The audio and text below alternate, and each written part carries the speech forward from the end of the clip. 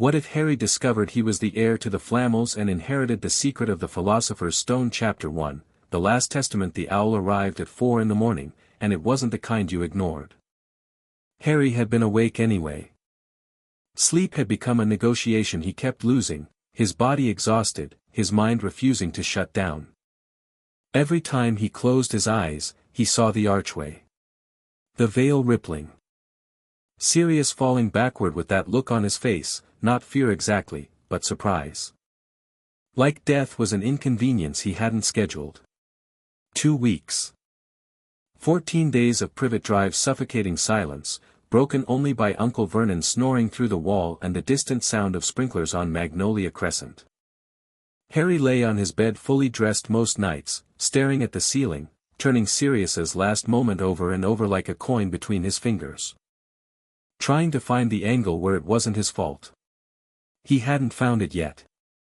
The owl hit his window hard enough to rattle the glass, and Harry was on his feet with his wand drawn before he registered what he was doing. The bird was enormous, not a school owl, not a ministry owl. Its feathers were a burnished gold that caught the streetlight, and its eyes were copper bright and ancient. It carried a letter sealed with wax the color of dried blood, stamped with a symbol Harry had never seen, a serpent eating its own tail, wrapped around an 8-pointed star. He opened the window. The owl dropped the letter on his desk, fixed him with a look that felt distinctly judgmental, and left without waiting for a treat. Harry picked up the letter. The parchment was heavy, almost cloth-like, and warm to the touch. The seal resisted his thumbnail for a moment, then broke with a sound like cracking ice. Mr. Harry James Potter, you are hereby summoned to Gringotts Wizarding Bank, London, for the immediate execution of a time-locked inheritance activated upon your 16th birthday and contingent upon the confirmed deaths of Nicholas and Perenelle Flamel. This matter is of the highest classification. Under Article 17 of the Goblin Wizard Inheritance Compact of 1387, no magical authority, governmental, institutional, or private, may delay, impede, or interfere with this summons. A secure portkey is enclosed. It will activate at your touch and your touch alone. Present yourself at your earliest convenience. We do not enjoy waiting. Ragnarok, Director of Ancient Accounts, Gringotts Wizarding Bank. Something small and heavy fell from the folded parchment onto his palm. A coin, but not any currency he recognized. It was gold, real gold, he could tell by the weight, and bore the same serpent and star symbol as the seal. It was warm, almost uncomfortably so, and when he held it up to the light, the serpent seemed to move. Harry read the letter again. Then a third time. Nicholas and Perenelle Flamel. The creators of the Philosopher's Stone. Dead now, Dumbledore had told him as much at the end of first year, casually, as if the death of a 600-year-old couple was a footnote. They have enough elixir to set their affairs in order. Harry had felt sad about it at the time, in the distant way you feel sad about strangers. He'd been 11. He'd had other things on his mind. But an inheritance? Why would the Flamels leave anything to him? He turned the coin over. It pulsed against his skin like a heartbeat. Harry sat on the edge of his bed for a long time. The rational part of his brain, the part that sounded increasingly like Hermione, told him this could be a trap. Voldemort had used a lure before. The Department of Mysteries. Sirius. But goblins didn't work for Voldemort.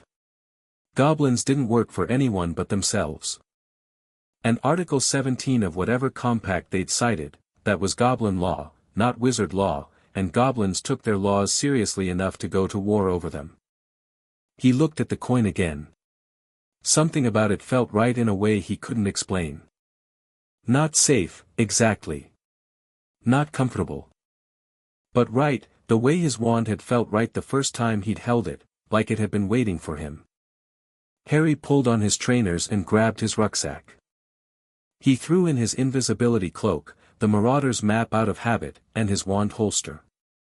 He looked around the small bedroom at Privet Drive, Hedwig's empty cage, the loose floorboard where he hid things, the bars on the window that Vernon had never fully repaired. None of it felt like his. None of it ever had. He touched the coin. The hook behind his navel yanked him forward, and privet drive disappeared. The port key deposited him in a marble antechamber he'd never seen before.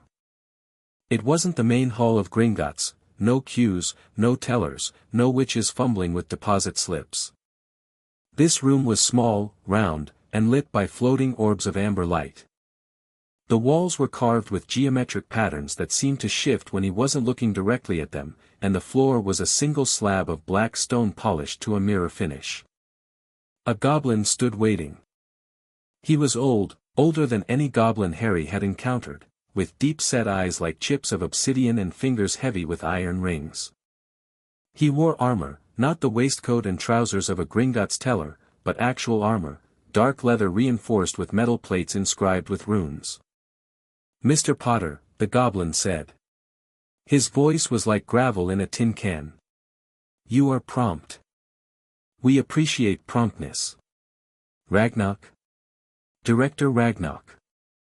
The goblin turned and walked toward a door that hadn't been there a moment ago. "Follow me. We have much to discuss and I have very little patience for the pace at which wizards process information." Harry followed. They passed through corridors carved deep into the rock beneath London, lit by the same amber orbs. The air grew warmer as they descended. Other goblins watched from doorways and intersections, warriors, Harry realized, armed with axes and short swords that hummed with enchantment. This was a different Gringotts than the one he knew. This was the part wizards weren't meant to see. Ragnarok led him into a chamber dominated by a stone table. On the table sat a wooden chest, black with age, its lid carved with the serpent and star. Beside it lay a sheaf of parchment so old it looked like it might disintegrate if someone breathed too hard, and a crystal vial filled with something that glowed faintly silver. "Sit," Ragnarok said, gesturing to a chair that was, by goblin standards, almost comfortable. Harry sat. "I have questions. I should be gravely concerned if you didn't. But answers come in order, Mr. Potter, and the order is mine to determine." Ragnarok settled himself across the table and placed both palms flat on the stone. "You are here because a time-locked inheritance has activated. The conditions were specific: the heir must reach the age of 16, the principals, Nicholas and Perenelle Flamel, must be confirmed deceased, and the heir's blood must be verified. The first condition was met yesterday. The second was met 3 years ago. The third." He looked at Harry with those hard black eyes. "The third is why you are here and not, say, some distant cousin in Bordeaux. Why would I be the Flamels' heir? I never met them. I didn't even know they were real until I was 11. Ragnarok's thin lips twitched. It might have been a smile. It might have been gas. "Tell me, Mr. Potter. What do you know about your paternal grandmother?" Harry opened his mouth, then closed it. He knew almost nothing about his grandparents.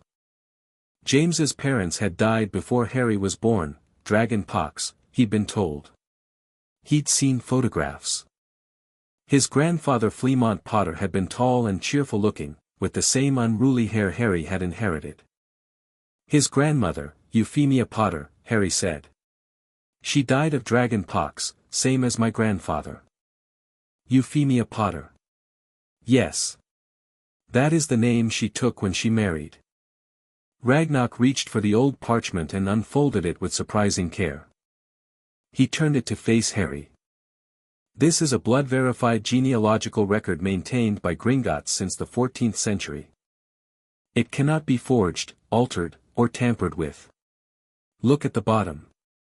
Harry leaned forward. The parchment showed a family tree, names and dates in spidery script, connected by thin golden lines. He followed the branches down, through names he didn't recognize, Alexander Flamel, Marguerite Flamel, Lucien Flamel, until the lines narrowed to a single name near the bottom. Celestine Flamel, born in 1920, d. 1979. Below that, a golden line connected to a name Harry did know. James Potter, born in 1960, d. 1981. And below James, a single name, glowing faintly on the parchment as if freshly written. Harry James Potter, born in 1980. Celestine Flamel, Harry said slowly. That's your grandmother. She was the last of the direct Flamel line before you. Nicholas and Perenelle had no children of their own. The elixir of life extended their years but did not grant fertility. Their line continued through Nicholas's younger brother, who died in 1402. From that brother descended a thin but unbroken bloodline. 7 generations. Celestine was the 7th. Harry stared at the name. His grandmother had been a Flamel. His grandmother, who he'd never met, who he'd barely even thought about, had been part of a family that stretched back to the 14th century, to a man who had created the Philosopher's Stone. Why didn't anyone tell me? Why didn't, he stopped. The answer was obvious, wasn't it? They hid it. The Potter family concealed the connection deliberately. Celestine took the name Euphemia when she married Flemont Potter in 1940. The Flamel name was retired. All records outside of Gringotts were altered or destroyed. Ragnarok paused. The decision was made in consultation with Nicholas Flamel himself. He had many enemies, Mr. Potter. Enemies who had spent centuries trying to extract the secret of the stone from his bloodline. The safest thing for Celestine, and for any children she might have, was to disappear. But Gringotts knew. Gringotts always knows. Ragnarok said this with the serene confidence of an institution that had been counting money since before England had a name. We maintained the genealogical record. We held the inheritance in trust. And we waited. For me. For whoever came next. It happened to be you. Ragnarok gestured to the chest. The inheritance is substantial. You may open it when you wish. But first, the conditions. He picked up the crystal vial and held it up to the light. The silver liquid inside caught the glow of the amber orbs and threw tiny rainbows across the walls. This is a verification draft. Flamel's own recipe. 1 drop of your blood, and it will confirm, or deny, that you carry the Flamel bloodline. If it confirms, the chest opens for you and the full inheritance activates. If it denies. Ragnarok set the vial down. Then this has been a waste of both our mornings. Harry didn't hesitate. He pricked his finger with a pin Ragnarok provided and let a single drop of blood fall into the vial. The silver liquid turned gold. Not slowly, not gradually, instantly, like a light switching on. It blazed so brightly that Harry had to shield his eyes, and when the glow faded, the liquid had settled into a deep, warm amber that pulsed gently in the vial. Ragnarok looked at the vial. He looked at Harry. Something shifted in his expression, not warmth, exactly, but a certain calculation being resolved. Well then, the goblin said. Let's talk about what you've inherited. He opened the chest. Inside, Harry found 3 things. The first was a key, not a Gringotts key, but something far older. It was black iron, long and heavy, with teeth cut in a pattern that seemed to change when he turned it. The key to Vault 1, Ragnarok said. The first vault ever created in Gringotts. Nicholas Flamel was our first client. The vault contains considerable assets. Gold, artifacts, texts. We can do a full accounting if you wish, but I will save you the suspense, by any reasonable measure, Mr. Potter. You are now the wealthiest wizard in Europe. Harry set the key aside. Money had never meant much to him. The second item was a golden disc, flat and smooth, about the size of his palm. It was warm like the portkey coin had been, but more intensely so. It seemed to vibrate slightly, as if it contained something alive. On one side was the serpentine star. On the other, a single word in a language Harry didn't recognize. A portkey, Ragnarok said. It will take you to Chateau Embrace, the Flamel estate in southern France. The estate has been maintained by a caretaker and protected by wards that predate the Ministry of Magic by 300 years. It is, as far as we know, the most heavily protected private residence in the world. Only a Flamel by blood can activate the port key or pass through the wards. Harry picked up the disc. It fit perfectly in his hand, as if it had been made for his grip. Maybe it had. The third item was a book. It was smaller than Harry expected, about the size of a journal, bound in leather so dark it was almost black. The cover bore no title, no symbol, nothing at all except a faint impression in the leather where something had once been stamped. When Harry reached for it, the book moved. Not much. Just a tremor, like a cat stretching in its sleep. But Harry pulled his hand back instinctively. The magnum opus, Ragnarok said, and even his gravel voice carried something that might have been awe. The complete alchemical knowledge of Nicholas Flamel. 6 centuries of research, experimentation, and discovery, including the process and theory behind the creation of the Philosopher's Stone. Harry stared at the book. It moved. It is not a book in the conventional sense. It is a living record, alchemically created to respond only to Flamel blood. To anyone else who touches it, it is blank pages. To you. Ragnarok hesitated, which was alarming because Ragnarok did not seem like a creature given to hesitation. To you, I suspect it will be considerably more. Harry touched the book. It was like plunging his hand into warm water. A sensation rushed up his arm and through his chest, not painful, not unpleasant, but overwhelming. For a fraction of a second, he heard a voice. Not words exactly, but an impression of a voice, old and gentle and curious, like a grandfather meeting a child for the first time. Then it faded, and the book lay still in his hand, warm as a living thing. It recognized you, Ragnarok said quietly. Harry slid the book into his rucksack. His hands were shaking slightly. He steadied them against the table. There's something else, Harry said. Something you haven't told me. Ragnarok tilted his head. What makes you say that? Because you're a goblin, and goblins don't give away information for free. You brought me down here, past armed guards, into a room I'm fairly sure most wizards don't know exists. That's not standard inheritance procedure. Something's wrong. For the first time, Ragnarok's expression shifted into something that was unmistakably a smile. It was not a reassuring sight, goblin teeth were sharp and numerous, but it was genuine.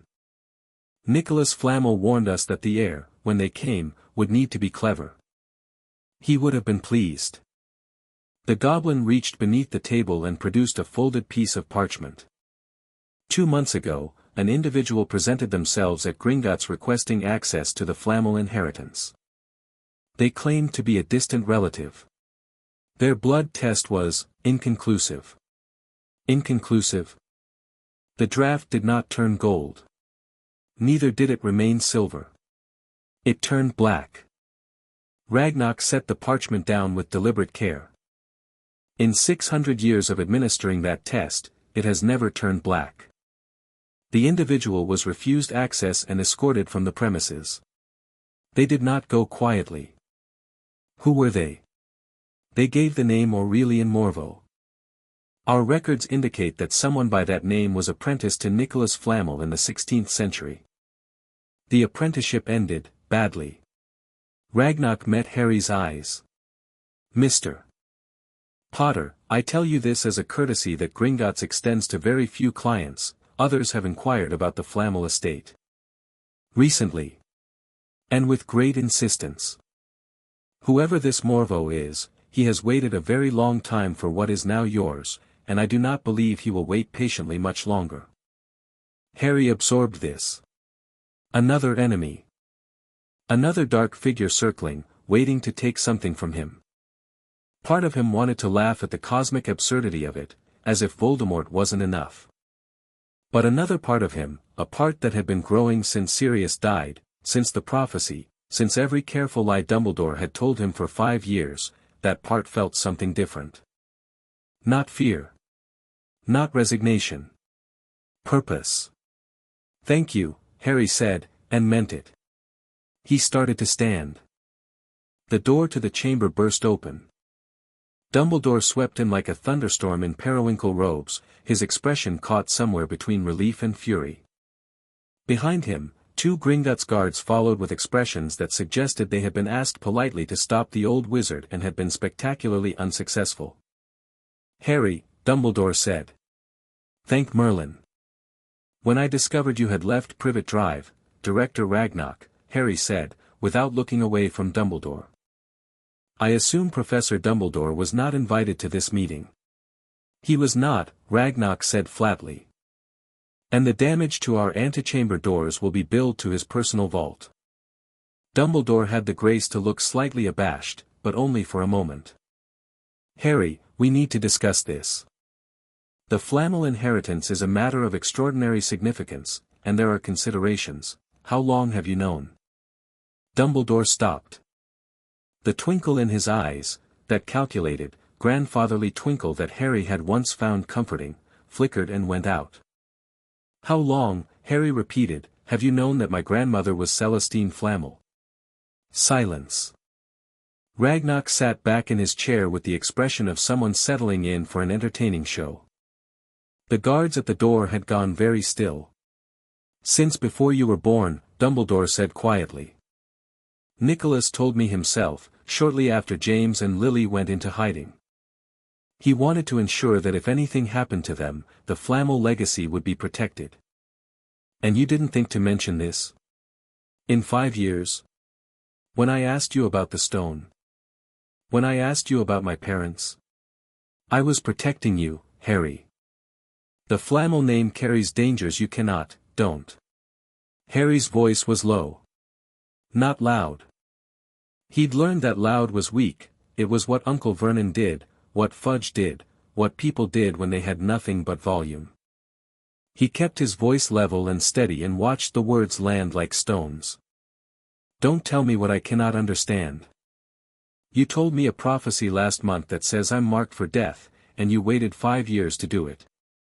You knew about my grandmother, and you kept that too. The stone, my first year at Hogwarts, did you know it would react to my blood?" Dumbledore said nothing. But something moved behind his eyes, a flinch, buried deep. "You did." Harry felt something cold settle in his chest. Not anger. Something worse, clarity.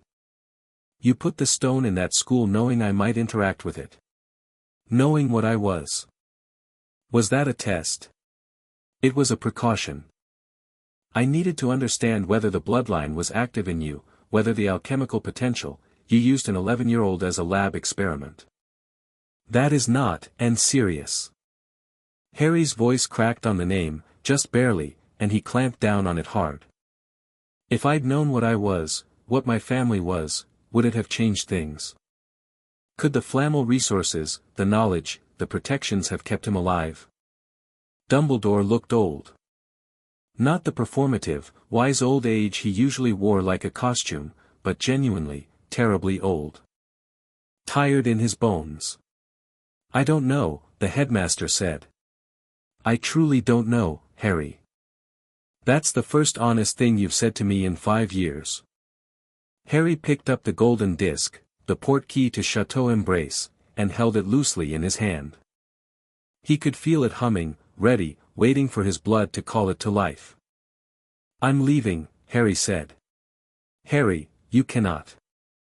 The blood protections at Privet Drive, your mother's sacrifice, they are essential to your safety. Voldemort is your problem to manage. You've made that clear by managing everything else about my life without consulting me." Harry shouldered his rucksack. The magnum opus pulsed warmly against his back. "I'm going to the Flamel estate. I'm going to learn what my family left for me. And I'm going to decide, for myself, for once, what to do with it. The wards at Privet Drive will fall if you leave with the intent not to return. Your mother's protection, my mother's protection didn't stop a Dementor attack in Little Whinging. It didn't stop the ministry from putting me on trial. And it didn't stop Sirius from dying because I didn't have enough information to know I was being manipulated. Harry met Dumbledore's eyes. The old man's gaze was heavy with sorrow, and Harry hated how much it still affected him. You keep saying you're protecting me.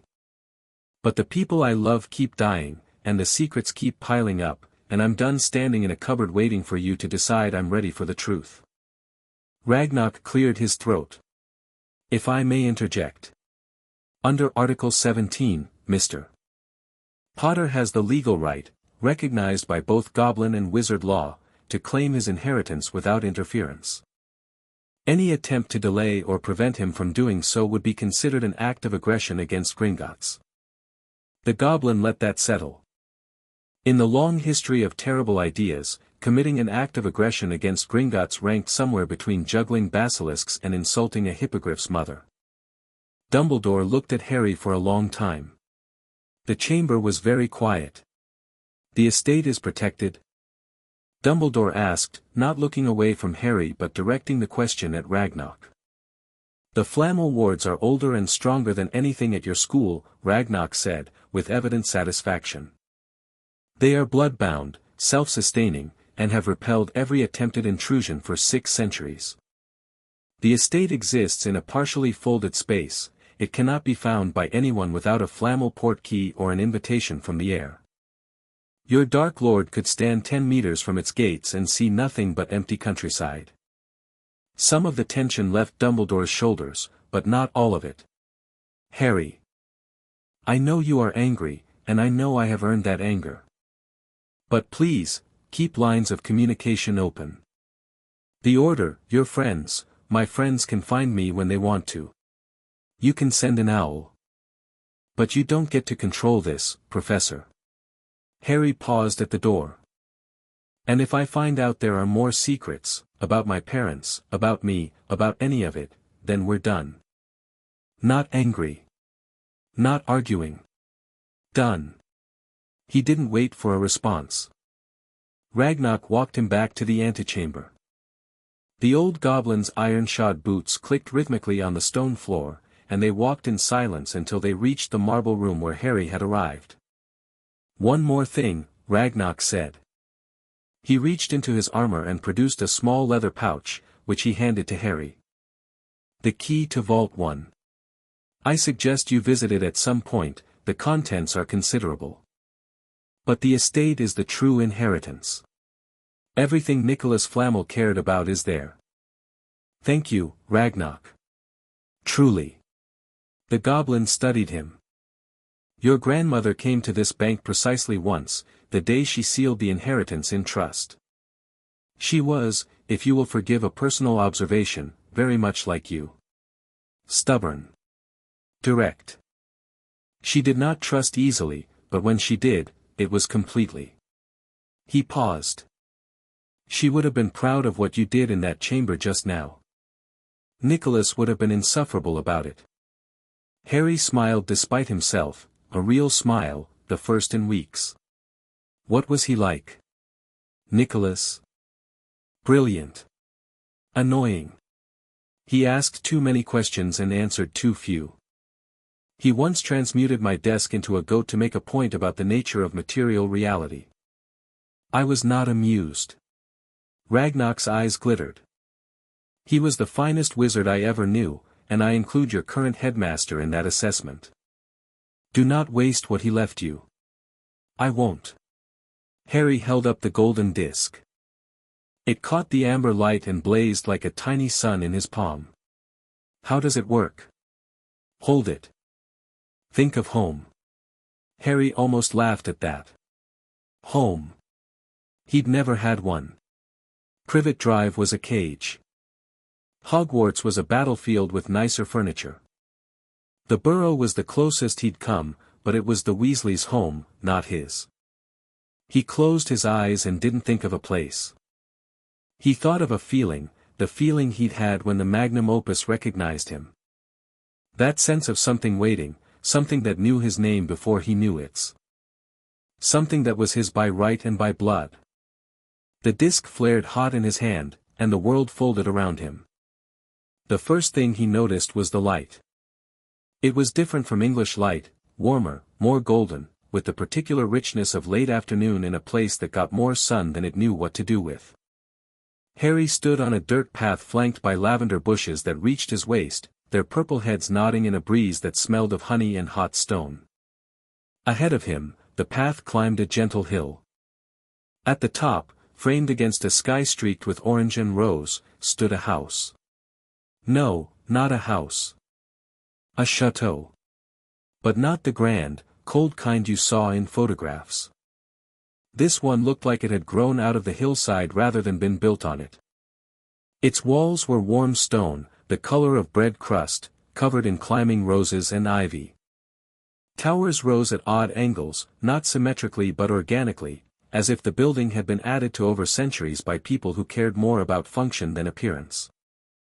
Windows glowed with firelight, dozens of them, scattered across the face of the building like golden eyes opening to watch him approach. Harry started walking. The lavender brushed against his legs. Cicadas sang in the warm air.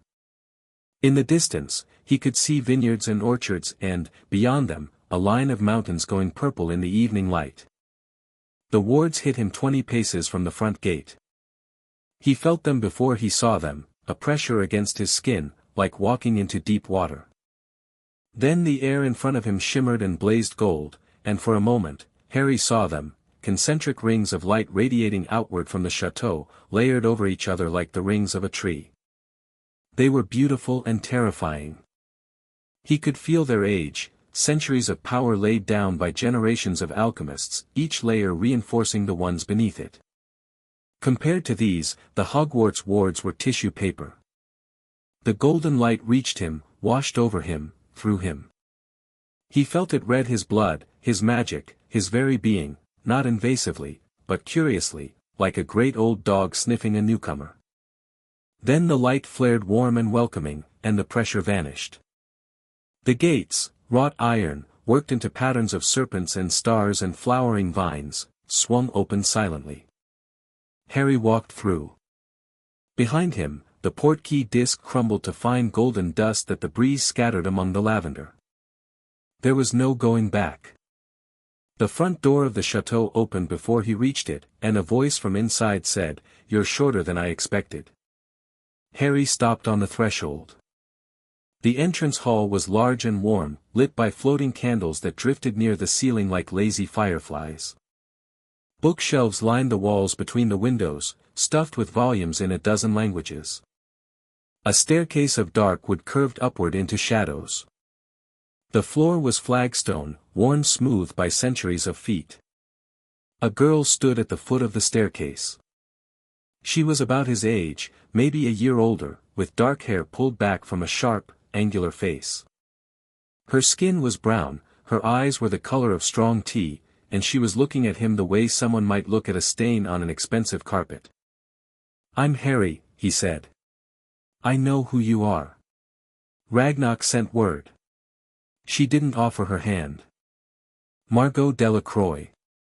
My grandmother was Perronel's last apprentice. I've been caretaker of the estate since she died." "How long ago was that?" 3 years. Something flickered across her face, loss, quickly buried. "I was 14. The wards accepted me as caretaker because my grandmother keyed me in, but I'm not blood. I can't access the inner chambers. I can't open the opus. I can manage the gardens and maintain the outer wards, and that's about it." "You've been doing this alone?" "Since you were 14. She tilted her chin up. "I've been training for this my entire life. My grandmother raised me here. I know every stone in this building, every plant in those gardens, every ward anchored in these walls. I know more about alchemy than anyone alive who isn't 400 years old and surviving on stolen time." She crossed her arms. "What do you know?" "I know what a bezoar is." "Spectacular." Harry almost smiled. He was tired and overwhelmed and still carrying the weight of the conversation with Dumbledore, but there was something bracing about Margot's hostility. It was honest. No hidden agendas, no gentle manipulations. She was annoyed and she wanted him to know it. "Look," he said. "I didn't ask for this. I didn't know about any of it until 4 hours ago. I'm not going to pretend I deserve to be here or that I know what I'm doing. But this is mine, by blood, by right, and I'm going to figure it out. You can help me or you can stand there being unimpressed. Either way, I'm staying." Margot studied him for a long moment. Then she turned and walked deeper into the hall. "Your room is on the second floor, east wing. Don't touch anything that glows, don't open any doors that are warm to the touch, and don't go into the gardens after dark until I've shown you which plants bite." She paused without turning around. "Dinner is at 8. Don't be late. The kitchen doesn't like tardiness.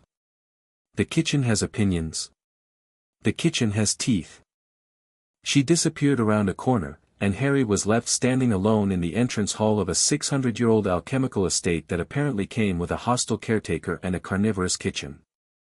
He dropped his rucksack on the floor, sat on the bottom step of the staircase, and let out a breath he felt like he'd been holding since June.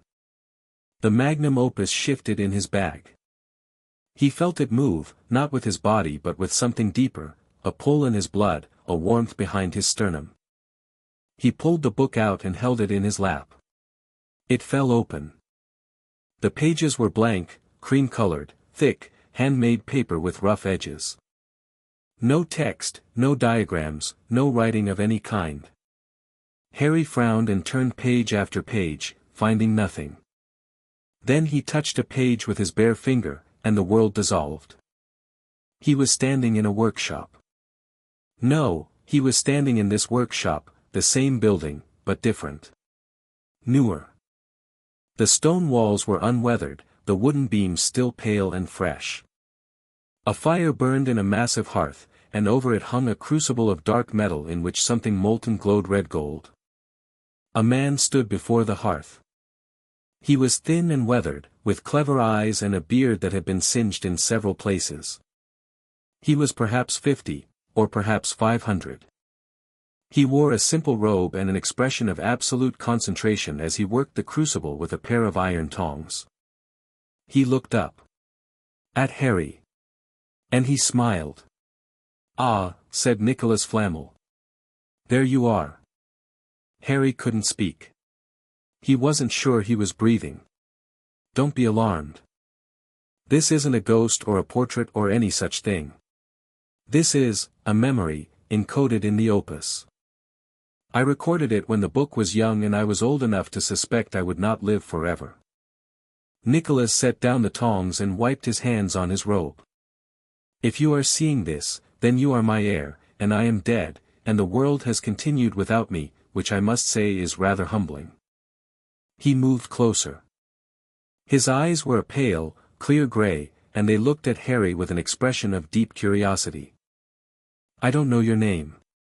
I don't know when you were born or what kind of world you have inherited.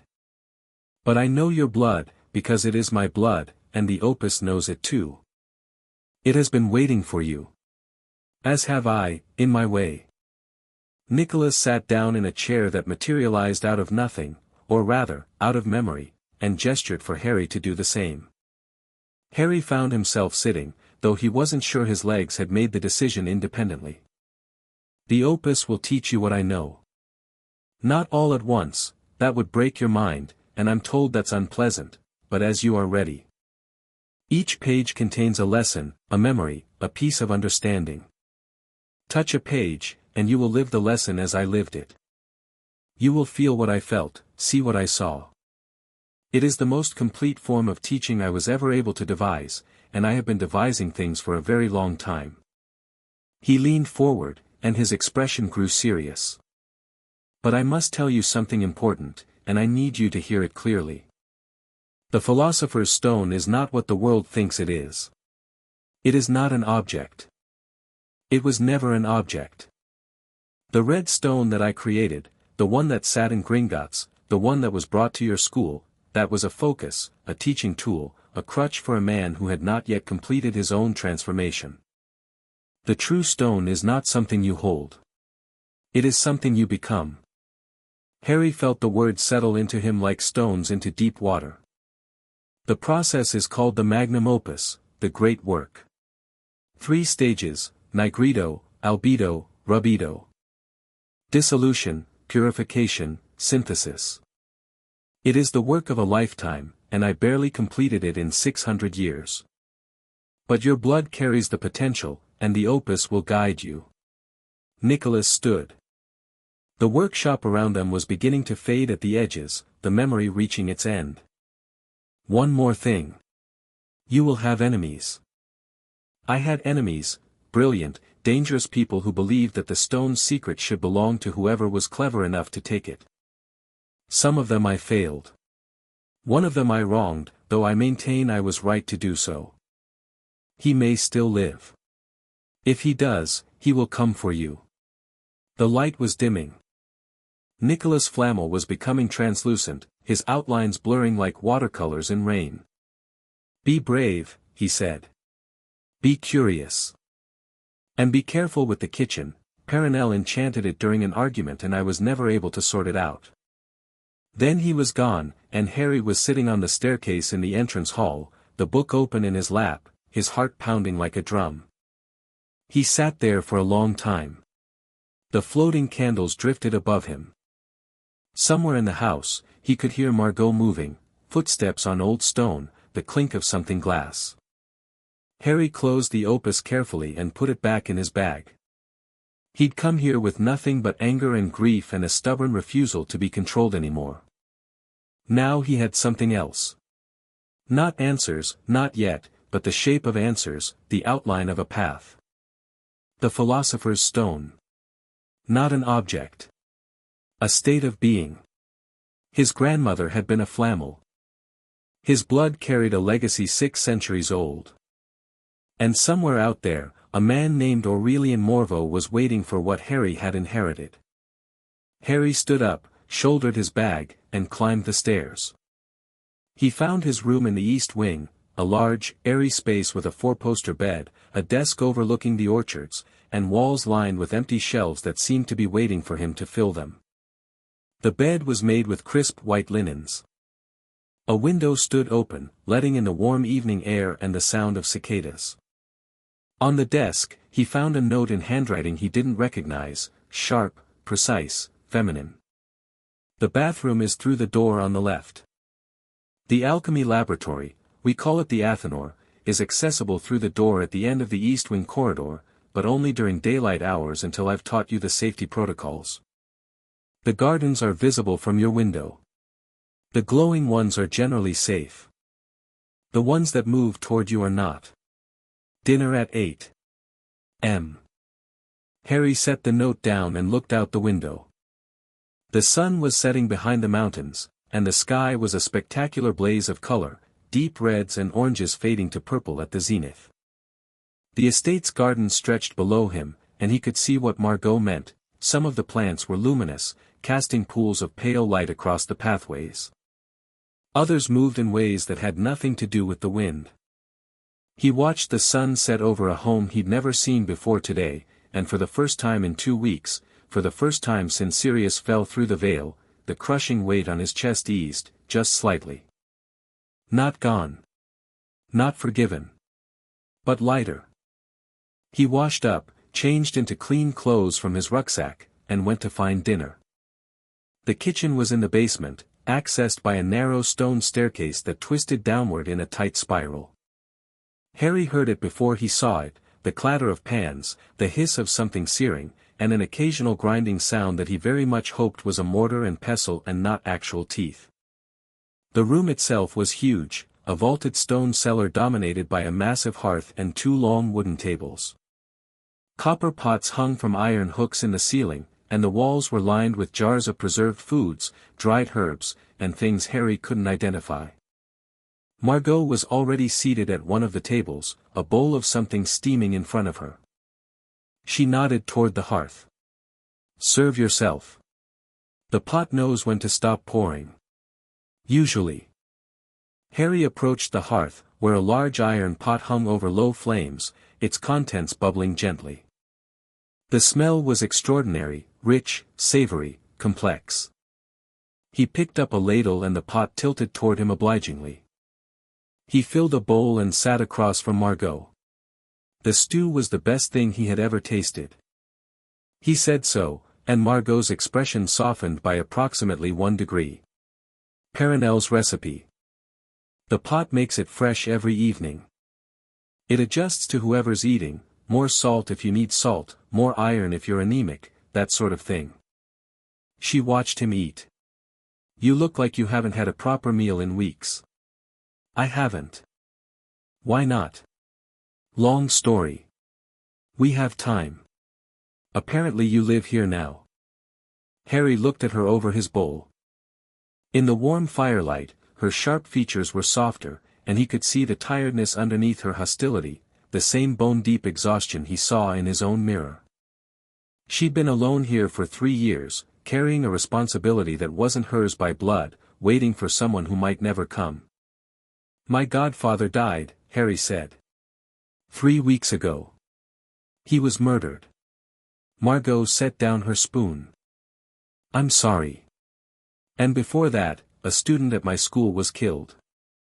And before that, I spent 10 years living in a cupboard under the stairs with people who hated me. He wasn't sure why he was telling her this. Maybe because she was the first person in weeks who hadn't looked at him with either pity or calculation. I'm not asking for sympathy.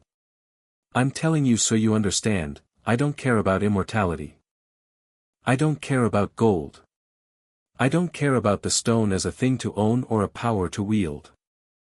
I care about understanding what I am, and I care about protecting the people I have left. Margot was quiet for a long time. The fire crackled.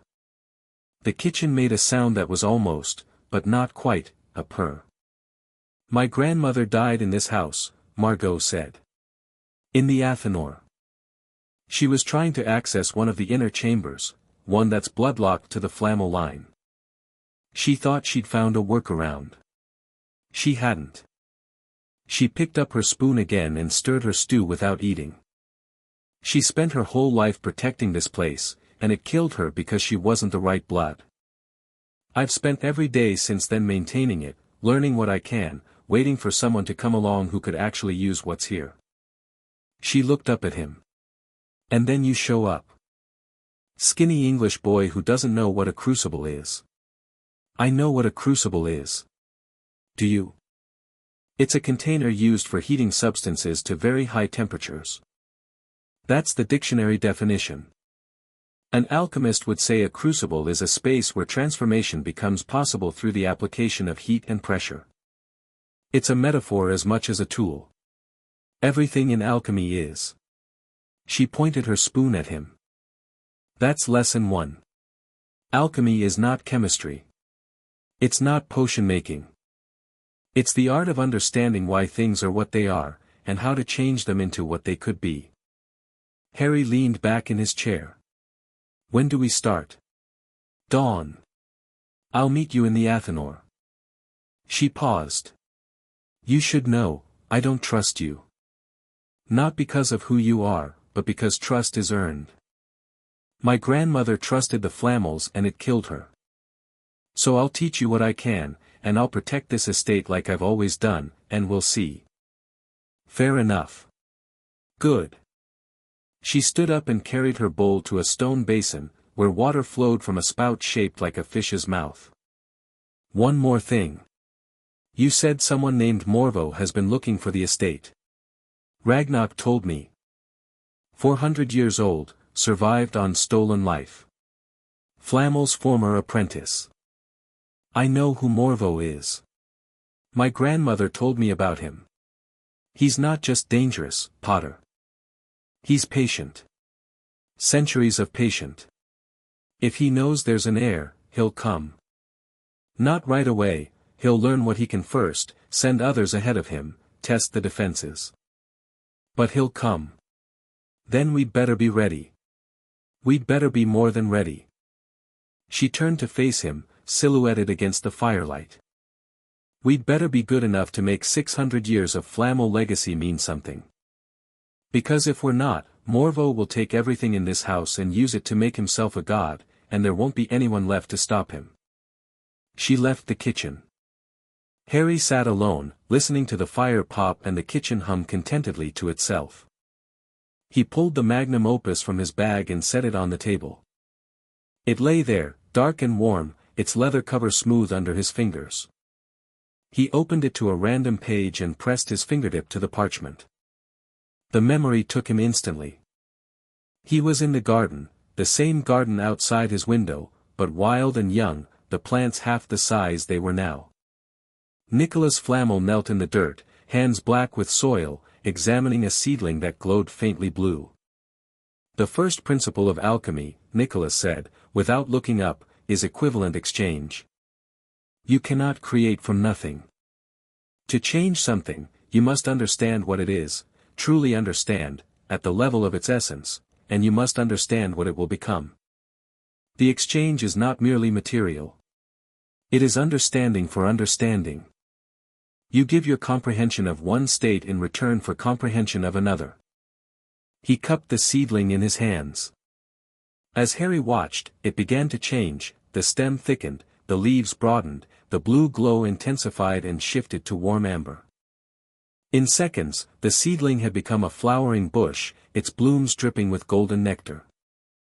"I did not create this from nothing," Nicholas said.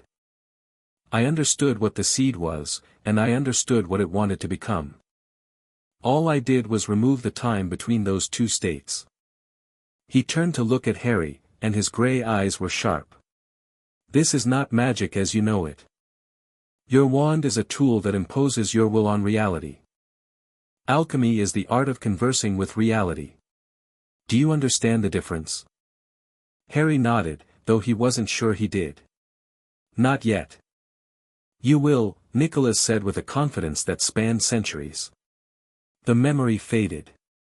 Harry was back in the kitchen, his finger on the page, and his heart was racing, not with fear but with excitement, a pure, uncomplicated thrill he hadn't felt since the first time he'd mounted a broomstick. He could do this. He didn't know how he knew, but he could feel it, the same bone-deep certainty the Sorting Hat must have felt, the same recognition the wand had given him. The Flamel blood in his veins was singing, resonating with the opus like a tuning fork finding its note. He closed the book and held it against his chest. Outside, full dark had fallen. Stars were appearing over the mountains, more stars than he'd ever seen, undiminished by city light. The estate hummed around him, its ancient wards a constant, gentle vibration in the air, and Harry felt, for the first time in his life, like he was exactly where he was supposed to be. Tomorrow he would begin learning. Tomorrow he would start to understand what Nicholas Flamel had spent 6 centuries discovering. Tomorrow the work would begin. But tonight, Harry climbed the stairs to his room in the east wing, lay down on a bed that adjusted itself to his weight and warmth, and slept without dreaming for the first time since Sirius died. Somewhere in southern France, in a chateau that existed half in the world and half outside it, surrounded by gardens that glowed and wards that had turned back armies, a 16-year-old boy slept peacefully. And on his desk, the magnum opus opened itself to a new page. 2 words appeared, written in ink that shimmered like liquid gold: "Begin here." Chapter 2, Chateau Embrace. Harry woke to sunlight so thick and golden it felt like a physical weight across his chest. For 3 disoriented heartbeats he thought he was at Privet Drive, and his body tensed with the old reflexes: stay quiet, don't draw attention, make yourself small. Then the smell hit him. Lavender and warm stone and something sweet he couldn't name, drifting through the open window on a breeze that carried real warmth, not the damp grey approximation that passed for summer in Surrey. He sat up. The room was exactly as he remembered it, the 4-poster bed, the empty shelves waiting to be filled, the desk overlooking the orchards. On the desk, the magnum opus lay open to the page that had appeared last night. "Begin here." Harry swung his legs out of bed and crossed to the window. The estate spread before him in the early morning light like something from a painting, terraced gardens descending the hillside in layers of green and gold, punctuated by the occasional flash of luminous color from plants that had no business existing. Beyond the gardens, vineyards marched in orderly rows toward the distant mountains, which were hazy blue-gray against a sky so clear it hurt. He dressed quickly and went downstairs. The house was quiet but not empty. He could feel it around him, a gentle awareness in the walls and floor, like a sleeping animal that knew he was there and didn't mind. The floating candles from last night had dimmed to faint sparks near the ceiling, replaced by sunlight streaming through windows that seemed to have repositioned themselves to catch the best of the morning light. He found the kitchen by following the smell of coffee. The hearth was cold, but the stone countertops had arranged themselves into a breakfast setting, fresh bread on a wooden board, butter and jam in ceramic pots, a bowl of fruit that included several things Harry had never seen before, and a copper pot that poured hot coffee the moment he reached for a cup. He was halfway through his second piece of bread when Margot appeared at the bottom of the stairs. She wore practical clothes, trousers, boots, a linen shirt with the sleeves already rolled up, and her dark hair was braided back tight against her skull. She looked like she'd been awake for hours. "You're late," she said. "You said dawn." Dawn was 40 minutes ago. She grabbed an apple from the bowl without slowing down and jerked her head toward the staircase. "Eat while you walk. We're starting in the Athenor." Harry grabbed his coffee and the opus and followed her. The Athenor was at the end of the east wing corridor, behind a door that looked like every other door in the hallway except for one detail: it was warm. Not hot, warm, like a living thing, like the skin of something vast and patient. Margot pressed her palm against it and spoke a word Harry didn't catch, something fluid and old that might have been Latin or might have been something older than Latin. The door didn't open. It unfolded, like a flower blooming in fast forward, its wooden panels splitting along invisible seams and pulling back to reveal not a room but a threshold, a shimmer of golden light that hung in the doorframe like a curtain. "The Athenor exists in a pocket dimension anchored to the estate," Margot said, stepping through the shimmer as casually as someone stepping off a curb. "Nicholas created it in 1404. It's the most stable artificial space ever constructed. Nothing that happens inside can affect the outside world, and nothing from outside can reach in without permission." Harry stepped through the shimmer and nearly fell. The laboratory was enormous. Not room-sized, cathedral-sized, a vast circular space with a domed ceiling that showed not stone but sky, a perpetual twilight scattered with stars that didn't match any constellation Harry knew. The floor was dark stone etched with concentric circles of silver and gold, alchemical diagrams, he realized, built into the architecture itself. Workbenches lined the outer walls, covered with instruments he couldn't identify, glass vessels of impossible shapes, metal tools that hummed with latent energy, jars of powders and liquids in every color imaginable. In the center of the space stood the Athenor's heart, a furnace of black stone, cold now but radiating a sense of immense potential, like a volcano that had chosen to sleep. Around it, the concentric circles in the floor pulsed faintly with pale light. "This is where Nicholas did his real work," Margot said. She ran her hand along one of the workbenches with unconscious familiarity. Everything out there, the gardens, the wards, the estate itself, was practice. This is where he pushed the boundaries. Harry walked to the center, drawn by something he couldn't name. The furnace loomed above him, twice his height, its surface carved with symbols that seemed to shift and rearrange when he looked at them from different angles. He reached out. "Don't," Margot started. His fingers touched the black stone. The furnace lit. Not with fire, with light. A deep, warm, golden light that poured from the stone like liquid, filling the etched circles on the floor and racing outward in concentric rings to the walls. The instruments on the workbenches chimed, 100 different notes resolving into a single clear chord that resonated in Harry's chest. The stars on the ceiling brightened and began to move, turning in slow spirals like the inside of a clockwork universe. Margot stared. Her mouth was slightly open. She closed it with visible effort. "That hasn't lit in 6 years," she said quietly. "Not since Nicholas died. I just touched it." "I know. I've been touching it every day for 3 years. Nothing." She looked at him, and for the first time her expression held something other than hostility. Not warmth, not yet, but recognition. An acknowledgement that maybe he wasn't entirely useless. Blood will tell, I suppose. The light settled into a steady, gentle glow, and the Athanor hummed around them like a living thing waking from a long sleep.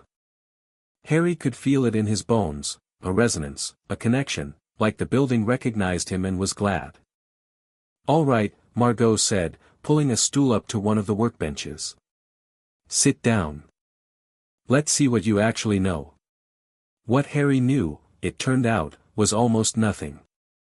Margot tested him systematically, not cruelly, but with the brisk efficiency of someone who needed to establish a baseline before she could build on it. She showed him samples of basic alchemical reagents: sulfur, mercury, salt, antimony, vitriol. He could identify sulfur and salt. She showed him basic alchemical symbols. He recognized exactly none of them. She asked him to explain the difference between a tincture and an elixir, and he said something about liquid versus potion that made her close her eyes briefly in what might have been pain. "Your school doesn't teach alchemy at all." "Potions. Professor Snape. He mostly teaches us how to be terrified and occasionally how to brew things." "Potions." She said the word like someone identifying a dead insect. "Potions is to alchemy what finger painting is to the Sistine Chapel." "No, actually, that's generous. Potions follows recipes. Alchemy requires understanding. Any fool can follow instructions. An alchemist must grasp why the instructions work, the underlying nature of the materials, the relationships between elements, the transformations happening at a level too deep for most wizards to perceive. So teach me." She studied him for a moment, then reached under the workbench and pulled out a lump of dull gray metal about the size of a walnut. "Lead," she said. "The base metal." In alchemical tradition, lead represents the unrefined, the starting point. It's heavy, dull, toxic, and in its way, perfect. Do you know why? Because it can become gold. Because it wants to become gold. At the deepest level of its structure, lead and gold are separated by almost nothing, a handful of protons, a difference so small it's almost philosophical. Lead is gold that hasn't finished becoming itself. She set the lump on the bench. The first transmutation Nicholas ever performed was lead to gold. It took him 30 years. Not because the process is complex, but because understanding the nature of lead deeply enough to change it requires a kind of seeing that most people never develop. What kind of seeing? Instead of answering, Margot held up the lump of lead between her thumb and forefinger. "Close your eyes." Harry closed them. "Now, and I know this sounds absurd, listen to it." Harry listened. For a long moment, he heard nothing but the hum of the Athanor and his own breathing. Then, slowly, at the very edge of perception, something else. Not a sound exactly. A vibration, so low and dense it was more felt than heard. Heavy. Patient. Old. "That's lead," Margot said. "Everything has a voice. A frequency.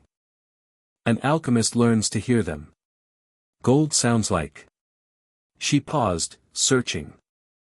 "Like a bell ringing in a cathedral. Clear and high and pure. Lead sounds like a drum buried underground. Same family of sounds. Different expressions." Harry opened his eyes. "You can hear this? I've been training since I was 4. My grandmother could identify any substance in the world by its resonance alone." A shadow crossed her face. "I can hear most things. Not everything. The deeper resonances, the ones Nicholas wrote about in the opus, I've never been able to reach. Bloodlocked, like everything else that matters in this place." There was bitterness in her voice, thin and sharp as a wire. Harry recognized it because he'd felt it himself, that particular frustration of being close to something extraordinary and being told you don't have the right to touch it. Not because of anything you did. Because of what you were born as. Show me what else you can do, he said. She raised an eyebrow. Show. Not tell. I learn better by watching. Something shifted in her expression, the barest flicker of approval. She took the lump of lead and held it in her open palm. She closed her eyes, and Harry watched as her breathing slowed and her face went still with concentration. The lead began to change. It didn't melt or dissolve. The transformation was more subtle, a slow shift in color, from dull gray to a slightly warmer tone, then to a faint silvery sheen. Margot's jaw clenched with effort, and sweat beaded at her temples. After perhaps 30 seconds, she opened her eyes and set the metal down. It wasn't lead anymore. It was iron, dark, dense, with a faint magnetic pull that Harry could feel when he held his hand near it. Lead to iron, Margot said, wiping sweat from her forehead. 2 steps on the alchemical ladder. It's the best I can do without Flamel blood. I can't reach deep enough to bridge bigger gaps. She looked at him directly. My grandmother could do lead to copper. 3 steps. It killed her to know she could never go further. Harry picked up the iron. It was warm from the transmutation, and he could feel something in it, a lingering vibration, like an echo of the change it had just undergone. Margot's fingerprint, in a sense. Your turn, she said. Don't try to change it. Just hold it and try to hear it. Feel its nature. That's where everything starts. Harry held the lump of iron and closed his eyes. The vibration was different from lead, brighter, harder, with a ringing quality that reminded him of swords clashing. He could feel the structure of it, or thought he could, layers and lattices, atoms locked in rigid formation. It was strong and stubborn and sure of what it was. He pushed deeper, and the opus pulsed in his bag. Something opened. Like a door in his mind that had always been there, just locked, a door keyed to his blood, waiting for him to reach for it. Suddenly the iron wasn't just a feeling or a vibration. It was a story. He could sense its history, the ore it had been pulled from, the heat of the forge that had shaped it, Margot's will that had transmuted it from lead. And beneath all of that, deeper than deep, a fundamental something that wasn't iron or lead or anything specific. A raw potential. A root substance that everything else was built from. Potter. Margot's voice was sharp. Potter, open your eyes. You're glowing. Harry opened his eyes. His hands were wreathed in faint golden light, and the iron in his palm was changing. Not intentionally, he hadn't tried to transmute it, but the metal was shifting color, brightening from dark gray to a warm silver, then to white, then to a pale, luminous gray that wasn't iron or steel or anything he could name. Let go, Margot said. Let go of it right now. He dropped the metal. It hit the workbench with a bell-clear chime and lay still, gleaming. They both stared at it. What is that? Harry asked. Margot picked it up with a pair of tongs, holding it up to the light. Her hands were trembling slightly. Silver, she said. Pure silver. You just transmuted iron to silver on your first try. I didn't mean to. That's what worries me. She set the silver down and looked at him with an expression that was equal parts awe and alarm. It took Nicholas Flamel 30 years to transmute lead to gold. It took my grandmother 10 years to learn lead to copper. I've been working on iron to copper for 3 years and I still can't manage it consistently. She pointed at the silver. You just skipped 4 steps on the alchemical ladder. On your first day. Without training. The opus, Harry said. I felt it, helping, or guiding. Like it was showing me where to push. The blood lock. The opus responds to Flamel blood, it amplifies your natural ability and provides intuitive guidance. My grandmother theorized that the Flamels didn't just create the opus as a teaching tool. They engineered it as a catalyst. An accelerator for their heir's development. Is that bad? It's not bad. It's terrifying. Margot sat down heavily on her stool. Potter, do you understand what people would do for the ability you just demonstrated? Wars have been fought over far less. The Philosopher's Stone, the physical one, the focus Nicholas made, was considered the most valuable object in the world. And you're telling me you can feel the prima materia already? The root substance. After one morning, Harry thought about the sensation, that door opening, the story of the iron unfolding in his mind. It had felt natural. Easy, even. Like stretching a muscle he'd never known he had. What's the prima materia? The base of all matter. The fundamental substance that everything, lead, gold, water, fire, flesh, magic, is built from. Nicholas wrote that perceiving it was the key to everything. Once you can see the prima materia, transmutation becomes a matter of will and understanding rather than technique. She ran her hands through her braid, pulling it loose in agitation. It took him decades to perceive it. You touched it in an hour. So I have a head start. Isn't that a good thing? It's a good thing if you learn control before the power runs away with you. Raw talent without discipline is a bomb. My grandmother, she stopped. The shadow was back. My grandmother was the most disciplined alchemist alive after the Flamels died. She trained for 60 years. And she still died because she pushed too hard against a boundary she couldn't cross.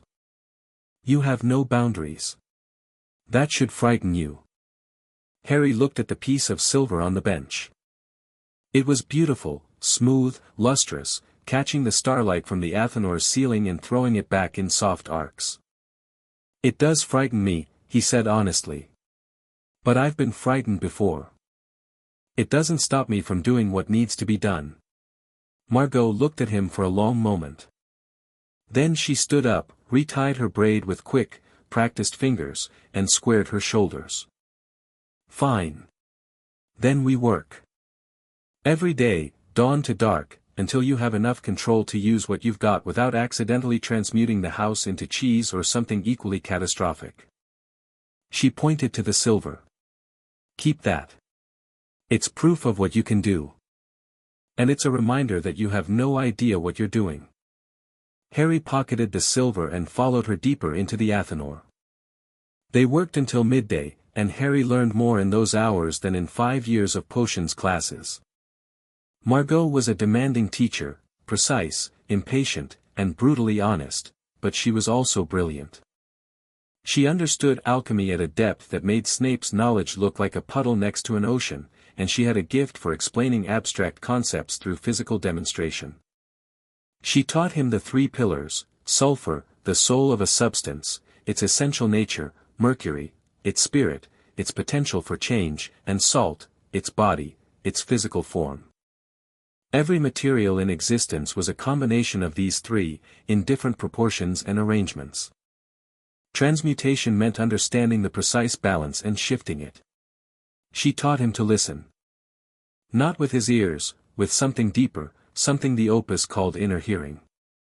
He sat cross-legged on the floor with his eyes closed while Margot placed different materials in front of him: wood, stone, water, copper, glass. Each one had a voice. Each voice was unique. By lunchtime, Harry could identify 7 different materials by resonance alone. Not bad, Margot said, which he was beginning to understand was her highest form of praise. They ate lunch in the gardens, bread, cheese, and fruit carried out from the kitchen, which had packed the food without being asked and included a small pot of coffee that stayed hot indefinitely. The garden in daylight was spectacular. Paths of crushed golden stone wound between beds of impossible plants, flowers that changed color as you watched, herbs that hummed when touched, a tree with bark like hammered copper and leaves of translucent green glass. Perenelle's work, mostly, Margot said, tearing off a piece of bread. She was the better botanist. Nicholas could grow things, but Perenelle could make them sing. Every plant in this garden is an alchemical creation, transmuted from ordinary stock into something new. The copper tree was a common oak. The glass leaf was clover. And the ones that bite? Mostly along the south wall. Perenelle had a complicated relationship with roses. Harry laughed. It surprised him, the sound of it, easy and real. He couldn't remember the last time he'd laughed without forcing it. Margot looked at him curiously, and he realized she probably hadn't heard much laughter in this place either. "Tell me about your grandmother," he said. Margot was quiet for a while, eating her bread in small, precise bites. The garden hummed around them. Her name was Isabeau. She came to the estate when she was 12, the Flamels took her as an apprentice. She was brilliant. Better than anyone else they'd trained in centuries, Nicholas told her. But she wasn't blood, so there were limits. Margot's voice was even, controlled, the way people spoke when they were holding something heavy and didn't want to drop it. She served the Flamels for 60 years. When they died, she stayed. She maintained the estate, reinforced the wards, preserved the knowledge. She raised me here after my parents died when I was 3. How did she die? The inner chamber. Below the Athanor, there's a door at the bottom of the furnace, accessible only when the furnace is lit. Behind that door is where Nicholas performed the magnum opus. Where he created the physical stone. It's the most heavily blood-locked room in the estate. My grandmother spent years working on a way to bypass the lock.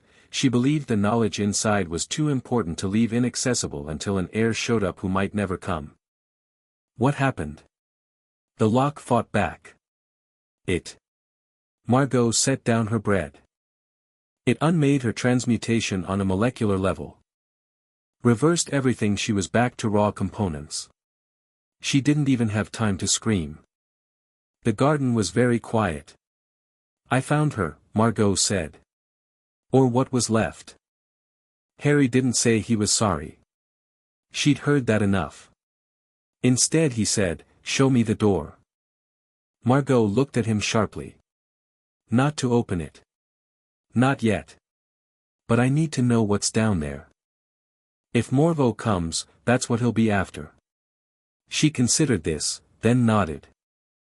After we finish the afternoon session. The furnace needs to be lit for the door to appear, and now that you've woken it up, we can access it.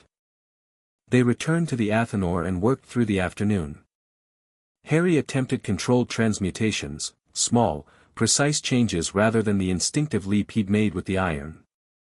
Margot had him practice on water first, trying to change its temperature without magic, purely through alchemical understanding of what temperature was, the speed of molecular motion, the energy of particles.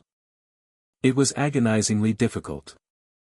Instinct pulled him toward the deep resonances, the prima materia, the shortcuts his blood wanted him to take. Discipline meant staying on the surface, working with the material's voice rather than reaching past it. He failed dozens of times, the water stubbornly refusing to warm under his touch. Then, at around 4 in the afternoon, something clicked. He stopped fighting the water's nature and started listening to it. Really listening, not for the deep resonance but for the surface song, the particular vibration of molecules in liquid motion. He felt their speed, their rhythm, their lazy tumbling dance. And gently, carefully, like nudging a sleeping person, he encouraged them to move faster. The water in the bowl began to steam. Margot watched without speaking as tendrils of vapor rose from the surface. Harry's hands trembled with concentration, but he held the change steady, not too fast, not too much. The water warmed from cool to tepid to hot, and he stopped when it reached a gentle simmer, pulling his focus back like reeling in a fishing line. Good, Margot said. Just the one word. But she was almost smiling. They went to the furnace as the Athanor's perpetual twilight deepened slightly, which Margot said was the closest it came to marking time. The black stone was warm and glowing faintly from Harry's morning ignition, pulsing like a massive heart. The door is at the base, Margot said. You won't see it unless you're looking with alchemical sight. Try. Harry crouched before the furnace and shifted his perception the way Margot had taught him, softening his eyes, letting the visual world blur while the deeper senses sharpened. The furnace's resonance was immense, a bass note so deep it shook his bones. But beneath that, at the very bottom of the stone structure, he could see something, a seam of light, thin as a hair, tracing the outline of a door. "I see it. Don't touch it." "I'm not going to touch it." He studied the seam. The light was different from anything else in the Athanor, not gold but white, cold and absolute, like condensed starlight. He could feel the bloodlock behind it, a barrier as dense and uncompromising as a mountain. It didn't just keep people out. It refused them. It was designed to reject anything that wasn't the right blood, and to reject it violently. He understood, viscerally, how Margot's grandmother had died. The lock wasn't a puzzle to be solved. It was a question: are you the heir? And the wrong answer was destruction. "What's inside?" he asked. "I don't know exactly. My grandmother believed it contained Nicholas's personal journals, the ones that recorded the magnum opus itself, the process of becoming the stone rather than creating it. The opus teaches theory and technique, but the journals would contain the experiential record, what Nicholas actually felt, thought, and endured during the transformation." She paused. "And possibly the original stone. Or what's left of it." Harry straightened up. The door hummed at the edge of his perception, patient and absolute. "I'll open it when I'm ready," he said. "Not before." Margot nodded. She looked relieved, though she probably would have denied it. They climbed back up from the furnace base and were halfway across the Athanor when the estate's wards pulsed. Harry felt it like a hand pressing against his chest, a sudden, warm pressure that flared and subsided. He stopped walking. What was that? Margot had gone still, her head tilted slightly, listening with senses Harry was only beginning to develop. Someone at the gates. The outer wards are reading them. She frowned. Not hostile. Not blood. But, permitted? How can someone be permitted if I haven't invited anyone? The estate maintains a standing invitation for official representatives of recognized magical governments. Nicholas established it centuries ago, a diplomatic courtesy. It means ministry officials from any country can approach the gates, but they can't enter without your explicit permission. She was already moving toward the Athanor's exit. "Come on." They emerged from the pocket dimension into the east wing corridor and hurried downstairs. Through the entrance hall's windows, Harry could see the front gates, and standing before them, a figure in elegant dark robes. The man was perhaps 30, tall and lean, with sharp cheekbones and dark eyes that caught the late afternoon light. His hair was black, swept back from a high forehead, and he wore the robes with the ease of someone who had been born in finery. A silver badge on his chest bore an emblem Harry didn't recognize, a wand crossed with a quill, surrounded by a wreath of oak leaves. "French Ministry," Margot said from beside him, her voice flat. "Department of Historical Magical Preservation. They've been trying to get access to the estate for decades." "What do they want?" "Officially, to catalogue the estate's contents for the French Magical Heritage Registry. Unofficially, to get their hands on anything valuable and claim it belongs to the wizarding public." She practically spat the last two words. "My grandmother turned them away 6 times. I've turned them away twice." Harry looked at the man at the gates. Something about him set off an alarm in the back of Harry's mind, not the sharp, immediate danger sense that Voldemort triggered, but something subtler. A wrongness. A sense that the surface didn't match what was underneath. "Let him in," Harry said. Margot turned to him. "What? Let him in. Better to know what he wants and how he operates than to turn him away and wonder." He met her eyes. "I've dealt with bureaucrats before. I spent a year fighting the Ministry of Magic. I know what they look like when they're lying." Margot held his gaze for a moment, then shrugged tightly. "Your estate. Your decision. But I'm staying close. Harry walked to the front door and opened it. The warm evening air washed over him, carrying the scent of lavender and warm stone. He walked down the path to the gates, where the man waited with an expression of patient courtesy. "Monsieur Potter." The man's English was perfect, accented just enough to be charming.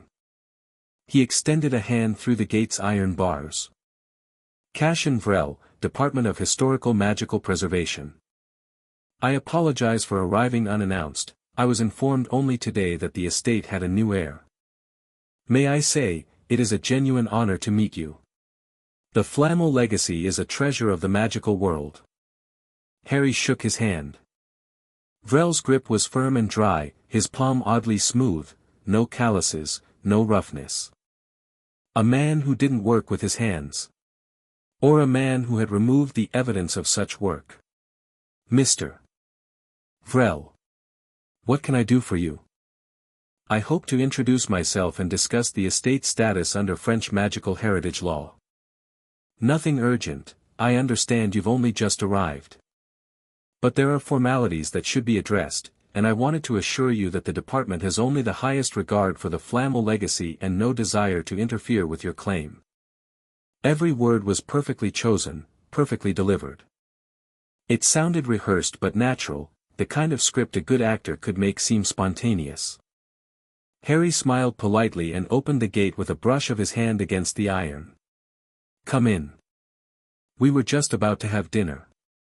Margot, standing at the front door, managed not to visibly bristle as Vrel crossed the threshold. But Harry noticed her hand drift to her pocket, where she kept a short silver blade she used for cutting alchemical reagents. Not a weapon, technically. But in the right hands, anything was a weapon. Dinner was served in a room Harry hadn't seen before, a dining room that apparently existed only when there were guests, materializing off the main hall with a fully set table, candles, and the kitchen's self-adjusting stew, which tonight seemed to have decided it was bourguignon. Vrel complimented everything with the smooth appreciation of a man accustomed to being charming. "The estate is magnificent," Vrel said, savoring a spoonful of stew. "I've studied the Flamel legacy for years, but to see it in person. The alchemical architecture alone is beyond anything in the historical record. These walls are transmuted, aren't they? The stone itself has been fundamentally altered." "I'm still learning the estate specifics," Harry said carefully. "We only just met." Of course, of course. Forgive me, professional enthusiasm." Vrel smiled. It was a good smile, warm and self-deprecating. "The department's interest is purely academic, I assure you. We maintain a registry of significant magical sites in France, and Chateau Embrace has been listed as a Class 1 site for centuries, but we've never been able to document its interior. Your predecessor, the caretaker's family, were quite protective." "With good reason," Margot said from across the table. She hadn't touched her food. The last ministry representative who visited tried to smuggle out a sample of the garden's luminescent moss. It took 3 days for the boils to go down. Vrel laughed. "I promise, I'm here to look, not to touch. Though I admit, as someone with a background in alchemy," he paused, as if catching himself. "You're an alchemist?" Harry asked. "Amateur at best. I studied at Beauxbatons under Maître Lourdes, who was something of an authority on Flamel's early work. Theoretical rather than practical, I never had the talent for actual transmutation. But I developed a deep appreciation for the discipline." He took another spoonful of stew. "It's a dying art, unfortunately. So few wizards study it anymore. The Flamel legacy could change that. Could it? Think about it, Monsieur Potter. 6 centuries of alchemical research, the most advanced transmutation work in history, locked away in a single estate. If even a fraction of that knowledge were made available to the broader magical community, the advances in healing alone would be extraordinary. Alchemical medicine was light years ahead of modern magical healing before it fell out of practice. He was good. Harry had to give him that. The argument was compelling, the delivery flawless, and the underlying message carefully calibrated: you're hoarding something the world needs. It was exactly the kind of thing that would work on someone with Harry's instincts, someone who cared about people, who felt the weight of privilege, who distrusted concentrated power. The problem was, Harry had spent 5 years watching Dumbledore make the same kind of argument. I kept the prophecy from you because the knowledge would have been a burden. I controlled information because I know what's best. The shape was different but the skeleton was the same. Trust me to decide what should be shared. That's an interesting perspective, Harry said. I'll think about it. Vrel's smile didn't falter, but something behind his eyes shifted. A recalculation. He'd expected more eagerness, or defensiveness, or idealistic agreement. Harry's noncommittal response didn't fit any of his prepared scripts. Of course. Take all the time you need. Vrel dabbed his mouth with a napkin. Would it be possible to see the grounds before I go? The gardens in particular. Perenelle Flamels' botanical work is legendary in alchemical circles. Even a brief tour would be more than I could have hoped for. Harry glanced at Margot. She gave a fractional shake of her head. Not tonight, I'm afraid, Harry said. Some of the garden specimens are nocturnal and not fond of strangers. I wouldn't want you to lose a finger. Another time, then. Vrel stood and bowed slightly, a continental gesture, graceful and practiced. Thank you for your hospitality, Monsieur Potter. I'll be staying in the village of St. Clement, about 15 kilometers south. If you need anything, advice on French magical law, recommendations for local apothecaries, or simply someone who appreciates a good conversation about alchemy, please don't hesitate to send word. Harry walked him to the gate.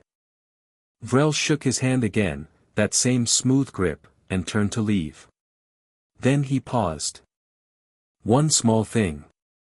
You may hear rumors. The French magical community is quite, shall we say, gossipy, about individuals interested in the Flamel estate. People with less noble intentions than mine. His expression was earnest, concerned. If anything unusual happens, please contact me. The department has resources and personnel trained in magical security. You don't have to face anything alone. I appreciate that, Mr. Vrel. Harry closed the gate and watched Vrel walk down the path until the outer ward shimmered and the man disappeared from view. Margot was waiting in the entrance hall, her arms crossed. Well, she said. He's not from the ministry. Margot's eyebrows rose. You're sure? He said he studied alchemy under Maître Lourdes at Beauxbatons. That's a real person. Yes. She died in 1982. His hands are wrong. A ministry bureaucrat pushes papers. His hands were too smooth, no ink stains, no calluses, nothing. But they were strong. I felt it in his handshake. Those are hands that have been deliberately maintained. Someone who works with alchemical reagents would have burns, stains. Someone who works in an office would have ink marks and writer's callus. His hands looked like they'd been cleaned, alchemically, probably. Removing all traces. Margot stared at him. You got all that from a handshake. I got that from 5 years of people lying to my face. Harry leaned against the doorframe. He also knew too much about the estate's architecture. He commented that the walls were transmuted. You can't tell that just by looking. I couldn't tell until you taught me to use alchemical sight. He's either a much better alchemist than he claimed, or he's been studying this estate from the outside for a long time. Or both. Or both. Harry was quiet for a moment. Morveau. Ragnock said he'd send others ahead. Test the defenses. If Vrel is Morveau's agent, then Morveau knows the heir is here. He knows the estate is active. And he now knows the layout of the ground floor, the dining room, and the front path. Margot's hand went to her silver blade. We should reinforce the wards. Can you do that? I can strengthen the existing layers. Only you can add new ones, blood-bound, remember? She pushed off the wall and headed for the stairs. We'll do it tonight. I'll show you how. They spent the next 3 hours on the estate's walls. The process was unlike anything Harry had experienced. Ward building, as Margot taught it, wasn't wand work, it was alchemy. Harry pressed his palms against the ancient stone of the outer wall and listened, as Margot had taught him, for the resonance of the existing wards. They sang to him, layers upon layers of protection, each one laid down by a different generation of Flamels, each with its own character and voice. The oldest were deep and slow, like tectonic plates shifting. The most recent, Nicholas's own additions, were sharp and precise, crystal harmonics that wove between the older layers like gold thread in a tapestry. Harry added his own layer. He didn't plan it, didn't design a ward scheme or calculate runic arrays. He simply poured his intent into the stone, and his blood responded. The wall grew warm under his hands, and he felt new protections rising from somewhere deep, spinning themselves from his will and his Flamel heritage. When he pulled his hands away, the stone was faintly luminous, pulsing with a light that matched his heartbeat. "What did you just do?" Margot asked. She had her hand against the wall beside his, feeling the change. "I'm not entirely sure. It feels like recognition. Like the ward is looking for specific people and refusing everyone else. But not just blood, intent. It's reading intent." She looked at him. "That's advanced. That's incredibly advanced. Nicholas's wards could identify blood. Yours can identify purpose. Is that useful? It means anyone who approaches the estate with hostile intent will be repelled before they reach the gates. Even if they have the right paperwork, the right disguise, the right everything, if they mean harm, the wards will know." She pulled her hand away from the wall. "It also means your friend Vrel won't be able to get in again unless he genuinely means no harm. Which I suspect will be a problem for him." They finished the outer wall as the moon rose, a fat, golden disk hanging over the mountains. Harry was exhausted, the kind of bone-deep tiredness that came from using muscles he hadn't known he had. But it was a good exhaustion. Purposeful. Earned. He and Margot sat on the front steps of the chateau, looking out over the moonlit gardens. The luminescent plants were in full display, casting pools of soft blue and green light across the paths. Somewhere in the distance, an owl called. "Thank you," Harry said. "For teaching me. You didn't have to." Margot was quiet for a moment. "My grandmother waited 30 years for the heir. She died before they came. I've been waiting 3 years. It's a smaller number, but the weight is the same." She turned a small stone over in her fingers, a habit, Harry noticed, like his own habit of gripping his wand when he was thinking. "I told you I don't trust you. That's still true. But I'm starting to think you might be worth teaching." High praise. "Don't get used to it." They sat in comfortable silence for a while. Then Margot said, "Can I ask you something?" "Sure." "In there, with Vrel, you were different. In the Athanor, you're uncertain, stumbling. With him, you were sharp. Controlled. You read him like a book. Different skill set. Alchemy is new. People lying to me is very old." She almost smiled. It transformed her face, the sharp angles softened, the severity in her eyes warmed, and for a moment she looked not like a guardian or a teacher but like a 17-year-old girl sitting in the moonlight. "You should get some sleep," she said, standing up. "Dawn tomorrow. We're working on controlled transmutation, no more accidental silver. If you're going to turn things into other things, you're going to do it on purpose." "Yes, ma'am." "Don't call me ma'am. I'm not your professor." She paused at the door. "Margot. If we're going to do this, you should use my name. Harry. Not Potter. We'll see." She went inside. Harry stayed on the steps a while longer, watching the garden lights shift and dance. The opus was warm against his hip where he'd tucked it into his belt. He could feel it pulse occasionally, as if prompting him, reminding him of lessons waiting to be learned. He pulled it out and opened it. The pages were no longer blank, text had appeared, written in the same golden ink as before, but denser now, filling the margins with diagrams and notes in Nicholas's spidery hand. Harry touched a page and felt the tug of a memory, but resisted it. Not tonight. Tonight he needed sleep. But as he closed the book, a new line appeared at the bottom of the page. Trust the girl. She carries more than she shows. Harry looked at the words until they faded, then went to bed. The next 2 days fell into a rhythm. Dawn training with Margot in the Athanor, transmutation exercises, resonance listening, theory discussions that were actually arguments because they were both too stubborn to agree easily. Afternoons in the gardens, learning the plants, the soil, the microalchemies of growth and decay that made the estate a living laboratory. Evenings with the opus, living Nicholas's memories, each one building on the last like chapters in a story that spanned centuries. Harry's control improved rapidly. By the end of the second day, he could heat water to precise temperatures, transmute lead to iron, 2 steps, which Margot managed as well but which had taken her years, and, in a moment of breakthrough that left them both slightly stunned, briefly changed the color of a rose from red to blue by altering the chemical composition of its petals. You changed the anthocyanin expression, Margot said, examining the blue rose with professional interest.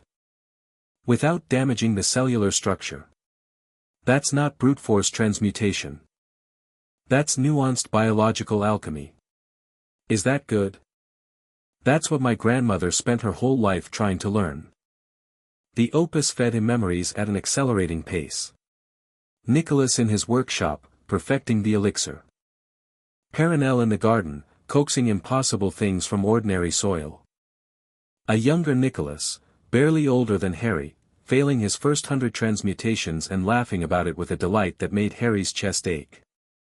Each memory carried not just knowledge but feeling, the joy of discovery, the frustration of failure, the deep, patient love of a craft pursued across centuries.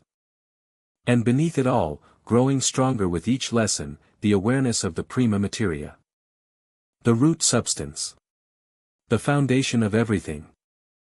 Harry could feel it now, all the time, a low hum beneath the surface of reality, like hearing the ocean in a seashell. Everything was made of it. Everything could be changed. The only limits were understanding and will. On the third night, Harry was in the Athanor alone. Margot had gone to bed early, she'd been pushing herself hard, matching his pace in training despite not having the Flamel blood's advantage, and the exhaustion was showing. Harry had told her to rest. She'd glared at him, which he was learning was her default response to concern, and gone. He was practicing transmutation on a block of copper, trying to change it to tin, a lateral move rather than an upward one, which Margot said was actually harder because it required changing the fundamental nature of the metal rather than just refining it. The copper resisted him. It was stubborn, sure of its identity in a way that iron and lead hadn't been. It liked being copper. Harry closed his eyes and listened deeper. The Athanor hummed around him, amplifying his senses. He could feel the copper's resonance, warm, ringing, rich with electromagnetic character. He needed to shift that character sideways, change the very identity of the atoms, the estate's ward screamed. Not the gentle pulse from Vrel's arrival. A scream, a tearing, shrieking alarm that Harry felt in his teeth, in his blood, in the marrow of his bones. Something was attacking the outer wall. Something with enough power to make the centuries-old protections cry out. He was on his feet and running before the scream faded. Through the Athanor's exit, down the corridor, through the entrance hall where the floating candles had gone red, alarm mode, he realized, the estate shifting to a war footing. The walls were glowing, the runes carved into the stone blazing with golden light. Margot met him on the staircase, fully dressed, her silver blade in one hand and a vial of something caustic smelling in the other. The south wall. Someone's trying to punch through. They ran together through the gardens.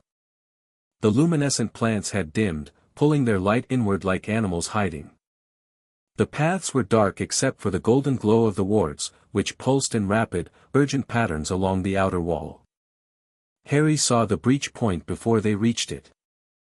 A section of the south wall was under assault, not physically, not magically in the wand spell sense, but alchemically. Someone was transmuting the stone itself, trying to unmake the wall's molecular structure and create a hole. The ward protections were fighting back, reinforcing the stone's identity, refusing the transmutation. But the attacker was strong, incredibly strong, and the wards were straining. Cassian Vrel stood on the other side of the wall, both hands pressed against the stone, his face contorted with effort. He wasn't wearing ministry robes anymore. He wore black, close-fitting clothing, and his hands were gloved in something that shimmered with dark energy. A tool, an alchemical amplifier of some kind, boosting his transmutation beyond natural limits. "Hello again, Monsieur Potter," Vrel said through gritted teeth. The wall between them was thinning, the stone becoming translucent under his assault. "Apologies for the informality. I had hoped to do this more subtly, but your new wards made a return visit rather difficult. Whatever you did to the protections, that intent-reading trick, very clever. My compliments." "Who are you?" Harry said. "You already know, I think. Or suspect."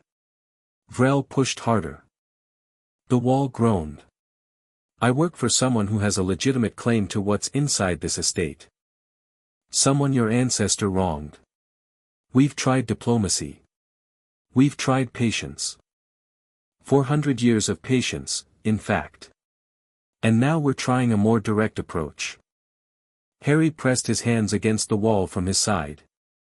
He could feel the transmutation Vrel was performing, a brute force attack, dissolving the molecular bonds of the stone, turning solid wall into dust. It was crude but powerful, amplified by whatever those gloves were. Harry pushed back. Not with force, with understanding. He listened to the wall's resonance, felt its nature, its history, its centuries of strength and protection. He reinforced that identity, reminded the stone of what it was. "You are wall. You are barrier. You are strong." The resonance deepened, the stone solidified, and Vrel's transmutation slammed against Harry's reinforcement like a wave hitting a cliff. Vrel snarled. "Impressive for a child. But you're bracing, not attacking. You can't hold this forever." He was right. Harry could feel the strain. Maintaining the wall's identity against Vrel's assault was like holding a door against a battering ram.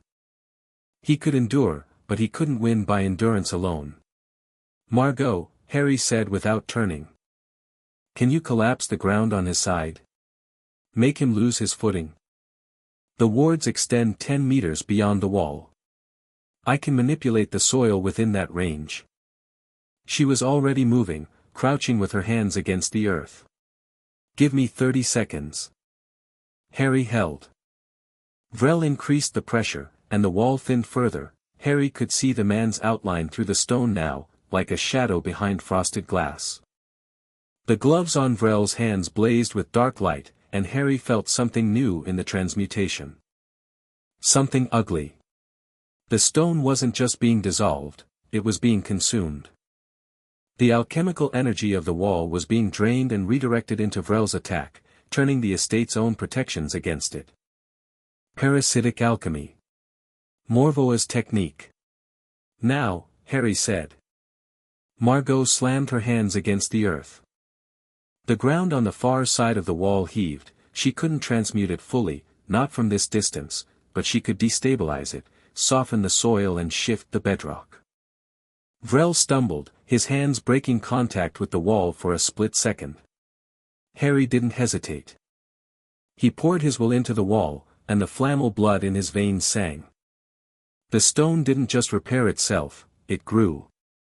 New layers of stone erupted from the wall's surface, extending outward on Vrel's side, reaching for the man like grasping fingers. The wall thickened, doubled, tripled, the molecular structure reinforcing itself with a speed and density that made the original construction look fragile. Vrel leaped back, narrowly avoiding the expanding stone. He landed in a crouch, his dark eyes wild, and for the first time his composure cracked. "So it's true," he breathed. "The Flamel blood. You can manipulate the estate's prima materia directly." He straightened up, brushing dust from his sleeves. "My master will be very interested." "Tell your master to come himself next time," Harry said. The wall was solid between them now, twice its original thickness, thrumming with power. "I'm tired of talking to the help." Vrel's composure reassembled itself. That perfect smile returned, though it didn't reach his eyes anymore. "Careful, Monsieur Potter. Arrogance is a Flamel trait. It didn't serve Nicholas well in the end." He reached into his jacket and produced something, a small dark sphere, like a marble made of obsidian.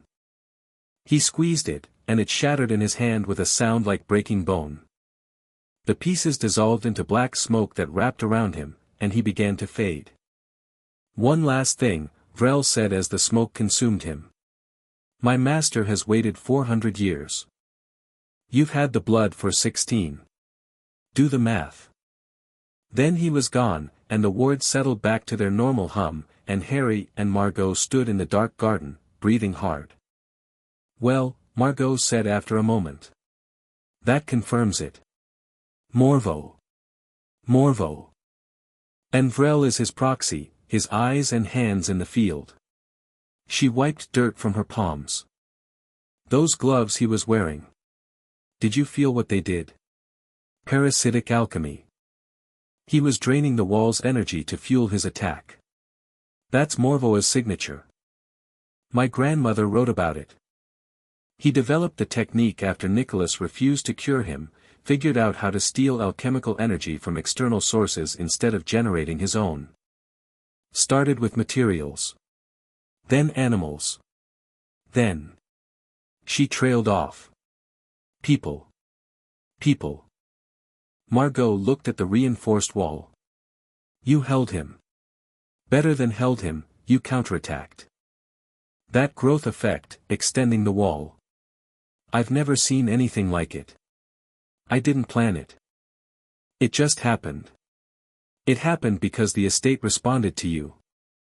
You and the chateau are connected, blood to stone. When you pushed, it pushed with you. She turned to face him, and in the faint golden glow of the wards, her expression was fierce and frightened and something else he couldn't name. Harry.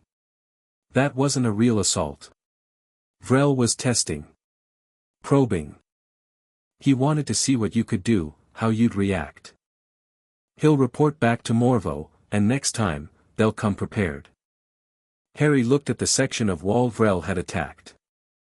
Even reinforced and regrown, it bore scars, faint discolorations in the stone where the parasitic alchemy had drained its energy. The damage was repaired, but the memory of it remained. Then we need to be more prepared, he said. I need to learn faster. You're already learning faster than anyone in history. It's not enough. Vrel was using amplification tools, those gloves, whatever they were.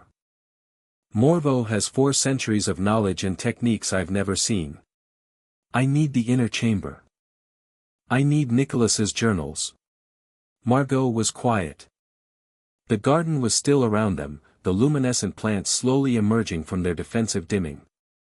Your grandmother died trying to open that door, Harry said gently. I know what it cost. I'm not being cavalier about it. But I have the blood. It should open for me. Should. That's a word that's killed a lot of people in this estate. I know. He met her eyes. Come with me. If something goes wrong, I want you there. She held his gaze for a long moment. Then she nodded, once. They went to the Athanor. The furnace was still lit from Harry's earlier practice, its surface radiating warmth and golden light. They descended to the base together, Margot leading the way down the narrow stone steps that spiraled around the furnace's exterior. The heat increased as they descended, not uncomfortably but noticeably, a dry, clean warmth that smelled of hot stone and something metallic. At the bottom, the door waited. Harry could see it clearly now, the seam of white light tracing a rectangle in the furnace's base. It was about 5 feet tall and 3 feet wide, barely large enough to enter. The bloodlock pulsed behind it, vast and absolute. Harry crouched before the door and pressed his palm against the stone. The lock read him.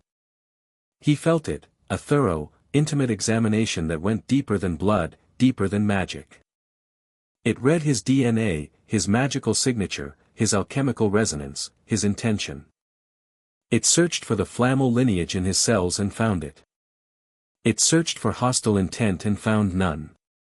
It searched for understanding, genuine, deep understanding of what lay behind the door and why it mattered. Harry thought about Nicholas's message. The stone is not what the world thinks it is. It's not something you hold. It's something you become. He thought about Margot's grandmother, who had died here, reaching for knowledge that wasn't hers to claim. He thought about Morveau, who had waited 400 years for what was behind this door. He thought about Dumbledore, who had kept secrets because he believed he knew best what others should and shouldn't have. He pressed his hand harder against the stone. I'm not here to take, he thought. I'm here to understand. I'm here because this is mine, not by right of conquest or ambition, but by right of blood and burden. I carry the Flamel name. I'll carry it well. The door opened. Not dramatically, no burst of light, no thunderous sound. It simply wasn't there anymore. The stone folded away like a curtain, revealing a passage that descended further, lit by a warm amber glow from below. Margot let out a breath she'd been holding. It opened. Just like that. Just like that. Harry stood. Come on. They descended together. The passage was narrow and old, older than the rest of the Athanor. Harry could feel it, the stone predating the furnace above by centuries. This was the original workspace, the place where Nicholas had first reached the prima materia and begun his great work. The chamber at the bottom was small. Perhaps 10 feet square, with a low ceiling and walls of rough-cut stone. A single workbench stood against one wall, bare except for a thin layer of dust. On the opposite wall, a shelf held a row of leather-bound journals, 12 of them, identical in size, their spines marked with dates in gold leaf. And in the center of the room, on a stone pedestal, sat nothing. Harry frowned. He'd expected something, the original stone, perhaps, or an artifact of some kind. But the pedestal was empty. A shallow depression in its surface suggested something had once rested there, round and perhaps the size of a hen's egg, but whatever it was gone. The stone fragment, Margot said softly. She was staring at the empty pedestal. My grandmother believed one piece of the original stone was kept here. If it's gone, someone took it. Or Nicholas moved it before he died. Harry crossed to the shelf and pulled out the first journal. It fell open in his hands, the pages covered in Nicholas's familiar handwriting, but denser than the opus, more personal. Less teacher, more diary. He scanned the first page. Year 1 of the great work. I have failed again. The transmutation collapses at the 7th stage, the sulfur refuses to purify. Perenelle suggests I am too impatient. She is right, as she is about most things, a fact I will never admit to her face. Harry smiled despite himself. He flipped to the last journal. The final entry was dated 3 years ago, just before Nicholas and Perenelle's deaths. The handwriting was shaky, the letters uneven. The stone fragment has been relocated. Not to the estate, too obvious, too singular. I have placed it where it can do the most good if found by the right person, and the most harm if found by the wrong one. Morveau will search. He has always searched. Let him find what I have left for him, the lesson, not the power. If my heir reads this, the fragment is in oral. The village church. Hidden in the heart of the altar, keyed to Flamel blood. Take it or leave it, the choice is yours. But know that Morvoa's agents have searched Oral before. They will search again. The true stone was never the fragment. It was never the physical object at all. You know this if you have read the opus. But the fragment retains power, considerable power, and in the wrong hands, it could serve as the seed for something terrible. A dark mirror of the magnum opus. Creation through destruction. Life through death.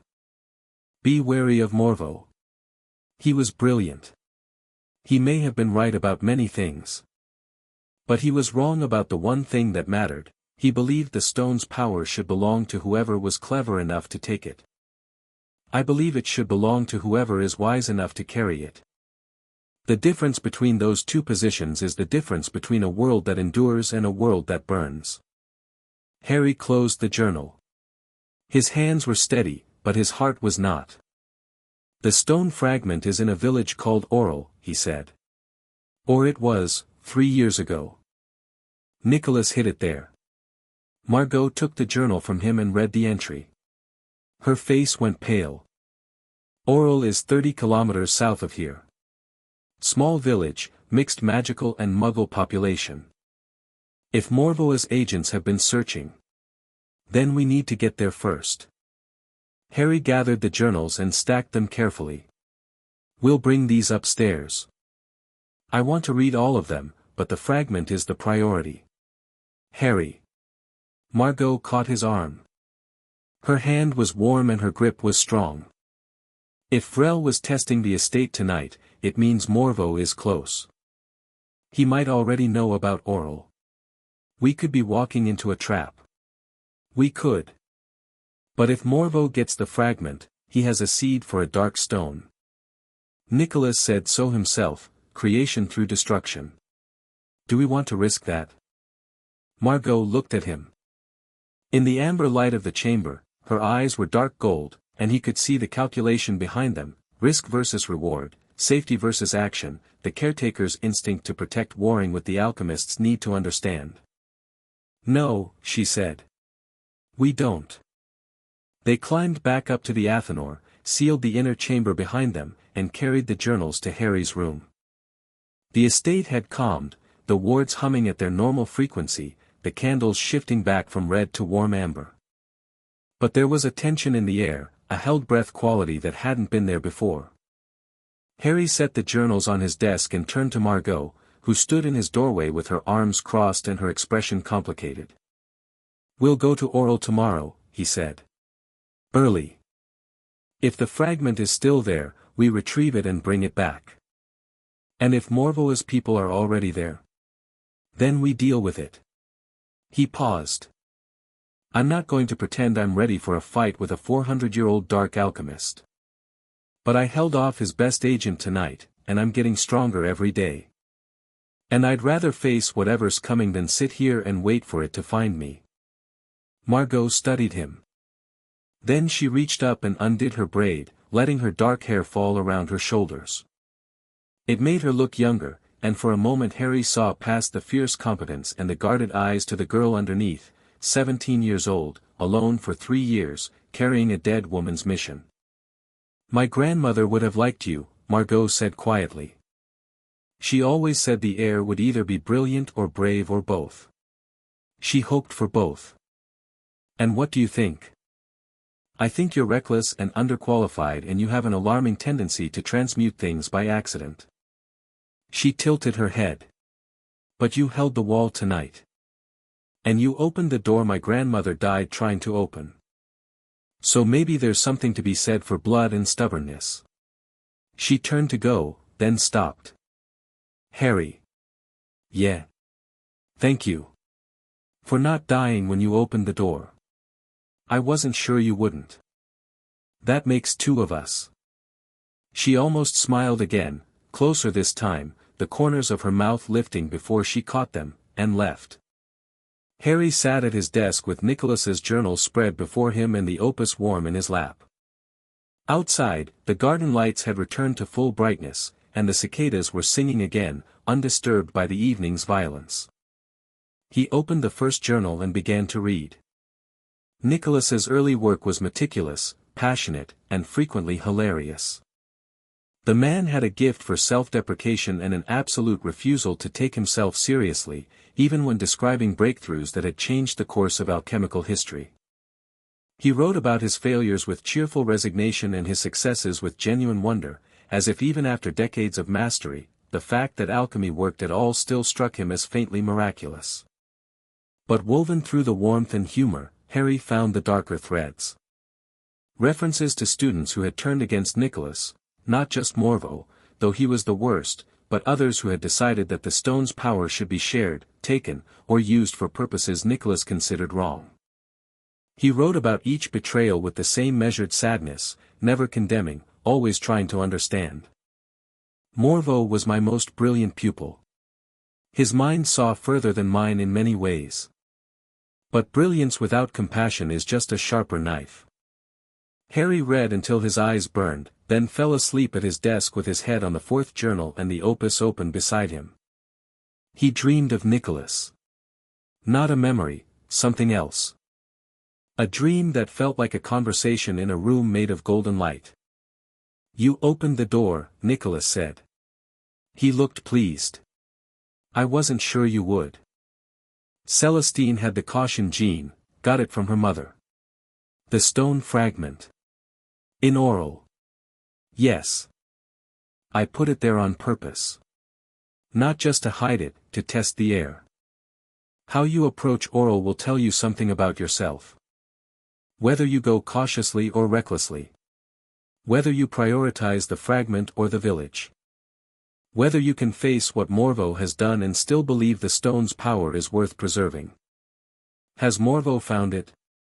I don't know, lad. I'm a memory in a book, not an oracle. But I'll tell you this, Morveau is not stupid. If he sent an agent to test your estate, he's already looking for the fragment. He may not know where it is, I was careful, but he'll figure it out eventually. He always does. What do I do? What you've already decided to do. Go. Find it. And make a choice. Nicholas's gray eyes were steady. The great work isn't just about transmutation, Harry. It's about choices. Every choice you make changes you, refines you, purifies you, brings you closer to the final transformation or pushes you further away. The magnum opus isn't a process you do in a laboratory. It's a process you live. Harry woke at dawn with the dream already fading. Margot was knocking on his door. "Rise and shine, Potter. We have a stone to find." He was dressed and downstairs in 5 minutes. The kitchen had packed provisions without being asked, bread, cheese, water, and a small glass jar of something golden and viscous that Harry didn't recognize. "Emergency elixir," Margot said, pocketing the jar. "Low grade, not the real thing, but it'll heal minor injuries and restore energy in a pinch. Perronel's recipe. The kitchen always provides it when it senses we're leaving the estate. The kitchen really does have opinions. The kitchen has better instincts than most people." "Ready?" Harry nodded. He had the opus in his bag, his wand in its holster, and the piece of silver he'd transmuted on his first day in his pocket. A talisman, of sorts. Proof of what he could do. They left the estate through a gate in the south wall, not the main entrance, but a smaller portal that Margot said was less watched. The wards parted for them like a curtain, warm and protective, and then they were outside. The French countryside spread before them, rolling and golden in the early morning light. Heat was already building in the air, and the distant mountains shimmered. "Oral is a 3-hour walk or a 30-second apparition," Margot said. "I can apparate us." Sighed along. "You can apparate? You're 17. I've had my license since I was 16. French magical law allows it a year earlier than British." She held out her hand. "Try not to vomit. The first time is always unpleasant." Harry took her hand. Her skin was warm and calloused, alchemist's hands, earned through years of work. She squeezed once, firmly, and the world compressed around them like a fist. They appeared on the outskirts of a village that looked like it had been sleeping for centuries. Stone houses with terracotta roofs lined narrow streets. A church tower rose above the rooftops, its bell green with age. Window boxes overflowed with red geraniums, and somewhere a dog barked lazily. It was beautiful and perfectly ordinary, and Harry felt the absence of anything wrong before he could identify what should have been there. "It's quiet," Margot said. She was frowning, her head tilted in that listening posture Harry was learning to recognize. "Too quiet. There's no resonance." "What do you mean?" "Every living thing has a resonance. People, animals, plants. A village this size should hum with life. I should be able to feel dozens of signatures." She closed her eyes. "I'm getting almost nothing. Faint traces, like echoes. But the living signatures are." She stopped. Her eyes opened wide. "We need to find the church," she said, and started running. They found the church at the center of the village. It was old, medieval, probably, with thick stone walls and a heavy wooden door. The door was open. Inside, the air was cool and still, and the morning light filtered through stained glass to throw colored patterns on the stone floor. The altar was at the far end. Stone, plain, ancient. Harry pressed his hand against it and felt the Flamel bloodlock, a familiar sensation now, warm and questioning. The altar recognized him. A seam appeared in the stone, and a small compartment opened. It was empty. Harry stared at the empty space where the stone fragment should have been. The compartment was clean, no dust, no debris. Recently opened. "He got here first," Margot said. Her voice was flat. "Morveau. Or his agents." Harry pulled his hand away from the altar. His mind was racing. If Morveau had the fragment, then everything Nicholas had feared was in motion. A dark stone. Creation through destruction. Power built on consumed life. "We need to search the village," he said. "Something happened here. You said the resonances were wrong, echoes instead of living signatures. We need to understand what that means." They left the church and walked through Oral streets. The village wasn't abandoned, it was worse than abandoned. It was still inhabited, but wrongly. They found the first resident sitting in a chair outside his house, staring at nothing. He was an old man, weathered and brown, with the hands of someone who had worked the land his whole life. He was breathing. His heart was beating. But his eyes were empty. Margot knelt beside him and placed her hand against his forehead. She recoiled. "Drained," she whispered. "His magical essence, his life force, it's been pulled out. He's alive, but there's nothing, he's a shell. A body without a soul." They found more. A woman in her kitchen, standing at the counter with a knife in her hand and nothing in her eyes. 2 children in a garden, sitting on a swing that had stopped moving, staring at the sky. A shopkeeper behind his counter, his hands on the register, frozen in a moment that had ended hours or days ago. Every single person in Oral had been drained. Harry stood in the village square and felt something inside him go very cold and very still. This was what Morveu's parasitic alchemy looked like at scale. Not one victim, an entire village.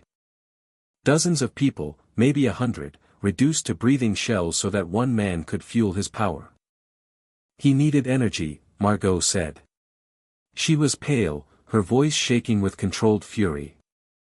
The stone fragment is powerful, but it's inert, it needs to be activated.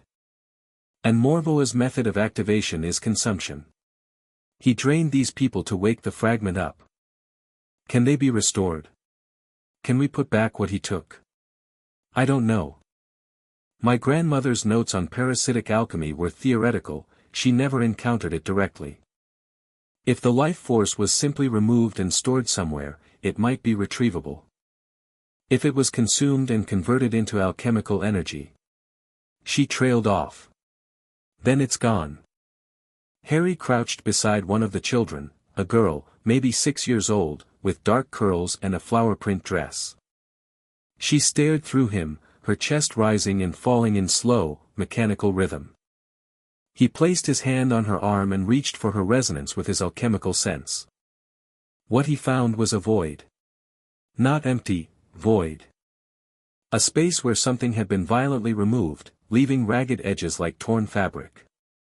He could feel the shape of what had been there, a bright, warm, living energy, the fundamental spark that made a person more than just meat and bone. It was gone, and in its place was nothing. But at the very deepest level, beneath the void, he felt something else. A flicker. Faint, barely there, like a candle seen from miles away. The prima materia. The root substance. The girl's body still contained it, because everything contained it. And within the prima materia, like a seed buried in barren soil, was the potential for the spark to reignite. I can feel something, Harry said. Deep down. The potential for life is still there, it hasn't been destroyed, just stripped away.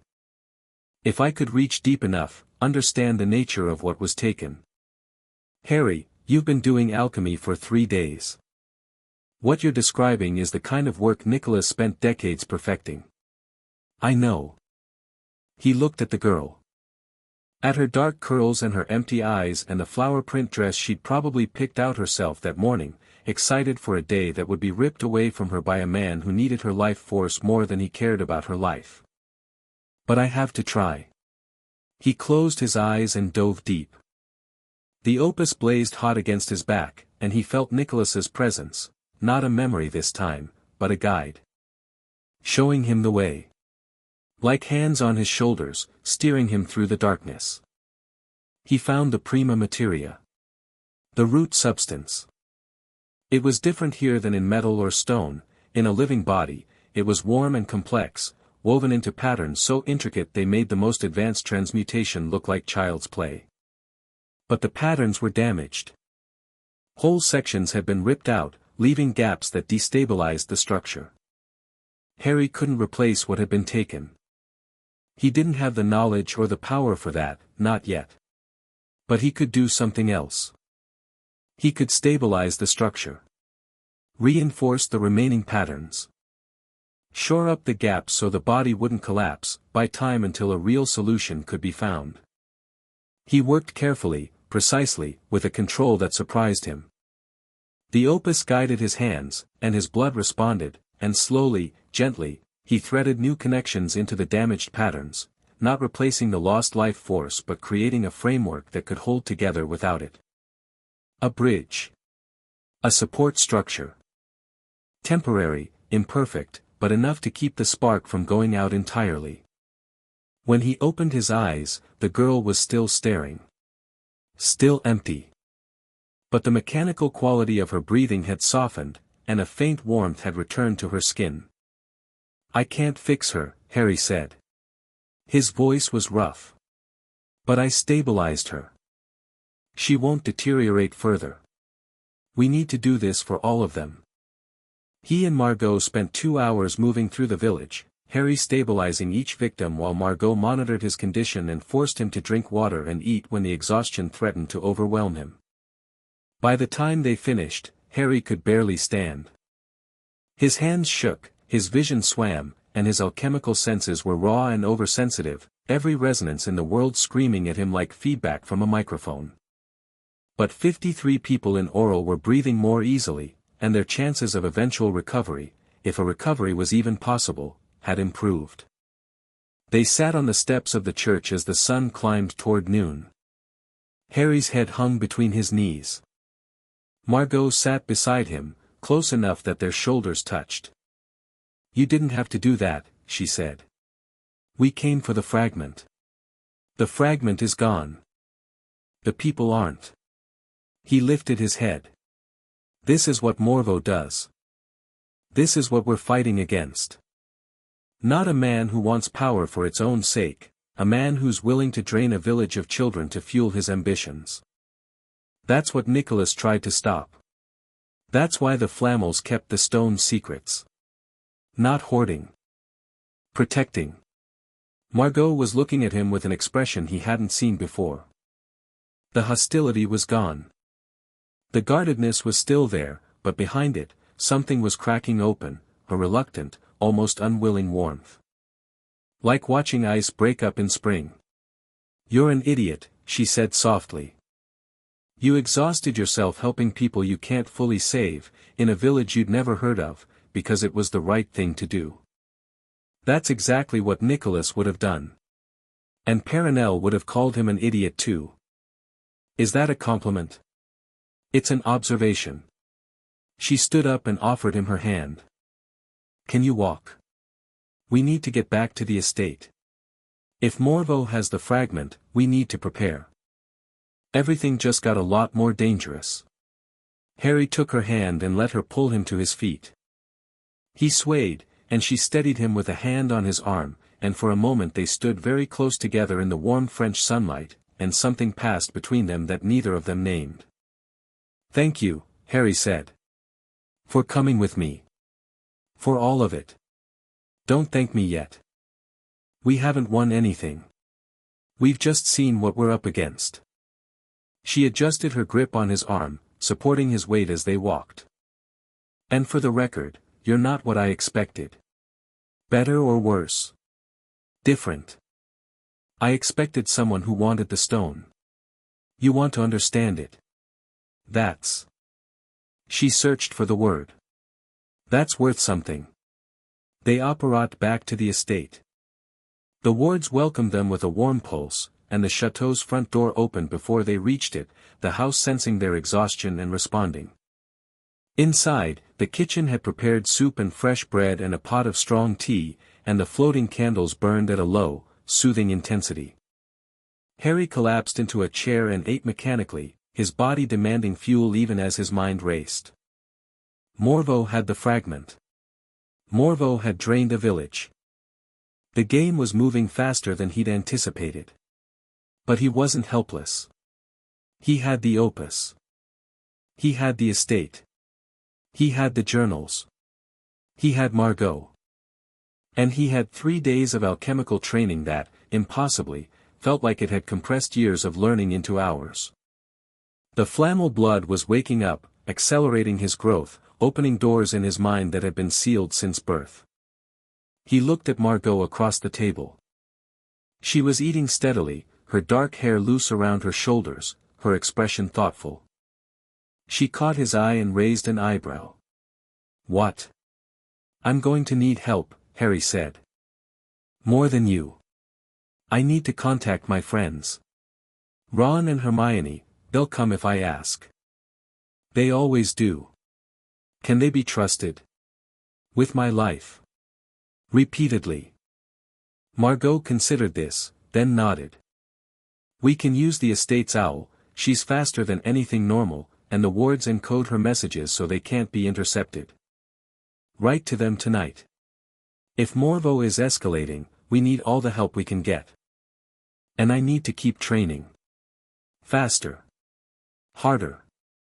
The Inner Chamber Journals, Nicholas wrote about the 3 stages of the magnum opus. The process of becoming the stone itself. "I'm not ready for that, but I need to start understanding it. One day at a time, Harry. You can't rush the great work. Morveau has the fragment. He's building a dark stone. I don't think we have the luxury of taking our time." Margot set down her spoon. "Then we don't take our time. But we don't skip steps either. Every shortcut in alchemy has a cost. My grandmother learned that the hard way." She stood up. "Write your letters. Get some rest. We start again at dawn." She left the kitchen, and Harry sat alone, staring at the wall where a map of southern France had apparently materialized while he wasn't looking, the estate's contribution to the war effort. Oral was marked with a small red dot. The chateau was a golden star. And between them, in the rolling countryside, other dots were appearing, blue, faint, moving. The estate's wards were tracking external alchemical activity. Someone was out there. Watching. Waiting. Harry pulled out parchment and quill from a drawer that opened for him. He wrote 2 letters. Ron, I need you. Can't explain everything in a letter, but I've left Privet Drive. I'm at a place in France that belongs to my family, my real family, going further back than I knew. Dumbledore knows. Bully the location out of him if you have to. Bring your broom and your chess set. Things are about to get complicated. Harry Hermione, I'm writing from a place called Chateau Embrace. It was built by Nicholas Flamel. Yes, that Nicholas Flamel. My grandmother was a Flamel. Yes, really. Long story. Come as soon as you can. Bring every book you have on alchemy. You're going to love it here, and you're going to be furious about at least 6 things I have to tell you. Harry he sealed the letters and found the estate's owl, a magnificent bird with golden feathers that matched the port key, perched in a tower room that seemed to exist specifically for her. She took both letters with a businesslike air and launched into the night sky, disappearing so quickly Harry could have believed she operated. He stood at the tower window, looking out over the moonlit estate. The gardens glowed. The wards hummed. Somewhere to the south, Morveau was doing something terrible with a stolen fragment of the Philosopher's Stone, and Harry was standing in a tower like a character in a fairy tale, knowing the dragon was coming but not yet sure he could fight it. He reached into his pocket and pulled out the piece of silver. Turned it over in his fingers. Felt its resonance, bright, clear, pure. He'd made this. On his first day. Without training, without technique, without understanding. Just blood and instinct and a connection to something ancient that was waking up inside him. 3 days in, and he could already feel how far he had to go. The magnum opus stretched before him like a mountain range, vast, beautiful, and terrifying. Nigredo, albedo, rubedo. Dissolution, purification, synthesis. The process of becoming the stone. He wasn't ready. Not even close. But he was closer than he'd been yesterday, and he'd be closer still tomorrow. Harry pocketed the silver, descended the tower stairs, and went to his room. The opus lay open on his desk, its pages glowing faintly in the darkness. A new line had appeared. The fragment is a key, not a destination. What matters is not where it is, but what it unlocks. Look deeper. Harry touched the words. They shimmered and faded, replaced by a diagram, concentric circles, like the ones etched into the Athanor floor, with annotations in Nicholas's hand. At the center of the circles, a single word, transformation. He closed the book gently, set it on the bedside table, and lay down. The ceiling above him showed not plaster but sky. The room had adjusted itself, opening a skylight that revealed the stars. They turned slowly overhead, old light from old fires, and Harry watched them until his eyes closed and sleep took him. Tomorrow, Margot would push him harder. Tomorrow, the letters would reach Ron and Hermione. Tomorrow, Morveau would be 1 day closer with 1 day more power. But tonight, in a house that knew his blood and accepted his presence, Harry slept. And in his dreams, the prima materia hummed like a song he was slowly learning to sing. Chapter 3, The Crucible. Ron Weasley arrived the way Ron Weasley did most things, loudly, unexpectedly, and with food. Harry was in the Athanor with Margot, for days after the visit to Auril, attempting to transmute copper into zinc. It was a lateral move on the alchemical ladder, the kind that required genuine understanding of both metals rather than just pushing one upward toward gold. The copper sat in his palm, warm and stubborn, its resonance ringing like a bell that refused to change its pitch. Harry could feel what zinc sounded like. He'd practiced listening to a sample all morning, but bridging the gap between the two required a shift in atomic identity that made his brain feel like it was being wrung out like a dishcloth. "You're overthinking it," Margot said.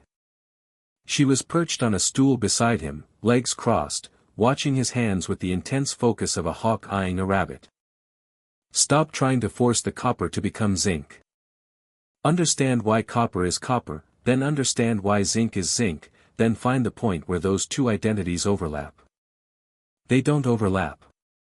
That's the problem. They're completely different elements.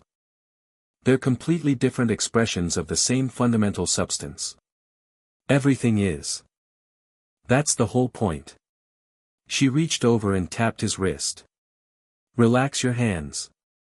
You're gripping it like you're trying to strangle it. Harry loosened his grip and took a breath. He'd been training for a week now, 7 days of dawn-to-dark sessions in the Athanor, punctuated by meals he barely tasted and evenings reading Nicholas's journals until the words blurred. His control had improved dramatically. He could transmute lead through the first 4 steps of the alchemical ladder with consistent precision: lead to tin, tin to iron, iron to copper, copper to silver. The upward progression was becoming instinctive, his Flamel blood providing a natural affinity for the refinement process. But lateral moves were different. They weren't about refinement, they were about reimagining. Changing the fundamental identity of a substance without moving it up or down in complexity. Margot said it was the most important skill an alchemist could develop, because lateral transmutation was the gateway to biological alchemy, the ability to change living things without destroying them. He closed his eyes and dove deep into the copper's resonance. Past the surface ring, past the electromagnetic character, down to the atomic level where protons and neutrons clustered in their ancient dance. He could see, feel, really, the 29 protons that made copper copper. Each one a tiny sun, bound by forces so strong that breaking them should have been impossible. But alchemy wasn't about breaking. It was about understanding. He reached for the prima materia. The root substance beneath the atoms, beneath the protons, beneath everything. The level where copper and zinc and gold and lead were all the same thing wearing different masks.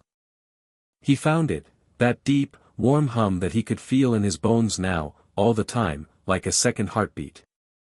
At the prima materia level, the difference between copper and zinc was a whisper. A slight shift in the fundamental vibration. Harry listened to that whisper, understood its shape, and gently, so gently, nudged the copper's vibration sideways. The metal in his palm shivered. Its color shifted, the warm reddish-brown fading to a pale, bluish-gray. The resonance changed, the bell ring of copper diminishing, replaced by a duller, more metallic tone. Not quite zinc. Close. The atomic structure was halfway between the two, unstable, trembling, the estate's wards chimed. Not the alarm scream from Vrel's attack, a welcoming sound, bright and clear, like a doorbell tuned by angels. Harry's concentration shattered. The copper-zinc hybrid in his palm collapsed back to pure copper with a sound like a disappointed sigh. Someone at the main gate, Margot said, already on her feet. The wards say, friendly. 2 people. One with a very loud magical signature. Harry pocketed the copper and followed her out of the Athanor. They emerged into the east wing corridor and hurried downstairs, reaching the entrance hall just as the front door burst open and Ron Weasley stumbled through it, a rucksack in one hand and a lumpy package wrapped in Mrs. Weasley's distinctive brown paper in the other. Mate. Ron's face split into a grin that could have lit the Athanor all by itself. Bloody hell, this place is incredible. Do you know there's a tree out there made of actual copper? I touched it and it hummed at me. Also, something in your garden tried to eat my shoe. Behind Ron, moving with considerably more composure, Hermione Granger stepped through the door. Her bushy hair was wilder than usual, she'd clearly been traveling, and she was carrying not 1 but 3 bags, all bulging with what Harry instinctively knew were books. Harry James Potter, Hermione said. Her voice was calm and controlled in a way that meant she was absolutely furious. Your grandmother was a Flamel. Your grandmother was a Flamel. And you found out a week ago, and I found out from a letter, Harry, and you didn't think to maybe call, or send a Patronus, or, Harry hugged her. She went stiff for a moment, then her arms came up and she hugged him back so hard his ribs creaked. I'm sorry, he said into her hair. I'm sorry for all of it. The leaving, the not telling, everything. You should be, she mumbled into his shoulder. Then she pulled back and looked at him with shining eyes. You look different. Different how? I don't know. Steadier. More, present. She frowned, examining him the way she examined a particularly interesting textbook. There's something in your eyes. Like you're seeing things at a different depth than the rest of us. Alchemical sight, Margot said from the staircase. She'd positioned herself halfway up, watching the reunion with an expression that balanced between amusement and wariness. Once you start perceiving the prima materia, it changes how everything looks. Even to other people. Ron and Hermione both turned to look at her. Ron's eyebrows went up. Hermione's went together in the slight frown she reserved for unexpected variables. Ron, Hermione, this is Margot Delacroix. She's the estate's caretaker and my alchemy teacher. Margot, Ron Weasley, and Hermione Granger. The chess player and the bookworm, Margot said. Harry talks about you. He'd better, Ron said cheerfully. He shifted the brown paper package to his other hand and extended the first. All right, Margot. Mrs. Weasley sent food. She doesn't believe anyone outside Britain can cook properly. No offense. Margot shook his hand and looked at the package with an expression caught between amusement and affront. Your mother thinks French food needs supplementing.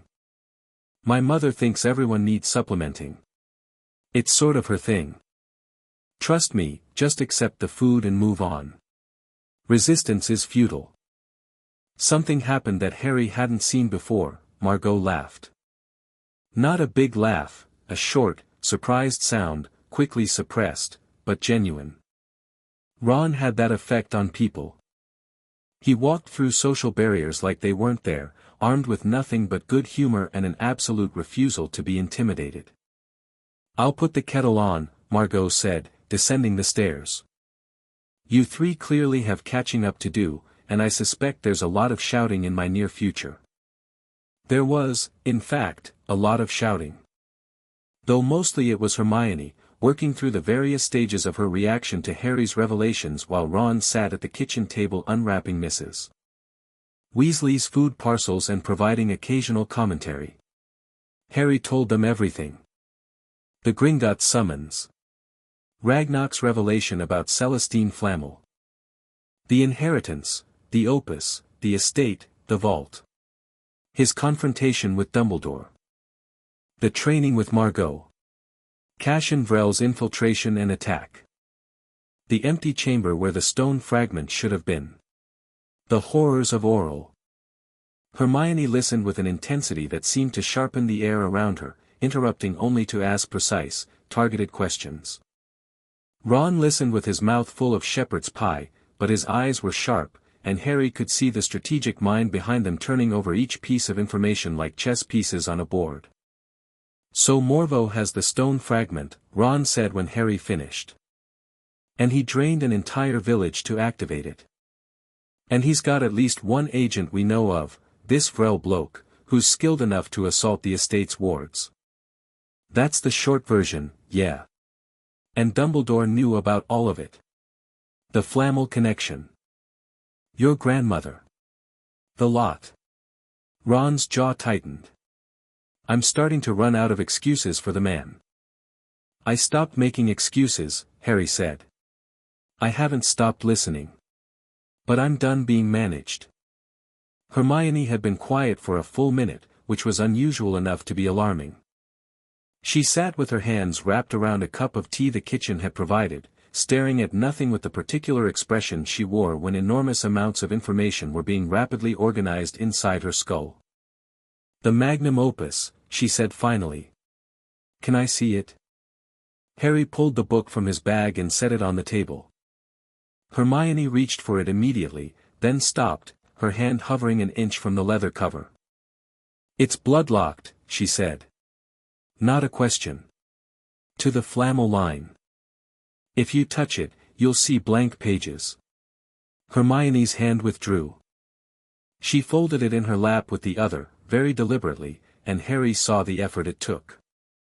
Every academic instinct she possessed was screaming at her to grab the book and devour its contents, and the knowledge that she physically couldn't was hitting her somewhere deep.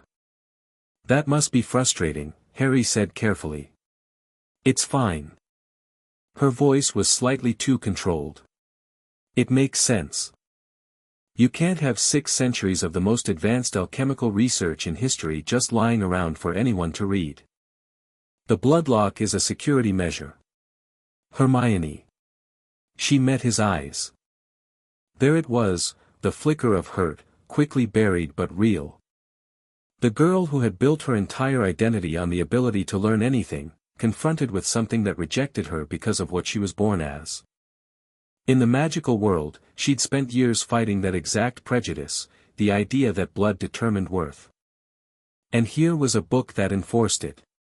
"I'll teach you what I learn," Harry said. "Everything I can. The theory, the principles, the techniques, anything that's not literally bloodlocked, I'll share. We'll work through it together." Hermione's eyes glistened for a moment. Then she straightened her spine in that way she had, assembling her composure like armor, and nodded. "Good.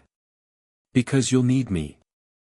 You're brilliant at instinct, Harry, but I suspect alchemical theory has depths that will require more systematic analysis than 'I touched it and something happened.'" Ron snorted into his pie.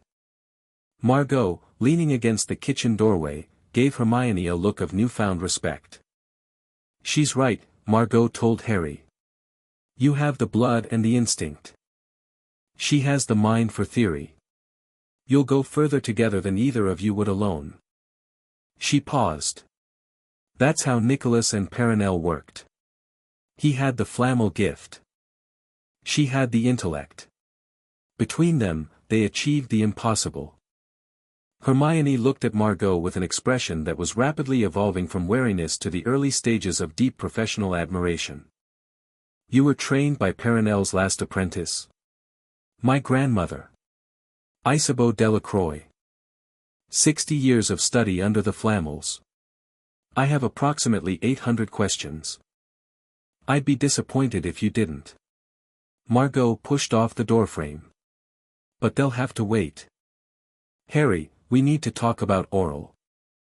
I've been analyzing what you did, the stabilization of the victims, and I think there's more to it than you realize." They moved to the Athanor. Ron and Hermione's reactions to the pocket dimension were gratifying. Ron walked through the shimmer, looked up at the impossible domed ceiling of turning stars, and said, "Blimey," in a tone of hushed reverence. Hermione made a small sound that might have been a whimper and immediately began examining the workbenches with the barely controlled excitement of a child in a sweet shop. Margot pulled Harry aside near the central furnace while Ron and Hermione explored. "I've been thinking about what you did in Oral. The stabilization technique, reinforcing the damaged patterns in the victim's prima materia without replacing the lost life force. My grandmother's notes describe something similar in theory, but she never believed it could be done in practice. The precision required is beyond what most alchemists could manage. The opus guided me. I know. But the opus can only guide someone who has the underlying capability. What you did in Oral wasn't just advanced alchemy, it was biological transmutation at a cellular level. You changed the structure of living tissue to compensate for damage, without harming the host. Do you understand what that means?" Harry looked at her. Something was building behind her eyes, an idea, a connection she'd been turning over for days. "It means the Flamel gift isn't just about turning lead to gold," she said. "It's about transformation at every level. Material, biological, magical." She lowered her voice. "Harry, your school has a problem with a dark wizard who's split his soul into fragments and hidden them in objects. What if the same principle that stabilized those villagers could be applied to something else? What if you could perceive the nature of a soul fragment, understand what it is, how it's attached, and transmute it without destroying its container? The implication hit Harry like a physical blow. Horcruxes, he breathed. I don't know enough about them. But if Nicholas's alchemy could perceive and alter the fundamental nature of matter, and if your blood lets you extend that to living things, then theoretically, you could perceive the nature of a parasitic soul fragment and remove it. Not through destruction. Through transmutation. Harry stared at her. Then he turned and looked at Hermione, who had stopped examining a workbench and was watching them with narrowed eyes, clearly aware that something significant was being discussed just outside her hearing. We need Hermione for this, Harry said. What we need, Margot said, is time. Which I don't think we have. She was right. They didn't. The owl came that evening, just as the sun was setting behind the mountains. Not the estate's golden owl, a bird Harry had never seen before. Small, black, with feathers that seemed to absorb light rather than reflect it. It landed on the windowsill of the dining room where they were eating and dropped a letter sealed with grey wax, then departed without waiting, dissolving into shadow as it left the window. The letter bore no name on the outside. No return address. Just the grey wax seal, stamped with the image of a crucible, a simple triangular vessel, the alchemical symbol for transformation through fire. Harry broke the seal. Inside, a single sheet of parchment in elegant, precise handwriting. To the heir of Flamel, we know what you are. We know what you have inherited. We know that Morveau has the stone fragment, and we know what he intends to do with it. We also know that what lies within Chateau Embrace is the single most dangerous concentration of alchemical knowledge in the world. It has caused more death, more war, and more suffering than any dark artifact in history, not through malice, but through the simple fact of its existence. People kill for the Philosopher's Stone. They have always killed for it. They will always kill for it. We do not wish to harm you. We wish to speak with you. If you are willing, I will come to your gates tomorrow at noon. Alone. Unarmed. If you are not willing, we will come anyway. But there will be more of us, and we will not be unarmed. Consider this a courtesy. Isolde Karsten, Grand Alchemist of the Crucible. Margot read the letter over Harry's shoulder. Her face went white. The Crucible, she said. Oh no. You know them? My grandmother told me about them. They're an ancient order, older than Gringotts, older than most magical governments. They exist for one purpose, to prevent alchemical knowledge from being used to do harm. They've been destroying dangerous alchemical texts, artifacts, and practitioners for centuries. Destroying practitioners. When necessary. They consider the Philosopher's Stone the most dangerous creation in alchemical history. They've been trying to locate and destroy the Flamel legacy for as long as it's existed. Nicholas held them off through a combination of the estate's protections and a standing agreement. They wouldn't attack as long as he lived and controlled access to the knowledge. But Nicholas is dead. And now they want to talk. Or fight. Isolde Karsten is their leader. My grandmother met her once, decades ago. She said Karsten was the most principled person she'd ever encountered, and the most frightening. Absolutely certain she was right. Absolutely willing to kill for it. Ron, who had been listening with a piece of bread frozen halfway to his mouth, set the bread down. So we've got Morveau coming from one direction with a stolen stone fragment and an army of Drain victims, and now we've got an ancient order of alchemist warriors coming from the other direction who want to burn your library. Is that about right? That's about right, Harry said. Brilliant. Just like old times. Ron cracked his knuckles. So what do we do? Harry looked at the letter again.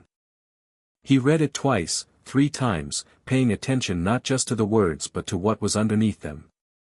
Isolde Karsten had given him a choice, talk or fight. She'd come alone if he agreed. That wasn't the behavior of someone who wanted a war.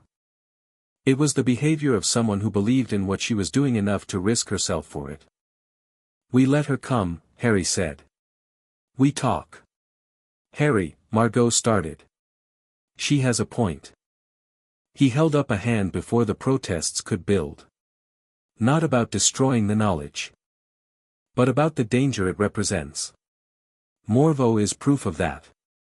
The Flamel legacy is powerful enough to tempt people into atrocities. If we can't acknowledge that, we're no better than Dumbledore telling himself that keeping secrets is the same as keeping people safe." Hermione was watching him with an expression of surprised approval. "You want to hear her argument? I want to understand it. If I can't answer it, genuinely answer it, not just dismiss it, then maybe she's right and I'm wrong. And if I can answer it, then I need to be able to articulate why. Because this is going to keep coming up. Morveau, the Crucible, the Ministry, whoever else decides they have a claim on what's in this house. I need to know what I believe and why, or I'll just be another person sitting on dangerous knowledge because it happens to be mine." Ron looked at Hermione. Hermione looked at Ron. They had one of their wordless conversations, the kind built from years of shared experience, and reached a conclusion simultaneously. "We'll back your play," Ron said. "But I'm keeping my wand out." The next morning, Harry trained harder than he had since arriving. He spent 3 hours in the Athanor on controlled transmutation, pushing through the copper-to-zinc barrier with a ferocity that surprised even Margot. The breakthrough came just before 10 o'clock, the copper shivered, shifted, and transformed cleanly into zinc in his palm, the lateral move completed with precision and control. Margot examined the zinc with her alchemical sight, turning it over, testing its resonance. Clean transmutation. No residual copper signatures. The atomic identity is complete. She set it down and looked at him. That's a significant milestone. Lateral transmutation means you can change the nature of things, not just their refinement level. It opens up biological work, composite materials, alloy creation. And soul fragment removal. She hesitated. Theoretically. Then that's what we're working toward. But first, we have a guest. Isolde Karsten arrived at noon precisely. Harry stood at the main gate with Margot at his right and Ron and Hermione flanking. The wards rippled as the woman approached, not hostile, not friendly, but alert. Wary. Karsten was older than Harry had expected. Perhaps 60, with close-cropped silver hair and a face that looked like it had been carved from hardwood, all planes and edges, weathered by years and decisions. She was tall and lean, moving with the economy of someone who had trained their body as thoroughly as their mind. She wore grey robes of plain cut, unadorned except for a small silver crucible pinned at her throat. She carried no visible weapon. But Harry's alchemical sight, still developing, still unreliable, caught something on her that made his blood prick. A faint shimmer around her hands, like heat haze. Alchemical preparation. She might be unarmed in the conventional sense, but she'd come ready. "Heir of Flamel," Karsten said. She stopped 3 paces from the gate. Her voice was accented, German, Harry thought, and carried the weight of someone accustomed to being listened to. "Thank you for receiving me. Isolde Karsten. Thank you for coming alone. I said I would. The Crucible keeps its word." Her dark eyes moved over the group, taking in Ron's combat stance, Hermione's sharp attention, Margot's barely concealed hostility. "May I enter?" Harry opened the gate. The wards read Karsten as she crossed the threshold. Harry felt them probe her intent, the same way they'd probed Vrel. Karsten felt it too. She paused, closing her eyes briefly, letting the wards do their work. "Remarkable," she said quietly. "Intent reading wards. Nicholas could only manage blood recognition. You've improved on his work in a week." "I'm a quick study." "So I've heard." She opened her eyes and looked at him directly. "You stabilized 53 victims of parasitic alchemy in oral 3 days ago. Word travels, even in our circles. That was impressive and compassionate work, Heir of Flamel. It makes what I've come to say more difficult, not less. Then say it. Harry gestured toward the house. We have tea. They sat in the dining room. The kitchen, sensing the tension, had produced not its usual warm, comforting fare but something more formal, a tea service on polished silver, with small cakes arranged in precise geometric patterns. Even the kitchen was taking this seriously. Karsten accepted a cup of tea and held it without drinking, studying Harry across the table. I will be direct, she said. The Crucible believes the Philosopher's Stone, and all knowledge related to its creation, should be destroyed. Not seized. Not controlled. Destroyed. I gathered that from your letter. Then you understand our position. Let me explain our reasoning. She set down the cup with a soft click. I have been Grand Alchemist for 23 years. In that time, I have overseen the destruction of 14 dark alchemical texts, 7 corrupted artifacts, and 3 practitioners who had used alchemical knowledge to commit atrocities. Each of those practitioners was seeking the same thing, the secret of the Philosopher's Stone. She reached into her robe and produced a small leather wallet, which she opened to reveal a series of photographs, Muggle-style, unmoving, which somehow made them worse. Images of destruction. A village reduced to grey ash. A forest where every living thing had been petrified to stone. A crater where, Karsten explained, a town of 3,000 people had existed before an alchemist attempted to transmute the earth beneath their foundations into gold. These are not the work of dark wizards in the conventional sense, Karsten said. These are the work of brilliant, educated men and women who believed they could handle the stone's power. They couldn't. No one can. The power of fundamental transmutation, changing the nature of reality itself, is not something human minds were designed to wield. It corrupts. Always. Without exception. Nicholas Flamel wielded it for 600 years without being corrupted, Margot said coldly. Nicholas Flamel hoarded it for 600 years while others killed and died trying to obtain what he refused to share. Karsten's voice didn't rise, but it hardened. He made himself the sole arbiter of who deserved the stone's secret. He chose, based on his own judgment, which students were worthy and which were not. And when his most brilliant pupil, a man who was dying, asked for help, Nicholas refused. That refusal created Morvo. The table was very quiet. Harry felt the weight of the argument settle over the room like a fog. Because Karsten wasn't wrong. Not about the danger. Not about the history. You're saying it's Nicholas's fault, Harry said. I'm saying the fault lies in the existence of the knowledge itself. Nicholas was a good man. I believe that sincerely. But even a good man, given power over life and death, will eventually make a choice that creates suffering. It's not a question of character. It's a question of capacity. No single person, no bloodline, no family, no institution, should hold the power to transform the fundamental nature of reality.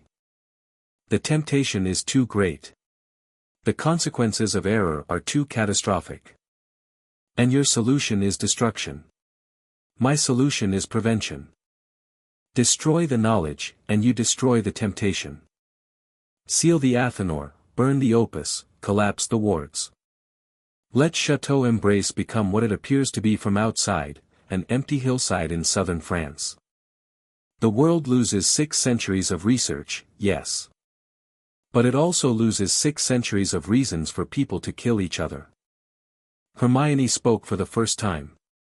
What about the research that isn't dangerous? The botanical work, the healing applications, the material science. Nicholas Flamel's contributions to magical theory alone would advance our understanding of, every advancement carries the seed of its own destruction. Alchemical healing requires understanding the same principles that enable alchemical killing. You cannot separate the knowledge into safe and unsafe categories. It's all or nothing. That's a rather absolutist position, Hermione said. I'm an absolutist about absolute power. History has taught me that moderation in the face of existential risk is just cowardice with better manners. Karsten looked at Harry. You are young, heir of Flamel. You have been wielding this power for a week. In that week, you have already discovered that your enemy has obtained a fragment of the stone and used it to drain an entire village. This is what the stone's existence creates. Not evil, incentive. As long as the knowledge exists, people like Morvo will exist. The only way to stop the cycle is to end what fuels it. Harry sat with the argument. He let it settle. He didn't reach for a counterargument or a clever rebuttal. He just sat with it and felt its weight and its edges and its truth. Because there was truth in it. He could feel that. The photographs on the table, the ash, the stone, the crater, were real. The suffering was real. The pattern was real. For 600 years, the Philosopher's Stone had been a magnet for the worst of human ambition, and people had died because of it. But you're right about the danger, Harry said. And you're right that the stone's existence creates incentive for atrocity. But you're wrong about the solution. Karsten's expression didn't change. She waited. Destroying the knowledge doesn't destroy the desire. Morvo didn't learn parasitic alchemy from the Flamel texts. He invented it himself, after Nicholas refused to help him. The Crucible has been destroying dangerous alchemical knowledge for centuries, and yet here we are, with a 400-year-old dark alchemist who developed his own methods independently. Destruction doesn't prevent innovation. It just ensures that the only people doing the innovating are the ones willing to work outside any ethical framework. He paused, organizing his thoughts. The opus pulsed gently against his hip, warm and encouraging. If you destroy the Flamel legacy, you don't eliminate the threat. You eliminate the counterweight. Right now, the only thing standing between Morvo and a completed dark stone is the knowledge in this house, knowledge that can be used to understand and counteract what he's building. Burn it, and you don't make the world safer. You make Morvo the only alchemist left in the game. Karsten was quiet for a long moment. The tea cooled in her cup. Outside, the garden hummed its endless green song. That is a better argument than I expected, she said. But it rests on an assumption, that you will use the knowledge wisely. That you will be the exception to the pattern. Every wielder of the stone's power has believed the same thing. Nicholas believed it. His students believed it. They were all eventually proven wrong, by time, by temptation, by the simple accumulation of power. Then help me prove it right. Harry leaned forward. You said the Crucible exists to prevent alchemical harm. So prevent it. Not by destroying knowledge, but by providing accountability. Work with me. Watch me. If I start going wrong, you'll know before I do. That's more useful than a bonfire. Something shifted in Karsten's face. Not agreement, she was too committed to her convictions for that. But recognition. The recognition that the boy across the table was not what she'd expected. You are either very wise or very naive, she said. I haven't decided which. Give it time. The moment was interrupted by Ron, who had been silent throughout the philosophical debate, which was, for Ron, a significant act of restraint. Not to break up the détente, he said, but if we're done with the should we burn the library discussion, can we talk about the bloke who drained a village and is probably building a weapon of mass destruction somewhere in the French countryside? Because that feels a bit more urgent than epistemology. Karsten looked at Ron with an expression of mild surprise, as if a piece of furniture had suddenly offered a valid strategic observation. The chess player, she said. Your reputation precedes you. I don't have a reputation. You do in the Crucible. We monitor significant magical events. A first-year student defeating a Grandmaster-level enchanted chess set designed by Albus Dumbledore was noted. She turned back to Harry. Morvo is in motion. The fragment he stole from Oral was a seed, a piece of the original stone that retains the capacity for further growth. If he feeds it enough life force, he can cultivate it into a fully realized stone of his own. A dark stone, built on the principle of parasitic consumption rather than understanding. How much life force? Hermione asked. For a complete stone. Thousands. Tens of thousands, perhaps. The fragment is small, a fraction of the original. To grow it to full potency, Morveau would need to drain a city. Or. She paused. Or find a source of concentrated magical energy that could substitute for individual life forces. Like a ley line convergence, Margot said quietly. Karsten nodded. There are 3 major ley line convergences in Europe. One is beneath the Parthenon. One is beneath Beauxbatons. And one is beneath Hogwarts, Hermione finished. Her face had gone pale. That's why Hogwarts was built where it is. The founders chose the location because of the ley line convergence. It powers the castle's wards, the enchantments, everything. If Morveau could access the Hogwarts convergence and drain it through the fragment, the influx of magical energy would be sufficient to grow the fragment into a complete dark stone. The backlash would destroy Hogwarts and everything within several kilometers. The room went very quiet. He won't move immediately, Karsten said. The fragment needs preparation, alchemical conditioning to withstand the energy influx. My people estimate he'll need weeks, possibly a month, before the fragment is ready. But when he moves, he'll move decisively. Then we have a month, Harry said.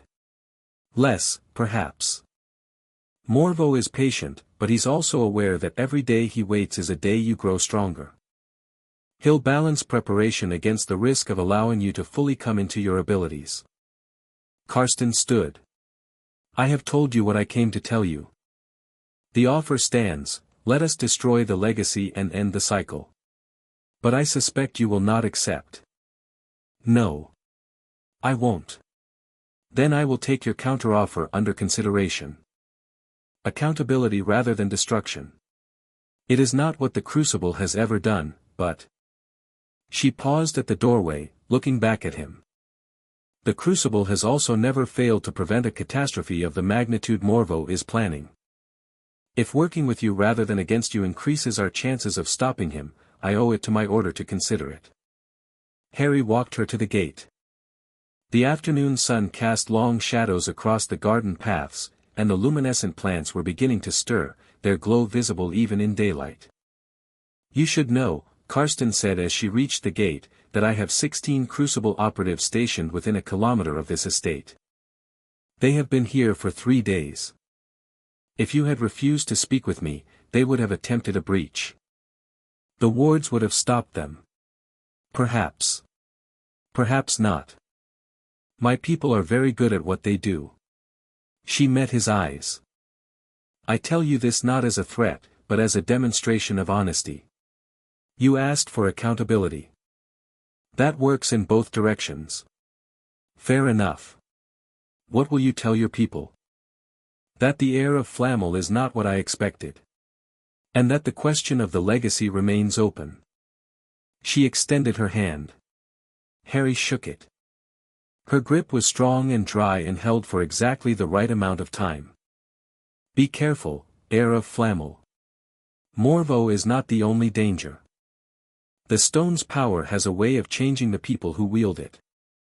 If you begin to change, I will know. And I will act. She walked through the gate and disappeared into the shimmer of the outer wards. Harry stood alone for a moment, watching the empty path.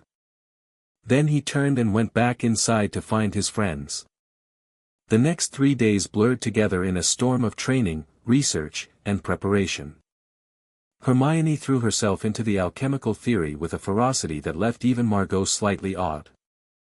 Unable to access the opus directly, she devoured the contents of the estate's library, which was extensive, containing texts in 7 languages that covered everything from basic transmutation theory to advanced metaphysics. She cross-referenced what Harry told her about the Opus's teachings with the theoretical frameworks in the library, building a comprehensive model of Flamel alchemy that Harry could use to structure his intuitive leaps. "You're doing the right things instinctively," she told him after a late-night session in the Athanor, surrounded by open books and scribbled diagrams. "But instinct is unreliable. If we can map the underlying theory onto your intuition, you'll be able to do consciously what you're currently doing by accident. And conscious control means precision, efficiency, and scalability." Scalability? Doing bigger things without killing yourself in the process. Right now, every major transmutation drains you because you're brute-forcing your way through with raw Flamel power. If we can teach you the theoretical shortcuts, the efficient pathways between material states that Nicholas mapped over centuries, you'll be able to achieve the same results with a fraction of the energy expenditure. It worked. With Hermione's theoretical framework guiding his practice, Harry's training accelerated dramatically. He broke through barriers in hours that Margot had warned him might take weeks. By the end of the second day, he could transmute any common metal into any other common metal with clean precision. By the third day, he was working with composite materials, alloys, minerals, organic compounds. The biological transmutation came on the third afternoon. Margot brought a potted plant from the gardens, a simple rosemary bush, unremarkable and non-magical, and set it on the workbench. "Living tissue," she said. "Different rules. Inorganic transmutation is about changing the identity of dead matter. Organic transmutation is about changing the expression of living systems without disrupting the underlying life force. It's orders of magnitude more complex." Harry held the rosemary and listened. The resonance was unlike anything he'd encountered with metals or minerals. It was dynamic, shifting, alive, a constantly changing melody rather than a fixed note. He could feel the cellular processes, the flow of water through the stem, the photosynthetic reactions in the leaves, the slow growth of roots in the soil. He pushed gently. Not changing anything, just encouraging, nudging the growth processes forward, accelerating the natural tendency of the plant to expand and flourish. The rosemary responded. New shoots appeared at the tips of branches.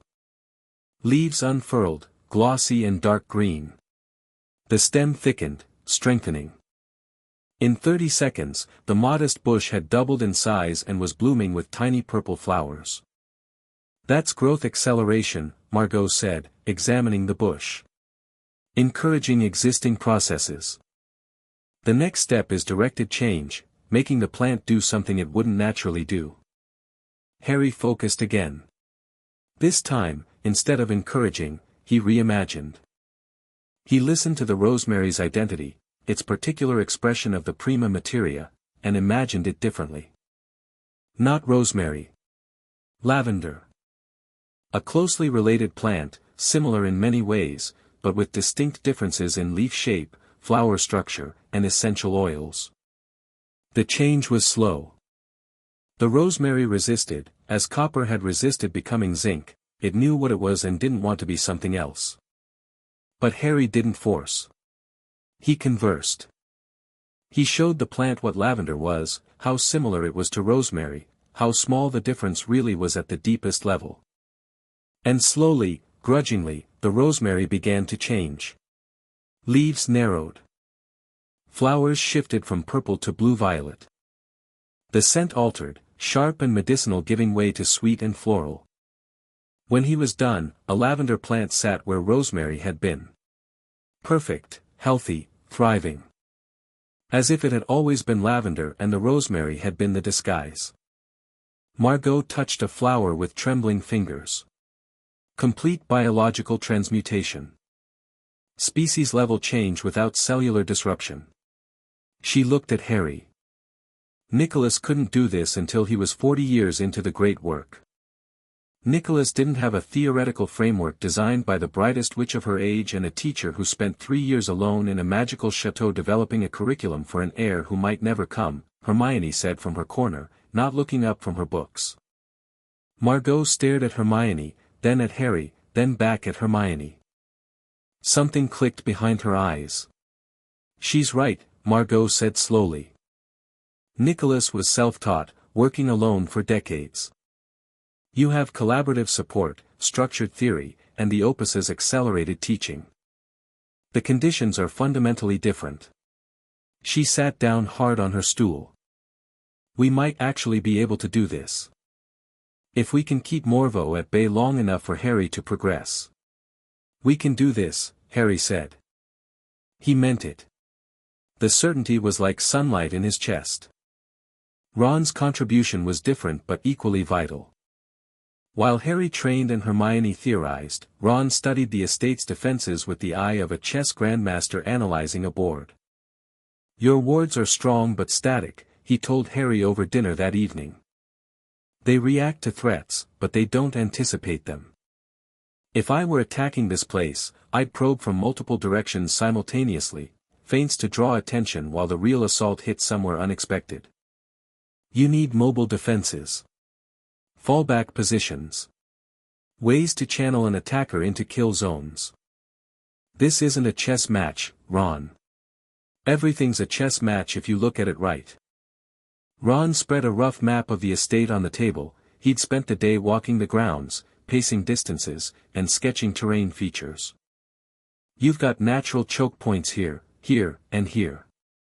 The gardens provide cover but also concealment for attackers. The Athanor is your king, most valuable piece, needs the most protection.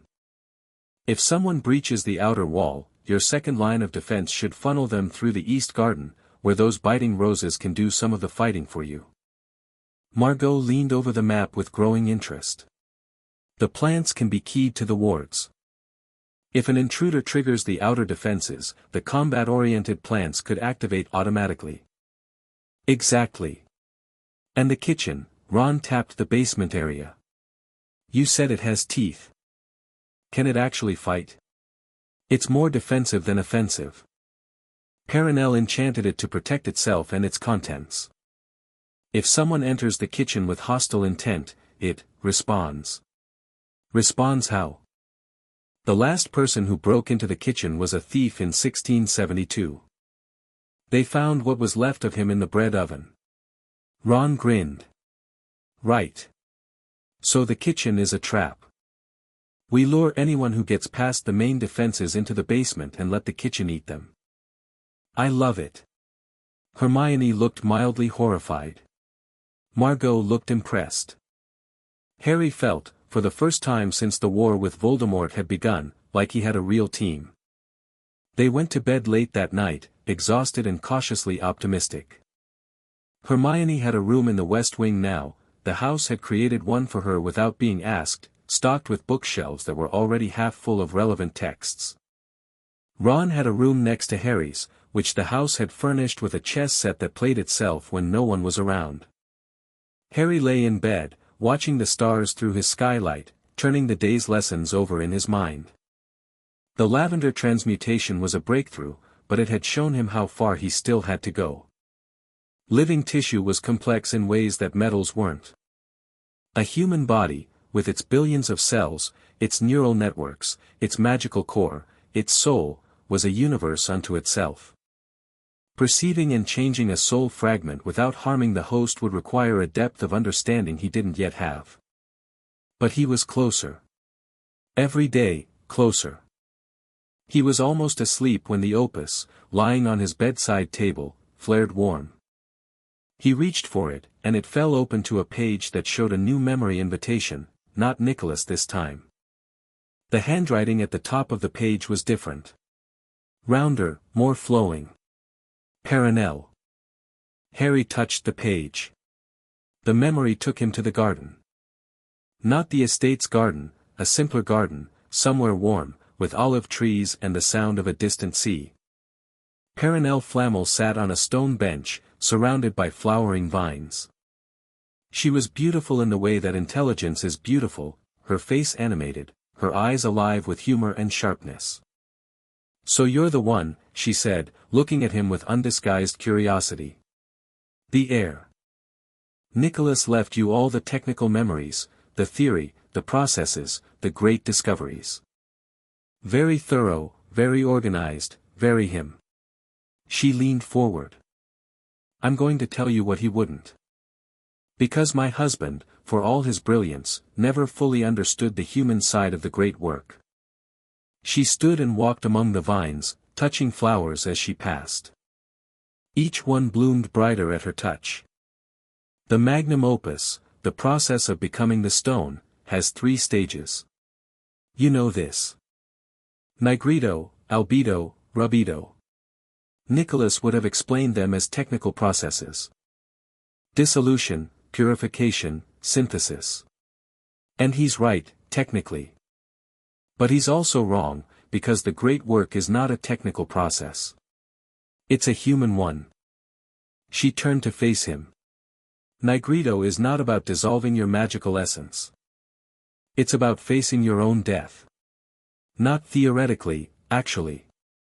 You must experience the reality of your own mortality so completely that it becomes part of you.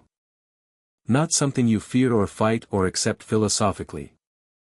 Something you know, the way you know hunger or cold. Most people cannot endure the nigredo. Not because it's painful, though it is, but because the human mind recoils from true understanding of its own end. Her eyes were serious now, the humor gone. Albedo is purification. Not of your magic or your body, of yourself. You must strip away everything that isn't essential. Fear, guilt, pride, attachment, not eliminate them, but see them clearly enough to choose which ones to keep and which to release. The albedo is where most people who survive the nigredo fail, because they discover they don't like what they are underneath the layers. She sat down again, and her expression softened. Rubedo is synthesis. Union of opposites. Creation and destruction become the same act. Life and death become the same state. You don't transcend humanity, you complete it. You become what a human being is meant to be when every limit is understood and accepted.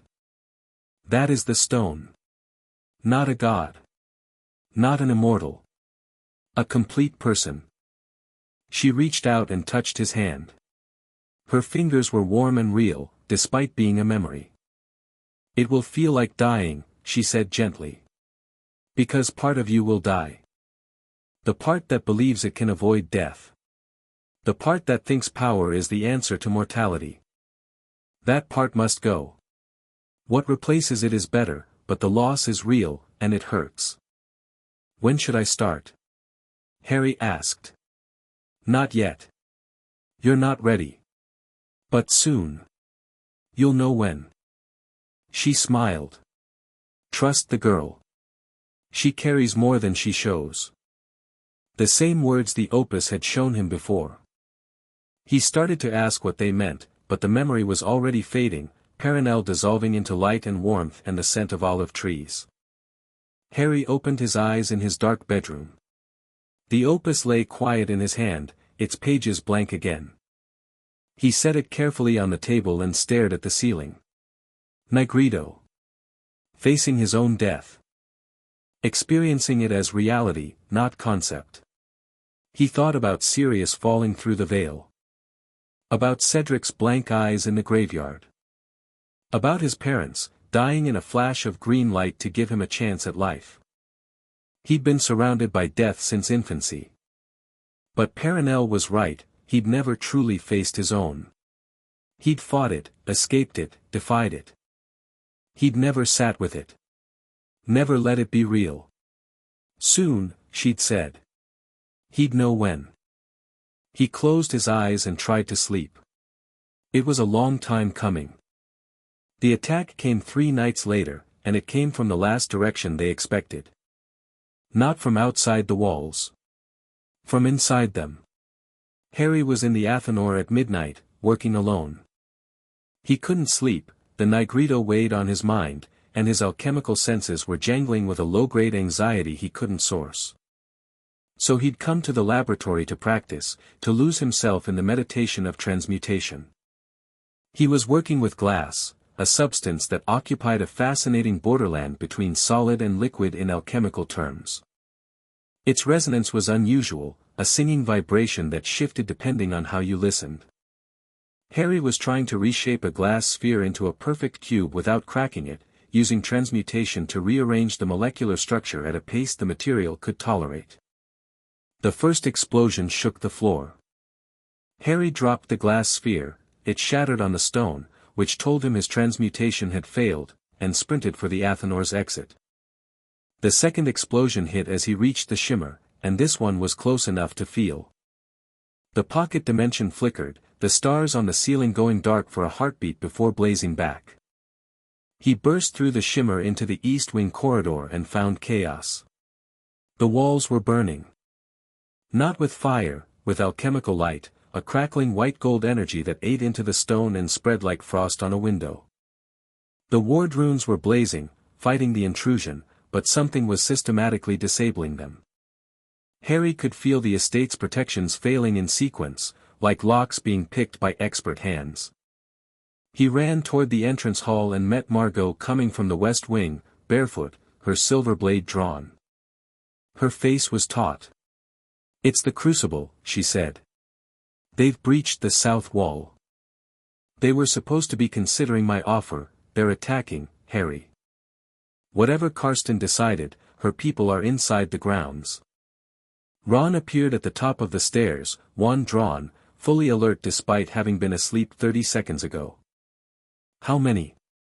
"I count 12 ward signatures," Margot said. "Maybe more. They're using anti-transmutation gear, specialized equipment that disrupts alchemical fields. I can't get a clean read on their positions." A third explosion, this time from the garden. Through the windows, Harry could see figures moving among the luminescent plants, dark shapes in gray, carrying devices that emitted pulses of white light. Each pulse disrupted a section of the estate's alchemical protections. The plants wilted and went dark wherever the pulses touched. "They're killing the wards," Harry said. "Layer by layer. If they reach the house, they reach the Athenor. And they can destroy it." Margot's eyes were hard. "This is what the Crucible does. Systematic elimination of alchemical sites. They're very, very good at it." Hermione appeared at the foot of the stairs, her wand out and her hair a wild halo. "I've been studying the ward architecture. The anti-transmutation pulses they're using, they work by flooding an area with null alchemical energy, creating a dead zone where transmutation can't occur. But it's localized. If Harry can, counteract it from the inside. Reinforce the alchemical field faster than they can neutralize it." Harry was already moving. "Ron, the choke points you identified, on it." Ron vanished into the house, heading for the east garden access. His voice floated back, "Anyone tries the kitchen, they deserve what they get. Margot, with me." "Hermione, the ward architecture, can you identify the sequence they're attacking?" "Already working on it." Hermione flattened herself against the wall where a ward rune was flickering and pressed her palm to it, closing her eyes. "They're dismantling outward in, perimeter first, then garden, then house walls. If we can break their sequence, the wards will re-establish automatically." "How do we break it?" "Take out the devices. The anti-transmutation emitters. Without them, the Crucible operatives are just wizards, and the wards will react to hostile magical activity." Harry and Margot charged into the garden. The night air was thick with the smell of burning flowers and disrupted magic. White pulses strobed across the paths, each one leaving a circle of dead ground where the luminescent plants had gone dark and the alchemical field had collapsed. Crucible operatives moved through the dead zones with military precision, advancing toward the house in a coordinated pattern. They wore gray armor, not medieval, but modern, sleek, layered with runes that Harry's alchemical sight could barely read. Each one carried a device about the size of a lantern that pulsed white light at regular intervals. And each one moved like a soldier, disciplined, aware, dangerous. Harry grabbed Margot and pulled her behind a copper beech. "I need to get to those emitters. Can you keep them busy?" "I can fight. I've been protecting this estate since I was 14. She pulled 2 vials from her belt, things she'd apparently been keeping ready for exactly this situation. Go. I'll draw their attention. She stepped out from behind the tree and hurled both vials at the nearest pair of operatives. The vials shattered on impact, releasing a cloud of silver vapor that expanded explosively. The operatives staggered back, their armor runes flaring as they fought off the alchemical assault. Margot followed the vapor, her silver blade catching the moonlight as she engaged. Harry ran. The nearest emitter was 30 meters away, carried by an operative who was methodically pulsing the south garden wall. Harry could feel the anti-transmutation field, a nauseating, dead sensation, like trying to breathe in a vacuum. Within the field's radius, his alchemical abilities were suppressed. He couldn't transmute. He couldn't hear resonances. He was just a 16-year-old wizard with a wand. Good thing he'd been a wizard before he was an alchemist. Expelliarmus. The operative dodged, trained, fast, and the disarming spell hit the emitter instead. The device cracked but didn't break, its pulse flickering. The operative turned, raising a wand of their own, and fired a hex that Harry sidestepped. Stupefy. Impedimenta. Harry's spellwork was faster and harder than it had been before the Flamel training. Something about perceiving the prima materia had sharpened his magical sight. He could feel spells forming before they were cast, see the magical energy coalescing in his opponent's wand. The operative was skilled, but Harry was faster. He caught the operative with a bodybind curse and dove for the emitter. Up close, he could see its construction, alchemical, ironically, a crystalline matrix that generated the null field through a process of magical inversion. He grabbed it and squeezed, pushing his alchemical will into the crystal despite the null field's resistance. The emitter fought him. The null field pushed back, trying to suppress his abilities. But Harry wasn't trying to transmute the emitter. He was trying to understand it, its structure, its function, the precise frequency of its inversion field. And understanding, he was learning, was harder to suppress than action. He found the frequency. He felt its shape. And then he generated the opposite, a pure alchemical pulse, raw and unstructured, that resonated with the emitter's frequency but in reverse. The emitter shattered in his hand. A wave of golden light rippled outward from the break point, and the dead zone collapsed. The garden's alchemical field roared back to life. Plants blazed with renewed luminescence, ward runes reignited, and the estate's protections re-established with a vengeful force that knocked 3 nearby operatives off their feet. Harry was already running toward the next emitter. The battle through the gardens was unlike anything he'd experienced. Crucible operatives were not Death Eaters, they didn't monologue, didn't play games, didn't underestimate. They fought with precision, adapted to his tactics, and supported each other with the coordination of a team that had trained together for years. But Harry had the estate. Every time he destroyed an emitter, the wards surged back and the gardens came alive. Combat-oriented plants, Perenel's angry roses, a vine with thorns that could punch through armor, a tree that dropped concussive seed pods on anyone the wards identified as hostile, joined the fight. Ron, positioned at the east garden choke point, had turned the narrow path between 2 walls into a killing ground, his hexes and jinxes funneling operatives into the rose bushes, which attacked with enthusiasm. Hermione worked from the house, her wand pressed against ward rune after ward rune, stabilizing the ones that had been damaged and strengthening the ones that hadn't. She couldn't do alchemy, but she could do magic, and her spellwork was precise enough to reinforce the ward architecture from the inside while Harry dismantled the emitters from the outside. Margot was terrifying. Without the Flamel blood, she couldn't match Harry's transmutation power, but she was a trained alchemical warrior who had been preparing for an attack on the estate for years. Her silver blade was enchanted with transmutation effects that she'd spent years refining, each cut disrupted an opponent's alchemical defenses, stripping away protective runes and leaving them vulnerable to the estate's countermeasures. She moved through the garden like a dancer, efficient and lethal, taking down 3 operatives before anyone could coordinate a response. Harry was halfway through destroying the fifth emitter when he felt a new presence at the gate. Not an operative. Something stronger. Much stronger. Isolde Karsten walked through the shattered remains of the gate with the unhurried pace of someone who had already decided how the night would end. She carried no emitter, no device. Instead, she held a blade, longer than Margot's, broader, glowing with a cold white light that Harry's alchemical sight recognized as concentrated null energy. An anti-alchemical weapon. Designed specifically to destroy transmutation effects. Enough, Karsten said. Her voice carried across the garden, calm and final. I gave you a chance to choose wisely. You chose stubbornness. That is your right. But the legacy dies tonight. Harry stepped into the path between Karsten and the house.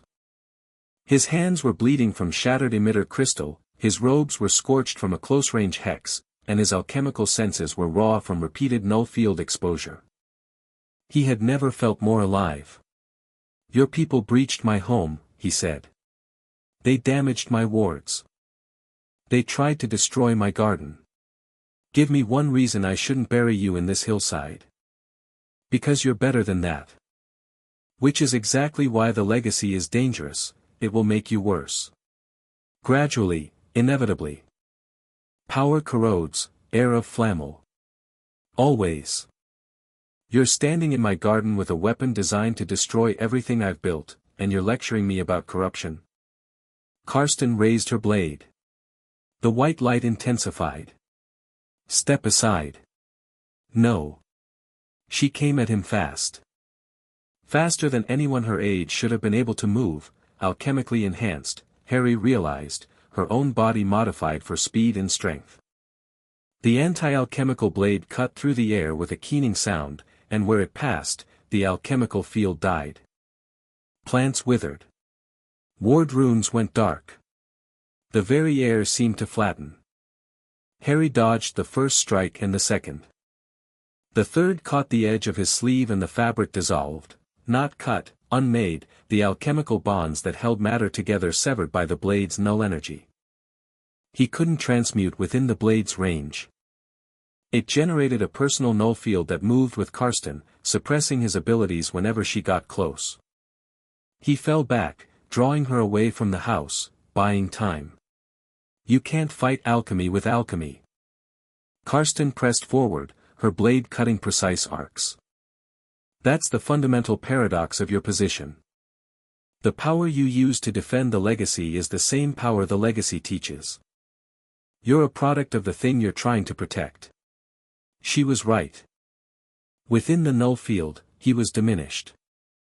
His alchemical senses went foggy, his transmutation ability collapsed, and he was left with wand magic alone, which Karsten matched with her own considerable magical skill while simultaneously wielding the blade. Harry retreated across the garden, Karsten advancing.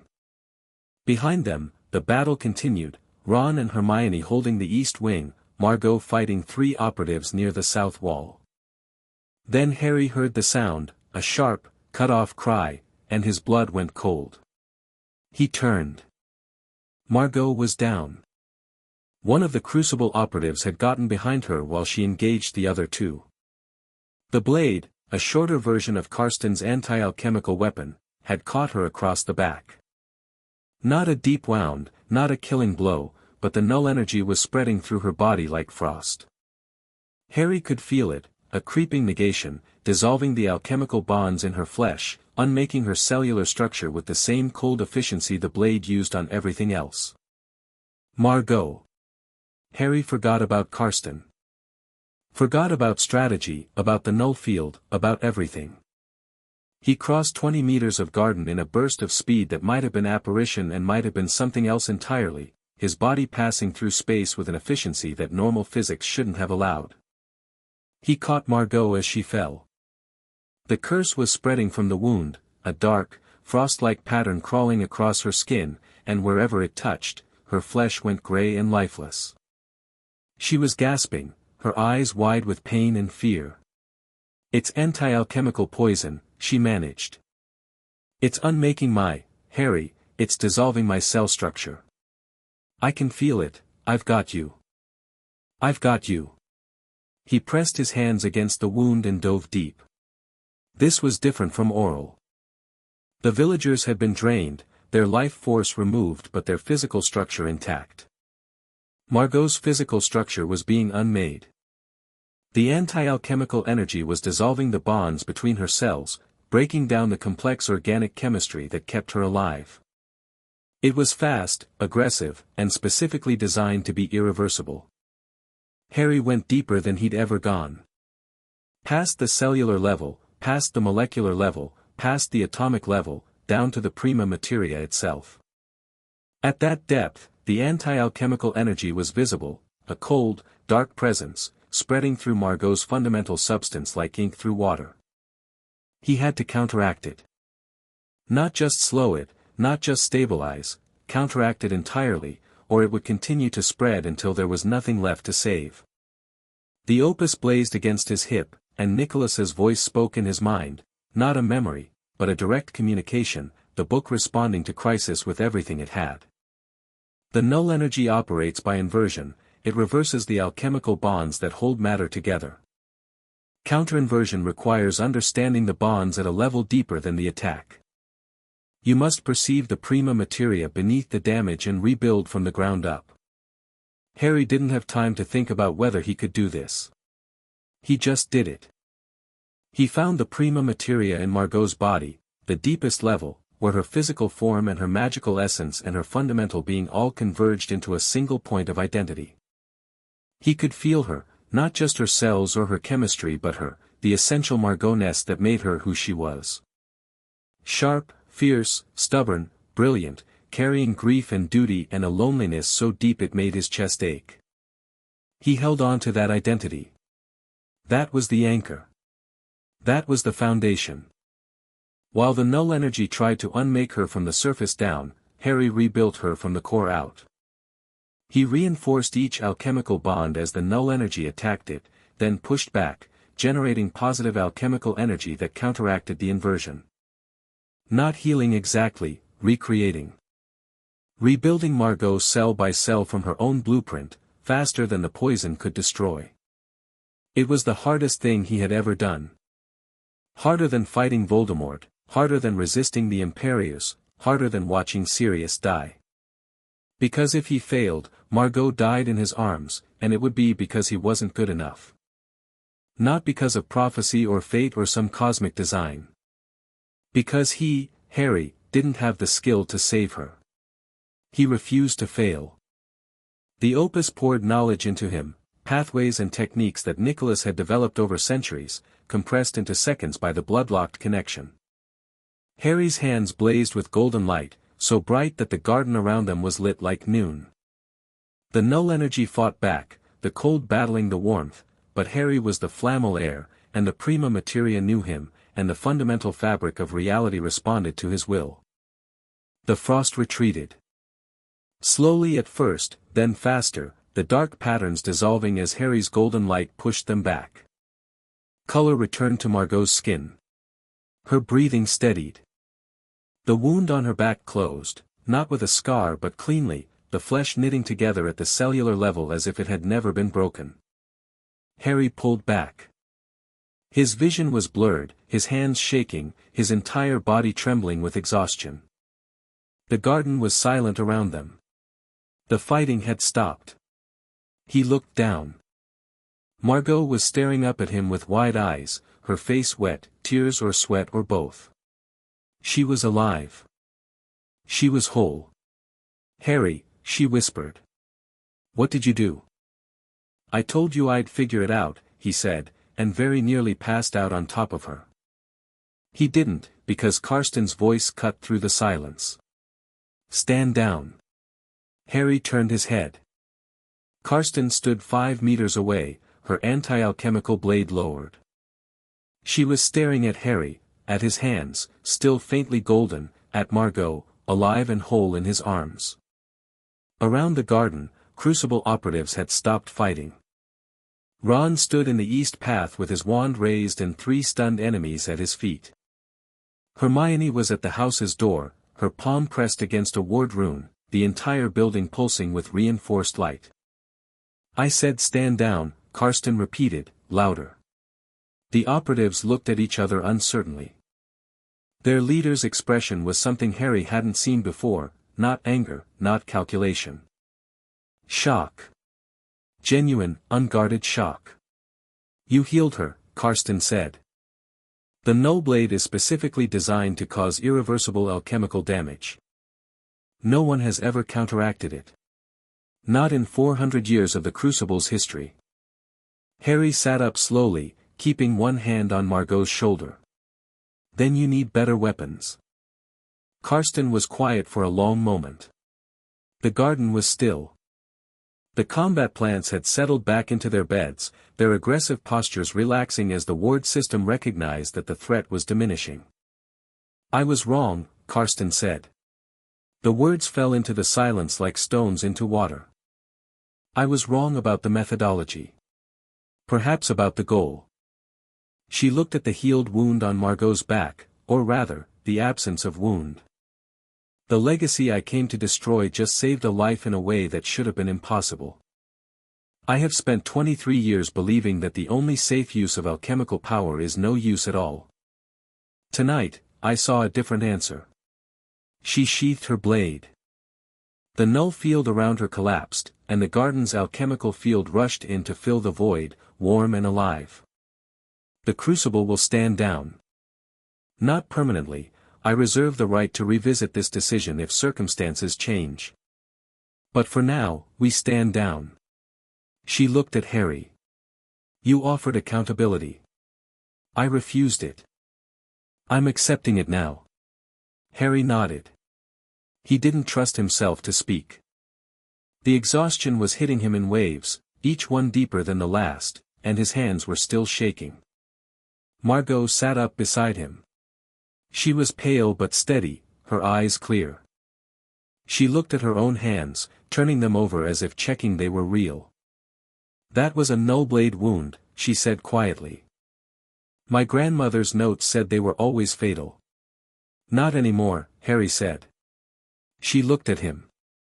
The moonlight caught her face, and for a moment all her walls were down, the guardedness, the hostility, the fierce independence. He saw her fully, a girl who had been carrying an impossible burden alone for 3 years, who had just felt herself dying and been pulled back by someone she was only beginning to trust. "Thank you," she said. Just that. But the way she said it contained everything that "thank you" can contain between two people who have been through something that changes the shape of the world between them. Hermione's voice cut through the moment. She was striding across the garden, her hair even wilder than usual, her face tight with that particular expression she wore when she'd put something together and couldn't wait to share it. "Harry. We need to talk. Now." "Hermione, I can barely stand, it's about the Horcruxes." That got his attention. He let Margot help him to his feet and followed Hermione inside, Margot at his side, Ron falling into step behind them. Karsten watched them go, then turned to her operatives and began issuing quiet orders. They gathered in the dining room. The kitchen, in a burst of anxious hospitality, produced hot chocolate, sandwiches, and a tray of pastries that nobody touched. Harry collapsed into a chair. Margot sat beside him, close enough that their arms touched. She didn't move away. "What about the Horcruxes?" Harry said. Hermione had that light in her eyes, the one that meant she'd connected something vast and was about to change everyone's understanding of the problem. "I've been studying the Opus's theoretical framework, not the blood-locked content, but the principles Harry's been sharing with me. The 3 pillars, sulfur, mercury, salt.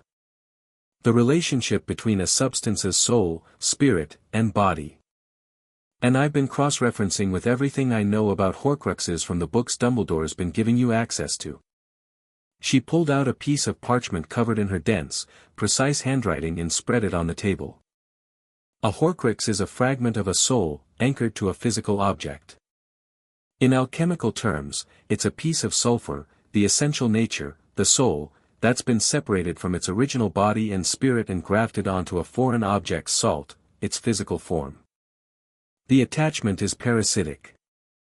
The soul fragment feeds on the object's inherent magical energy to sustain itself. We know this, Ron said gently. Yes, but here's what we didn't know. Hermione pointed to a diagram she'd drawn. In alchemical theory, a parasitic attachment can be severed by understanding the nature of the attachment point. Not the soul fragment itself, the connection between the fragment and the host object. If you can perceive that connection at the prima materia level, you can transmute it. Change its nature. Turn a parasitic bond into something inert. Which would separate the soul fragment from the object, Harry said slowly. Without destroying either one. The fragment would simply detach. Float free. Without an anchor, a soul fragment can't sustain itself in the physical world. It would dissipate naturally. No need to use basilisk venom or fiend fire or anything destructive. Just understanding and precision. The room was very quiet. You're saying I could remove a Horcrux from its container without destroying the container? That's exactly what I'm saying. Hermione met his eyes. Harry, do you understand what that means? If the Horcrux can be removed from any container without damaging it, any container, Harry repeated. And the words hit him like a spell to the chest. He thought about the night in the Department of Mysteries. The prophecy. The connection between his mind and Voldemort's. The scar. Harry. Hermione's voice was gentle now, careful. Dumbledore has been collecting information about the Horcruxes. He suspects there are 6, created from significant objects. But there's something he hasn't told you. Something I think he's been avoiding because he doesn't have a solution for it. You think I'm one of them? The words came out flat. Calm. As if he'd always known, somewhere beneath the surface, and was only now letting the knowledge rise. I think it's possible, Hermione said. The connection between you and Voldemort, the Parseltongue, the scar, the shared visions. It all fits the pattern of a parasitic soul attachment. If Voldemort accidentally created a Horcrux when he tried to kill you as a baby, then the only way to destroy it, traditionally, would be to destroy the host object. Me. Harry touched his scar. It was quiet tonight, no pain, no visions. Just a thin line of raised skin. That's why Dumbledore hasn't told me. Because he doesn't know how to fix it without killing me. But you can fix it, Margot said. She'd been listening in silence, her sharp mind clearly running the same calculations as Hermione. If you can perceive the attachment at the prima materia level, you can transmute the bond. Separate the fragment from you without harming yourself. It's the same principle as what you did for me tonight, rebuilding from the core while removing the damage. Harry sat with this. The opus pulsed against his hip, warm and insistent. He could feel it responding to the conversation, responding to the idea, as if the book itself recognized the connection. I'm not ready, he said. Not yet. Removing a Horcrux from a cup or a locket is one thing. Removing one from my own soul is. I'd need the magnum opus. The full transformation. Nigredo, albedo, rubedo. Then we train, Hermione said. We prepare. We give you everything you need. And Morvo? Is a problem. A big one. But Harry, the Horcruxes are the war. Voldemort can't be killed while they exist. If you can remove them without destruction, you've changed the entire equation. Dumbledore's been treating the Horcruxes as obstacles to be battered through. You can treat them as knots to be untied. Ron leaned forward. So the plan is, train Harry up, take out the Horcruxes with alchemy instead of brute force, and deal with Morvo before he builds his dark stone and blows up Hogwarts. All in about a month. When you put it like that, it sounds simple, Harry said. Nothing about this is simple, mate. But it's clear. And I'll take clear over complicated any day. Ron picked up a sandwich. We've got a plan. That's more than we've had in 5 years of fighting you-know-who. Harry looked around the table. Ron, loyal and steady, his strategic mind already turning over the logistics. Hermione, brilliant and fierce, her theoretical framework turning the impossible into the merely very difficult. Margot, sharp and strong, the scar from her near-death already fading, her eyes meeting his with a warmth that hadn't been there a week ago. And in the garden, Isolde Karsten, who had come to destroy them and ended up on their side because she'd seen something she couldn't deny. Harry thought about Nicholas Flamel, 600 years ago, alone in a workshop, reaching for the prima materia for the first time. He thought about Perenelle, planting impossible gardens, telling the heir to trust the girl. He thought about his grandmother, Celestine, hiding her name and her bloodline to protect a legacy she would never use. He thought about Morveau, brilliant and dying, convinced that genius entitled him to salvation. And about Voldemort, who had torn his own soul to pieces because he was too afraid to die. And he thought about himself, Harry Potter, Harry Flamel, 16 years old, sitting in a kitchen that had teeth, surrounded by people he loved, holding in his blood the potential to change the fundamental nature of reality. "We need Dumbledore," Harry said. Everyone looked at him. "I know. I know what he's done. I know he's kept secrets and manipulated me and treated me like a chess piece. But he has information we need, about the Horcruxes, about their locations, about Voldemort's history. And he needs to know what we've figured out. If there's a way to remove the Horcruxes without destruction, he needs to know." Harry took a breath. "I'm not forgiving him. I'm not going back to being his weapon. But I'm done cutting off useful allies because they've hurt me. That's a luxury we can't afford." "I'll send the owl," Hermione said. "No. I'll do it myself." Harry pulled parchment and quill from the drawer. "He deserves to hear it from me." He wrote slowly, choosing each word with care. "Professor Dumbledore, I know about the Horcruxes. I know what you suspect I am. I think I can fix it, all of it, without anyone dying. Come to Chateau Embrace. Come ready to be honest, for once. The game has changed. I'd like you to be part of it."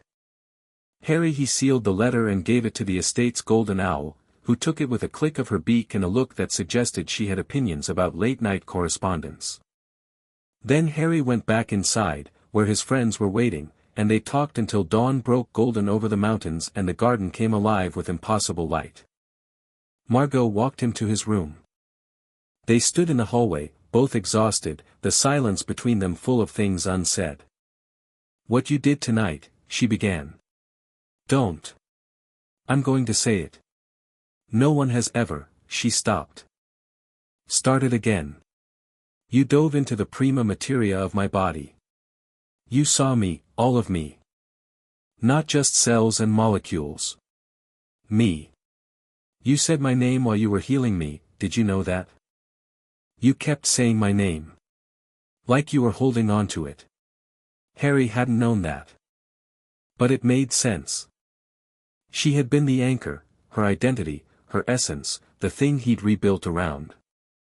"I couldn't let you go," he said simply. She looked at him for a long time. Then she reached out and took his hand, briefly, just a squeeze, her calloused fingers warm against his. "Don't ever do that to yourself again. The energy cost of what you did tonight could have killed you. But it didn't. This time." She let go of his hand. "Get some sleep. Dawn is in 2 hours, and I'm not going easy on you because you saved my life. Wouldn't dream of it." She turned to go. At her door, she paused. "Harry." "Yeah. When you were inside the prima materia, healing me, what did it feel like?" He thought about it. The warmth, the light, the overwhelming complexity of a living body at its most fundamental level. The fierce, sharp, beautiful pattern that was Margot, her soul, her spirit, her body, all woven together into something irreplaceable. "It felt like home," he said. She didn't say anything to that. She went into her room and closed the door. But Harry heard a sound through the wood, small, quickly muffled, that might have been a laugh or might have been something else entirely. He went to his own room. The opus lay on his bedside table, open to a new page. The golden ink formed words he hadn't seen before. "You are ready for the Nigredo." Harry read the words 3 times. Then he closed the book, lay down, and slept. Outside, the stars turned over Chateau Embrace. The wards hummed, stronger than ever. In the garden, the plants that had survived the battle were already regrowing, filling in the dead zones left by the crucible's emitters. The estate healed itself the way it had always healed itself, patiently, persistently, with the deep certainty of a living thing that knew what it was and refused to be unmade. And in the east wing, the heir of Flamel slept, dreaming of dissolution. Chapter 4, Gold and Ash. Dumbledore arrived 2 days after Harry's letter, and he came diminished. Harry saw him through the entrance hall window, a tall, thin figure walking up the lavender-lined path in robes of muted grey, not the vibrant purples and blues he usually favored. His beard was the same impossible length, his half-moon spectacles still perched on his crooked nose, but something fundamental had changed. The performance was gone. The carefully constructed persona of the eccentric, omniscient headmaster had been packed away, and what remained was a very old man carrying a very heavy burden up a hill in the French sunshine. The wards read him and found no hostility. Harry opened the gate himself. "Professor." "Harry." Dumbledore stopped at the threshold and looked at him. Really looked, not the strategic assessment Harry had grown used to, the chess master evaluating a piece, but something more raw and searching. "You look well. You look different." "I am different." "Yes. I can see that." Dumbledore's gaze moved past Harry to the chateau, taking in the alchemical architecture, the luminescent gardens, the faint golden shimmer of the wards. Nicholas spoke of this place often. He described it as his greatest creation, greater than the stone, greater than the elixir. A living work of art that would outlast him by centuries. His voice was soft with memory. He was right. "It's magnificent. Come inside." They walked through the entrance hall in silence. The house responded to Dumbledore's presence with cautious neutrality, the candles brightened slightly but the doors didn't open ahead of him the way they did for Harry. Polite but watchful. Harry led him to the dining room. The kitchen had produced a simple tea service, no elaborate pastries this time, just strong tea and plain biscuits.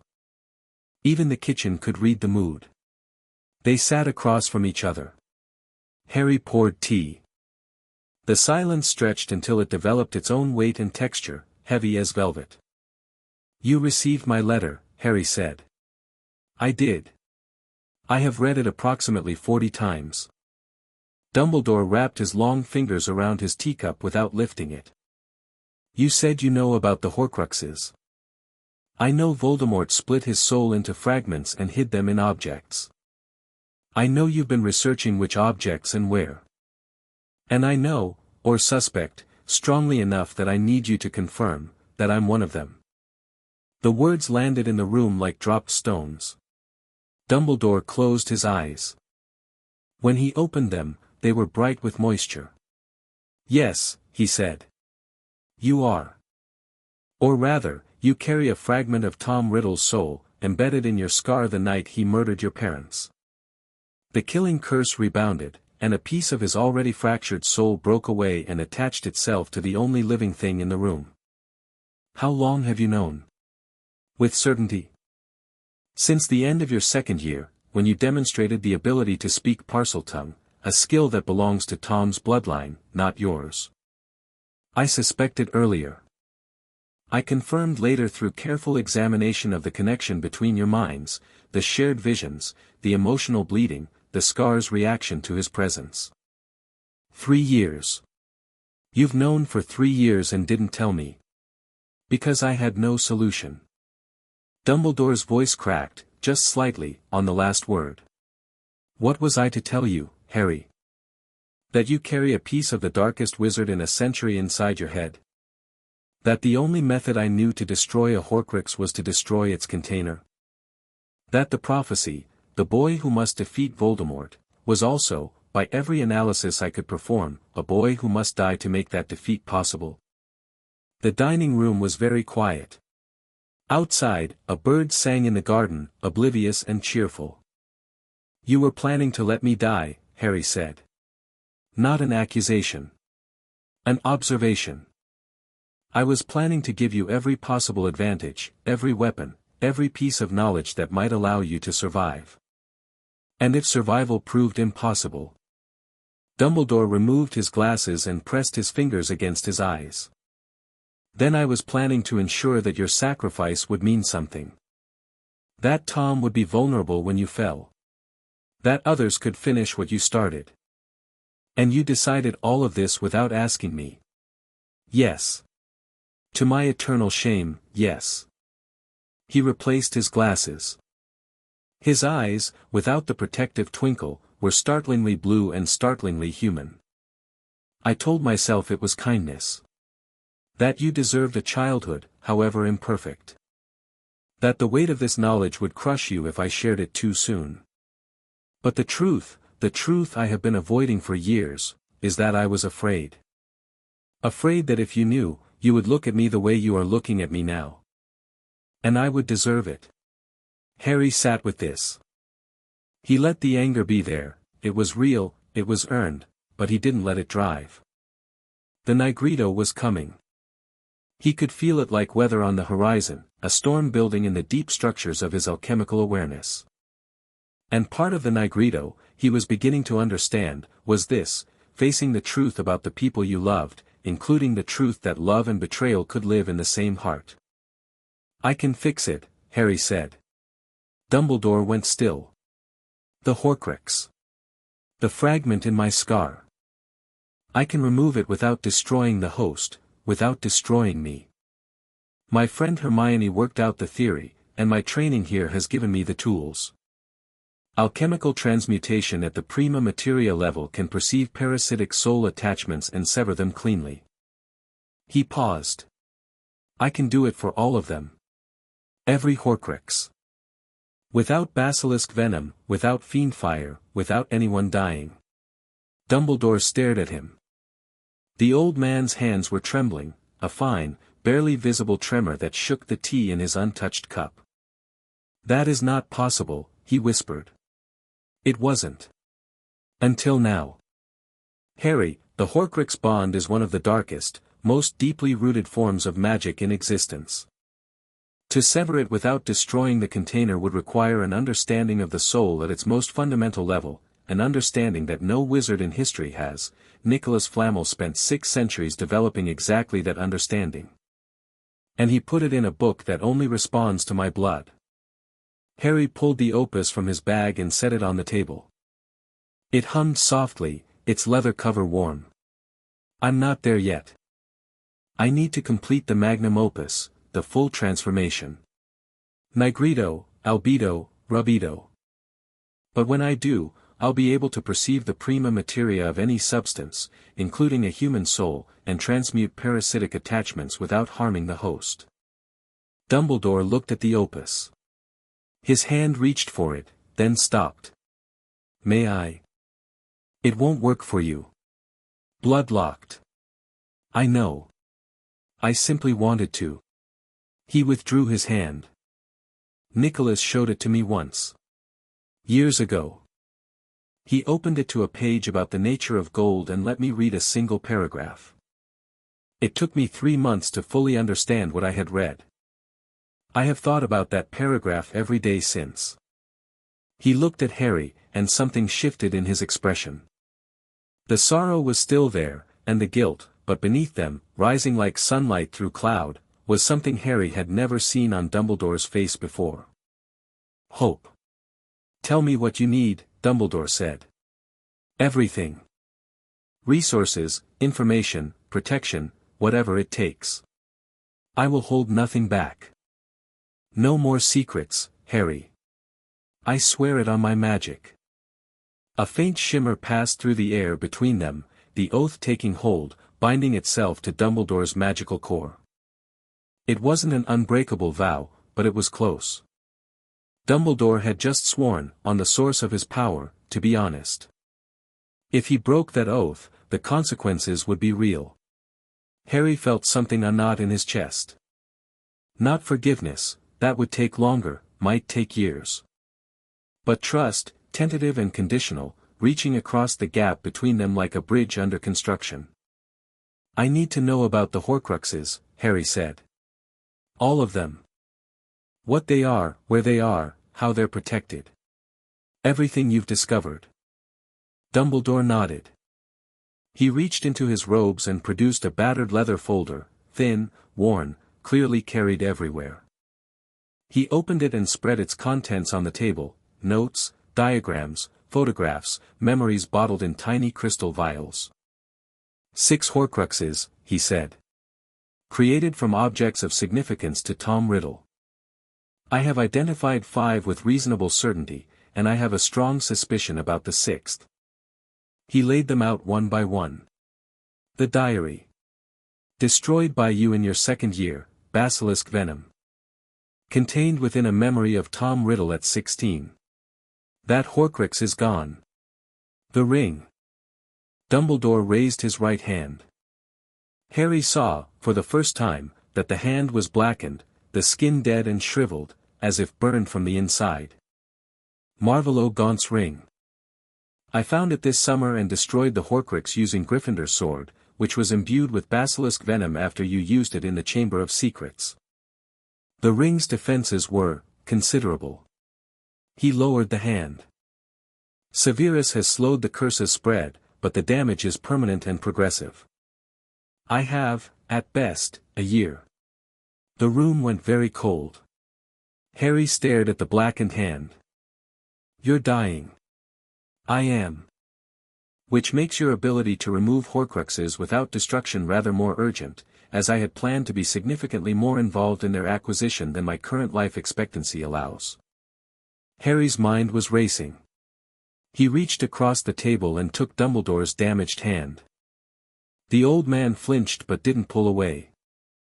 Harry closed his eyes and dove into his alchemical sight. The curse was immediately visible, a vicious, crawling darkness that had burrowed into Dumbledore's flesh and was slowly consuming it, spreading from the hand up the arm toward the shoulder. It was Voldemort's magic, twisted and foul, designed to kill slowly and painfully.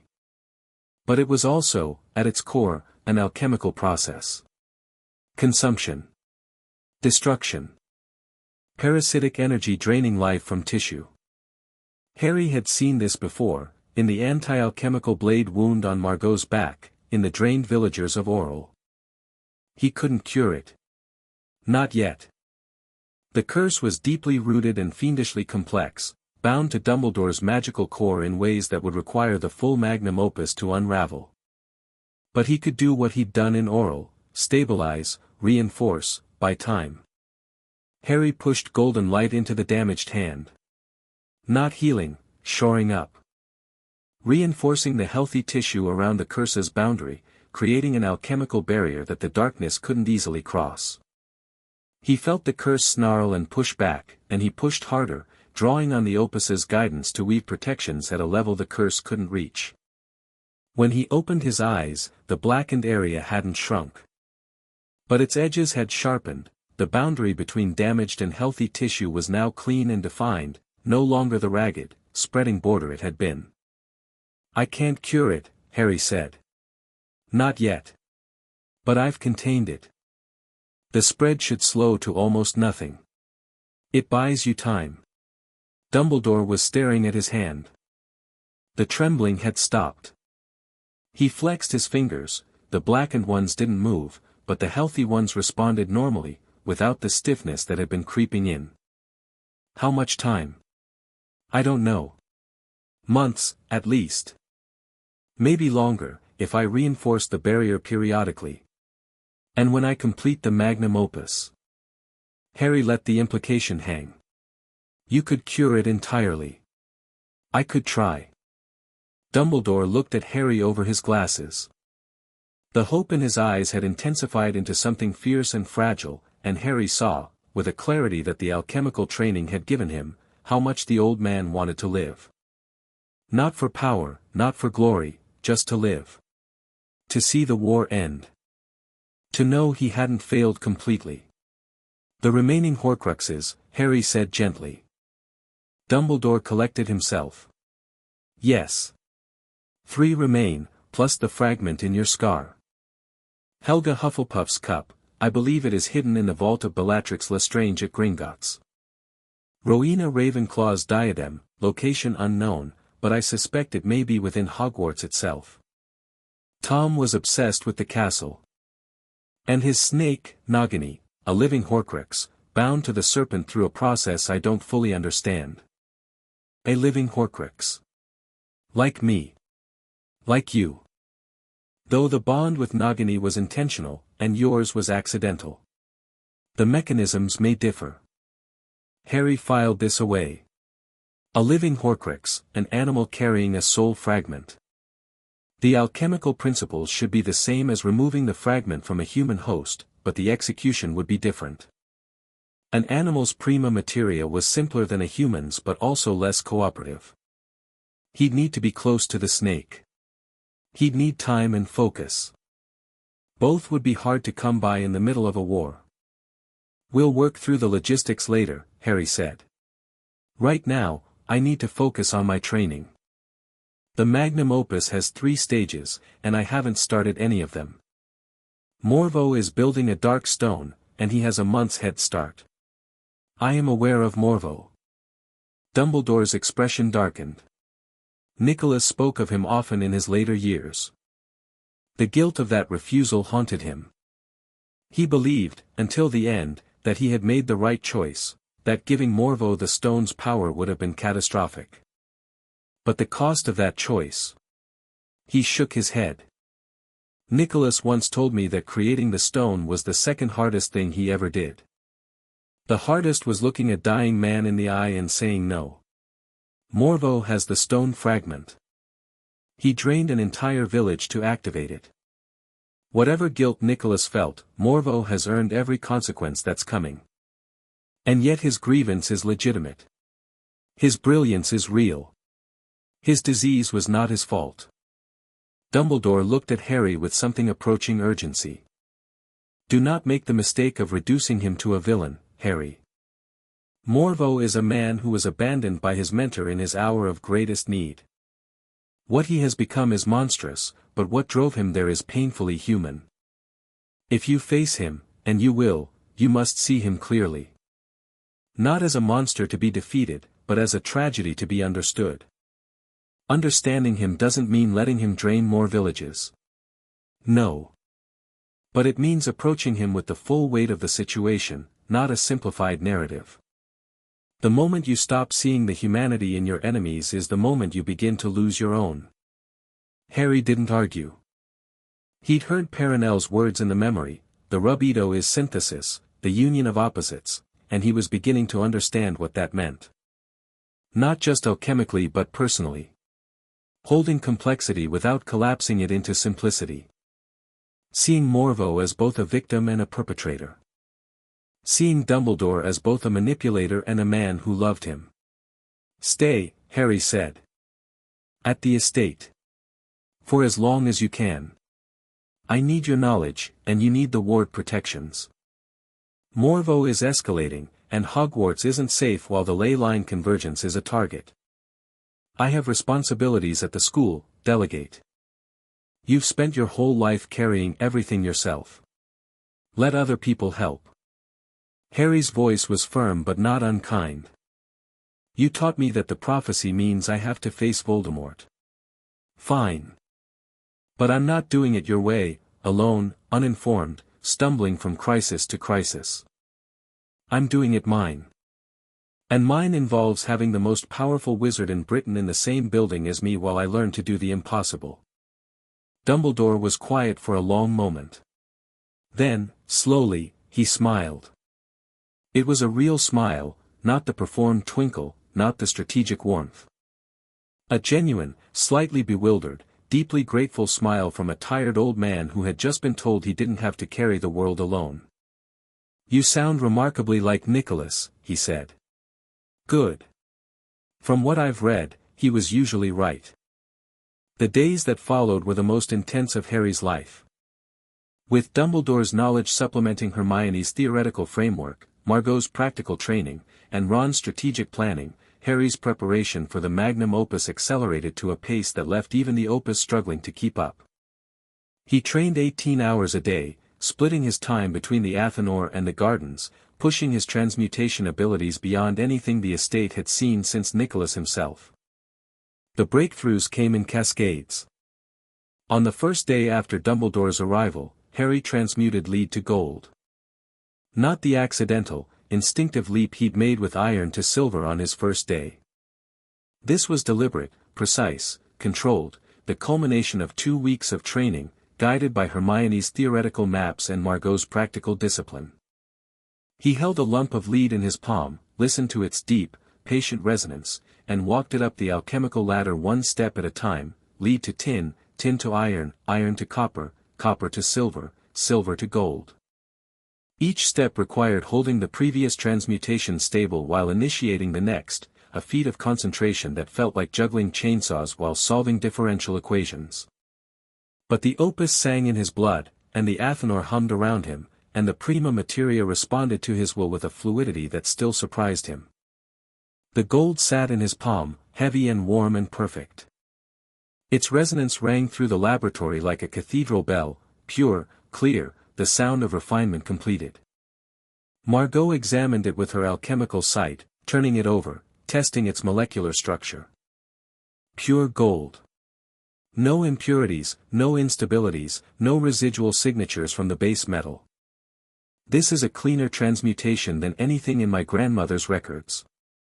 Nicholas's first gold transmutation took him 30 years, Hermione said from her corner, where she was surrounded by a fortress of books and notes. Harry's took 2 weeks. Different methodology, different support structure, Margot said. But she was looking at Harry with an expression that had evolved far beyond the grudging respect of their first days. There was wonder in it, and something deeper, a recognition that what she was witnessing was not just skill development but the emergence of something genuinely unprecedented. Dumbledore, watching from a stool near the wall, said nothing. But his eyes were bright, and the blackened hand resting in his lap had regained a faint warmth that hadn't been there before. On the third day, Harry cracked composite transmutation, changing an alloy into its component metals simultaneously, separating bronze into copper and tin with a thought. On the fourth day, he reversed the process, creating alloys from pure metals by understanding how their resonances could harmonize into something new. On the fifth day, he healed a dying tree. It was one of Perenelle's creations, a silver birch that had been transmuted centuries ago into something that wept sap of liquid moonlight. The crucible's attack had damaged its root system, and the anti-alchemical residue was slowly poisoning it. Its leaves were going black, its branches drooping, its luminescent sap turning dark and sluggish. Harry pressed his hands against the trunk and dove into the tree's prima materia. The damage was extensive, the anti-alchemical energy had burrowed deep, disrupting the transmutation that made the tree what it was. Normal healing wouldn't work. The tree wasn't naturally a moonlight birch, it had been made into one by Perenelle's art. To heal it, Harry had to understand not just the tree's biology but the alchemy that had been layered onto it, the specific transmutation that transformed ordinary sap into liquid moonlight. He found Perenelle's fingerprint in the tree's essence. Her touch, centuries old, woven into every cell, the warmth, the humor, the fierce botanical love. He could feel her intention, not just to change the tree but to elevate it, to show it what it could be if someone loved it enough to help it grow. Harry rebuilt the tree from the root up, following Perenelle's original design but adding his own reinforcements, protections against anti-alchemical damage woven into the cellular structure at the prima materia level. When he finished, the birch blazed with renewed light, its sap running silver-white, its leaves unfurling in a cascade of dark green that caught the Athanor's starlight and scattered it in tiny rainbows.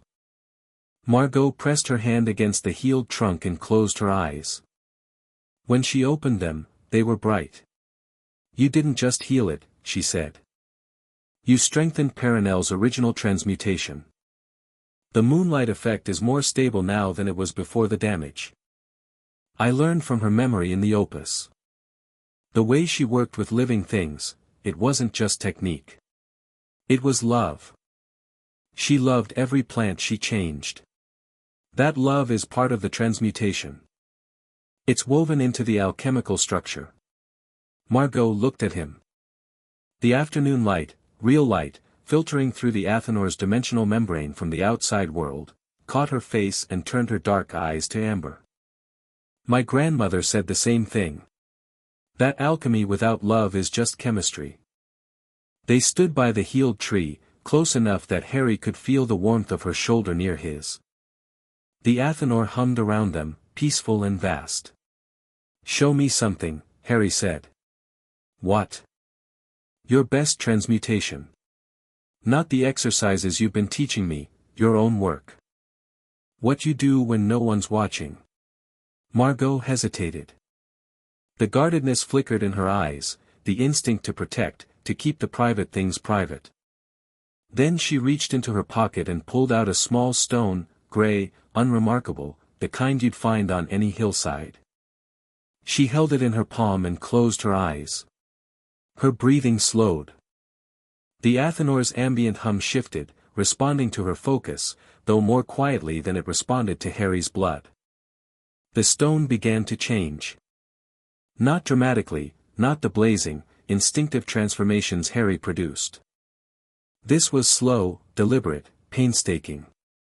The gray surface darkened, developed depth, began to shimmer with internal light. Tiny crystalline structures formed within the stone, catching the light and refracting it into deep blue and violet. The shape shifted subtly, becoming more angular, more defined, until what sat in Margot's palm was a small, perfect sapphire. But that wasn't the remarkable part. The remarkable part was the resonance. Harry, listening with his alchemical sense, could hear what Margot had done, not just changed the stone's material composition but woven something into it. A pattern. A memory. A feeling. It sounded like grief. Not sharp, fresh grief, old grief, the kind that had been carried so long it had become part of the carrier. The sapphire resonated with loss and love and fierce, stubborn endurance. It was, Harry realized, a portrait.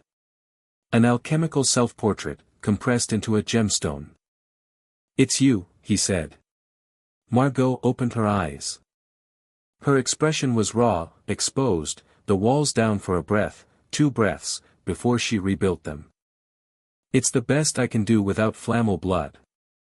Emotional transmutation, embedding feeling into matter. My grandmother said it was the one area where technique could substitute for bloodline. If you understand the emotion deeply enough, the material responds. It's beautiful. It's limited. I can only embed emotions I've fully processed, grief, duty, loneliness. The positive ones, joy, love, they require a depth of understanding I haven't achieved yet. She closed her fingers around the sapphire. Maybe I haven't felt them enough to understand them. Harry heard the admission underneath the words. 3 years alone in a magical estate, carrying a dead woman's purpose, waiting for someone who might never come. She'd had plenty of raw material for grief and duty. Not much for joy. He reached out and covered her closed fist with his hand. The sapphire was warm between their palms. When this is over, he said. When Morveau is dealt with and the Horcruxes are handled and the war is won. When the work is done. We're going to sit in that garden and do absolutely nothing. No training, no strategy, no life or death decisions. Just, nothing. That sounds boring. That sounds amazing. She looked at their joined hands. Then she looked at him. The walls were still down, and behind them was the girl, 17, brave, lonely, brilliant, carrying a sapphire made of grief in her pocket because it was the most honest thing she knew how to create. I'll hold you to that, she said quietly. They stood there for a moment longer. Then Margot withdrew her hand, pocketed the sapphire, and said, "Back to work," in a voice that was almost but not quite steady, and the moment passed into the category of things that had happened and couldn't be unhappened. That evening, Harry walked the estate alone. He did this sometimes, left the Athanor and the strategy sessions and the endless theoretical discussions and simply walked. The grounds were vast, extending far beyond what was visible from the house. Orchards of transmuted fruit trees, vineyards where the grapes produced wine that responded to the dringer's mood, meadows of wildflowers that bloomed in patterns too regular to be natural. He walked to the south wall, the section Vrel had attacked, now reinforced with Harry's intent reading wards, and stood looking out over the countryside. The French landscape rolled away to the horizon, golden in the evening light, peaceful and ordinary. Somewhere out there, Morveau was working. Preparing. Growing the stolen fragment into something terrible. Harry could feel it, distantly, through the opus's connection to the prima materia. A wrongness on the edge of his perception, like hearing a note played slightly flat in an otherwise perfect symphony. The dark stone was growing. Morveau was feeding it, though Harry couldn't tell how or from where. The process was slow but steady, a patient accretion of stolen power that would eventually reach critical mass. They were running out of time. Harry could feel that too, not as a calculation but as an alchemical certainty, a resonance in the prima materia that spoke of approaching crisis. The world was being bent out of shape by what Morveau was doing, and it could only bend so far before it broke. The opus pulsed against his hip. Harry pulled it out and opened it. A new memory waited, Nicholas again, older this time, his face lined with centuries of living. Harry touched the page. The workshop. Late at night. A single candle burning.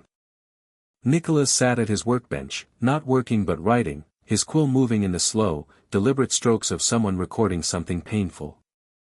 "I turned him away today," Nicholas said without looking up. "Morveau.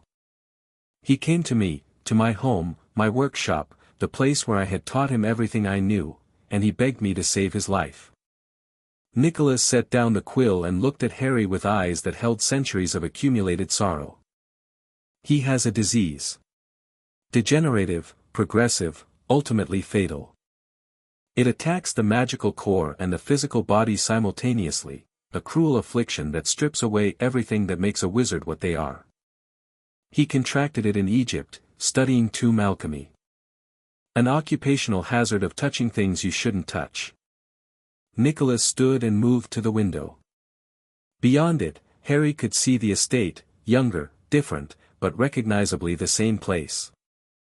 "I could cure him. The stone, the true stone, the understanding I have achieved, would allow me to perceive the disease at the prima materia level and transmute it into something harmless. A morning's work, perhaps less. He knows I can do this. He knows I have done it for others. I cured Perenelle of the same class of disease 2 centuries ago." He turned from the window. "But I cannot cure Morveau. Not because I lack the ability. Because of what he has already done." Nicholas's voice was heavy. 3 months ago, a young witch died in Lyon. She was 19. Her magical essence was drained completely, ripped from her body by an alchemical process I recognized, because I taught the theoretical foundations to Morveau myself. He had already begun his parasitic experiments. He had already killed to sustain himself. If I cure him, if I give him decades, centuries of healthy life, what will he do with that time? Continue his experiments? Drain more victims? He is brilliant, Harry. More brilliant than me in many ways. If he were healthy and whole and given centuries to refine his techniques. Nicholas shook his head. I cannot give a weapon unlimited ammunition and call it mercy. He begged. He wept. He told me I was condemning him to a slow, agonizing death, and he was right. I was. I am. Nicholas sat down heavily. And he told me something that I have never been able to answer. He said, Who gave you the right to decide who lives and who dies? Who appointed you the arbiter of worth? And the answer, of course, is no one. No one gave me that right. I took it, the day I created the stone. I took the power of life and death and I decided, I alone, how it would be used. He looked at Harry with an expression of terrible honesty.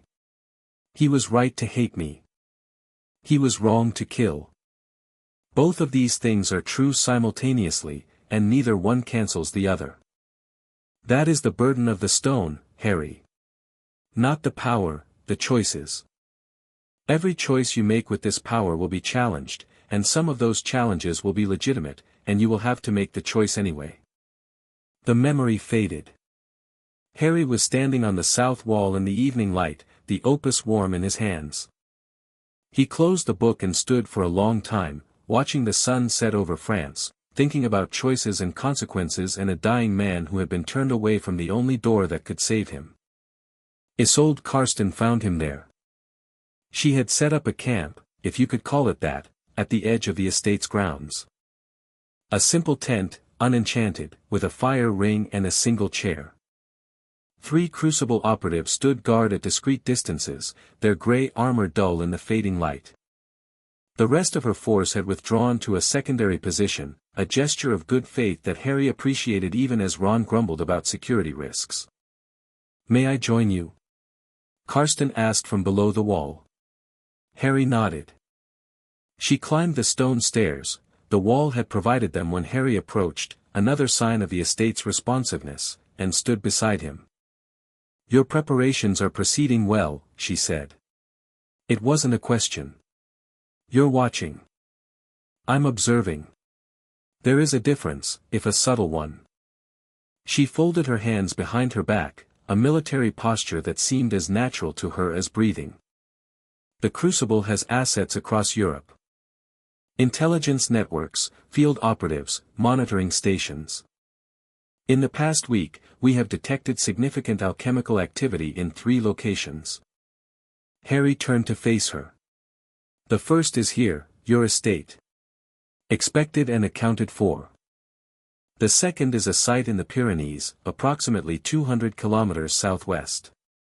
A disused mine that has been warded against detection. We believe Morveau is using it as his primary workshop. The third?" Karsten's expression tightened. "The third is Hogwarts. Or more precisely, the ley line convergence beneath Hogwarts. Someone has been probing the convergence's outer boundaries, subtle, sophisticated work, testing for weaknesses in the geological structures that contain the magical energy. The probing signature matches Morvoa's alchemical fingerprint. He's already preparing for the assault. Not the assault itself. The groundwork. Identifying the optimal point to tap the convergence, mapping the energy flows, calculating the drain rate. When he's ready to move, he'll have the entire operation planned down to the second." Karsten met his eyes. "He is a meticulous enemy, Heir of Flamel. Do not expect him to attack before he is certain of success. That's actually more frightening than a reckless assault." "Yes. It is." She paused. "There is something else. Something my operatives discovered at the Pyrenees site." "Tell me." "Morveau is not working alone. He has constructed assistants. Vessels, human bodies drained of their original essence and reanimated with fragments of alchemically generated pseudolife. They are not undead in the traditional sense. They are closer to golems, but made of flesh rather than clay. We estimate he has created at least 30. From the people he drained at Oral. Almost certainly. The bodies were never recovered from the village. He took them." Karsten's voice was flat, controlled, but Harry could hear the fury underneath. "He is building an army from the living dead. Not Death Eaters, puppets.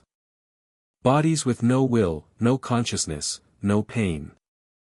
They will fight without fear, without hesitation, without mercy.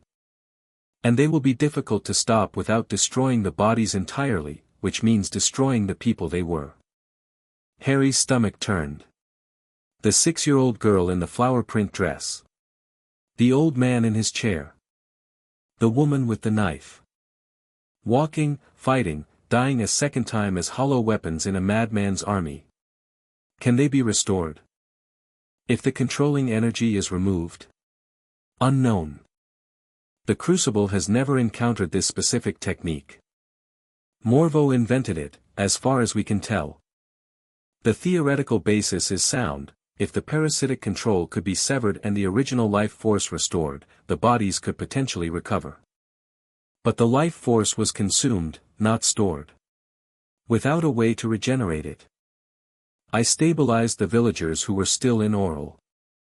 Reinforced their prima materia to prevent further deterioration.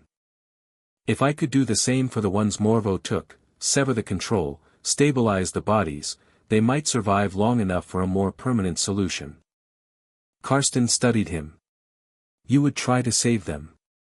In the middle of a battle. While they are actively trying to kill you. I'd try to save them because they're people.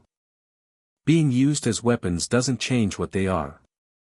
It makes them dangerous. Everything's dangerous. That's not a reason to stop trying. Karsten was quiet for a long time. The sun had set, and the first stars were appearing over the mountains. The estate's luminescent garden cast pools of soft light that climbed the wall and painted their faces in shades of blue and green. Nicholas said something similar to me, once, Karsten said. Years ago, when the Crucible first approached him about surrendering the stone. I argued that the stone's existence endangered the world. He argued that the world's existence was itself a form of danger, and that the answer to danger was not elimination but understanding. She shook her head. I thought he was naive. I am beginning to think he was something else entirely. What? Right. She descended the stairs without another word and walked back to her camp. The confrontation came sooner than anyone expected. Harry was dreaming, the opus pulling him into another of Nicholas's memories, when the prima materia screamed. Not the estate's wards. Not the garden's defenses. The prima materia itself, the fundamental substrate of reality, convulsed with a sound that wasn't a sound but a sensation, a tearing, ripping agony that pulled Harry out of sleep and onto his feet with a gasp. The opus was blazing on his bedside table, its pages flipping wildly, golden light pouring from the text. Words appeared and disappeared too fast to read, but the message was clear, something catastrophic was happening to the fabric of reality itself. Harry grabbed the book and ran. Margot met him in the corridor, wild-eyed, her alchemical senses clearly registering the same distortion. Ron was behind her, wand drawn. Hermione was at the top of the stairs, her face white. It's coming from the southwest, Margot said. The Pyrenees. Whatever Morveau is doing to the fragment, the estate shook. Not physically, the walls were solid, the wards intact. But the alchemical field that permeated the building rippled violently, as if a stone had been dropped into a pond the size of France.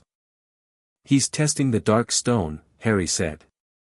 He could feel it now, through the opus, through his blood, through the prima materia itself. A massive discharge of parasitic alchemical energy, somewhere in the mountains to the southwest. Not an attack. A test. Morveau flexing his new power, seeing how much the fragment could channel. How strong? Margot asked. Harry closed his eyes and listened. The distortion was fading already, the prima materia settling back to its normal resonance. But the aftershocks lingered, ripples in the fundamental fabric that spoke of enormous power, carelessly used. Strong enough to worry me, he said. Dumbledore appeared at the foot of the stairs, fully dressed despite the hour, his wand drawn and his damaged hand glowing faintly. I felt it. The ley lines across Britain just pulsed in sympathetic response. Whatever Morveau is doing, it's affecting the global magical infrastructure. He's growing the fragment faster than we thought, Hermione said. Her voice was tight. If he's already testing it at that power level, the preparation phase may be shorter than Karsten estimated. How much shorter? Days. Maybe less. Harry looked at his team. Ron, steady and fierce. Hermione, brilliant and frightened. Margot, strong and resolute.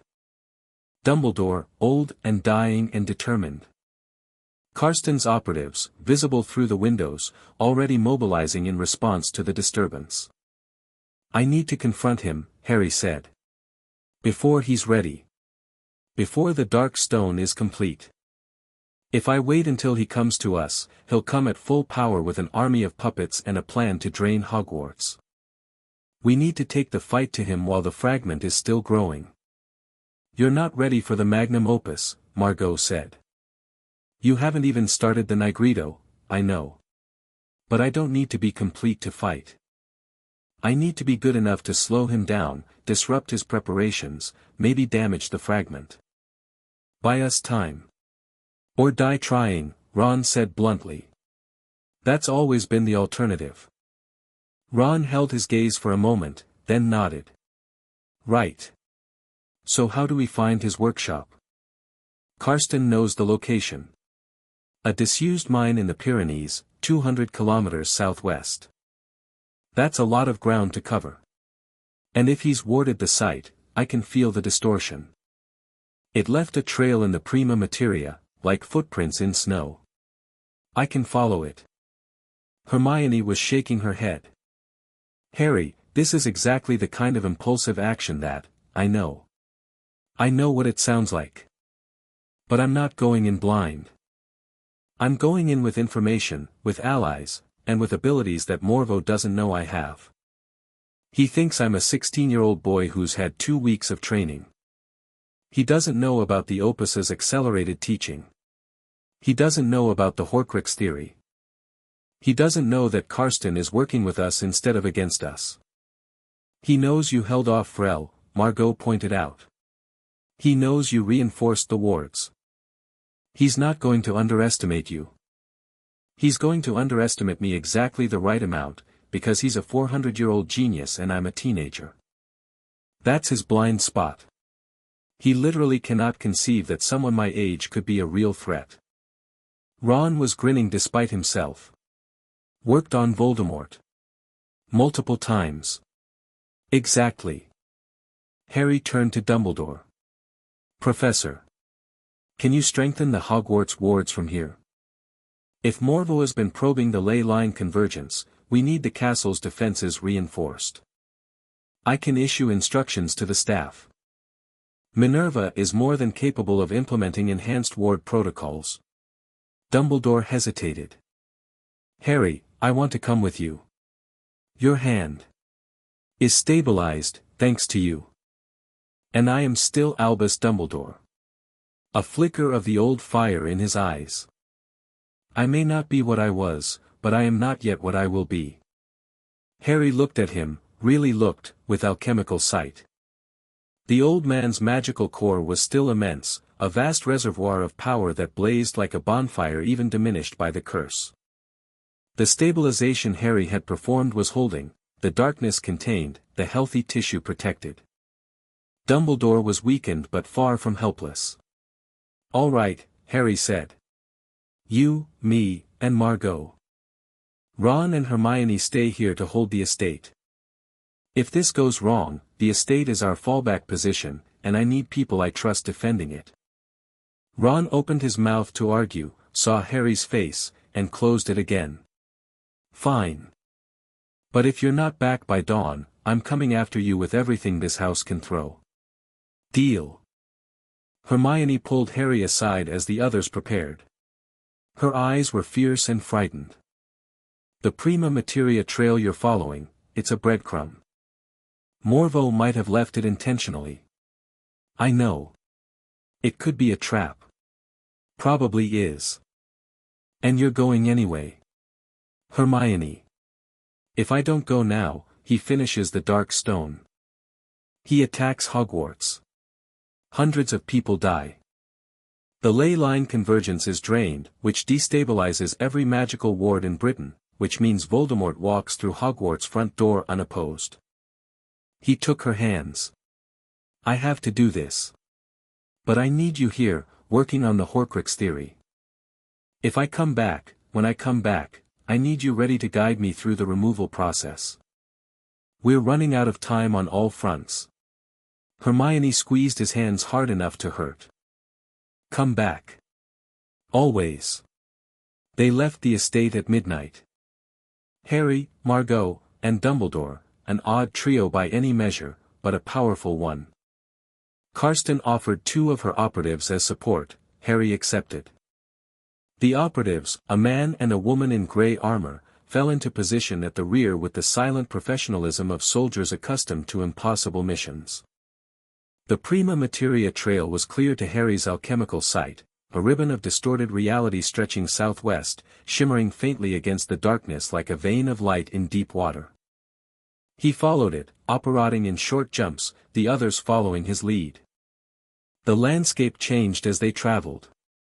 The rolling farmland of southern France gave way to foothills, then to mountains, the Pyrenees, rising dark and jagged against the sky.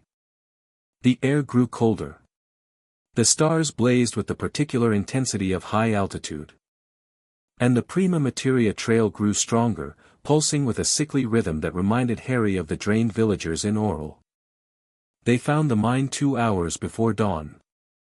It was carved into the side of a mountain, an ancient excavation, its entrance reinforced with timber that had long since petrified to stone. The trail led directly into the dark mouth of the tunnel, and even from 50 meters away, Harry could feel the wrongness pouring out of it. The prima materia was twisted here, bent, compressed, forced into configurations that nature never intended. It felt like listening to music played backward. Every instinct in Harry's body told him to turn around. He went in. The tunnel was long and dark and sloped steadily downward. Harry lit his way with alchemical light, a soft golden glow that emanated from his hands without the need for a wand. The walls were raw stone, unmarked except for occasional scratches that might have been miners' marks or might have been something else. They emerged into a cavern. It was enormous, a natural cavity in the mountain, expanded and shaped by alchemy into a cathedral of stone. The ceiling soared 100 feet overhead, supported by pillars of rock that had been transmuted into something crystalline and luminous. The floor was covered in concentric circles, not painted or carved but grown, the stone itself rearranged at the molecular level into a vast alchemical diagram. In the center of the diagram stood a pedestal.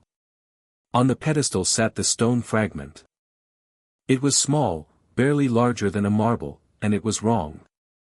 The original stone, Harry knew from the opus, had been red gold, warm, alive with the resonance of the prima materia. This fragment was dark. Not black, not any specific color, dark, as if it was absorbing light rather than reflecting it. It pulsed with a rhythm that matched no natural frequency, and with each pulse, the cavern's air grew heavier, denser, harder to breathe. Around the pedestal, standing motionless in concentric rings, were the vessels. 30 of them. Men, women, children, the people of Oral, their bodies reanimated, their eyes empty, their hands at their sides. They weren't moving. They weren't breathing. They were waiting.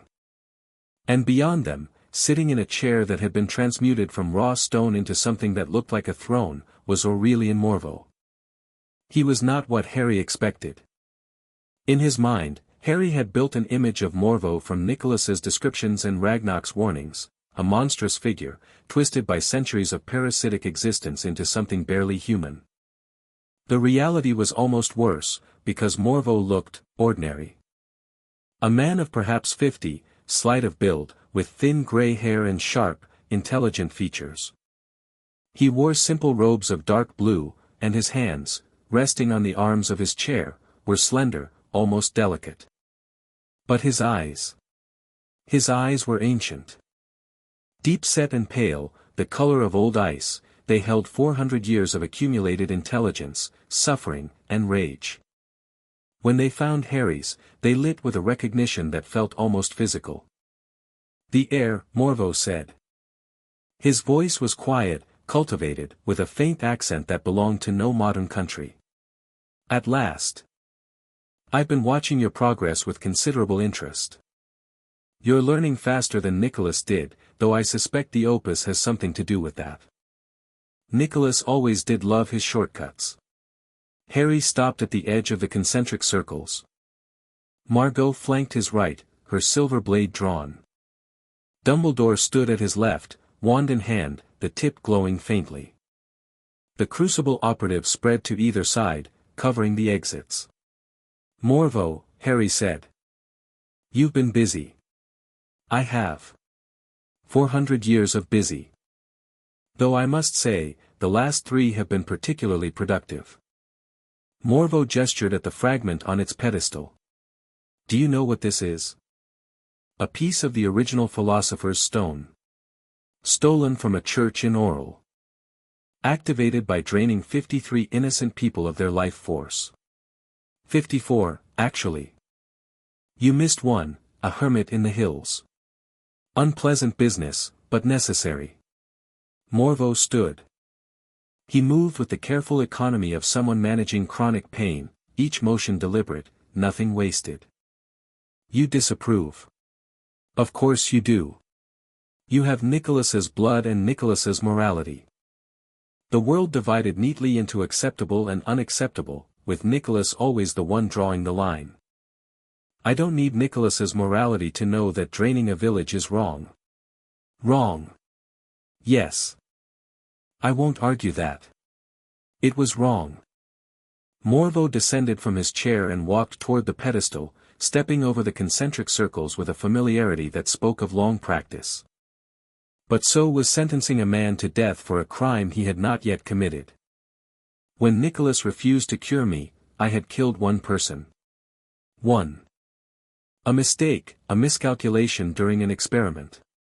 I was horrified. I came to him begging for help, not just for the cure, but for guidance. For forgiveness. He reached the pedestal and rested his hand on the dark fragment. Its pulse quickened at his touch. He looked at me and saw a future monster. And based on that vision, that guess, that judgment, he condemned me to die. Slowly. Painfully. Over decades that would become centuries as I fought to survive by the only means left to me. Morvoa's voice was steady, almost conversational. Nicholas's morality created me, Heir. Every life I've taken, every village I've drained, every atrocity on my ledger, they exist because a good man decided I wasn't worth saving. Harry felt the argument's weight.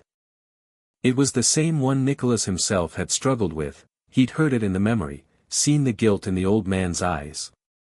And Morvo wasn't lying. The sequence of events was exactly as he described. Nicholas had made a choice, and that choice had consequences that rippled across centuries. But you killed a person before Nicholas refused you, Harry said. Not after. Before. You came to him already having taken a life. An accident, maybe. But Nicholas didn't refuse you because of what you might do. He refused you because of what you'd already done. You had demonstrated that you were willing to drain another person's life force to sustain your own. That wasn't a future prediction. That was an observed fact. Morvoa's expression shifted. The cultivated calm cracked, just slightly, revealing something raw underneath. I was dying. I did what I had to, you did what you chose to do. There's a difference. Harry stepped closer. He could feel the dark fragment's field, a nauseating pressure, like standing near a gravity well. I've been in your position. Desperate, scared, facing something terrible with no good options. I've made bad choices under pressure. But I've never drained a person's life force to save my own, and the fact that you did, even once, even by accident, told Nicholas something about what you would become. You don't know what it's like. Morvoa's voice dropped to something barely above a whisper. The disease. You don't know what it's like to feel yourself unraveling. Your magic deteriorating, your body failing, your mind staying sharp enough to catalog every detail of your own decay. He raised his hand from the fragment and pulled back his sleeve. The arm underneath was wrong, the flesh discolored, mottled with patches of dead gray skin, the muscles visibly deteriorating despite the stolen centuries. The disease was still there, beneath all the parasitic power, eating him alive. Every life I take buys me time. Not health, time. The disease doesn't stop. It slows when I feed, accelerates when I don't. 400 years of this. 400 years of dying by inches. He looked at Harry with those ancient, icy eyes. Can you cure it? The question hit Harry like a physical blow. Because he could feel the disease, his alchemical sight laid it bare, the degenerative process mapped in agonizing detail. And he could see, with the clarity the opus had given him, that the disease was curable.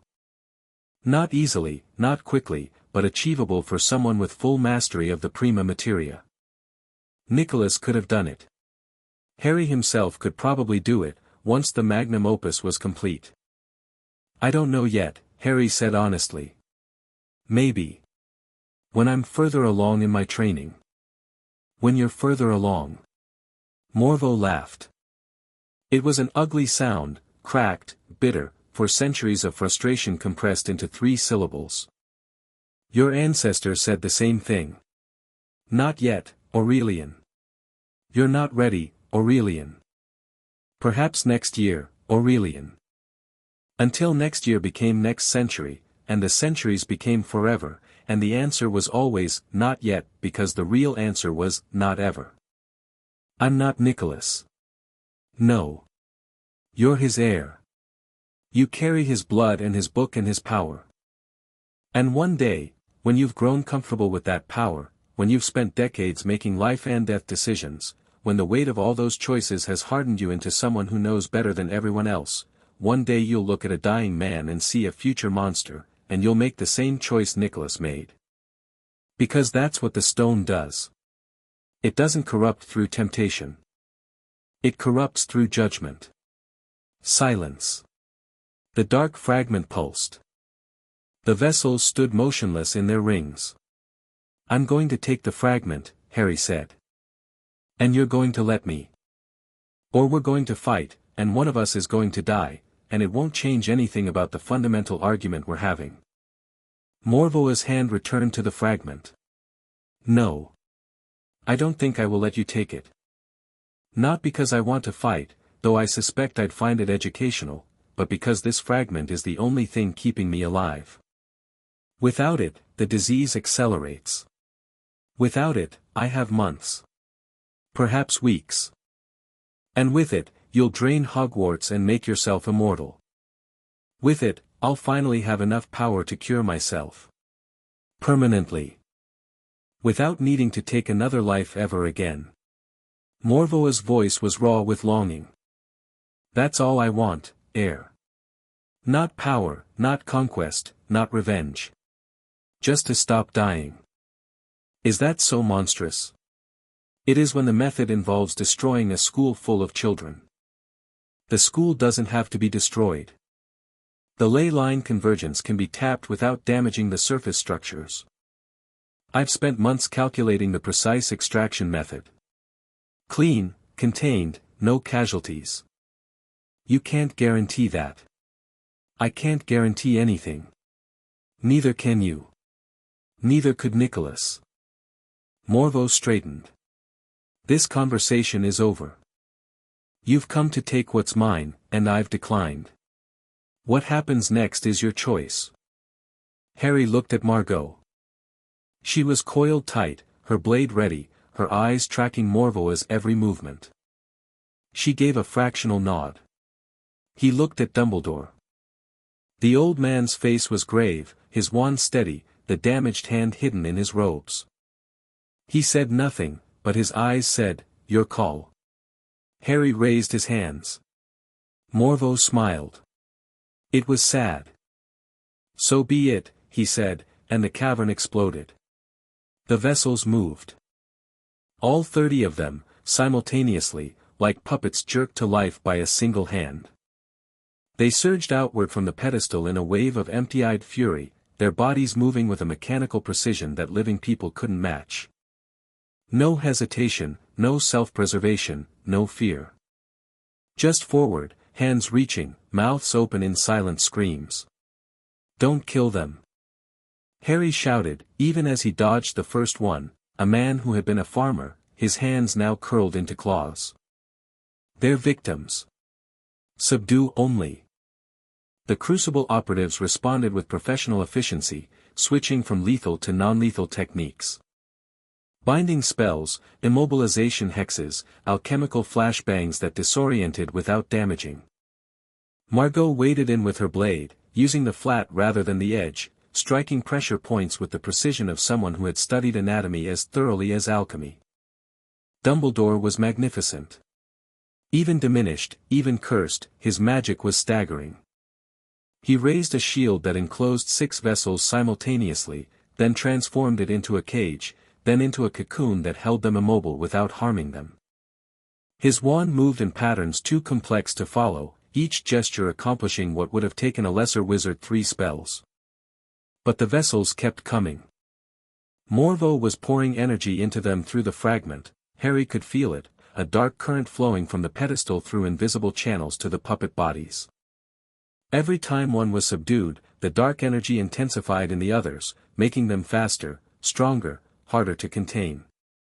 Harry fought through the press toward Morveau.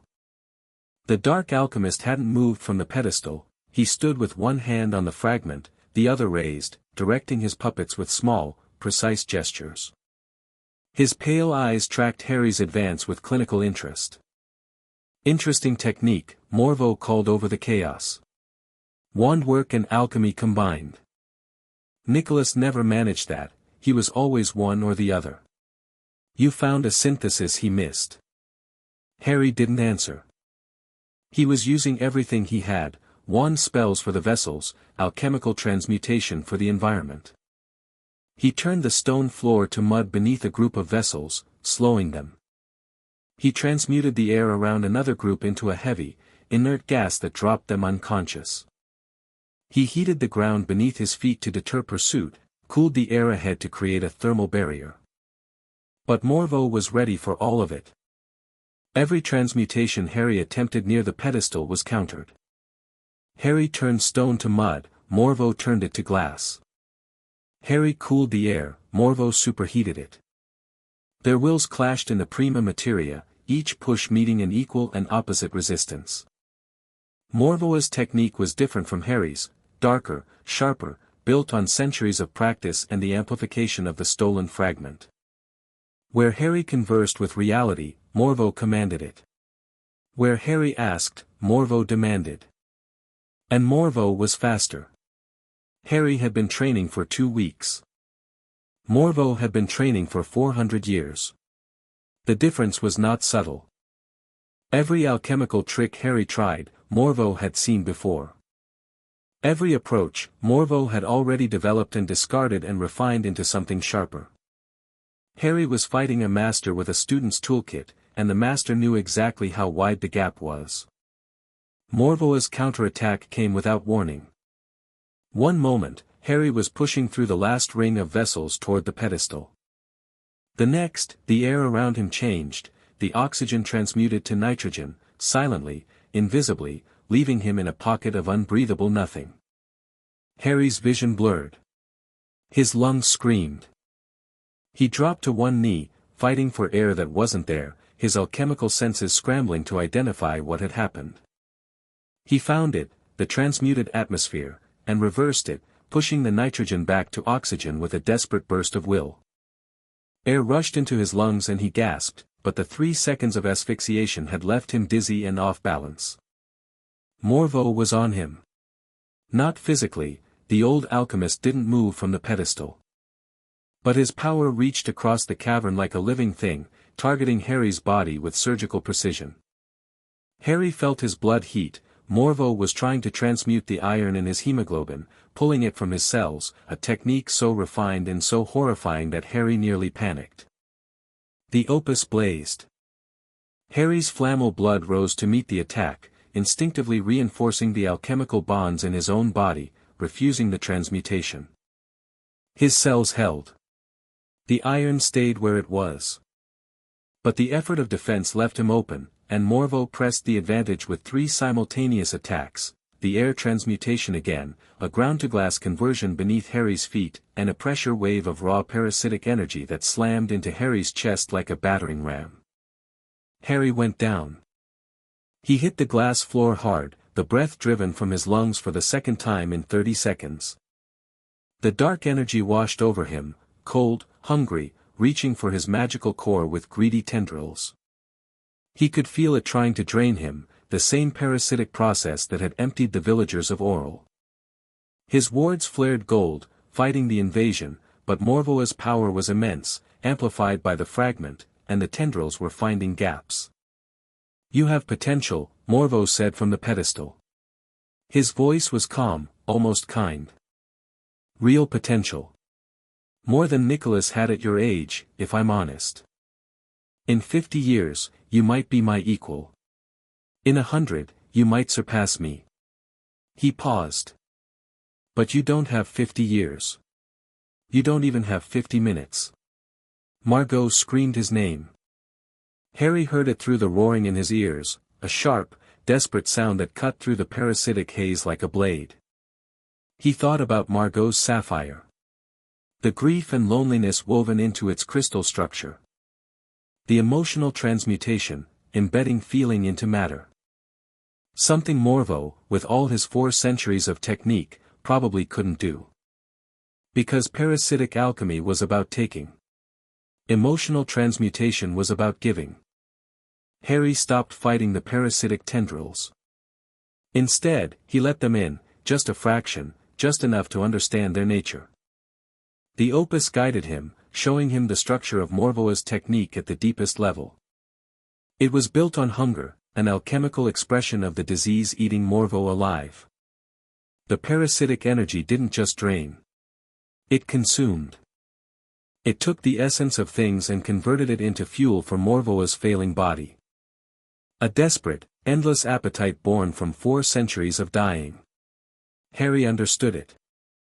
And understanding, in alchemy, was power. He didn't counter the parasitic energy. He transmuted it. Changed its nature at the prima materia level, converting the hungry, consuming tendrils into something else, not destructive, not parasitic, but inert. Harmless. The tendrils touched his magical core and found nothing to drain, because the energy itself had been transformed from a weapon into noise. Morvo felt it. His eyes widened, the first genuine surprise Harry had seen on his face. "That's not possible," the dark alchemist breathed. "You can't transmute directed parasitic energy." The feedback alone, Harry got to his feet. The glass floor shattered beneath him, he didn't bother to transmute it back. He pushed forward, through the ring of vessels, toward the pedestal, and this time Morvoa's counter-transmutations met something they couldn't easily overcome. Because Harry wasn't fighting alchemy with alchemy anymore. He was fighting philosophy with philosophy. Morvoa's power was built on consumption, taking from the world to sustain himself. Harry's power was built on understanding, perceiving the world deeply enough to change it without destroying it. And in the prima materia, at the deepest level of reality, understanding was more fundamental than hunger. Hunger was a state. Understanding was a relationship. You could exist in a state temporarily, but a relationship was structural, lasting, part of the fabric itself. Harry reached the pedestal. Morvo stood 3 feet away, both hands on the fragment, his face contorted with effort and something that looked remarkably like fear. "You can't take it," Morvo said. "It's bonded to me. Removing it will kill me. I'm not going to take it. I'm going to change it." Harry pressed his hand against the fragment. The contact was like plunging his hand into a vat of acid. The dark stone's energy was antithetical to everything Harry's blood represented, parasitic where Flamel alchemy was collaborative, destructive where it was constructive. Pain seared up his arm, and for a terrible moment he felt himself being drained, the fragment's hunger latching onto his Flamel blood with an eagerness that was almost sentient. But the opus responded. Not with power, with knowledge.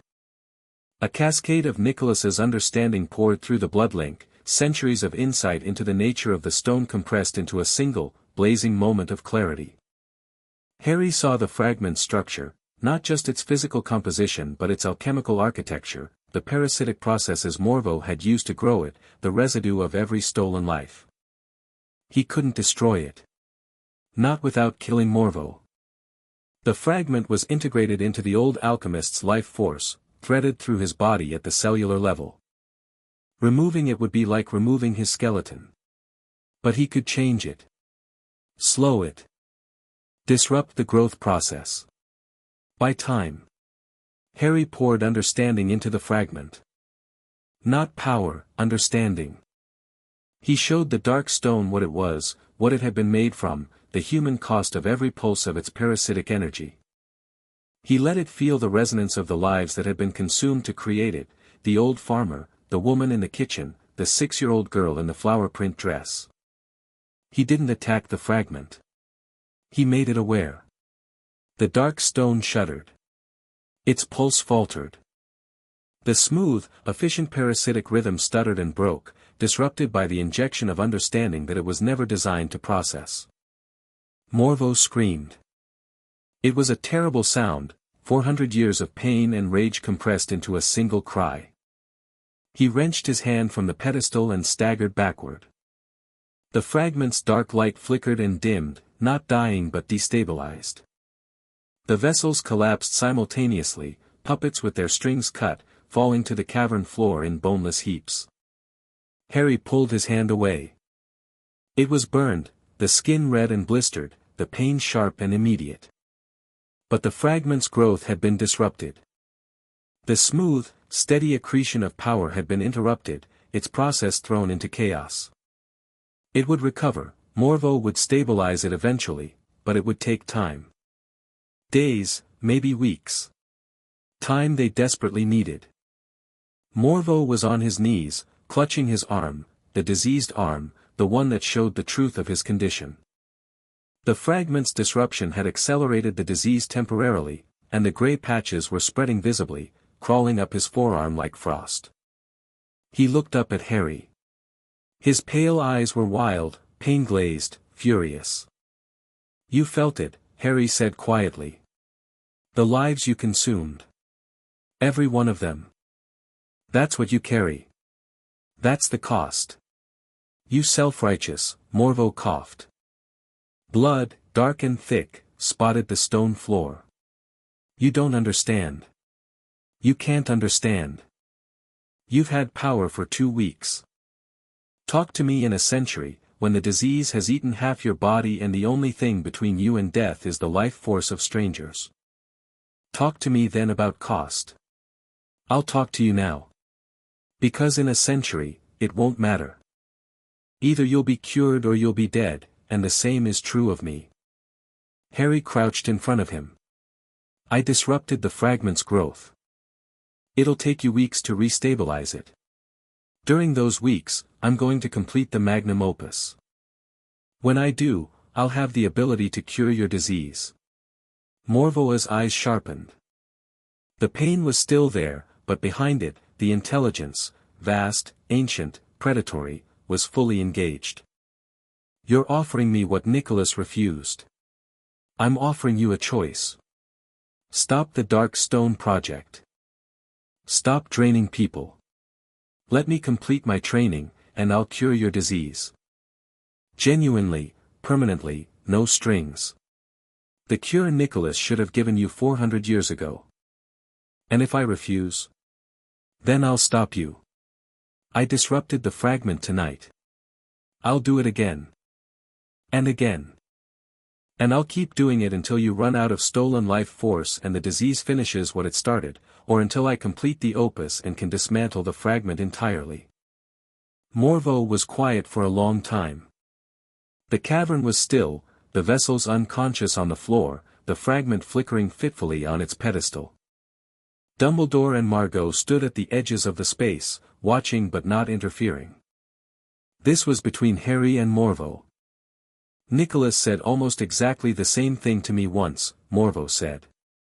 Let me help you, but only on my terms. The terms were always the same: give up your work, surrender your autonomy, submit to someone else's judgment of what you deserve. He stood, slowly, painfully. The disease was ravaging his arm, but his back was straight and his eyes were clear. I will not submit.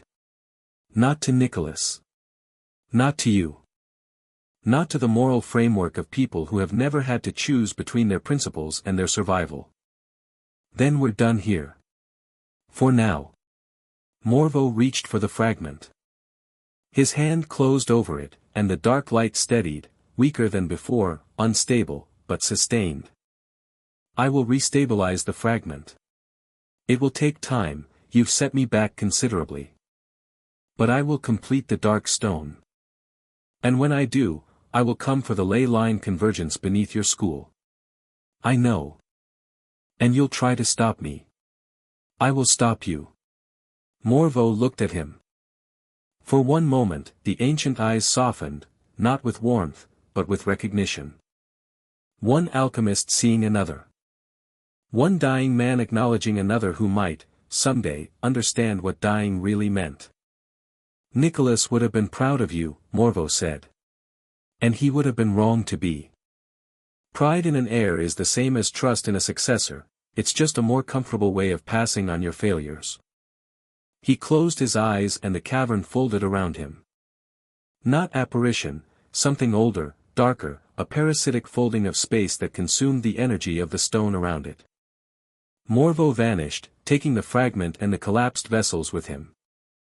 The concentric circles on the cavern floor went dark.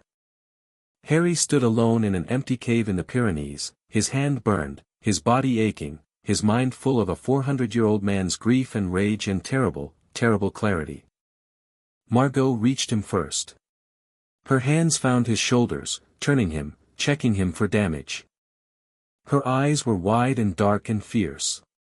Your hand, it'll heal. He held up the burned palm. Already, the Flamel blood was working, the blisters fading, the redness diminishing, new skin forming with an alchemical efficiency that his body was learning to provide automatically. You touched the dark stone. You should be dead. Should be is a word that's lost a lot of meaning lately. She made a sound that was half laugh, half sob, and pulled him into a hug so sudden and fierce that he staggered.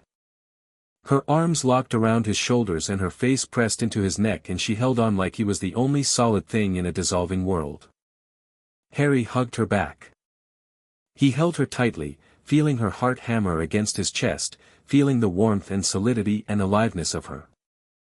2 weeks ago she'd been a hostile stranger. Now she was the person he reached for when the world went sideways. You absolute idiot, she said into his shoulder. You reckless, brilliant, insufferable, I'm okay. Margot. I'm okay. She pulled back. Her eyes were bright. Her hand stayed on his arms. What you did to the fragment. That wasn't transmutation. That was. I don't even know what that was. Empathy, I think. I showed it what it was made of. What it cost. You showed a semi-sentient alchemical construct the emotional weight of its own existence. When you put it like that, it sounds insane. It was insane. It was also beautiful. She let go of his arms, slowly, as if releasing something fragile. We need to get back. The fragment is destabilized, but Morveau will recover. How long did we buy? Weeks. Maybe 3, maybe 4. Then we have 3 weeks to get you through the Nigredo, the Albedo, and the Rubedo, defeat a 400-year-old dark alchemist, destroy 6 Horcruxes, and win a war. 4. The diary and the ring are already done. Oh, well. 4 Horcruxes. That's much more reasonable. Harry laughed. The sound echoed off the empty cavern walls, and Margot's mouth twitched, and the absurdity of their situation crystallized into a moment of pure, shared understanding that was better than any transmutation he'd ever performed. Dumbledore approached, his expression thoughtful. That was extraordinary, Harry.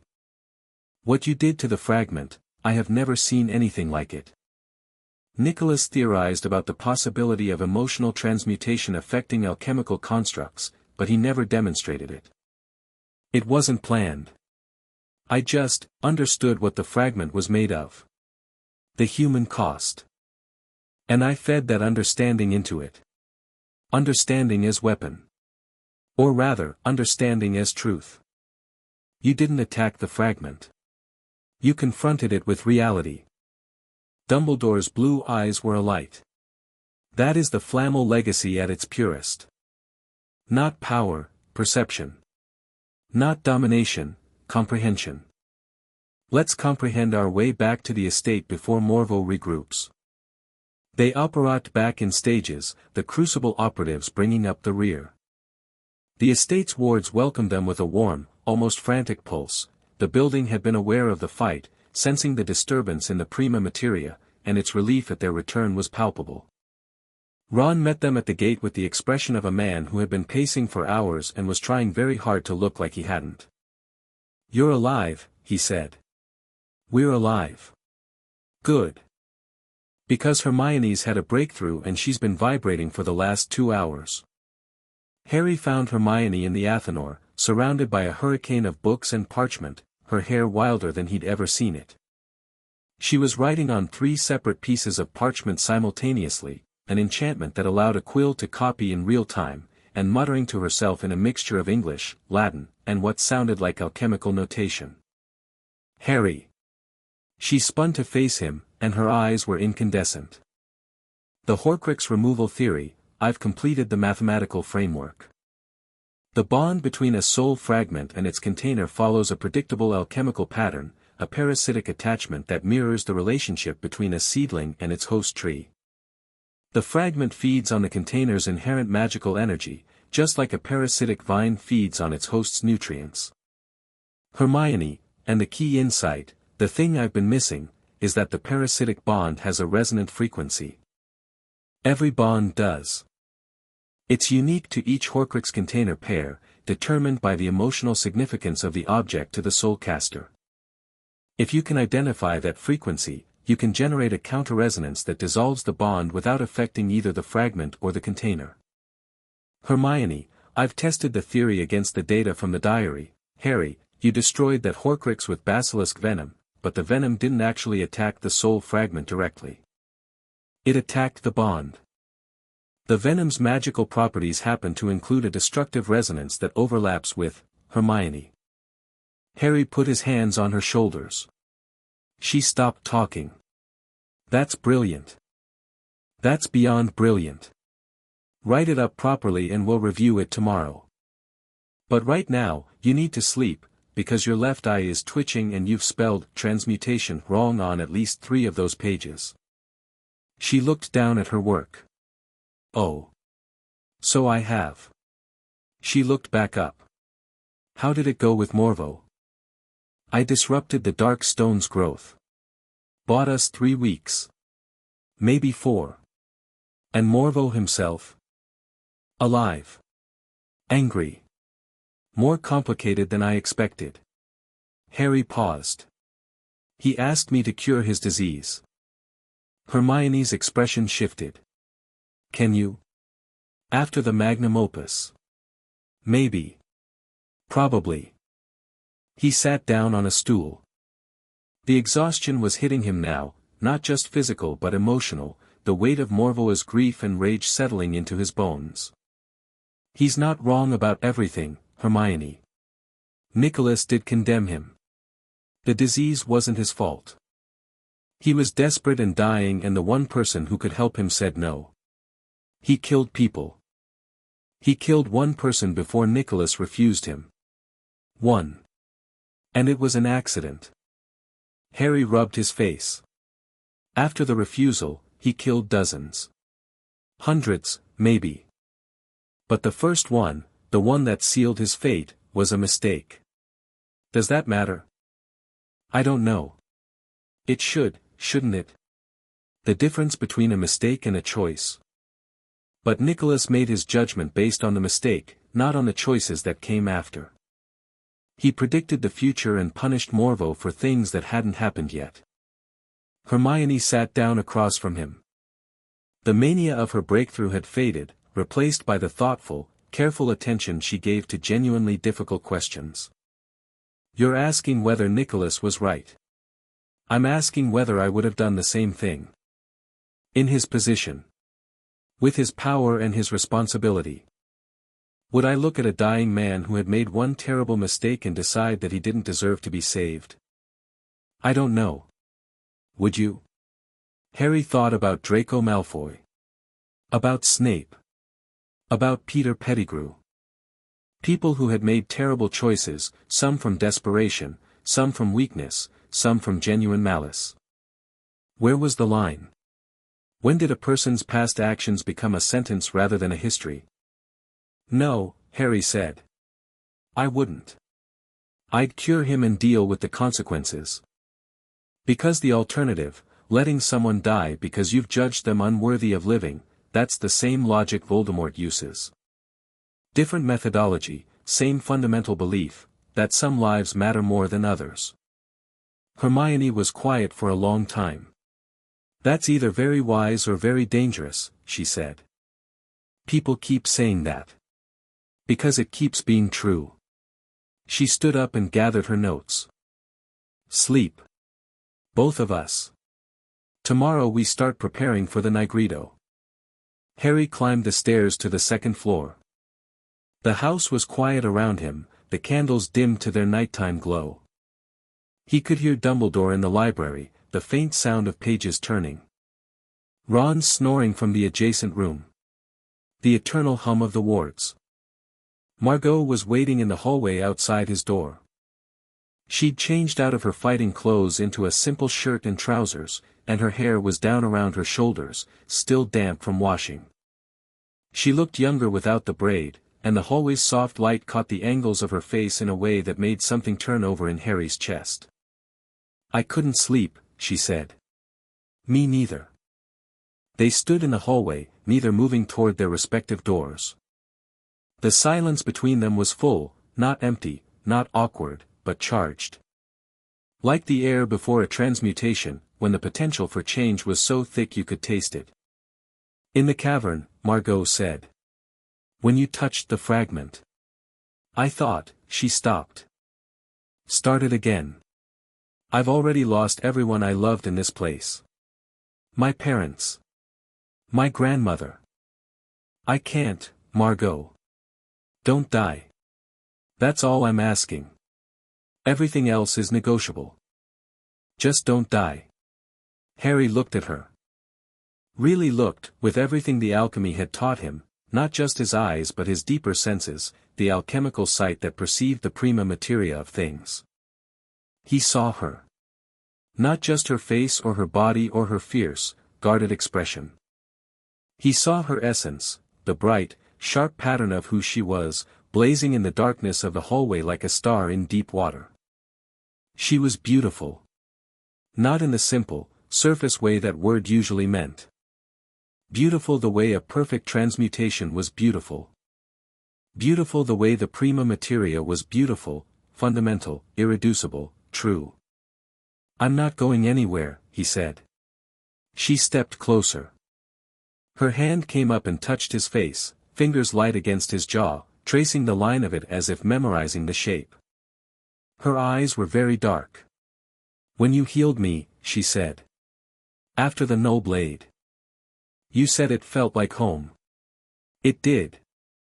I've lived in this house my entire life. 17 years. And it never felt like home. Not until you showed up. Her voice was barely above a whisper.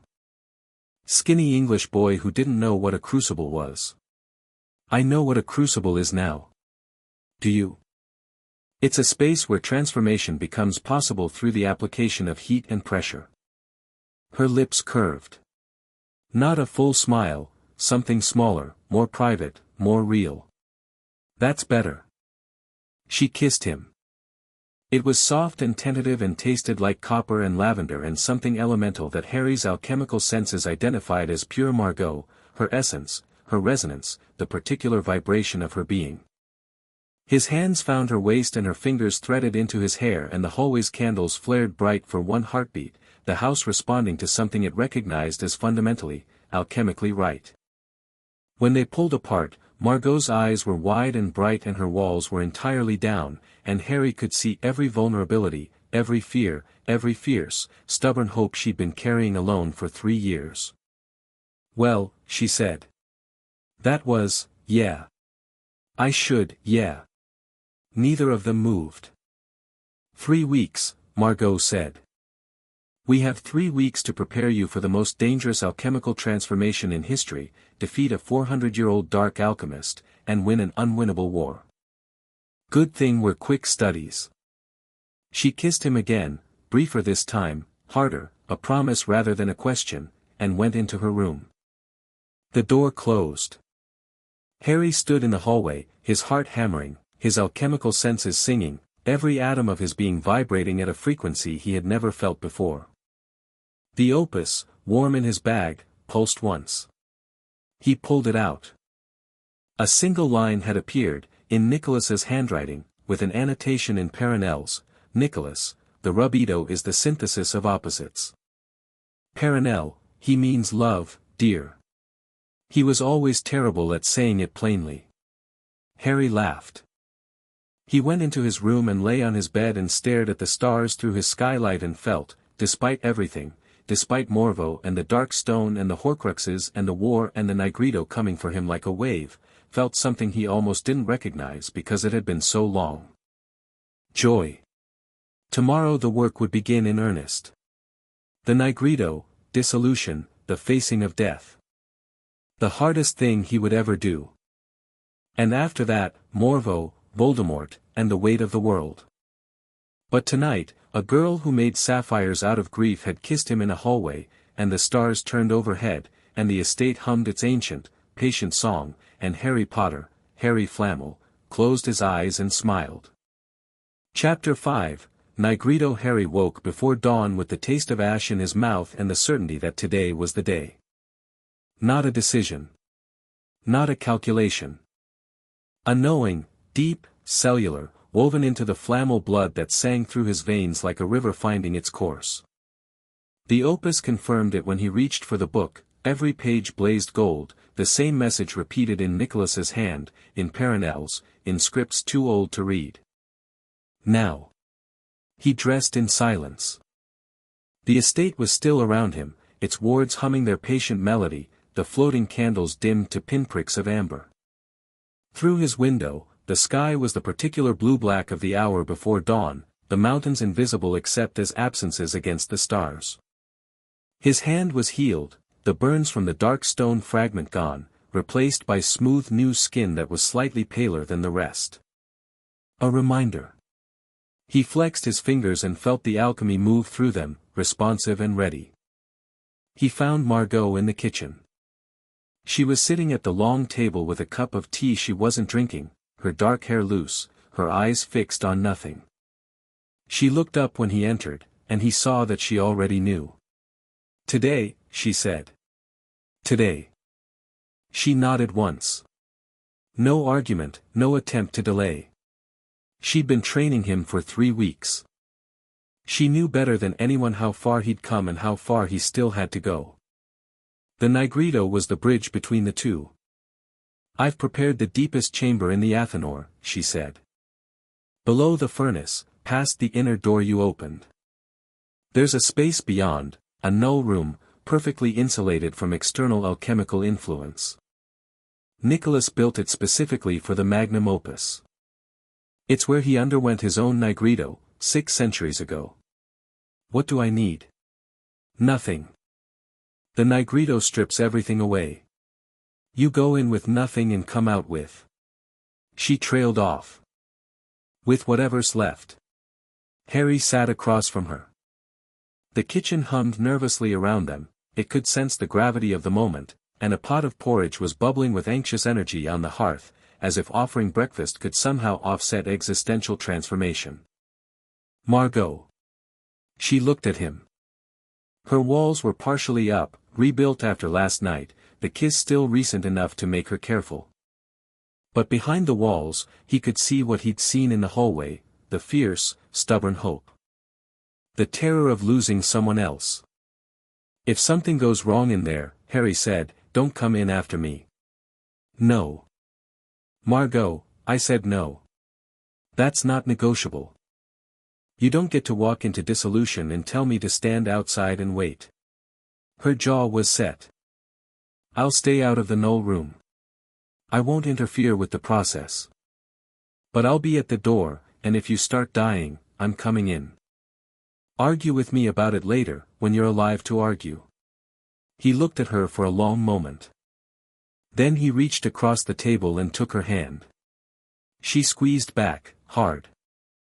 Eat your porridge, she said. You're going to need it. He ate.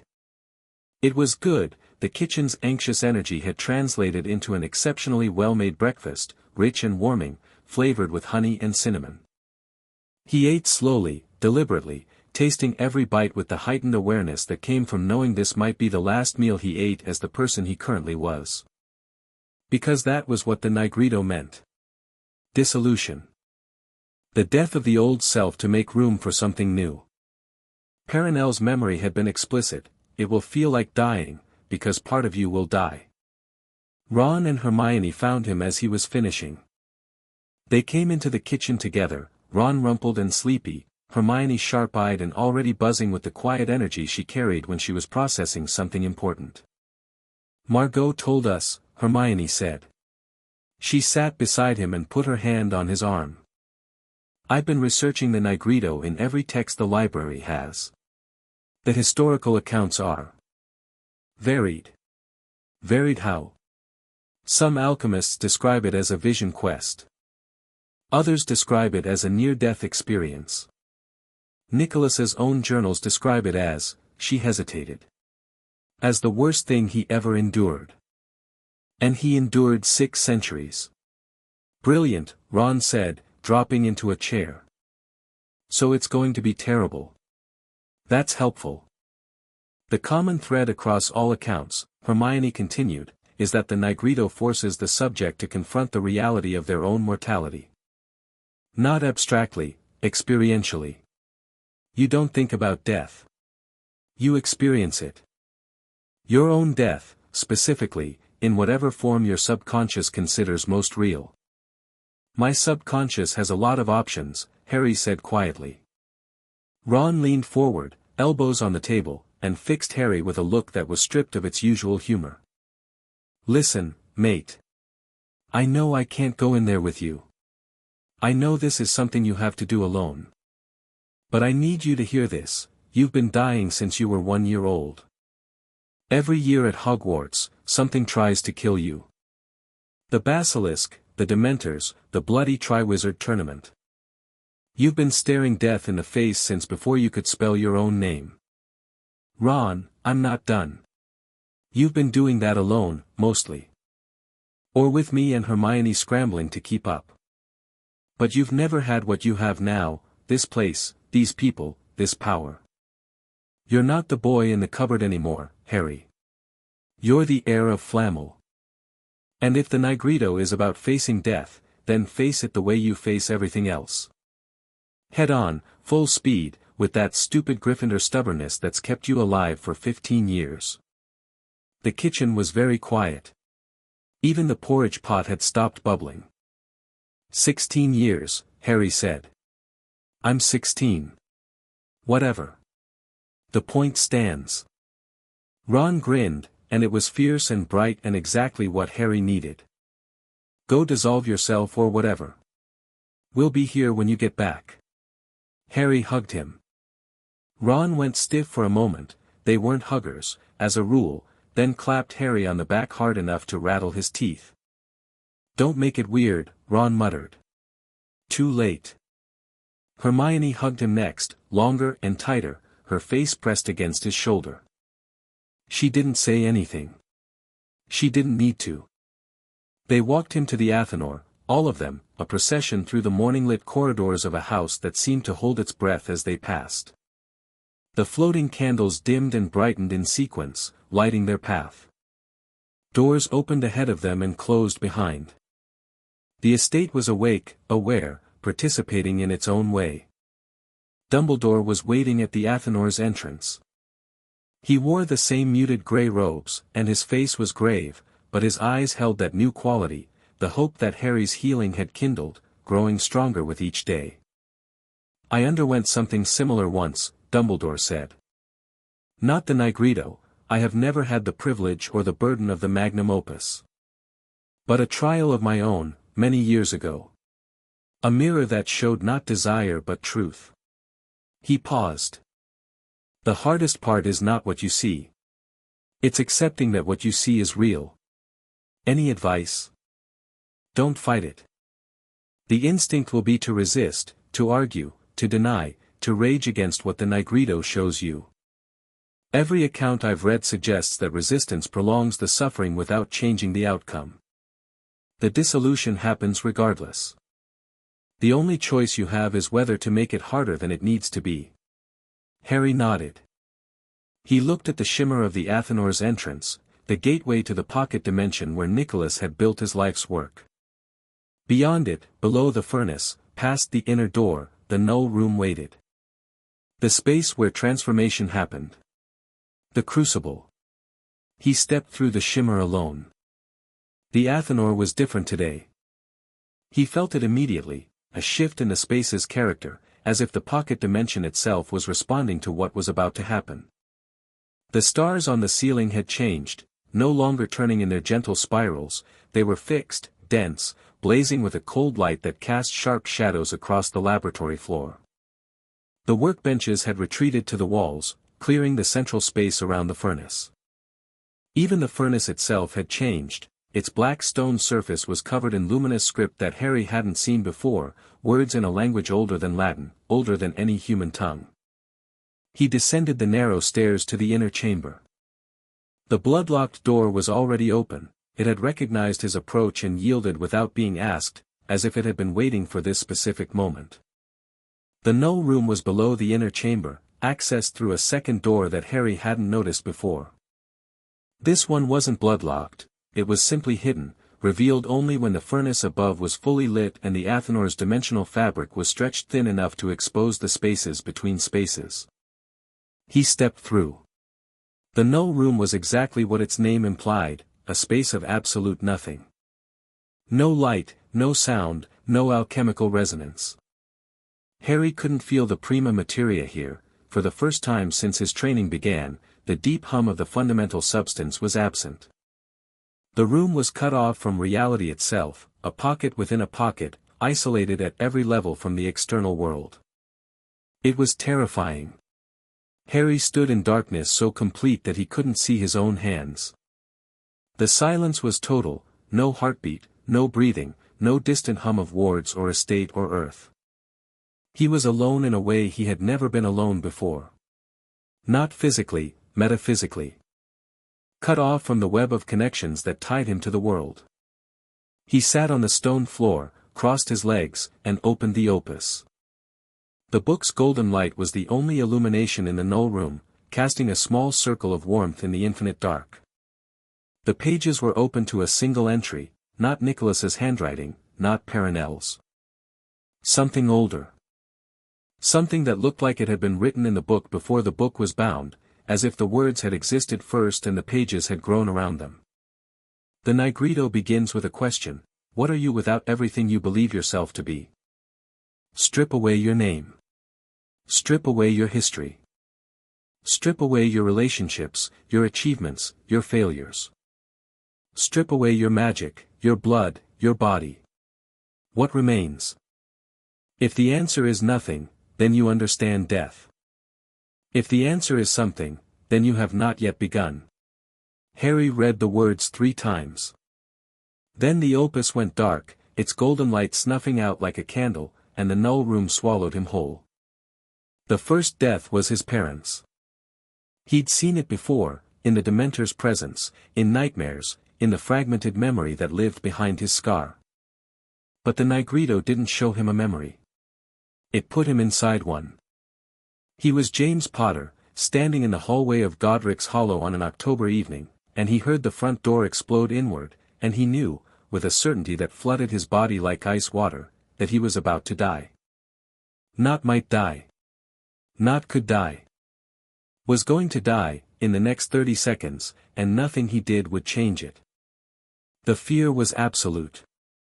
Not the sharp, adrenaline-fueled fear of combat, where survival was still possible and the body responded with speed and strength. This was the dull, crushing fear of inevitability. The knowledge that his wand was in the other room, that Lily was upstairs with Harry, that the only thing he could do, the only thing that mattered, was to buy time. Seconds. Maybe a minute. Enough for Lily to take the baby and run. He didn't run. He stood in the hallway and faced the door and the thing that came through it, and the last thing James Potter felt was not fear but fury, white-hot, incandescent rage at the injustice of dying young, of leaving his wife and son, of being murdered by a creature that had never loved anything and therefore had never understood what it cost to lose everything. The green light hit him and James Potter died, and Harry felt every microsecond of it, the impact, the severing, the sudden absolute absence that replaced consciousness. Not darkness. Not sleep. Absence. The unbeing that exists on the other side of existence. Then he was Lily.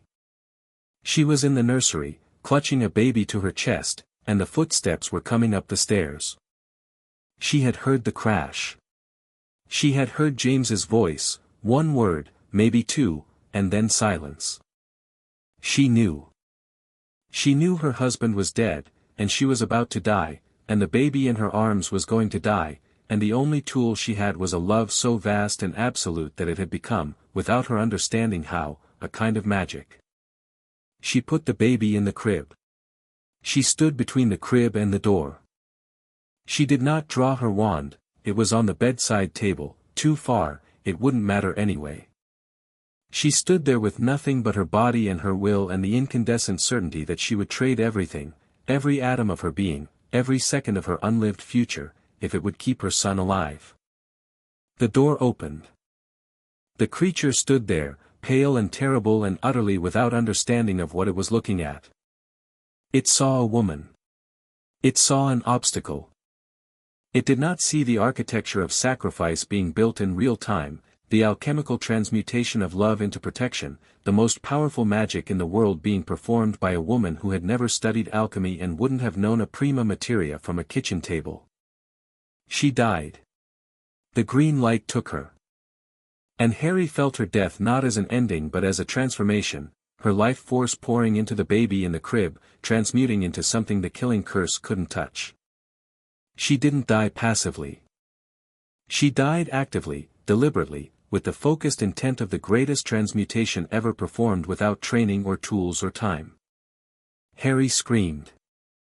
In the null room, in the dark, he screamed until his throat was raw, because the pain of living their deaths from the inside was beyond anything he had imagined. Not just grief, communion. He had been them. He had felt their fear and their love and their absolute, annihilating sacrifice, and the weight of it was crushing him. What are you without everything you believe yourself to be? The second death was Cedric's. He stood in the graveyard at Little Hangleton, and Cedric Diggory was beside him, 17 and confused and holding a port key that had delivered them somewhere they never should have been. Harry knew what was coming. He tried to shout a warning, tried to push Cedric aside, tried to do anything, but the Negrito held him in place, forced him to watch, forced him to feel. The green light came. Cedric fell. And the boy who had been alive, brilliant, kind, decent, his whole future stretched ahead of him like a road into sunlight, was gone. Just gone. Transformed from a person into an object, from a someone into a something, in less time than it took to blink. Harry felt the obscenity of it. Not just the wrongness but the waste, the thousands of days Cedric would never live, the conversations he'd never have, the people he'd never love. All of it erased by 2 words and a flash of light. The most efficient destruction imaginable. The most absolute theft. And beneath the horror, a thought that Harry had been carrying for 2 years, buried so deep he'd never consciously acknowledged it, it should have been me. If Harry had touched the cup first. If Harry hadn't suggested they take it together. If Harry had been faster, stronger, smarter, Cedric would be alive. The guilt was a physical weight, a stone in his chest that he'd been breathing around for years without realizing it was there. The Negrito stripped it bare. Showed it to him in full light. Made him look at it. What are you without everything you believe yourself to be? The third death was Sirius. The Department of Mysteries. The archway with its whispering veil. The battle raging around them, curses flying, Bellatrix's mad laughter echoing off the stone walls. And Sirius, fighting, alive, fierce with the joy of combat after years of imprisonment, turning to Harry with that grin, the reckless, brilliant, marauder grin that said we're going to be fine, kid, we're always going to be fine. The curse hit him. He fell backward. Through the veil. And this time, the Negrito didn't just show Harry the death. It followed Sirius through. The other side of the veil was not what Harry expected.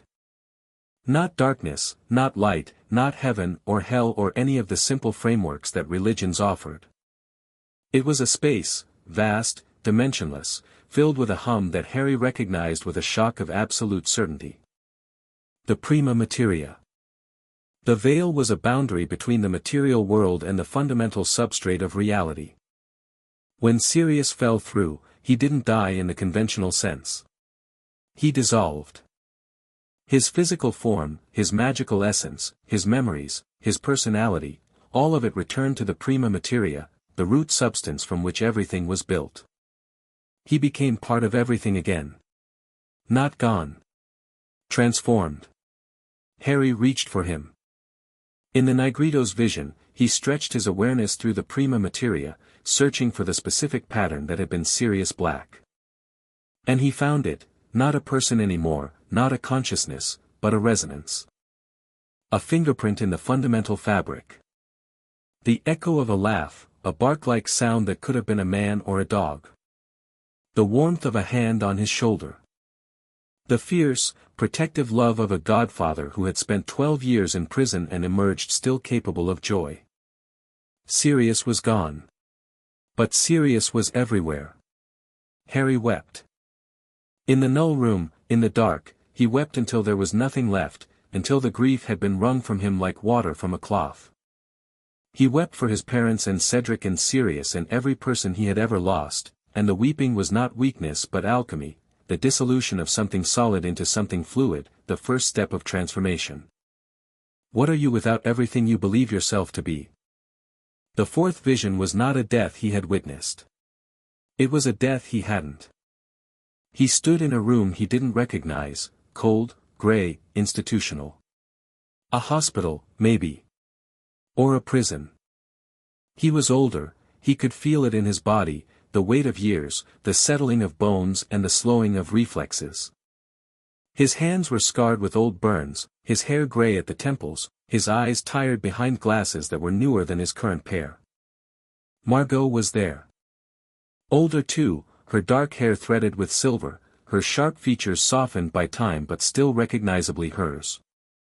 She was sitting beside a bed, and in the bed was a shape that Harry recognized with a lurch of horror as himself. Dying. The older Harry was dying. Not from violence, not from a curse or a battle or a dark wizard's wand. From time. From the simple, inexorable process of a body reaching the end of its design life and shutting down.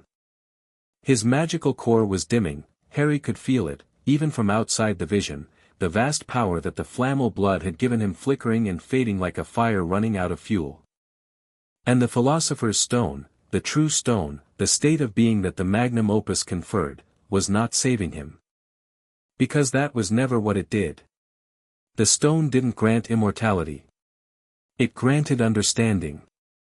Understanding of death, of transformation, of the fundamental nature of change. And understanding didn't mean prevention. It meant acceptance.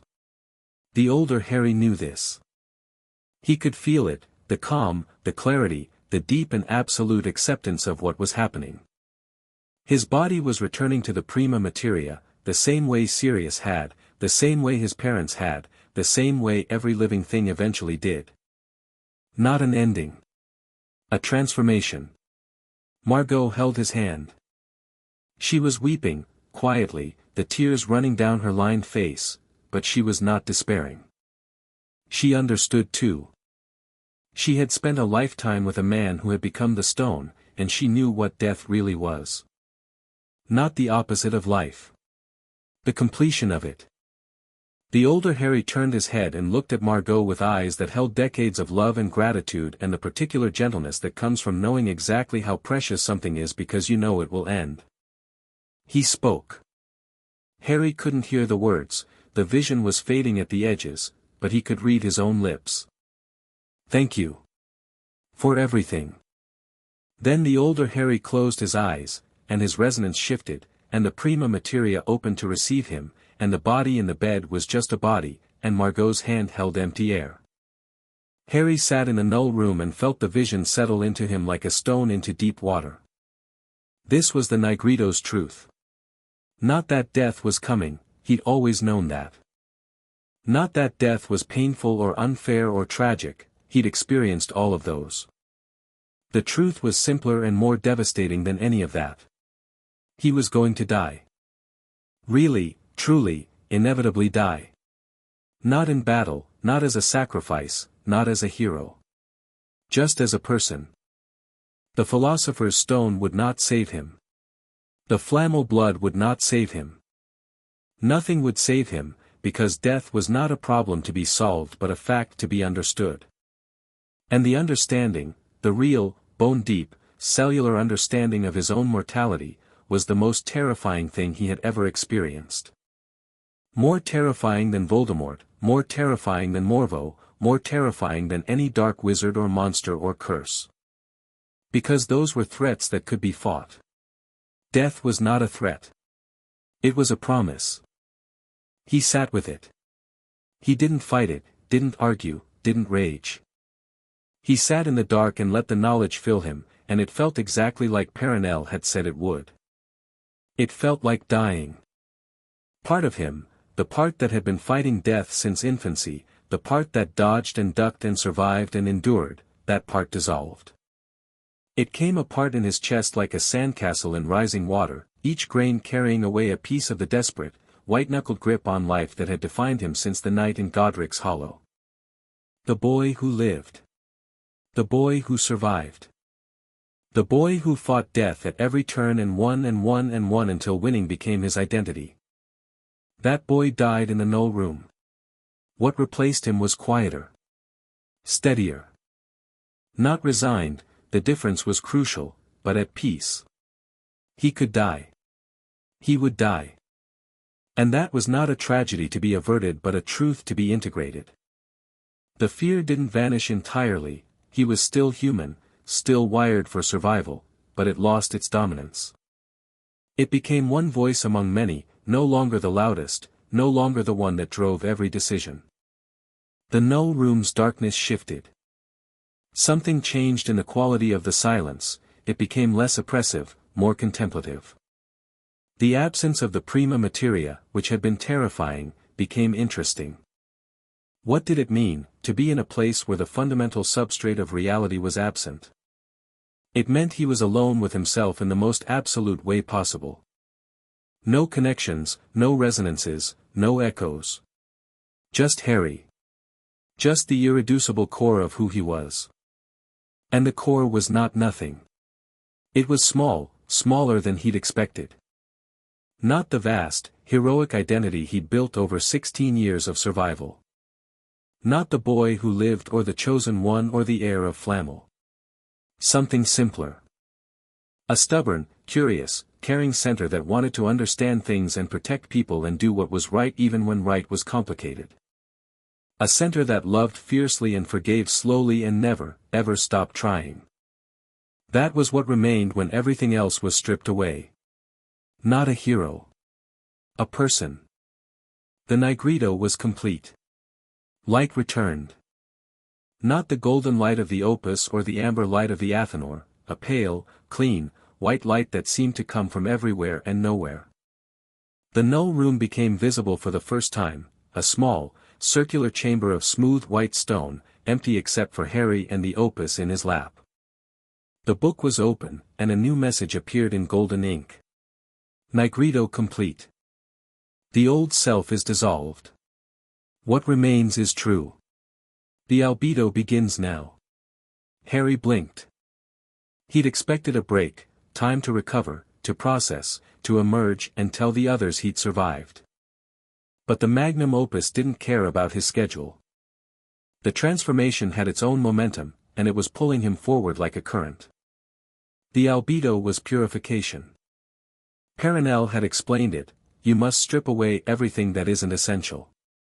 Fear, guilt, pride, attachment, not eliminate them, but see them clearly enough to choose which ones to keep and which to release. The nigredo had dissolved him.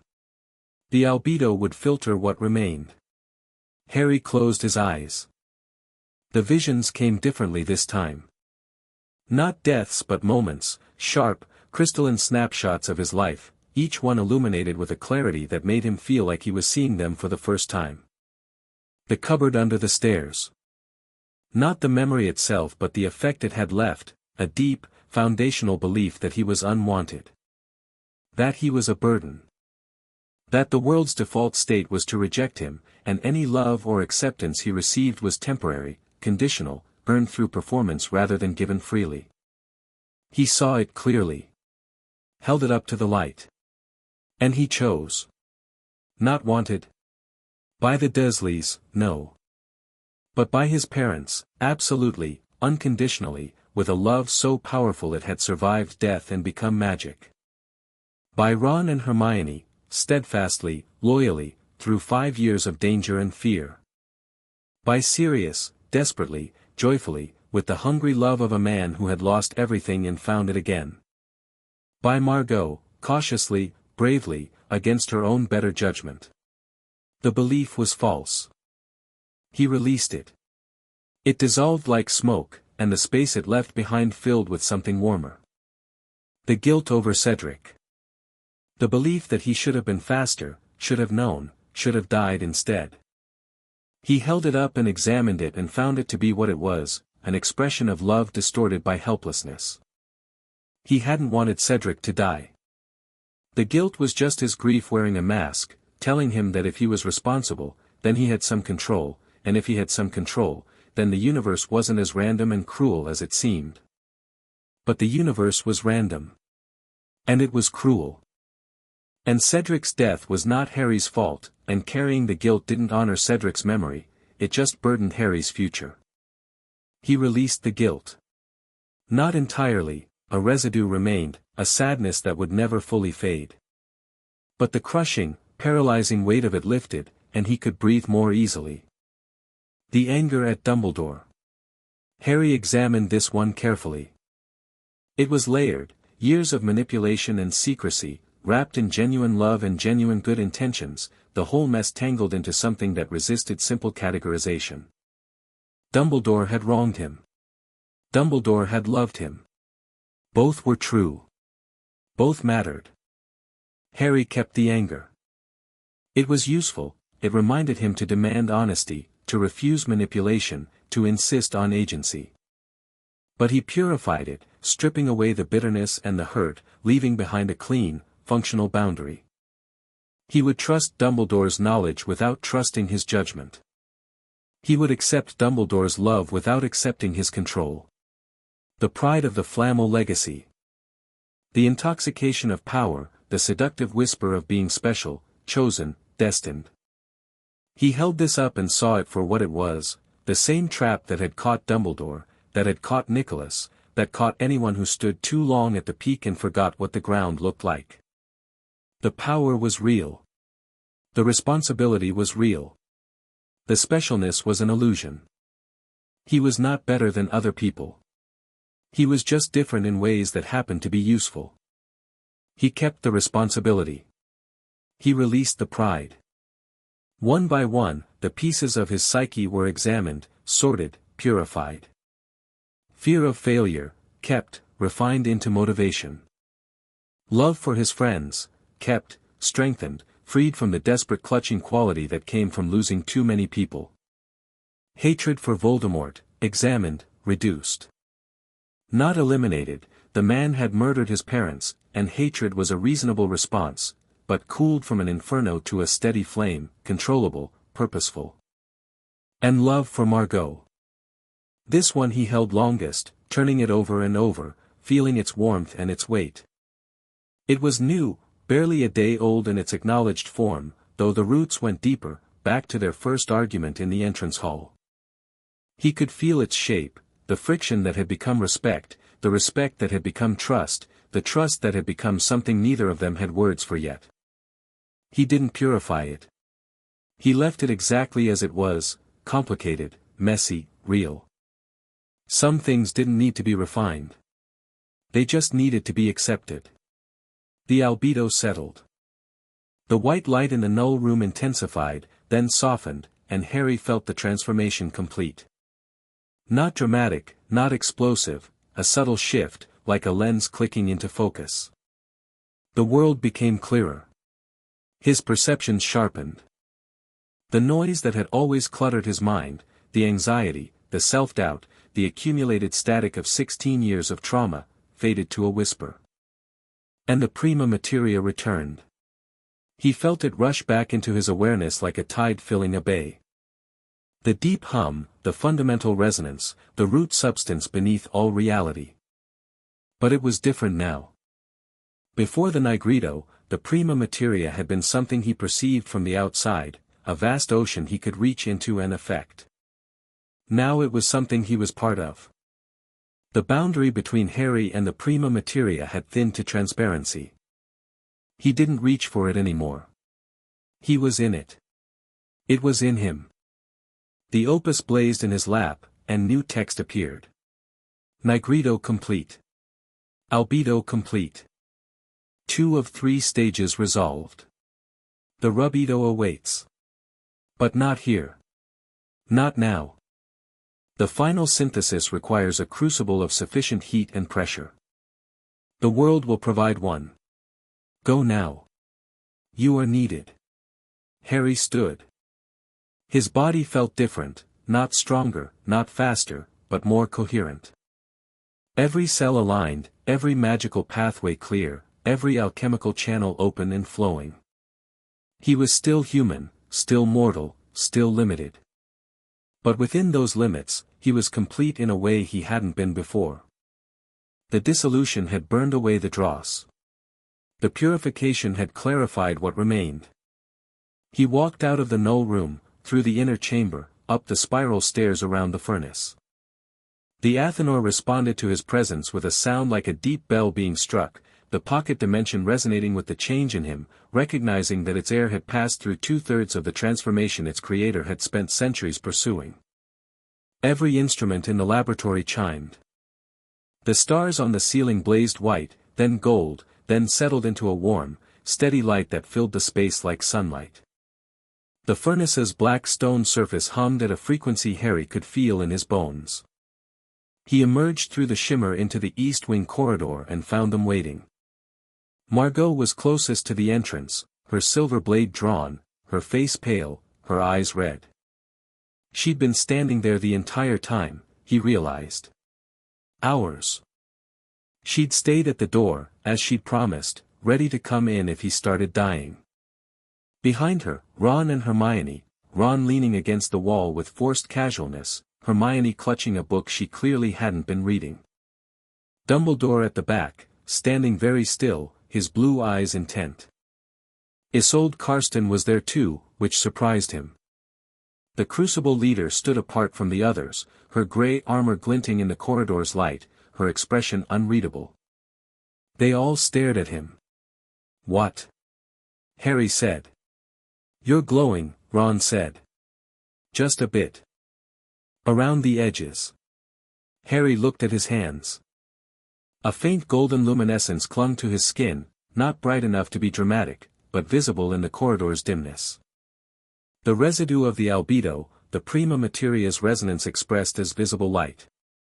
As he watched, it faded, absorbing back into his skin like water into sand. "How long was I in there?" he asked. Margot's voice was rough.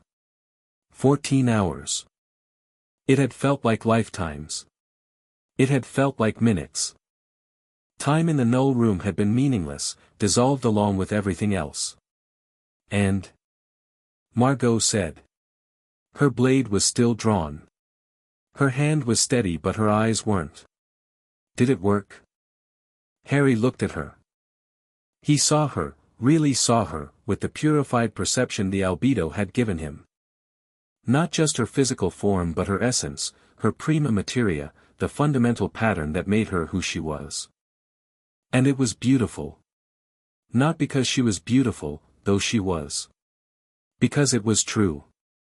Irreducible. Uniquely, perfectly, stubbornly Margot. It worked, he said. She sheathed her blade. She took 3 steps forward, grabbed the front of his shirt, and kissed him hard enough to push him back against the doorframe. The shimmer of the Athenor's entrance flared gold behind them, the pocket dimension expressing what might have been approval. Don't ever do that again, she said against his mouth. Can't promise that. The rubido is still, shut up. He shut up. For a while. Ron coughed.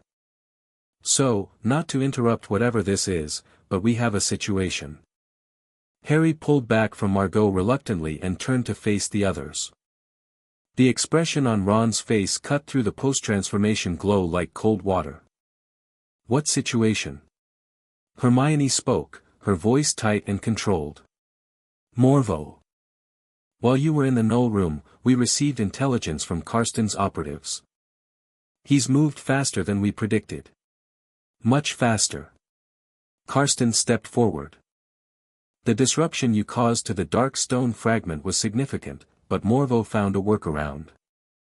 Rather than restabilizing the fragment's original growth process, he's been using an accelerated parasitic cycle, draining larger quantities of life force in shorter bursts, accepting lower efficiency for higher speed.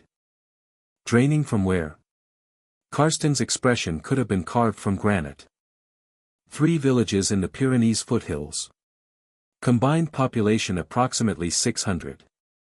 All drained within the last 12 hours. The number hit Harry like a physical blow.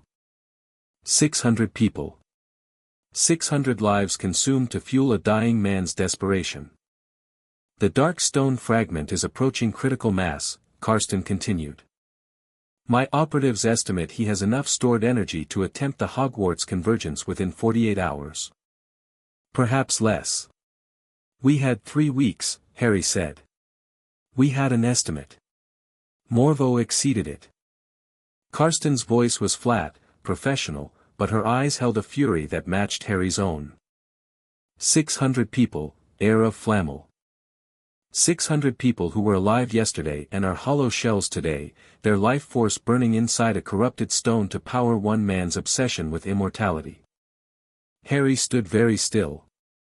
The post-Nigrito clarity was like a lens, everything in sharp focus, every emotion present but controlled. The rage was there. The grief was there. But neither drove him. Beneath them, steady and unwavering, was the thing the albedo had refined, purpose. Where is he now? Moving north. He's left the Pyrenees workshop and is heading toward Britain. He has his vessel army, expanded now, using the 600 new victims, and he's traveling through the prima materia itself. An alchemical transit method that I've never seen before. Parasitic folding, Margot said grimly. He consumes the magical energy of the space he moves through, using the release to propel himself forward. It damages the prima materia's local structure, like ripping holes in fabric to move through it. Can we track him? I can, Harry said. He could feel it, now, with the enhanced perception the Nigrito and albedo had given him. A wrongness in the prima materia, moving north like a dark star, trailing damage and distortion in its wake. He'll reach Britain by tonight. Hogwarts by tomorrow morning. Then we go to Hogwarts, Ron said. He was already on his feet, his wand in his hand, his face set with the grim determination that made him dangerous. We warn the school. We reinforce the wards. We prepare for a fight. The school is full of students, Hermione said. It's term time. There are hundreds of children in that castle. Morvo isn't coming for the students. He's coming for the ley line convergence beneath the castle. If we can protect the convergence, the students are secondary targets at best. You're assuming he cares about collateral damage. He cares about efficiency. Draining the convergence is his objective. Everything else is a distraction. Ron was pacing now, the chess player's mind fully engaged. He'll want to reach the convergence point as quickly and cleanly as possible. That means he'll try to bypass the castle's defenses rather than fight through them. If we can force him into a direct confrontation, we slow him down. If we slow him down, we buy time for Harry, Margot finished. Everyone looked at Harry. He felt the weight of their attention, their trust, their fear, their hope. The Negrito had stripped away the part of him that would have buckled under that weight. What remained was the core. The stubborn, caring, determined center that wanted to protect people and do what was right. We go to Hogwarts, Harry said. All of us. Karsten, your operatives too, as many as you can mobilize in 2 hours. Dumbledore, contact the Order. Ron, the defense plan you developed for the estate, can you adapt it for the castle? Different terrain, different scale, but the principles are the same. Choke points, fallback positions, kill zones. Ron's grin was sharp and joyless. I've been studying Hogwarts layout since I was 11. I know every corridor, every shortcut, every secret passage. If Morvo wants to get to the ley line convergence beneath the castle, he has to go through me. Hermione, the ward architecture, already thinking about it. Hogwarts wards are ancient and complex, different from the estate's alchemical protections, but compatible in principle. If Harry can add alchemical reinforcements to the existing ward structure, the way he did with the estate walls, we can create a layered defense that addresses both magical and alchemical threats. Margot, I'm with you. No hesitation. No discussion. Wherever you are, I'm there. Harry looked at Dumbledore. The old man was already moving, pulling a small mirror from his robes, a communication device, Harry realized, linked to the Order's network. Minerva, Dumbledore said into the mirror. Emergency protocol. Seal the castle. Move all students to the Great Hall and activate the full ward array. We have incoming. They left the estate within the hour. The departure was organized chaos, Karsten dispatching orders to her operatives via small gray birds that materialized from her armor and shot into the sky like bullets. Dumbledore coordinating with the Order through his mirror, issuing instructions with the crisp authority of a man who had been commanding forces for decades. Ron sketching battle plans on scraps of parchment with a quill that moved faster than Harry's eye could follow. Hermione packing books into a bag that was clearly expanded on the inside, selecting texts with the ruthless efficiency of a general choosing weapons. Margot packed her own kit, alchemical reagents, the silver blade, vials of emergency elixir, and the sapphire she'd shown Harry in the Athenor. She caught him looking at the gemstone as she slipped it into her pocket. For luck, she said. I thought you didn't believe in luck. I don't. I believe in emotional transmutation. She touched the sapphire through the fabric. This is 3 years of grief compressed into crystal. If things go wrong, I'd rather it be in my pocket than on a shelf. Harry touched her face, briefly, a fingertip against her cheekbone. She leaned into it for a heartbeat, then pulled away, all business. Let's go save your school, she said. They operate in stages, a convoy of witches and wizards materializing in Hogsmeade with a series of sharp cracks that startled the afternoon drinkers out of the 3 broomsticks. From Hogsmeade, they walked to the castle, the group expanding as Order members arrived, Lupin, haggard and determined. Tonks, her hair a fierce red. Moody, stomping along with his magical eye spinning. Kingsley Shacklebolt, calm and massive. The Weasley twins, who had apparently been contacted by Ron and had arrived with a crate of their more dangerous inventions.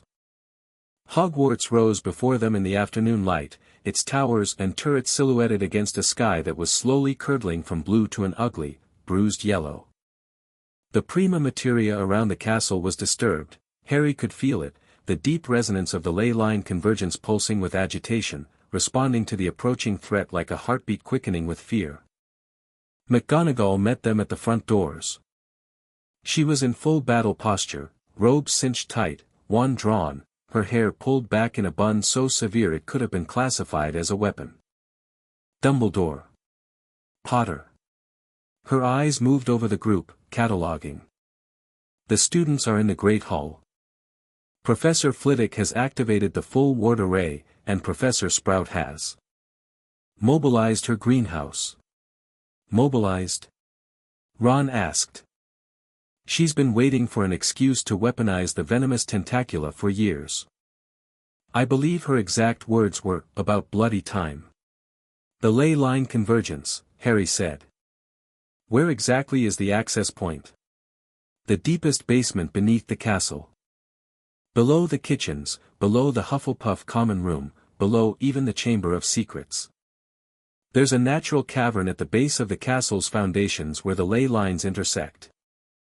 It's sealed, the founders placed protections over the access point 1,000 years ago. Those protections won't stop Morvo. Not if he comes with a completed dark stone. Then we don't let him reach the access point. Ron spread his battle plans on a table that materialized in the entrance hall, Hogwarts helping where it could. 3 lines of defense. First line, the grounds. The wards, Sprout's plants, Hagrid's creatures, and the Crucible operatives. Their job is to slow the advance and thin the numbers. Numbers? McGonagall asked sharply. Morvo has approximately 650 vessels, Karsten said. The number landed in the hall like a bomb. Drained humans, reanimated through parasitic alchemy. They fight without fear, without pain, without self-preservation. They cannot be killed because they are not, in any meaningful sense, alive. They can be immobilized, Harry said. Binding spells, physical restraints, environmental manipulation. And they can be freed, if the parasitic control is severed, the bodies collapse. Harmless. How do we sever the control? Hermione asked. The control flows from Morvo through the dark stone. It's a broadcast, a single alchemical signal that animates all the vessels simultaneously. If we can disrupt the signal, all the vessels drop at once, Hermione finished. Her eyes were alight. It's like a radio frequency. If we can generate a counterfrequency, an alchemical counterfrequency. Yes. That's what I need you for, Hermione. You know the theoretical framework better than anyone except me. If you can identify the frequency from the outside while I engage Morvo directly, I can build a disruptor. The Athenor equipment, I brought samples. If I can tune a crystal matrix to the counterfrequency. She was already pulling things from her bag. I need a quiet room and about 2 hours.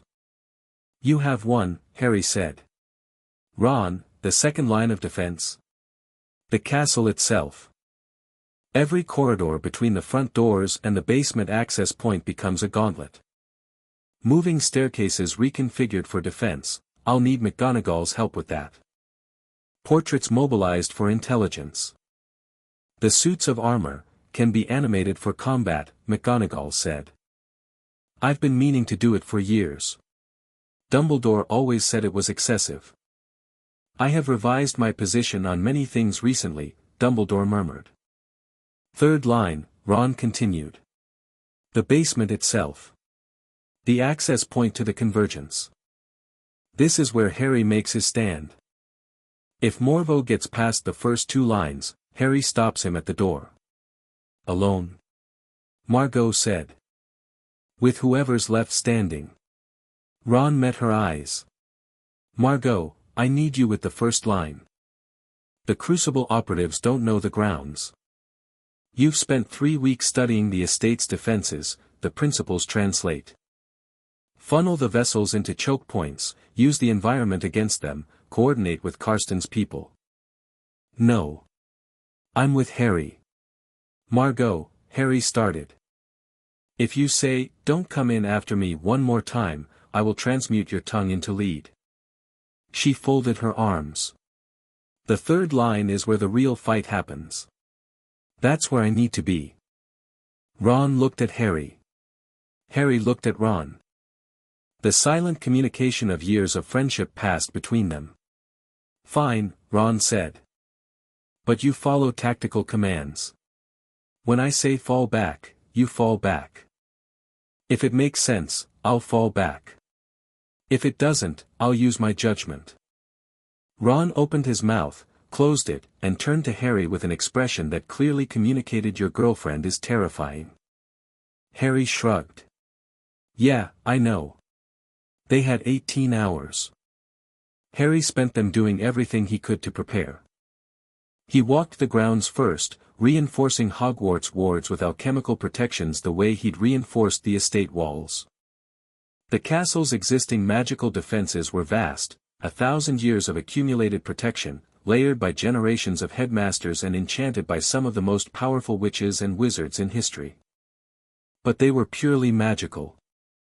They had no alchemical component, no defense against transmutation attacks. Harry added one. He pressed his hands against the ancient stone of the castle walls and poured his understanding into them, not just intent but perception, the deep alchemical sight that the Nigredo and Albedo had refined. He wove protections into the prima materia of the stone itself, defenses that operated at a level below magic, below enchantment, at the fundamental substrate of reality. When he was done, Hogwarts hummed. Not just with magic but with alchemy, a deep, warm resonance that harmonized with the castle's existing enchantments and added a new dimension of protection.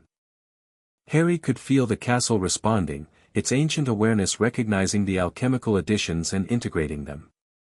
The castle liked it.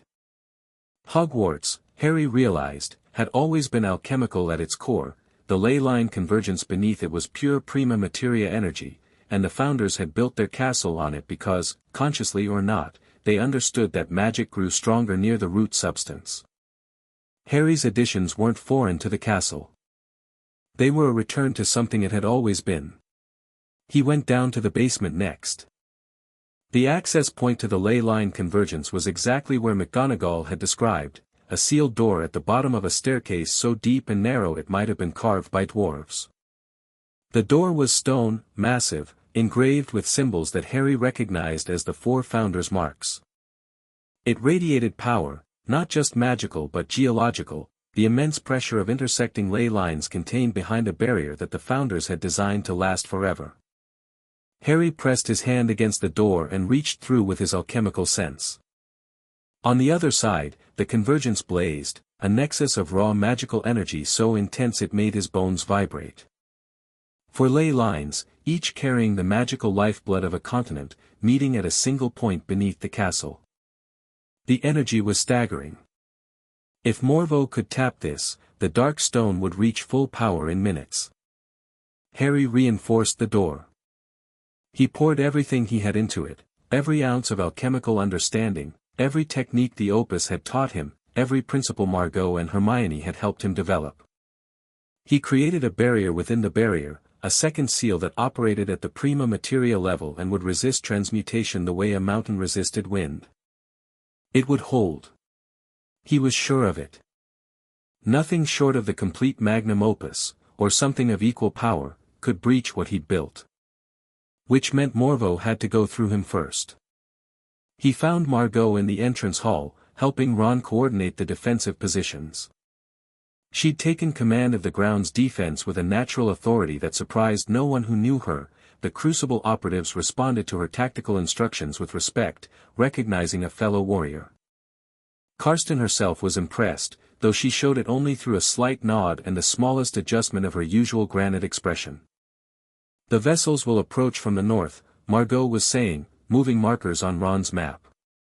The terrain funnels them through the valley between the mountains.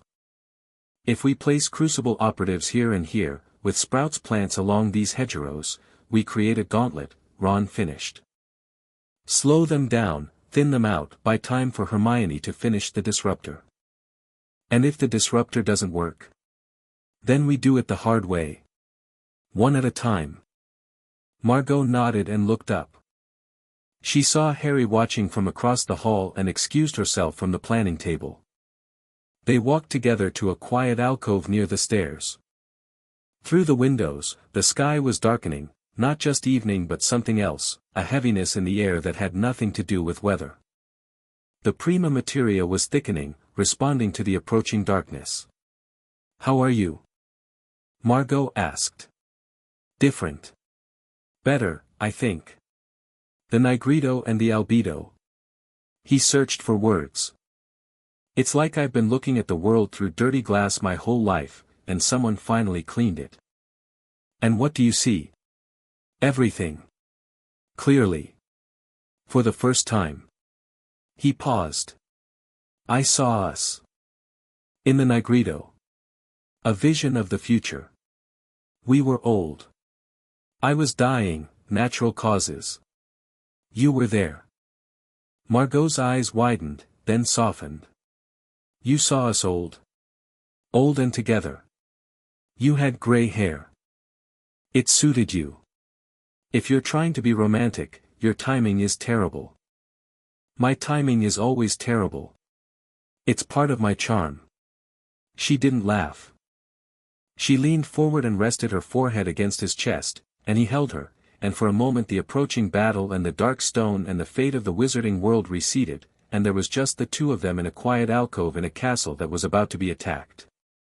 "I saw myself dying," Harry said quietly. "In the Nigredo. Multiple times, multiple ways. That was the point, to face death so completely that it becomes part of you. And the strange thing is, I'm not afraid anymore. Not of dying. I'm afraid of losing. Losing the fight, losing the people I care about. But dying itself." He shook his head. "It's just a transformation. The most fundamental one. Everything returns to the prima materia." Margot pulled back and looked up at him. Her dark eyes searched his face. "You sound like Nicholas," she said. "In my grandmother's stories." She said he talked about death the way other people talk about weather. Not casual, just accepting. Like it was the most natural thing in the world. It is. That's what the Nigredo teaches you. Death is natural. Fighting it is natural too, survival instinct, love of life, all of that is real and valid. But beneath the fighting, beneath the fear, there's a truth. And the truth is that everything changes. Everything transforms. Nothing is destroyed, it just becomes something else. Is that comforting? Not exactly. But it's clarifying. I can fight harder because I'm not fighting for survival anymore. I'm fighting for meaning. For the choice of how to live, not whether to die." Margot was quiet for a long moment. Then she took his hand and placed something small and cool in his palm.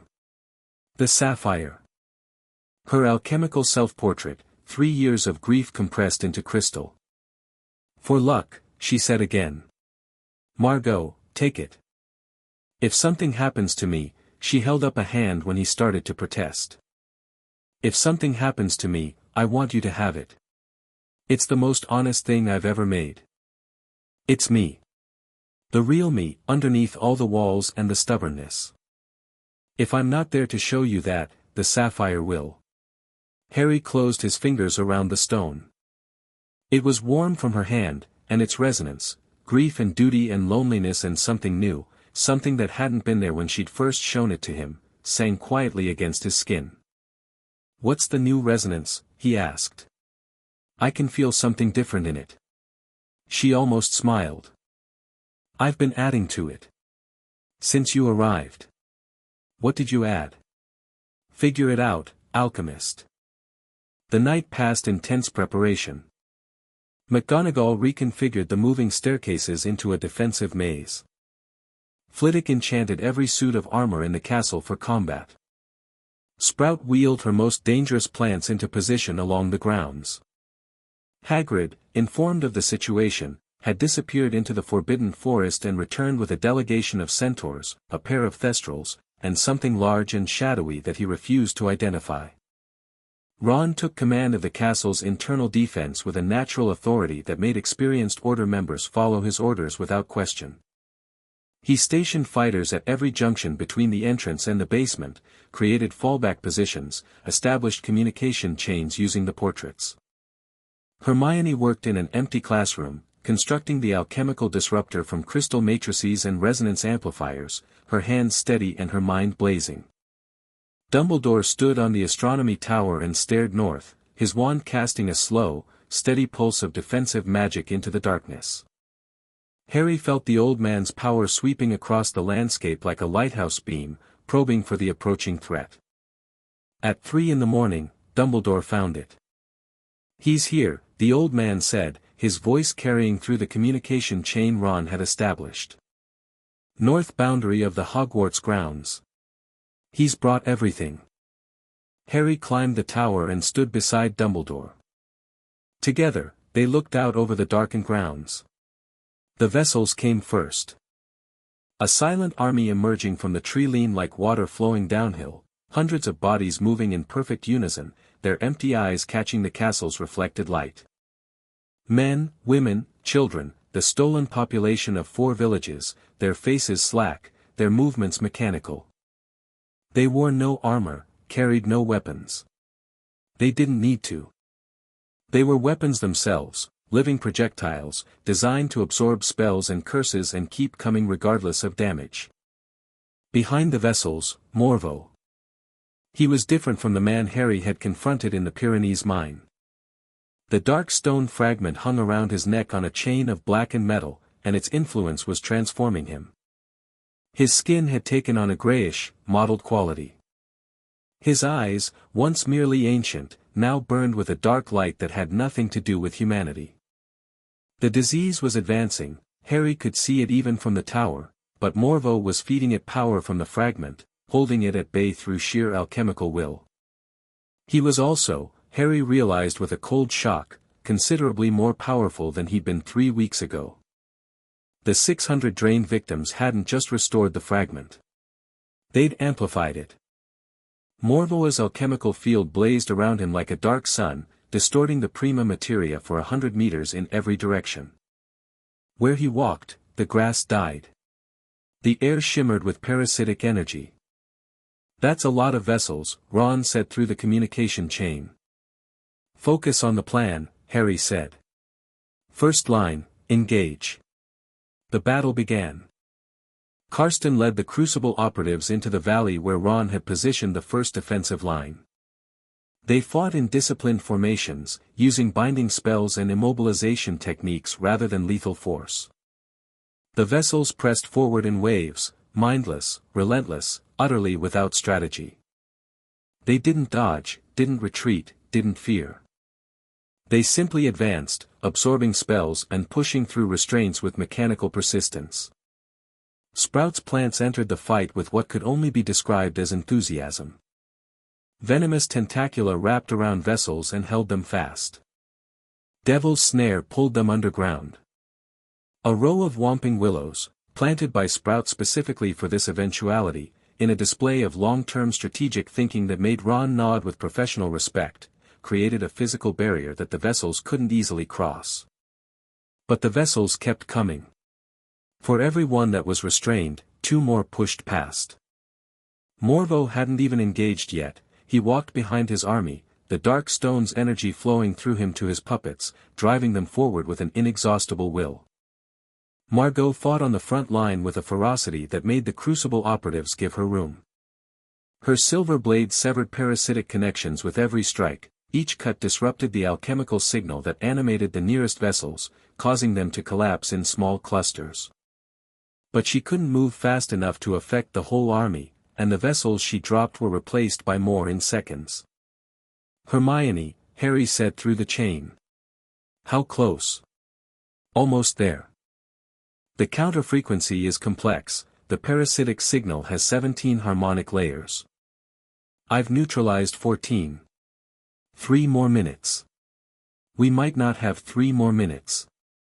The first line was buckling. The sheer mass of vessels overwhelmed the defensive positions, flowing around the choke points like water around rocks. Crucible operatives fell back in good order, retreating toward the castle gates, but the retreat was faster than planned. Harry moved from the tower to the entrance hall. He could feel Morvo through the prima materia, a vast, dark presence, drawing closer, the parasitic field spreading like an oil slick across the grounds. The vessels reached the castle. They hit the doors like a wave. The ancient wood groaned but held. Harry's alchemical reinforcements were doing their job, turning raw magical defense into something deeper and more resilient. But the vessels piled against the doors, 10 deep, 20 deep, the weight of hundreds of empty bodies pressing against the entrance. Second line. Ron's voice was sharp. Fall back to the first junction. Let them into the entrance hall, the stairs will funnel them. The doors gave way. Vessels poured into the entrance hall in a tide of blank faces and reaching hands. Ron's defensive plan engaged, the moving staircases swung into blocking positions, the suits of armor lurched forward with drawn swords, portraits screamed warnings as vessels approached from unexpected angles. It was chaos. Beautiful, terrifying, meticulously planned chaos. Harry watched from the first-floor landing as Ron directed the defense below, shouting commands with the authority of a general who had been preparing for this his entire life.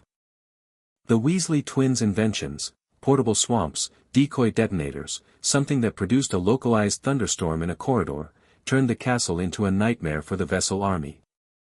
Remus Lupin fought with Lupin ferocity at a choke point near the kitchens. Tonks dueled 3 vessels simultaneously, her body shifting and flowing as she adapted to each attack. Moody stood at the top of a staircase and brought down vessels with a methodical efficiency that bordered on the mechanical.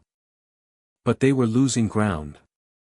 Slowly, inexorably, the weight of numbers was pushing the defenders back. Ron's fallback positions held, but each one held for less time than the last. Hermione, Harry said urgently. 1 more layer. 30 seconds. I just need to. A new sound cut through the battle. Not the crash of combat or the groaning of stressed architecture. A deep, resonant hum that Harry felt in his prima materia before he heard it with his ears. The dark stone. Morvo was entering the castle. He came through the shattered doors like a force of nature, stepping over fallen vessels with contemptuous ease. The parasitic field around him intensified, and every vessel in the entrance hall surged forward with renewed vigor, faster, stronger, driven by the proximity of their master. Defenders who had been holding their ground were suddenly fighting for their lives. Morvoa's eyes found Harry's across the chaos of the entrance hall. There you are, the dark alchemist said, and the air between them turned to glass. Harry shattered it with a thought, transmuted the glass back to air with a reflexive ease that would have been impossible 3 weeks ago. The Nigrito and Albedo had changed his relationship with the prima materia fundamentally. He didn't fight it anymore. He spoke to it, and it listened. Hermione, now would be good. Got it. A sound rang through the castle, not loud but penetrating, a crystalline chime that seemed to bypass the ears and speak directly to the prima materia.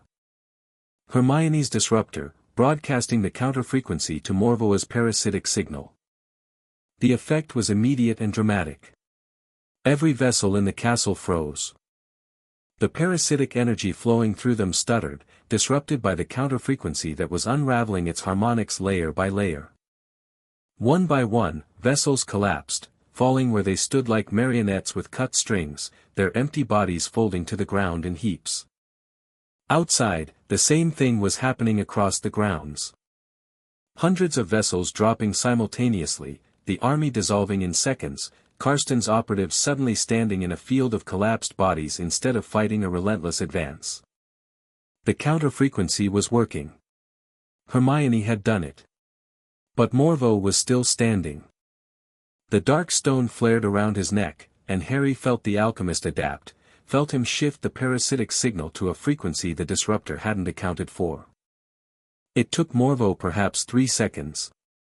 3 seconds to analyze Hermione's counterfrequency, understand its structure, and generate a new signal that operated on different harmonics. The vessels stirred. Not all of them, many remained down, the disruption too thorough for quick recovery. But 100, maybe more, lurched back to their feet. Hermione, he's adapting. I know. Working on it. The new frequency is, a crash from her direction. More complex. Give me 5 minutes. Harry didn't have 5 minutes. Morveau was moving through the entrance hall, stepping over fallen vessels, heading for the corridor that led to the basement. To the convergence point. Harry dropped from the first-floor landing. Not levitation, something more direct. He asked the air beneath him to hold him, and it did, slowing his descent to a gentle landing on the flagstones of the entrance hall. The prima materia responded to his intent with a fluidity that felt like an extension of his own body. He stood between Morveau and the corridor to the basement. Move, Morveau said. His voice was different, deeper, resonant with the dark stone's energy, carrying undertones that vibrated at frequencies Harry could feel in his bones. No. Morveau raised a hand. The air between them warped, a transmutation attack, twisting the molecular structure of the atmosphere into something toxic. Harry felt it forming and countered, his own will reshaping the air back to its natural state. The two transmutations clashed in the space between them, reality flickering as competing visions of what the air should be fought for dominance. Harry's version 1. His understanding of air, of its components, its properties, its place in the web of prima materia, was deeper than Morveu's forced transmutation. Not because Harry was more powerful, but because he was more attuned. The Nigredo had stripped away the barriers between his perception and reality. He didn't need to push through layers of assumption and ego to reach the prima materia. He was already there. Morveu's eyes narrowed. You've changed. The transformation, 2/3 complete. Nigredo and albedo. Something shifted in Morveu's expression, not fear, not yet, but a recalculation. Nicholas took 40 years for the Nigredo alone. You did it in 14 hours. Silence. The entrance hall was a battlefield, fallen vessels everywhere, the remaining 100 pressing against the defenders at the edges of the room. But in the center, between Harry and Morveau, a sphere of calm had formed. Two alchemists facing each other, the air between them vibrating with potential. Impressive, Morveau said softly. Genuinely impressive. Perhaps I have underestimated the power of desperation. It's not desperation. It's clarity. Is there a difference? Morveau attacked. Not with a single transmutation but with a cascade, the stone floor becoming liquid, the walls heating to incandescence, the air compressing into a pressure wave designed to crush. Simultaneously, the dark stone unleashed a torrent of parasitic energy, reaching for Harry's magical core with the same greedy tendrils he'd felt in the Pyrenees mine. Harry didn't counter individually. He responded as a whole, his entire alchemical being engaging with the attack, perceiving it not as separate threats but as a single expression of Morveu's will. The floor solidified. The walls cooled. The pressure wave dissipated. The parasitic tendrils hit his purified awareness and slid off like water off glass. Then Harry pushed back. He didn't attack Morveau directly. He attacked the dark stone. His awareness lanced across the space between them and struck the fragment hanging around Morveu's neck. Not with force, with understanding. The same technique he'd used in the Pyrenees, amplified by the Nigredo and albedo. He showed the dark stone what it was, a corrupted reflection of the true stone, built on consumption and suffering, a parasitic engine that could only create by destroying. He showed it the lives it had consumed, not as statistics but as resonances, individual patterns in the prima materia that had been ripped apart and burned for fuel. The dark stone shuddered. Morveau gasped and clutched at the fragment, pouring his will into it, fighting Heir's intrusion with 4 centuries of experience. You think showing it its own nature will change it?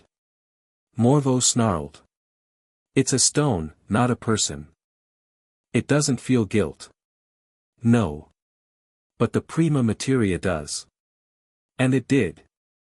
The fundamental substrate of reality, the root substance beneath everything, recoiled from the dark stone's parasitic nature. Heir's insight from the Nigredo gave him a connection to the prima materia that Morvau's forced approach could never achieve. Where Morveau commanded, Heir communed. And the prima materia, given the choice between a collaborator and a parasite, chose the collaborator. The dark stone's output dropped. Not dramatically, Morveau was too skilled, too experienced, to lose control completely. But the efficiency of the parasitic process decreased, each pulse of energy costing more and delivering less. The remaining vessels slowed. Their movements became jerky, uncoordinated, as the reduced signal struggled to maintain control over 100 bodies simultaneously. Morvau's face contorted. He was fighting on 2 fronts now, Heir's direct challenge and the prima materia's resistance, and for the first time, his 4 centuries of experience were working against him. He'd spent those centuries fighting the prima materia, forcing it to obey, consuming its energy through parasitic processes. He had no experience cooperating with it. The concept was as foreign to him as the disease that was eating him alive. All of you! Morveau roared. Not at Heir, at the remaining vessels.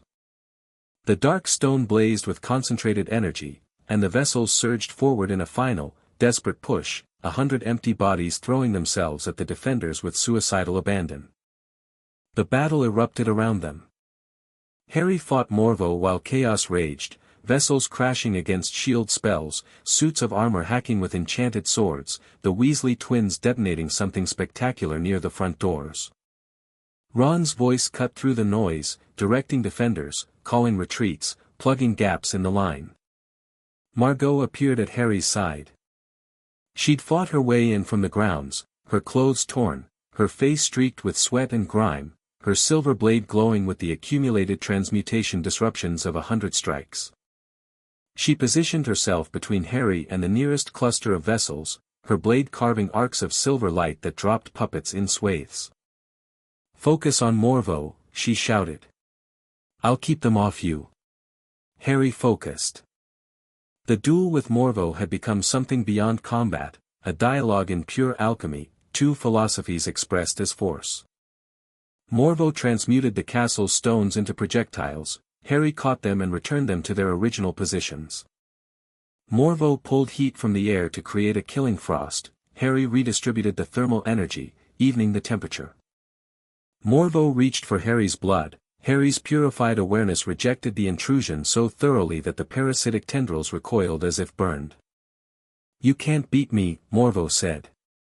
Not boasting, calculating. His assessment was probably accurate. Heir had done 2/3 of the magnum opus. Morveau had 400 years of experience and a dark stone. In raw power, Morveau held the advantage. You're extraordinary for your age and training, but you're not complete. The Rubido would give you what you need. Without it, you're a blade without an edge. Then I'll be a very sturdy bludgeon. Heir pushed harder. The prima materia sang around him, not just his will but the fundamental substance of reality itself, responding to the first person in centuries who had bothered to ask its opinion. The castle's alchemical defenses engaged, Heir's reinforcements activating in concert with his conscious effort, creating a web of protective energy that Morveau had to burn through step by step. Morveau burned through it. Methodically, efficiently, his dark stone chewing through Heir's defenses like acid through cloth. The parasitic approach was ugly but effective, where Heir built, Morveau consumed. Every protective layer Heir created became fuel for Morvau's advance.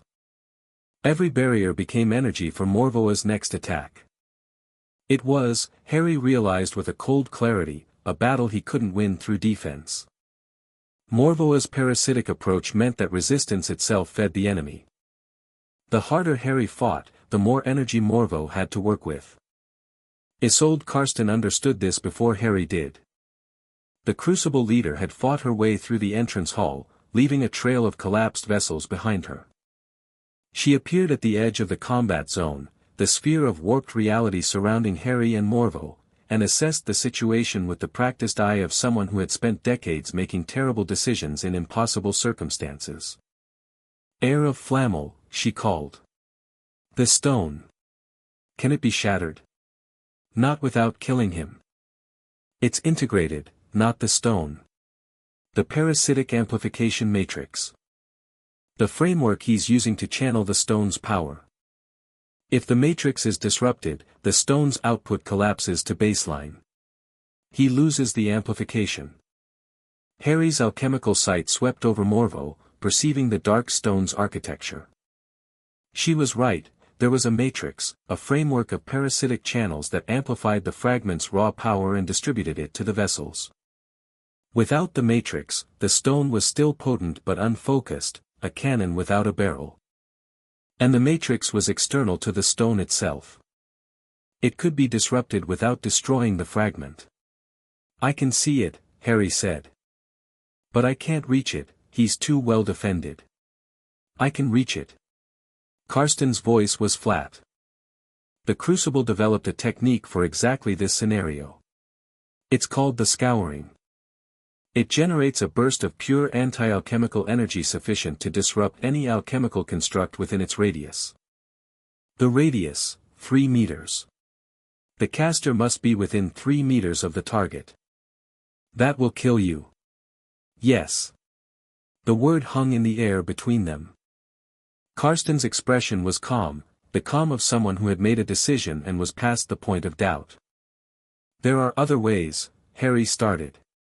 "Not in time. He's advancing. Every minute we spend fighting, he gets closer to the convergence point. Every minute, his vessels drain more of the defender's energy. This ends now or it doesn't end at all." "Karsten, Isolde." She met his eyes. "My name is Isolde." "Use it." Harry looked at her. He saw her, the albedo's purified perception showing him everything. A woman who had spent 23 years destroying knowledge to protect the world. A woman who had been wrong about the method but right about the stakes. A woman who had come to burn his library and ended up giving her life to protect it. "Isolde," he said. "Don't do this. You offered me accountability. This is mine. I spent decades destroying knowledge because I believed it was the only way to keep people safe. I was wrong. You showed me that understanding is stronger than elimination. Let me understand this, let me understand what it means to sacrifice for something instead of against it." Morvo, occupied with maintaining his assault on Harry, didn't see Karsten move. She slipped through the chaos of the entrance hall like a ghost, grey armor dimming, her body low and fast. She passed the last line of vessels, Margot covering her advance with sweeping blade strikes that cleared a path. Karsten reached Morvo at a dead run. 3 meters. Isolde, no. She triggered the scouring.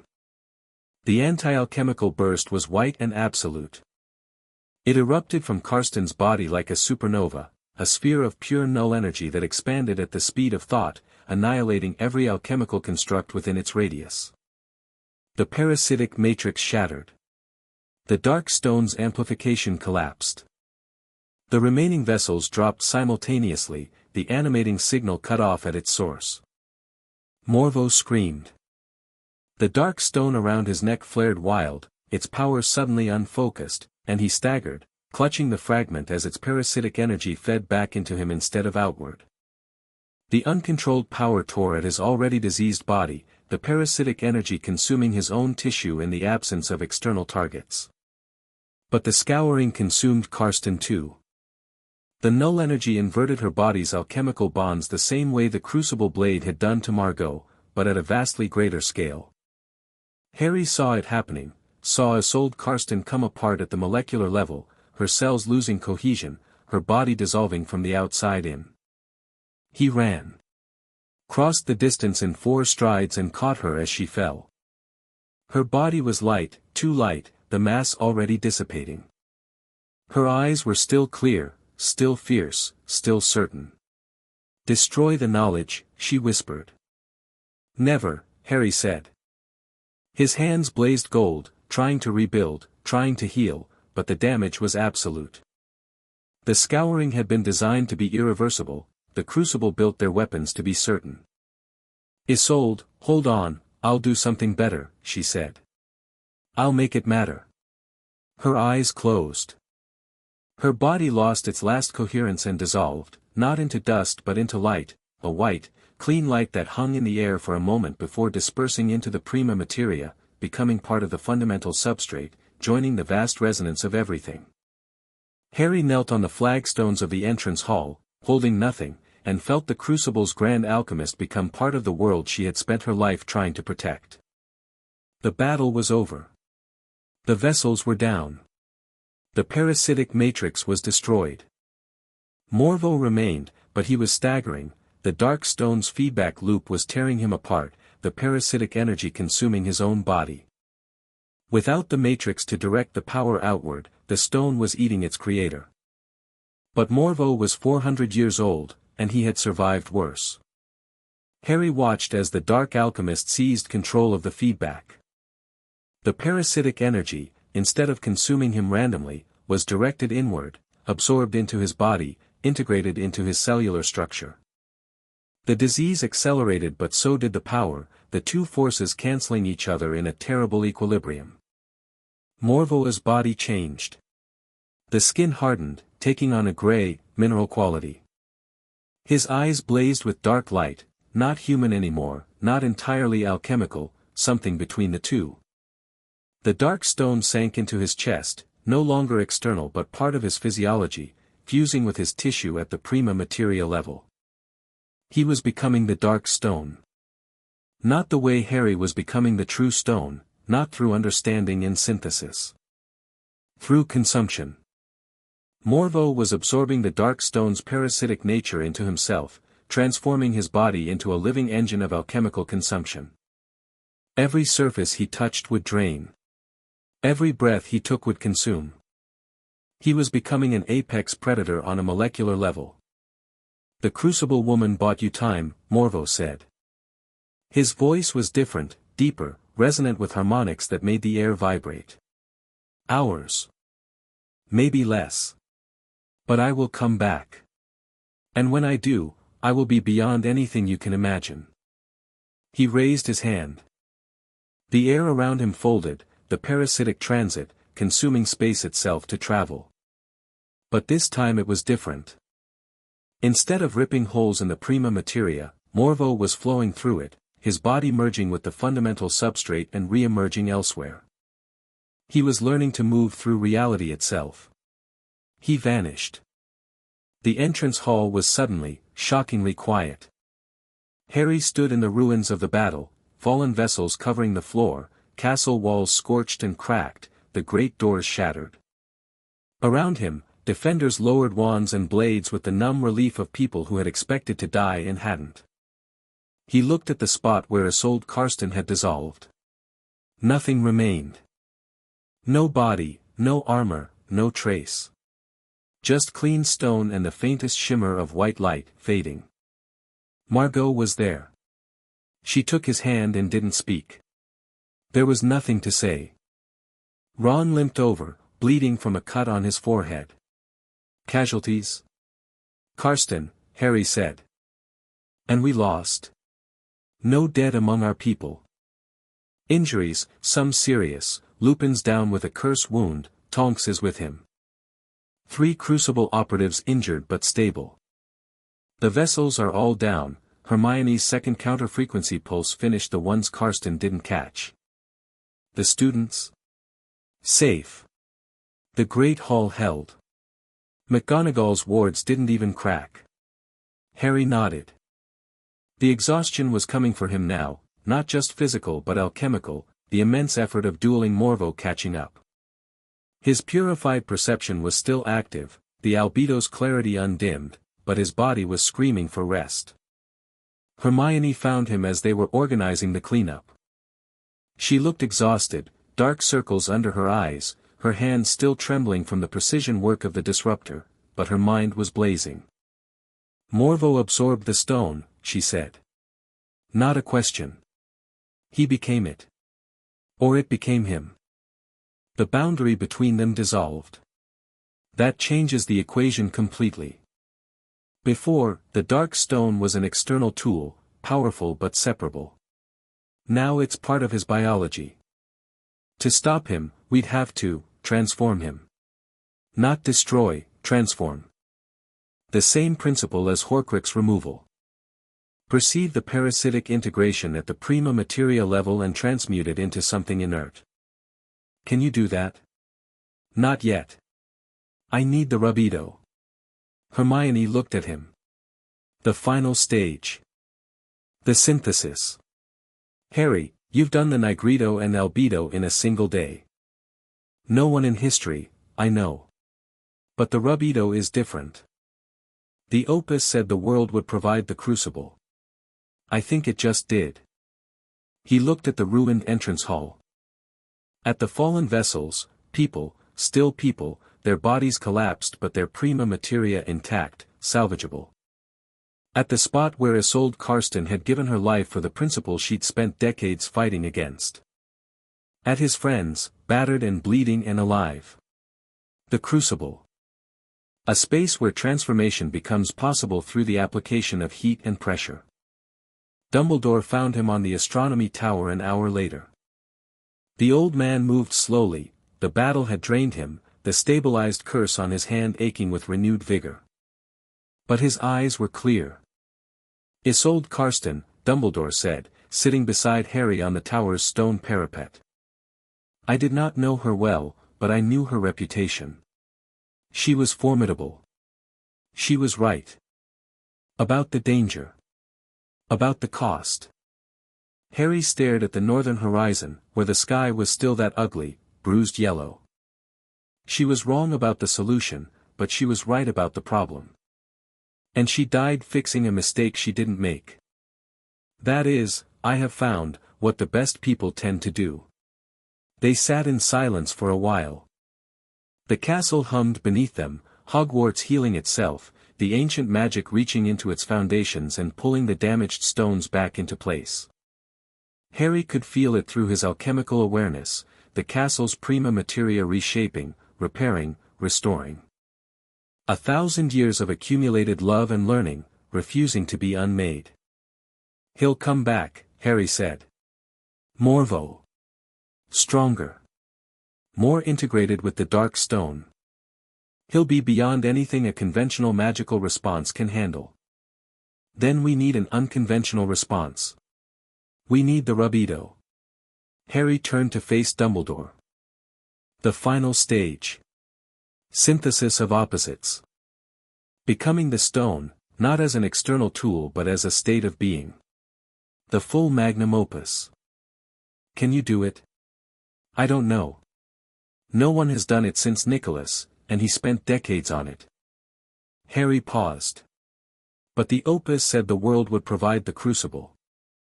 I think this, the battle, the losses, the impossible stakes, is the heat and pressure I need. The transformation doesn't happen in a quiet room. It happens in the fire. When will you attempt it? When Morvo comes back. During the fight. That's the crucible, the final confrontation. The rubido needs a moment of ultimate synthesis, where creation and destruction become the same act. Fighting Morvo is that moment. Dumbledore was quiet for a long time. You know, he said finally, Nicholas told me once that the magnum opus was not a process that could be planned or scheduled. He said it happened when the alchemist was ready and the world was ready, and the two readinesses aligned in a moment of perfect necessity. He looked at Harry. I believe this is that moment. And I believe you are ready. I'm not sure I am. You underwent the nigredo and albedo in 14 hours. You dueled a 400-year-old dark alchemist to a standstill. You disrupted a dark stone with empathy. You reinforced a 1,000-year-old castle's defenses in an afternoon. Dumbledore smiled, that rare, real smile. If you're not ready now, Harry, then readiness is an illusion and we're all doomed regardless. That's very reassuring. I try. Harry descended from the tower and found Margot in the entrance hall, helping to move the fallen vessels to the great hall where Madame Pomfrey and a team of healers could attend to them. The vessels were alive, their bodies intact, their hearts beating, but empty, the same hollow shells Harry had seen in Auril. The parasitic control was gone, severed by the destruction of the Matrix, but the stolen life force had not returned. He knelt beside one of the vessels, a teenage girl, perhaps his own age, with dark hair and a face that was blank and peaceful in its emptiness. He touched her forehead and reached into the prima materia. What he found was different from Auril. In Auril, the victims had been recently drained, the void where their life force had been was ragged and raw. These victims had been drained longer, and Morveau had used them as vessels, filling the void with parasitic energy. That energy was gone now, but it had left marks, channels carved into the prima materia of their bodies, pathways where the parasitic control had flowed. Those channels could be repurposed. Harry saw it with the clarity of the albedo, the parasitic pathways, designed to carry Morvoa's will, could be reversed. Instead of carrying control inward, they could carry life force back. If Harry could generate alchemical life force, pure, positive energy drawn from the prima materia itself, he could pour it through those channels and restore what Morveau had taken. He couldn't do it yet. Generating life force from the prima materia was Rubedo-level work. But when the time came, if the time came, the pathway was there. Can you save them? Margot asked, watching him. After the Rubedo. If I complete it. When, she corrected. When you complete it. He looked up at her. She stood above him, silhouetted against the great hall's enchanted ceiling, which was showing a dawn sky streaked with rose and gold. Her dark hair was loose, her face marked with the grime and sweat of battle, her eyes fierce and certain. When, he agreed. She reached down and took his hand, pulling him to his feet. The Rubedo, she said. The synthesis of opposites. You need a crucible of heat and pressure. She held his gaze. Morveau will provide the heat. I'll provide the pressure. What kind of pressure? The kind that makes diamonds. The kind that transforms carbon into crystal. She squeezed his hand. The kind that turns grief into sapphires. Harry understood. The Rubedo wasn't just about destruction and creation becoming the same act. It was about love and loss, strength and vulnerability, the alchemist and the alchemy, all of it merging into a single, unified state. The synthesis of every opposite he'd ever carried. He put his free hand in his pocket and felt the sapphire, Margot's sapphire, her grief and duty and loneliness compressed into crystal. And the new resonance she'd added, the one she'd told him to figure out. He figured it out. It was hope.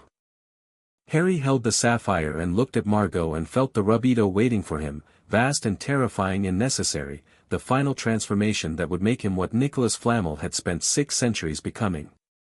When he comes back, Harry said. I'll be ready. Margot nodded. She didn't let go of his hand. Together, they watched the dawn break over Hogwarts, painting the damaged castle in shades of gold, and waited for the darkness to return. It wouldn't be long. Chapter 6, The Magnum Opus. Morveau gave them 2 days. Harry spent the first day healing. Not himself, the others. He moved through the great hall of Hogwarts with a quiet focus that drew eyes and held them, kneeling beside each injured defender, pressing his hands against wounds and reaching into the prima materia with the refined perception the albedo had given him. Remus Lupin's curse wound, a dark cutting hex that had sliced through his shoulder and refused conventional healing, dissolved under Harry's touch. The damaged tissue reconstructed at the cellular level, new flesh weaving itself into place with a speed that made Madame Pomfrey gasp and then immediately demand to know how it was done. Alchemical healing, Harry said. I'm not creating tissue from nothing. I'm understanding the wound's nature and transmuting it, changing damaged cells back to healthy ones by showing them what they were before the damage. That's not possible, Pomfrey said flatly. It's not supposed to be, Hermione said from across the hall, not looking up from the modifications she was making to the disruptor array. And yet, Harry healed 11 defenders. Each one drained him, not catastrophically, but cumulatively, a steady draw on his alchemical reserves that he could feel building like fatigue in overworked muscles. By the time he'd finished with the last crucible operative, a woman named Sarah whose ribs had been crushed by a vessel's mechanical grip, his hands were shaking and the golden glow that accompanied his transmutations had dimmed to a faint shimmer. Margot found him sitting on the steps of the entrance hall, staring at nothing, a cup of tea cooling in his hands. You need to stop, she said. You're depleted. There are more people to heal. There are healers for the rest. You're the only one who can do what comes next, and if you burn yourself out patching broken bones, then Morvo wins by default. She sat beside him and took the tea from his hands, replacing it with a piece of chocolate. Eat. He ate.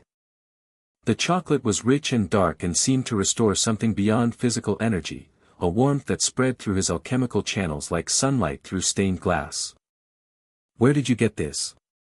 The kitchen at the estate made it before we left. Packed it in my bag without being asked. She pulled out the small glass jar of emergency elixir. I have this too, but save it. You'll need it more later. You're sure he's coming back? Aren't you? Harry reached into the prima materia, not far, just a surface scan, feeling the texture of reality around Hogwarts. The prima materia was still disturbed, still carrying the ripples of yesterday's battle, but beneath the disturbance, something deeper was building. A pressure. A gathering of darkness in the north, like thunderclouds massing on the horizon. He's building power, Harry said. Absorbing the dark stone more fully. Integrating it into his body at a level I couldn't reach yesterday. He paused. When he comes back, he won't be human anymore. Not really. He'll be a living expression of parasitic alchemy, a being that exists by consuming everything around it. Can you stop that? The rubido. The final synthesis. If I can complete it during the fight, if the confrontation itself provides the crucible I need, then yes. I can stop him. Not by overpowering him. By understanding him so completely that I can transmute what he's become. That's a lot of ifs. Every plan I've ever had has been a lot of ifs. The trick is making them when. Margot leaned her head against his shoulder. It was a small gesture, barely noticeable, but it meant more than any grand declaration. She was tired and scared and choosing to be close to him anyway. Choosing to trust that the ifs would become whens. Tell me about the rubido, she said. Not the theory. What it feels like. Harry thought about it. The opus had shown him glimpses, Nicholas's memories of the final transformation, fragments of understanding that were more sensation than knowledge. The rubido was the synthesis of everything the nigredo and albedo had prepared. Dissolution and purification, combined into a single act of creation. It feels like becoming whole, he said. Not gaining something new. Realizing that everything you need has always been there, waiting to be integrated. The nigredo dissolves the false self. The albedo purifies what remains. The rubido puts it back together, but differently. Completely. Every opposite united. Every contradiction resolved. What does that mean in practice? In practice, it means I stop being an alchemist who uses the prima materia and becomes someone who is the prima materia. Not literally, I'm still human, still mortal.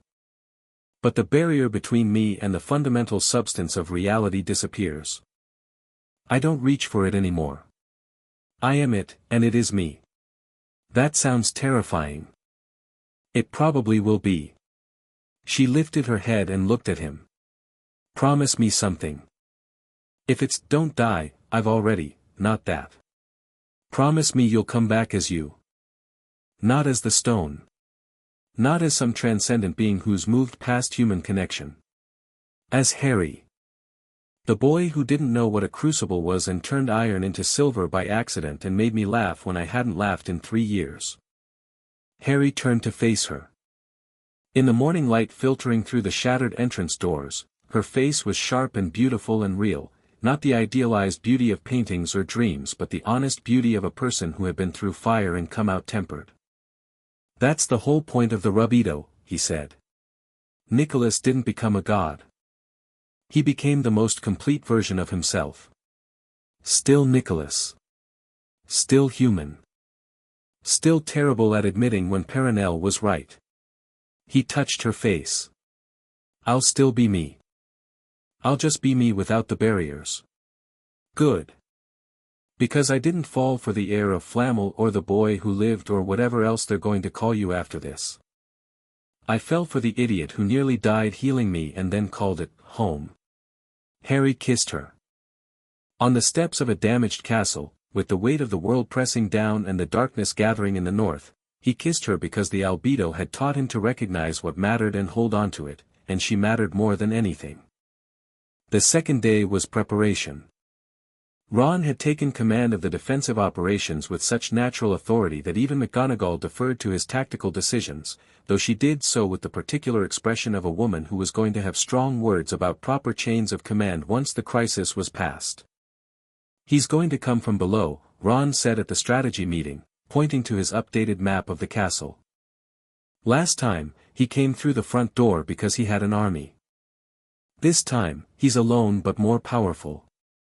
He won't waste energy on a frontal assault. He'll go straight for the convergence point. How? Hermione asked. The basement access is sealed, Harry's alchemical reinforcements, through the ground. He's been moving through the prima materia itself, that parasitic transit that folds space. If he's fully integrated with the dark stone now, he can probably move through solid rock. The castle's wards extend underground, but the ley lines themselves are channels.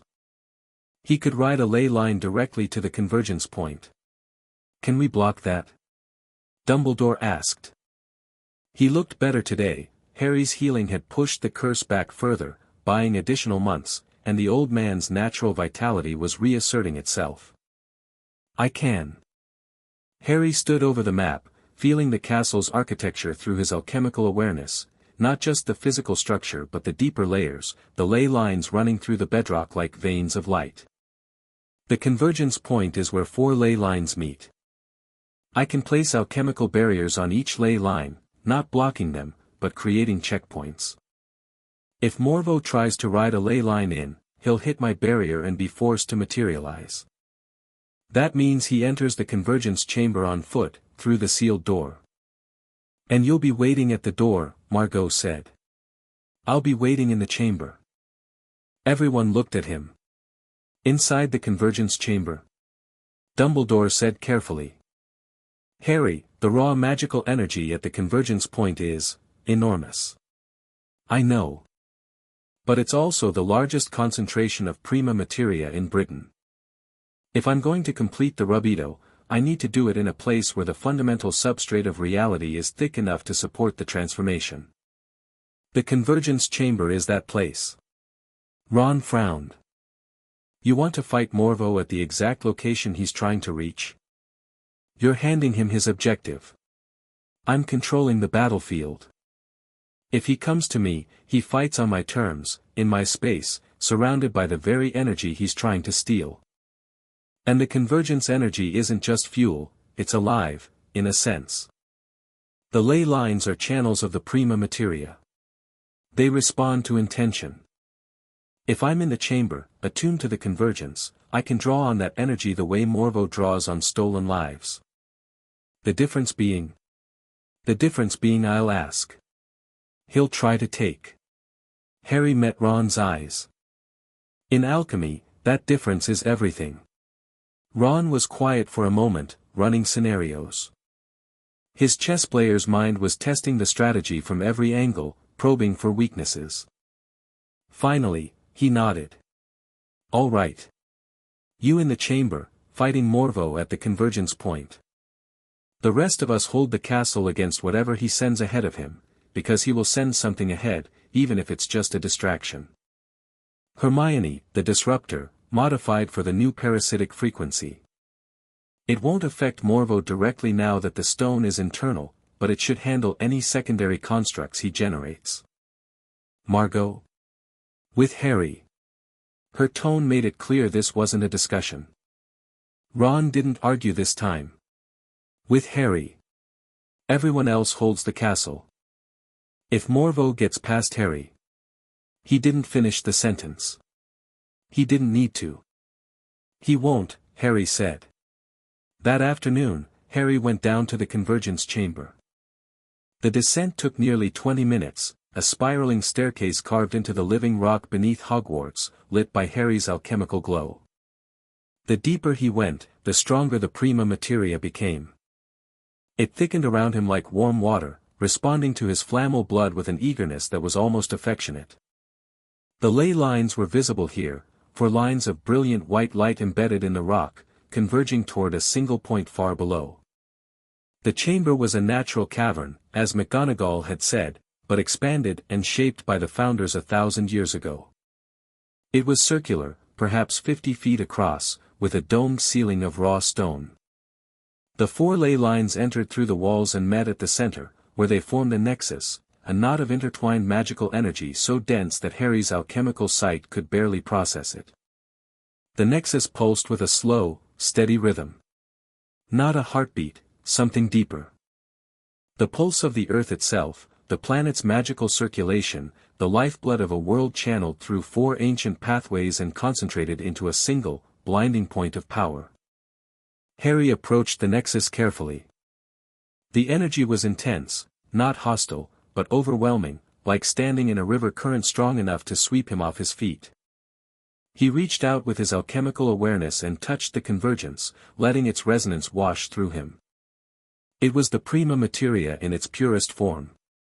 Not the diffused, ambient hum he felt elsewhere, the concentrated essence, the root substance distilled to its fundamental state. Here, at the intersection of 4 ley lines, the boundary between matter and magic was so thin it was almost imaginary. Everything was prima materia. The rock, the air, the light, Harry himself, all expressions of the same fundamental substance, differentiated only by pattern and intention. This was where the rubido would happen.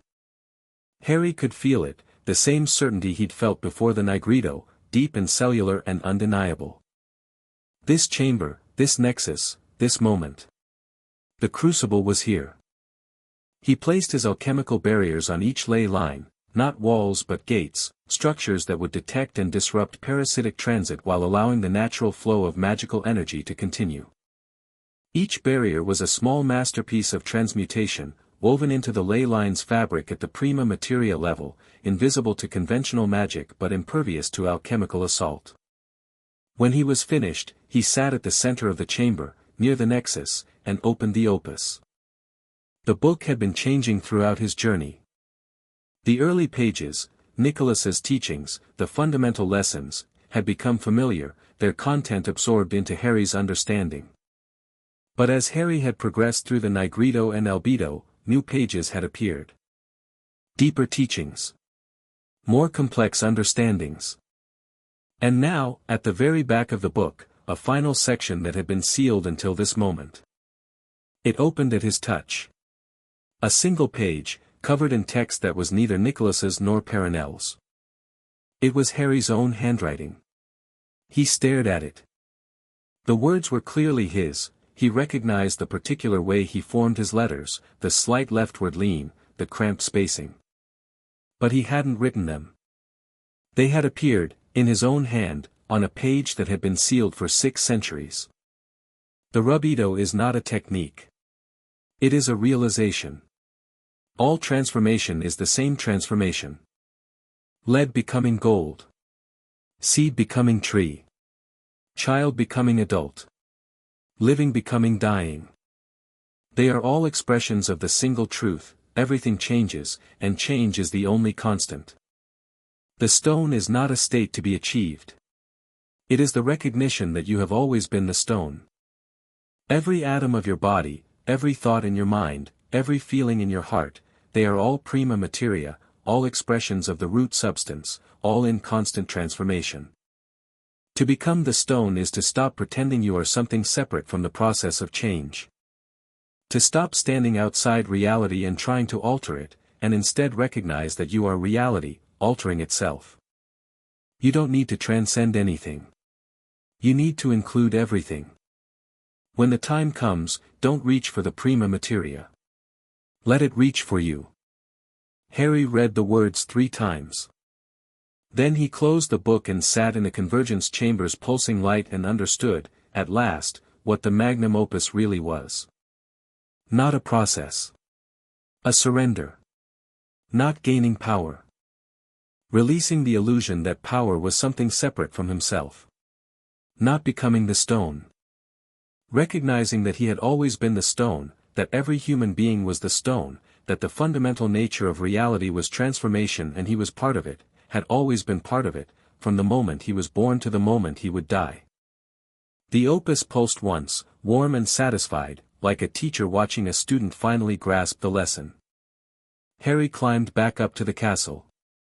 The sun was setting, painting the damaged towers in shades of amber and rose. Students' faces watched from the great hall's windows, scared, curious, trusting. They didn't know who Harry was or what he was about to do. They just knew that someone was standing between them and the darkness. He found his people in the entrance hall. Ron was making final adjustments to the defense plan. Hermione was calibrating the disruptor with the focused intensity of a surgeon preparing for an operation. The Crucible operatives were positioned at key points around the castle, their grey armor glinting in the fading light. Dumbledore stood at the top of the stairs, his wand casting a slow, watchful arc across the darkening grounds. Margot was sitting on the bottom step, cleaning her silver blade. She looked up when Harry approached. "Ready?" she asked. "Almost." He knelt in front of her so their eyes were level. "I need to tell you something. About the Rubedo." She set down the blade. "I'm listening. The Rubedo isn't something I do. It's something I allow to happen. The opus showed me, the transformation occurs when I stop trying to control the prima materia and let it claim me. When I stop being an alchemist who manipulates reality and become part of reality itself." That sounds like letting go. It is letting go. Of everything. Control, certainty, the idea that I'm separate from the world I'm trying to change. He took her hands. "And the opus says the crucible is the fight itself.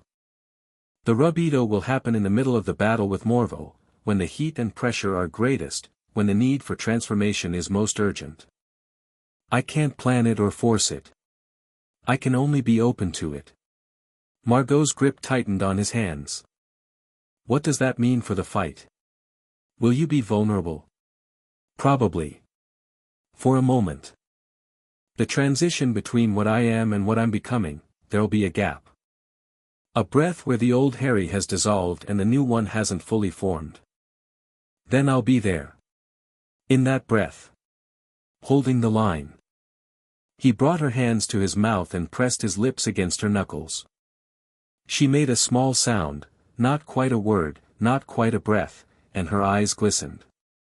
"After this," she said. "The garden. Doing nothing. The garden. Doing nothing. And you'll still know what a crucible is. I'll know everything about crucibles. I'll be the world's foremost expert on crucibles." She laughed. It was small and wet and real, and Harry pocketed the sound of it the way he'd pocketed the sapphire, something precious, something to carry. Night fell. The castle settled into a tense, watchful silence. Defenders at their posts, students in the great hall, the ancient building holding its breath. Harry went to Ron and Hermione. His oldest friends, his first friends, the people who had walked into darkness with him more times than any of them could count. Ron was at his command post, a table near the entrance hall with maps and communication mirrors and a half-eaten sandwich that was probably 12 hours old. He looked up when Harry approached and his expression shifted through several emotions in rapid sequence: worry, pride, frustration at not being able to help more, and finally the settled, steel-hard determination that made Ron Weasley the best friend Harry had ever had. "Don't say goodbye," Ron said. "I wasn't going to." "Good. Because we don't do goodbyes. We do, see you later. We've been doing see you later since we were 11 and I followed you after a troll. See you later, then. See you later." Ron held out his hand. Harry took it. They gripped hard, the kind of handshake that said everything words couldn't. "Give him hell, mate." Hermione was harder. She had her arms around him before he could speak, and she was crying, not sobbing, just a steady, silent flow of tears that dampened his shoulder while she held on. "I have approximately 47 things I need to say to you," she said into his collar. "About the alchemical theory and the resonance calculations and the optimal approach to prima materia integration. I wrote them all down." She pulled a folded piece of parchment from her pocket and pressed it into his hand. "But the important thing, the only thing that actually matters, is that you're the best person I know, and whatever happens down there, you've already changed the world." "Hermione, don't interrupt. I'm having a moment." She pulled back and fixed him with red-rimmed eyes that blazed with fierce intelligence. "The rubido. The synthesis of opposites. I've been thinking about it, and I believe the key isn't the prima materia or the alchemy or the transformation. The key is you. Your ability to hold contradictions without collapsing them. To see Morvo as both victim and villain. To forgive Dumbledore without excusing him. To love Margot without possessing her. That's the synthesis, Harry. That's always been the synthesis." He hugged her again. "Thank you. For everything. For the theory and the framework and the 800 questions and 47. I had 47 things. But I suppose everything covers it." She wiped her eyes and straightened her spine. "Go complete the magnum opus. I'll be here when you get back. I know you will." The last person he saw before descending was Dumbledore. The old man was standing by the staircase to the basement, as if he'd known Harry would come this way. His damaged hand rested in his robes, the curse contained but present. His blue eyes, behind the half-moon spectacles, held something Harry had never seen in them before: peace. "I owe you many things," Dumbledore said. "Apologies. Explanations. Years of honesty that I withheld because I was afraid. I may never be able to repay those debts. But I want you to know," his voice faltered. He cleared his throat. "I want you to know that of all the many, many mistakes I have made in a long and error-prone life, the greatest was underestimating you. Not your power, your character. I saw a weapon where I should have seen a person. A chess piece where I should have seen a king. You saw what you needed to see. That's human. It's human. It's also wrong. And I am sorry. Truly, completely, without reservation or qualification." Harry looked at the man who had shaped his life, for better and worse, through love and manipulation, with wisdom and cowardice intertwined so thoroughly that separating them was impossible. The albedo's clarity showed him everything: the guilt, the love, the fear, the hope. Albus Dumbledore in full, unvarnished, human. "I forgive you," Harry said. And meant it. Not because the wrongs didn't matter, but because carrying them served no purpose. The Negrito had taught him to let go of what was dead. The albedo had taught him to keep what was true. And the truth was that Dumbledore had loved him, imperfectly and fearfully, the way damaged people love, holding too tightly and too loosely at the same time. Dumbledore's eyes overflowed. He didn't wipe the tears away. He let them fall, silver in the candlelight, and nodded once. "Go," he said. "Finish the great work. Finish what Nicholas started." Harry descended the spiral staircase alone. Margot followed 30 seconds later. He heard her footsteps on the stone behind him, steady and sure. She'd given him the moment with Dumbledore, then followed because she'd promised to be there, and Margot Delacroix did not break her promises. They reached the convergence chamber together. The nexus blazed at the center, for ley lines pouring endless energy into a single brilliant point. The chamber pulsed with power, raw, elemental, the Earth's own heartbeat amplified and concentrated. Harry took up position near the nexus. The prima materia was so thick here that breathing felt like drinking. Each inhalation carried the fundamental substance into his lungs, his blood, his cells. He could feel himself dissolving into it, the boundary between his body and the world thinning with every breath. Margot positioned herself at the chamber's entrance, the sealed door, reinforced by Harry's alchemy, the last barrier between the convergence point and the castle above. Her silver blade was drawn, her stance ready. The emergency elixir was at her belt. The sapphire was in her pocket. "He's coming," Harry said. He could feel it, the distortion in the prima materia, the dark pressure building along the ley lines, the approaching storm. Morveau was riding the convergence itself, flowing through the Earth's magical channels toward the nexus point with the terrible efficiency of a parasite following a blood vessel to the heart. Harry's barriers held. One by one, the alchemical gates on the ley lines detected Morvau's parasitic transit and forced him to materialize.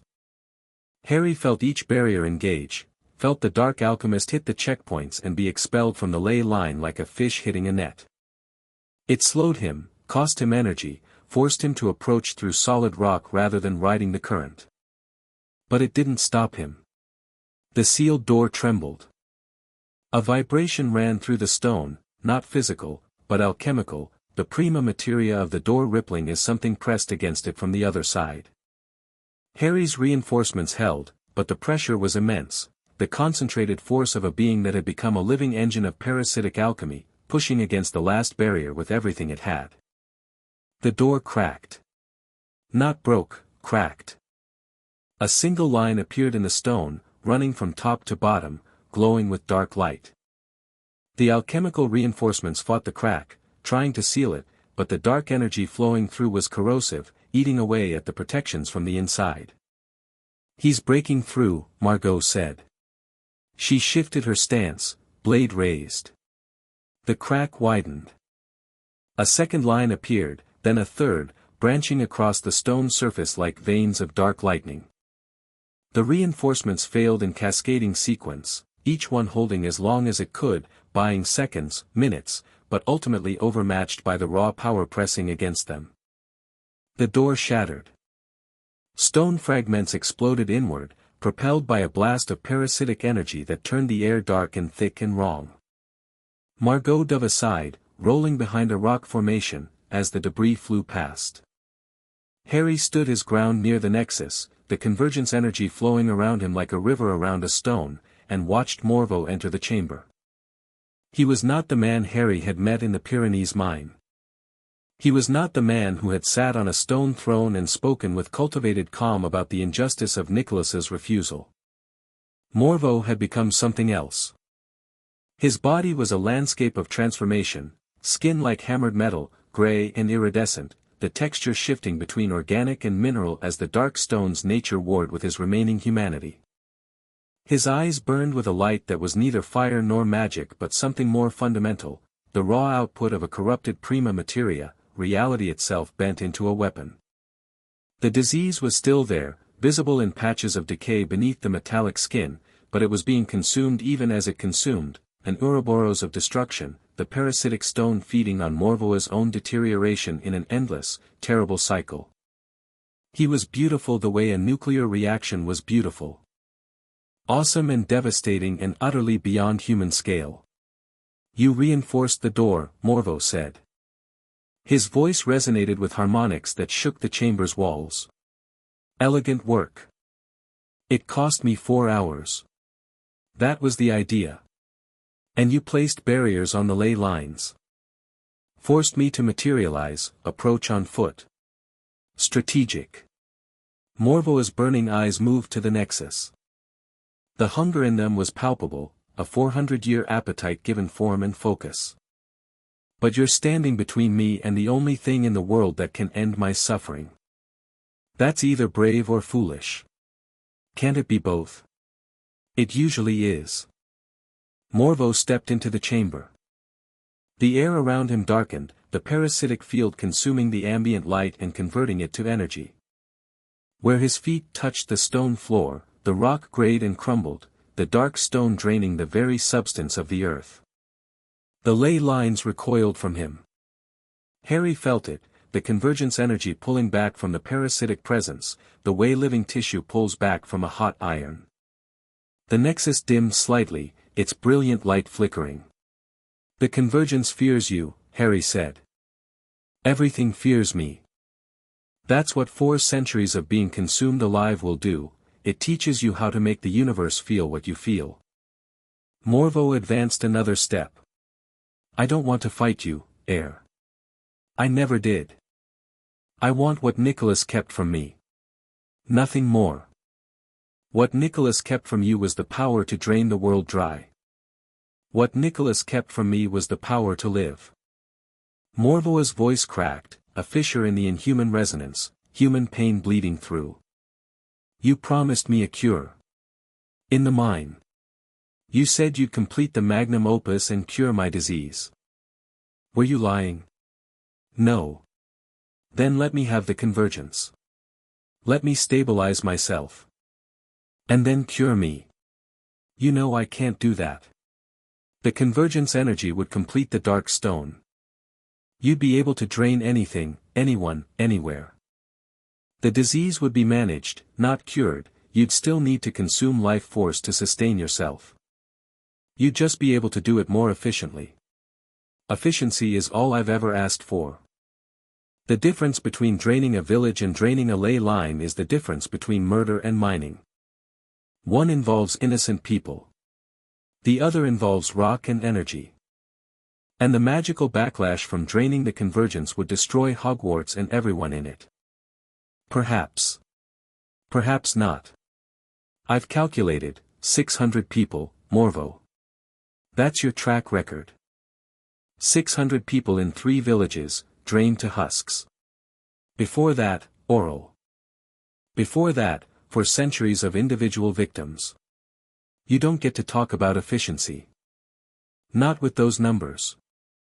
Morvoa's expression shifted, the metallic features contorting into something that was recognizably, painfully human. Rage and grief and the particular anguish of a man who had long since stopped being able to distinguish between what he needed and what he was willing to do to get it. Then we're done talking, Morvo said. The chamber erupted. Morvo hit the convergence with everything. Not Harry, the convergence itself. He bypassed the defender and went straight for the objective, lunging toward the nexus with a speed that his partly mineral body shouldn't have been capable of, his hands outstretched, the parasitic field blazing around him like dark fire. Harry intercepted him.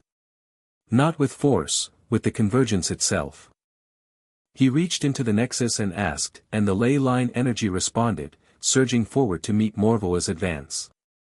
A wall of brilliant white light erupted between the dark alchemist and the nexus, not Harry's creation but the convergence's own defense, channeled through Harry's will. Morvo hit the wall and the collision shook the mountain. The parasitic field met the convergence energy and the two forces annihilated each other in a cascade of heat and light that would have killed anyone standing nearby. Harry held his ground through the prima materia, rooted not in physical strength but in alchemical connection, his body an extension of the nexus itself. You can't channel the full convergence, Morvo snarled, pulling back from the wall, his metallic skin scorched. Not without the rubido. You're using the ley lines like a hose, not a river. The flow will burn you out in minutes. He was right. Harry could feel it, the convergence energy flowing through him at a rate that his incomplete transformation couldn't sustain. The prima materia was responding to his requests, but each request cost him, the way lifting a heavy weight cost muscle and breath. He was strong enough to hold, but not forever. Morvo knew it. The dark alchemist shifted tactics, settling into a siege. Instead of charging the nexus, he attacked Heir, probing, testing, pressing.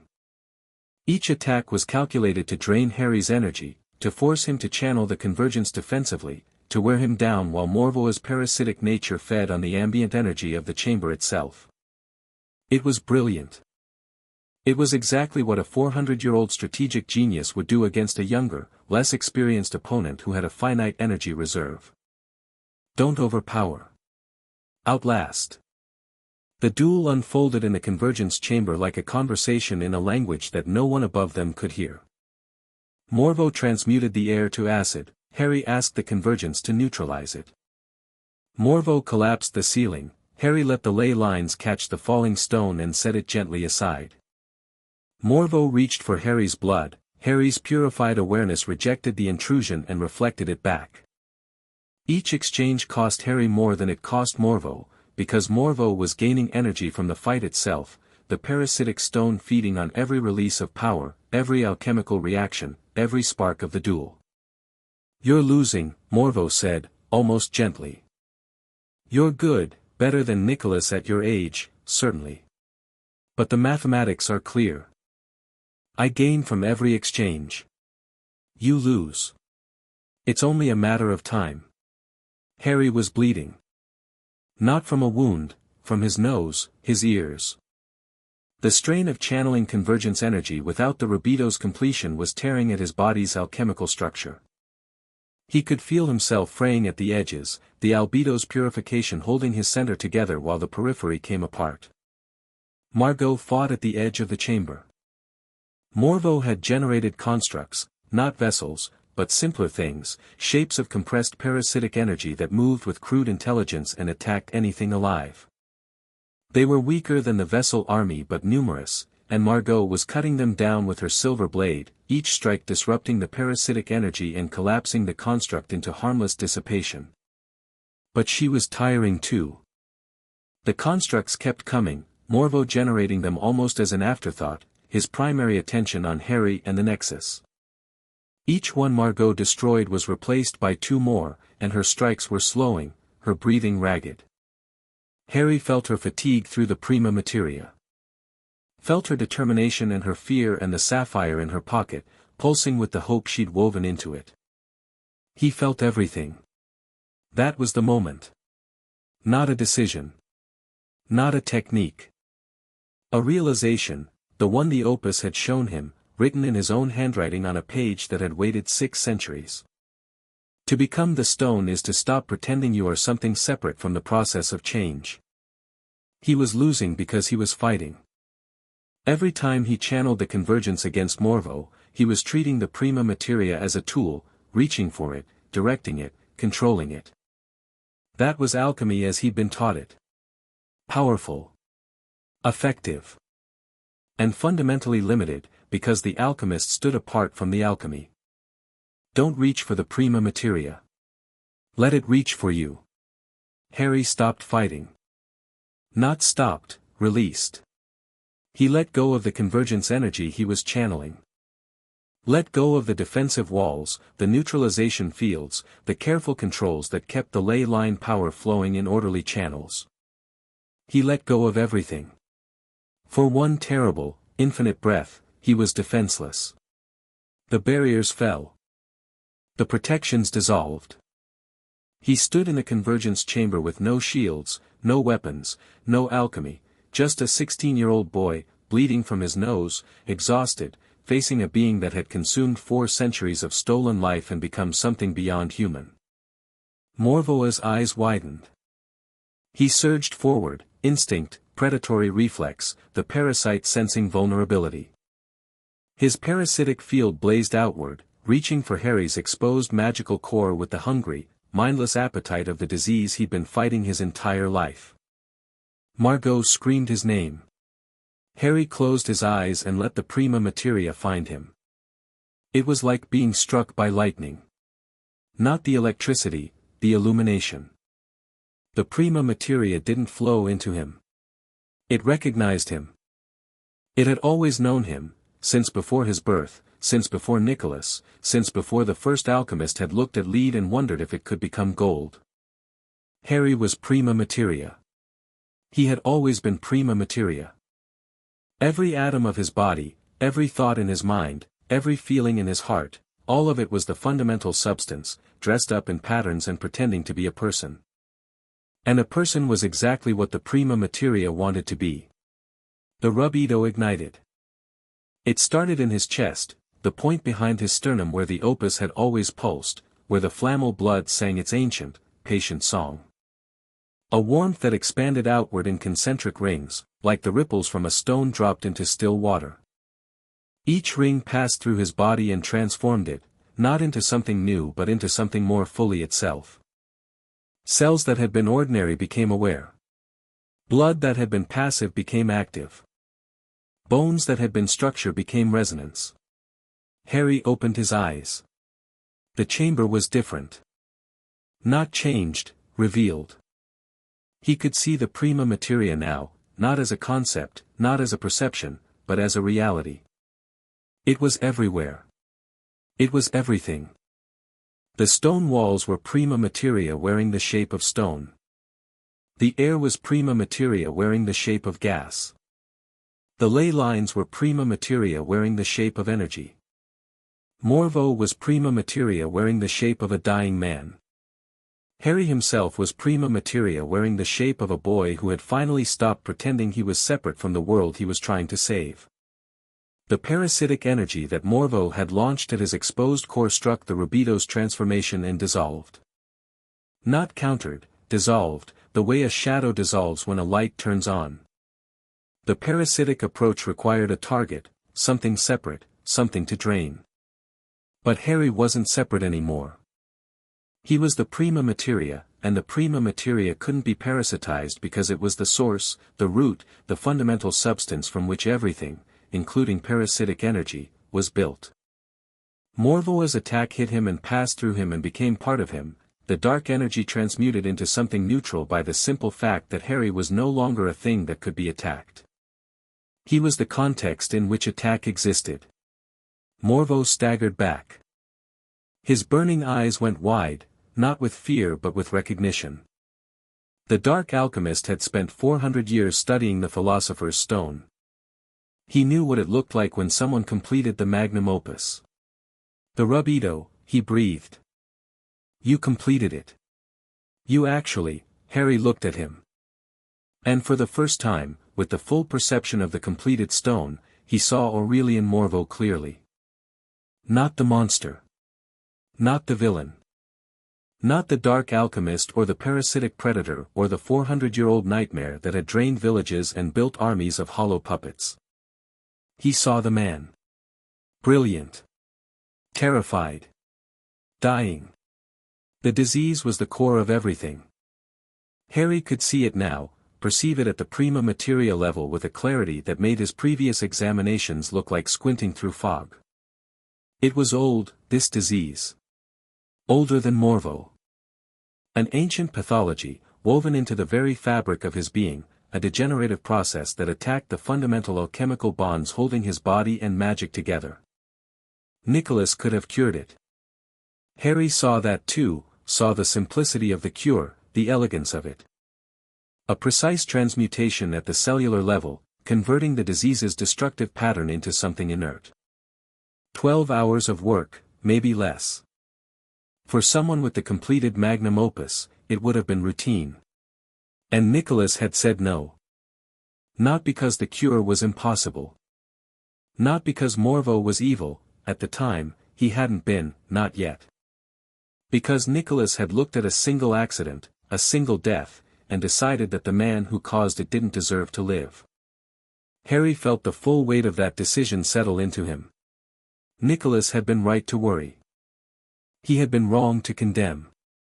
Both truths existed simultaneously, and neither one cancelled the other. I can see the disease, Heir said. His voice was different, not deeper or louder, but fuller. More resonant. As if the prima materia itself was speaking through him. I can see everything about you. The disease, the parasitic modifications, the dark stone's integration. I can see the man you were before all of it, Aurelian Morveau, 23 years old, studying in Egypt, brilliant and curious and terrified of dying. Morvoa's metallic face shifted. The mineral hardness cracked, and beneath it, for a moment, something human showed through. Old. Tired. Afraid. Can you cure it? He asked. The same question he'd asked in the mine. But different now. Quieter. More desperate. The question of a man who had spent 4 centuries fighting for his life and was running out of fight. Yes, Harry said. I can. Morveau closed his eyes. The dark stone's burning energy flickered around him, and for a moment, the parasitic field dimmed, not through Harry's effort but through Morvoa's own, the dark alchemist pulling his defenses inward, a reflexive gesture of vulnerability. Then his eyes opened. And they were ice. You're lying. Or you'll attach conditions. Surrender first. Give up the stone. Submit to judgment. His voice hardened, the metallic resonance returning. That's what Nicholas would have done. That's what you'll do. Promise the cure, demand the capitulation, and then, when I'm defenseless, decide I'm not worthy after all. No conditions, Harry said. I'll cure you. Right now. No surrender required. No judgment. Just stand still and let me work. Morveau stared at him. The chamber was silent except for the hum of the convergence and the faint sounds of Margot dispatching the last of the constructs at the periphery. You're serious. I've never been more serious about anything in my life. Why? After everything I've done, the villages, the vessels, Oral, why would you offer this freely? Because refusing it is what created you. Nicholas's refusal turned a dying man into a monster. I'm not going to repeat his mistake. Harry extended his hand. Let me help you. Something crumbled behind Morvoa's eyes. The 400-year-old fortress of rage and grief and survival, the architecture of a man who had been fighting the world since the world turned its back on him, developed cracks. Fissures ran through the psychic structure the way cracks had run through the sealed door, and behind the cracks, light showed through. Not golden light. Not the prima materia's warm glow. Something more fragile. More human. Hope. Morveau reached for Harry's hand. His metallic fingers extended, trembling, the parasitic field pulling back, retracting into his body like a tide receding. For one moment, one breath, the dark alchemist was just a dying man reaching for the only person who could save him. Then the dark stone flared. Not Morvoa's doing. Harry saw it happen at the prima materia level, the corrupted stone, integrated into Morvoa's body, responding to the threat of its host's surrender. The parasitic construct was semi-sentient, for centuries of accumulated stolen consciousness, the fragmented awareness of thousands of drained victims, all compressed into a single driving imperative: survive. Consume. Grow. The dark stone didn't want to be cured. The dark stone wanted to feed. Morveau screamed. His hand, inches from Harry's, convulsed, the fingers curling into claws as the dark stone seized control of his motor functions. His eyes blazed with dark light, the human intelligence drowned beneath the stone's parasitic hunger. His body contorted, the metallic skin hardening further, the mineral transformation accelerating as the stone consumed its host's remaining humanity to fuel its own survival. It's taking him. Margot shouted from across the chamber. She'd seen it, her alchemist's training recognizing the signs of a parasitic override. The stone is overriding his will. Morveau fought. Harry could see him fighting, deep inside the storm of dark energy. The man was still there, struggling against the thing he'd made himself into. But the dark stone was stronger. It had been growing for centuries, fed by thousands of lives, and Morvoa's moment of vulnerability had given it the opening it needed to assert dominance. The creature that had been Morvo turned on Harry. The attack was nothing like the calculated, strategic assault of a master alchemist. It was raw, mindless, hungry, the parasitic stone's pure appetite, unleashed without restraint. A wave of dark energy that consumed everything in its path, converting matter and magic and light itself into fuel for the stone's endless growth. Harry met it with the rubido. He didn't fight the dark energy. He didn't counter it, redirect it, neutralize it. He understood it. At the deepest level, the level of the prima materia, where the dark stone's parasitic nature was just another expression of the fundamental substance, he perceived the structure of the attack and comprehended its nature. The parasitic approach was hunger. Hunger was absence. Absence was the lack of understanding. Harry provided what was absent. He poured understanding into the dark energy, not knowledge, not power, but pure comprehension. Understanding of what the stolen lives had been. Understanding of what the parasitic process cost. Understanding of the fundamental truth that creation and destruction were the same act, that taking and giving were the same gesture seen from different angles, that the dark stone's endless hunger was just the prima materia trying to return to itself and getting lost along the way. The dark energy shuddered. The parasitic pattern stuttered. And something extraordinary happened. The stolen life force, thousands of fragments, the compressed essence of every person Morvo had ever drained, began to separate from the dark stone structure. Harry's understanding was acting as a catalyst, a solvent that dissolved the bonds holding the stolen energy in its corrupted configuration.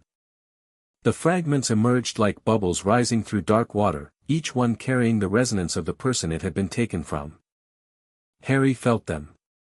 Every single one. The old farmer from Oral. The woman with the knife.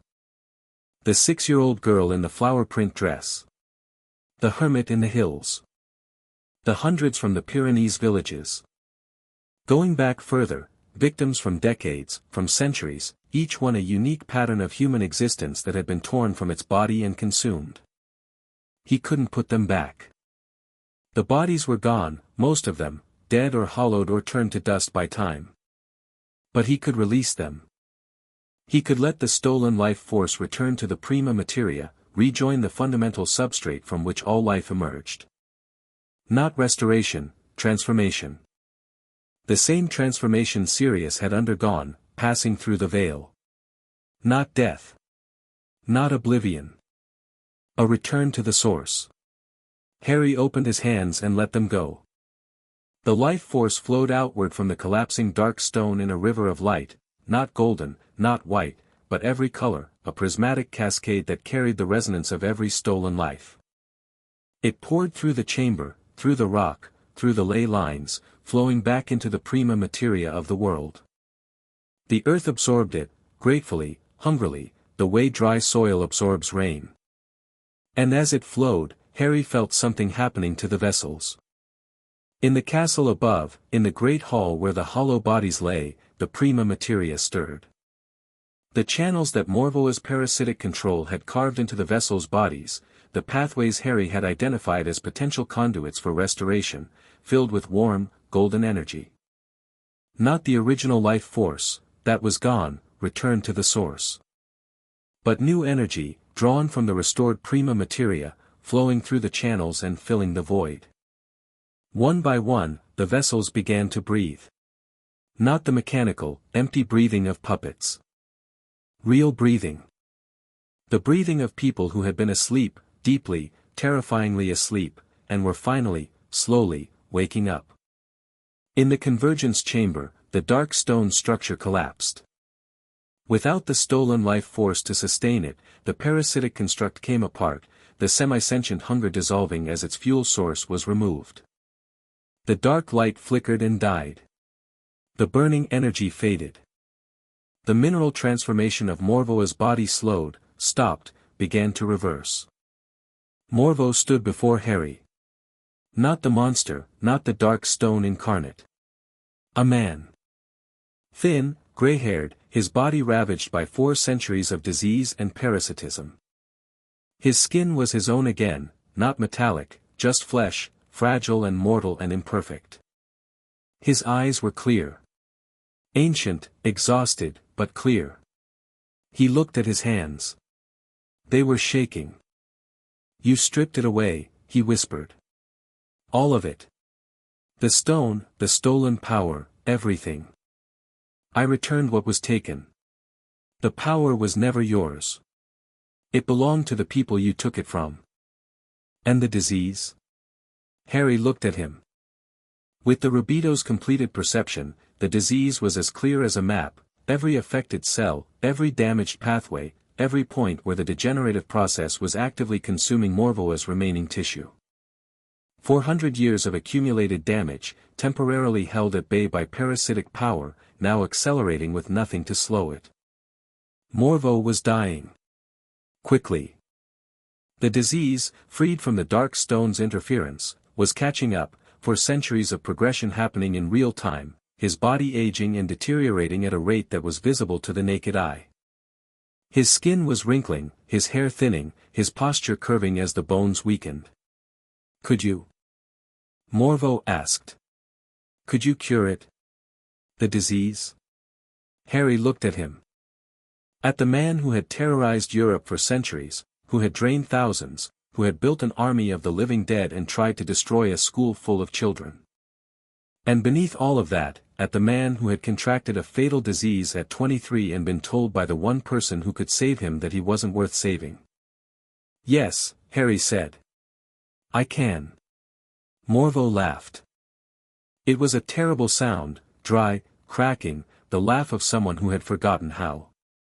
The disease was accelerating further, his body collapsing under the weight of reclaimed time. Wrinkles deepened into furrows. Hair went from gray to white to thin wisps.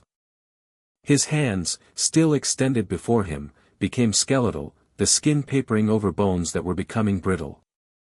Then he could have too. Nicholas. He could have cured it. Morvoa's voice was fading, the words coming harder as his lungs deteriorated. 600 years. I spent 600 years as a monster because a good man decided I didn't deserve to be saved. And his heir, his 16-year-old heir, would have done it for nothing. Not for nothing, Harry said. For the chance that you might have been different. That you might have used your brilliance for something other than survival. Morvo looked at him. The ancient eyes, sunk now in a face that was rapidly becoming a skull, held something Harry hadn't expected to see. Understanding. He was wrong about me, Morvo said. Nicholas. He was wrong to refuse me. You know that. Yes. And I was wrong about everything that came after. Every life I took. Every village I drained. I told myself it was necessity, but it wasn't. It was rage. Rage at being condemned, rage at being abandoned, rage at a universe that gave the power of life and death to one man and let that man say no. That's what the stone's power does, Harry said quietly. Not to the person who holds it. To everyone around them. It creates an imbalance that can never be fully righted. Nicholas wasn't corrupted by the stone, but his decisions, made from a position of absolute power, corrupted the world around him. Then what do you do differently? I don't hold it alone. I teach it. I share it. I trust other people to help carry the weight. Morvo was silent for a moment. The aging was reaching its terminus, his body now that of a man well past 100, ancient and frail, his metallic skin replaced by flesh so thin it was nearly translucent.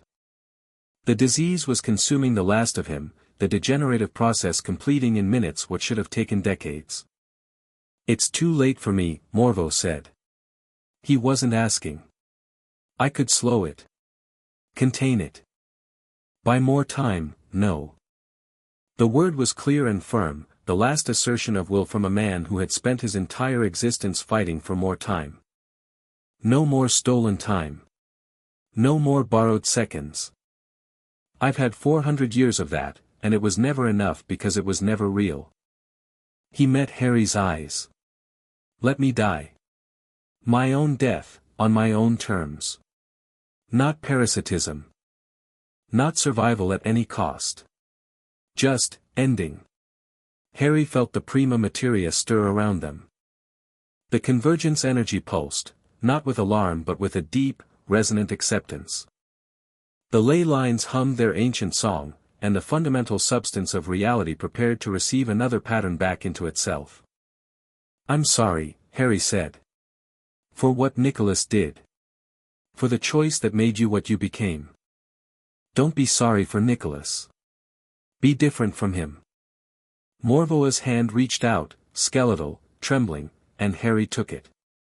The old man's grip was barely there, a whisper of pressure, but his eyes were lucid and present. You have what he had. More, perhaps. The question isn't whether you'll be tempted, you will be.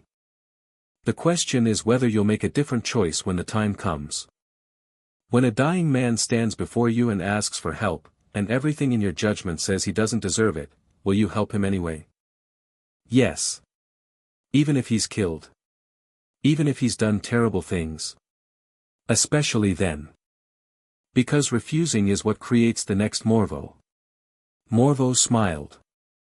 It transformed what was left of his face, a real smile, warm, human, the smile of a 23-year-old student who had loved alchemy and believed that understanding the world was the most beautiful thing a person could do. Nicholas would have been proud of you, he said. And for once, he would have been right. His hand relaxed in Harry's grip. The smile stayed. Aurelian Morvo closed his eyes. 400 years of stolen time came due in a single, quiet moment. His body didn't convulse or cry out. It simply, released. The prima materia reclaimed him gently, with the particular tenderness it reserved for things that had been suffering too long. His physical form aged past the point of viability, the cells finally giving up the fight they'd been waging for centuries. What remained was barely tangible, a thin, papery shell that crumbled at the edges, dissolving into dust that caught the convergence light and glittered for a moment before dispersing. Harry knelt on the chamber floor, holding a hand that was no longer there, and felt Morvoa's resonance pass through the prima materia. Not the parasitic monster. Not the dark alchemist. The man. Brilliant, flawed, broken by the thing he'd sought and destroyed by the world's refusal to save him. Gone now. Returned to the source. Part of everything. Harry lowered his empty hand to the floor. The dust settled. The convergence hummed. The chamber was quiet. Behind him, Margot's footsteps crossed the stone. She knelt beside him, her silver blade sheathed, her hand finding his shoulder. Is it done? She asked. It's done. They stayed there for a moment, two people kneeling in a cavern deep beneath a castle, in the light of a ley-line convergence, in the silence that follows the end of something that has lasted too long. Then Harry stood, and they climbed the stairs together. Up through the rock, up through the foundations, up through the castle that was already healing itself, the shattered doors regrowing, the cracked walls sealing, the enchantments reasserting themselves with the relieved vigor of a system freed from siege. They emerged into the entrance hall. Dawn light was streaming through the windows, real dawn, not the cursed yellow of the previous days but clean, golden sunlight that poured across the flagstones and illuminated the hundreds of bodies that still lay where they'd fallen. Except they weren't just bodies anymore. As Harry watched, a man stirred. Then a woman. Then 3 children, together, their eyes fluttering open with the bewildered expression of people waking from a dream they couldn't quite remember. Across the great hall, the restoration was spreading, the golden energy Harry had channeled through the parasitic pathways doing its work, filling the voids with new life force drawn from the restored prima materia. Not everyone woke. Some were too damaged, too long drained, the void too deep for new energy to fill. But most, hundreds of them, the majority, opened their eyes and drew real breath and looked around at a castle they'd never seen before with the confused gratitude of the unexpectedly alive. Ron found Harry in the entrance hall.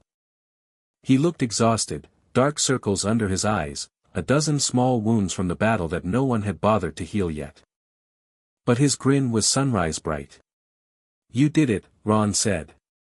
"Not a question. We did it. Morvo. Gone. Not killed, returned. The stolen life force is back in the world. The dark stone is dissolved." Harry looked at the waking vessels, the waking people. "They're coming back. Most of them. I can see that." Ron's voice was thick. "The girl. From Oral. The little one, the one you stabilized. She's in the Great Hall. She woke up 10 minutes ago. She's asking for her mother." Something cracked open in Harry's chest. Not pain, the opposite of pain.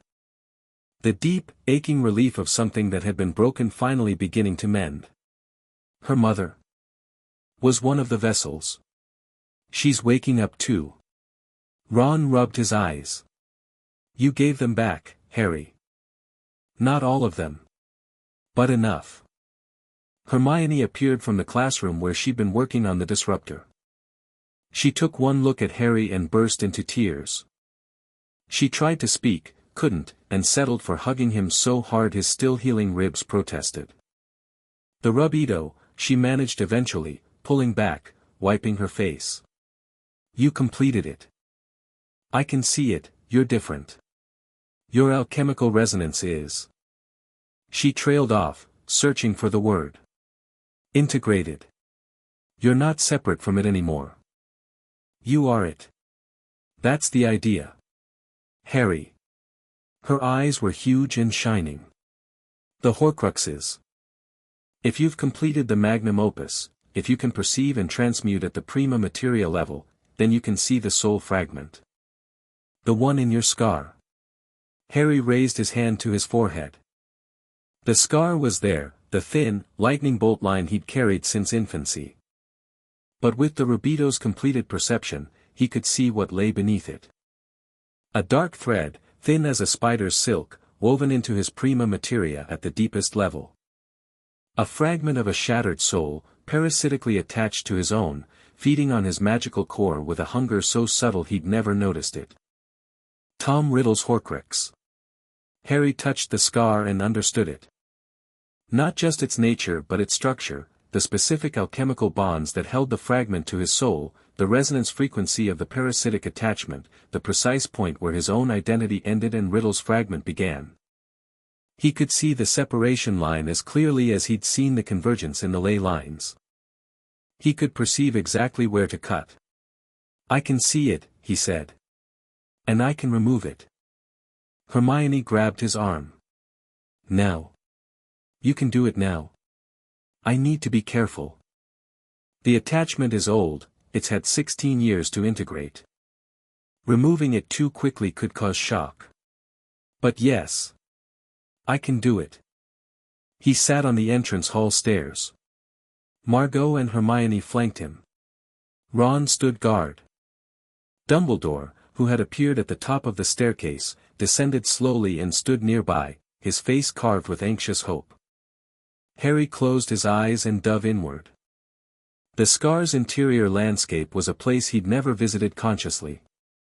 He'd been there in dreams, the corridor in the Department of Mysteries, the visions of Voldemort's mind, but never with his own will, his own perception, his own power. Now, with the Rubito's completion, he entered the space between his soul and the fragment with the precise, calm authority of a surgeon entering an operating room. The fragment was small. Smaller than he'd expected. A dark mote, barely visible even to alchemical sight, nested in the prima materia of his being like a splinter in skin. It had been there so long that his own tissue had grown around it, accommodating it, incorporating it, making space for a thing that didn't belong. Harry understood the fragment. He perceived its nature with the same clarity he'd perceived Morvoa's disease. It was a piece of Tom Riddle, a shard of the boy who had been brilliant and lonely and terrified of death, who had torn his own soul to pieces because he couldn't accept the truth that the Negrito taught, that death was not an enemy to be conquered but a transformation to be understood. The fragment wasn't evil. It was damaged. A broken piece of a broken person, acting out of the same desperate, mindless hunger that had driven the dark stone. It consumed because consuming was all it knew. It feared destruction because destruction was all it understood. Harry didn't destroy it. He spoke to it. Not in words, in resonance. In the language of the prima materia, the fundamental tongue that everything understood at the deepest level. He spoke to the fragment about transformation. About the truth of the Nigredo, that death was not ending but change. About the albedo's lesson, that fear could be released without being denied. About the rubido's synthesis, that even broken things could become whole. The fragment resisted. It was too damaged, too fragmented, too far removed from the whole soul it had once been part of. It couldn't understand the concepts Harry was offering. But it could feel the resonance. The warmth. The absence of hostility. For the first time in 16 years, the fragment was not being attacked. It was being understood. Harry found the attachment point, the precise alchemical bond between the fragment and his own soul. It was thin, fragile, a parasitic thread that had been feeding for 16 years on the magical potential of the boy it was attached to. Harry perceived its structure, understood its resonance, and, with the gentleness he'd used to heal the moonlight birch in the estate's garden, transmuted it. The bond dissolved. Not violently, not painfully. It simply changed nature, from parasitic attachment to neutral contact to no contact at all. The fragment, freed from its anchor, floated in the space between Harry's soul and the world, momentarily suspended. Then it dissipated. The small, broken piece of Tom Riddle's soul, deprived of its host and its sustenance, came apart at the prima materia level and returned to the fundamental substrate. Not destroyed. Transformed. The way everything, eventually, was transformed. Harry opened his eyes. The scar on his forehead was different. Not gone, it was still there, a thin line on his skin, the physical mark of the night his parents died. But it was quiet. For the first time in his life, absolutely quiet. No twinges, no burning, no whispers of someone else's thoughts. Just skin. Just a scar. It's gone, Harry said. The Horcrux. It's gone. Dumbledore sat down on the stairs. He didn't speak. He didn't need to. The tears on his face said everything, relief and joy and the particular agony of a man who had been preparing for a boy's death and had just been given the gift of his survival. I can do the others, Harry said. The cup, the diadem, the snake. The same process, perceive the attachment, understand its nature, transmute the bond. No basilisk venom. No fiend fire. No destruction. Harry, Hermione breathed. Do you understand what you've just done? You've changed the entire war. Voldemort's Horcruxes, his insurance against death, can be removed without violence. The objects can be recovered intact. The snake can be freed without being killed. And you, her voice broke. You're alive. You're alive and you don't have to die. That was always the plan, Harry said. I just needed to learn how to make it work. The cleanup took days. Hogwarts healed itself with the patient, determined energy of a building that had survived 1,000 years and wasn't about to stop now. The Crucible operatives, their numbers reduced by casualties and by Karsten's death, took custody of the recovered villagers and coordinated their return to their homes. Dumbledore sent messages to the French ministry, the British ministry, and several other magical governments, explaining what had happened in terms that were technically accurate and strategically incomplete. The waking vessels were the most complicated challenge. Most of them recovered fully. The new life force Harry had channeled through the parasitic pathways was taking hold, filling the voids, rebuilding what had been taken. But the process was gradual, and many of the victims spent days in a confused, dreamlike state, unable to fully distinguish between the present and the nightmare of their draining. Harry visited them. Every one. He sat beside their beds in the great hall and held their hands and reached into the prima materia to check their progress, adjusting the flow of restorative energy, smoothing the rough spots, encouraging the healing. It was exhausting, repetitive, and infinitely important. The girl from Oral, the 6-year-old in the flower print dress, was one of the first to fully recover. Harry was there when she woke completely, her dark eyes focusing on the world with the sharp clarity of a child who has been through something terrible and emerged on the other side. "Where's my mama?" she asked. Her mother was 2 beds away. Harry carried the girl across the gap and set her in her mother's arms, and the sound the woman made, half laugh, half sob, the noise of someone who has been given back something they never expected to see again, was the most beautiful thing Harry had ever heard. On the 3rd day, Harry went home. Not to Privet Drive. To Chateau Embrace. The estate welcomed him with a surge of warmth that was almost overwhelming, the wards blazing gold, the gates swinging wide, the garden erupting in light and color as if the entire property was celebrating. The floating candles in the entrance hall burned at maximum brightness. The kitchen produced a 7-course meal without being asked and hummed with such contentment that the pots vibrated on their shelves.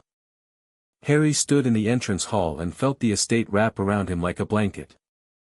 Every stone, every ward, every impossible plant in the garden, they resonated with him now, not as separate things he could perceive but as extensions of himself, parts of the same prima materia wearing different shapes. He went to the Athanor. The pocket dimension stars blazed when he entered, spinning in jubilant spirals that scattered light across the laboratory like a celebration.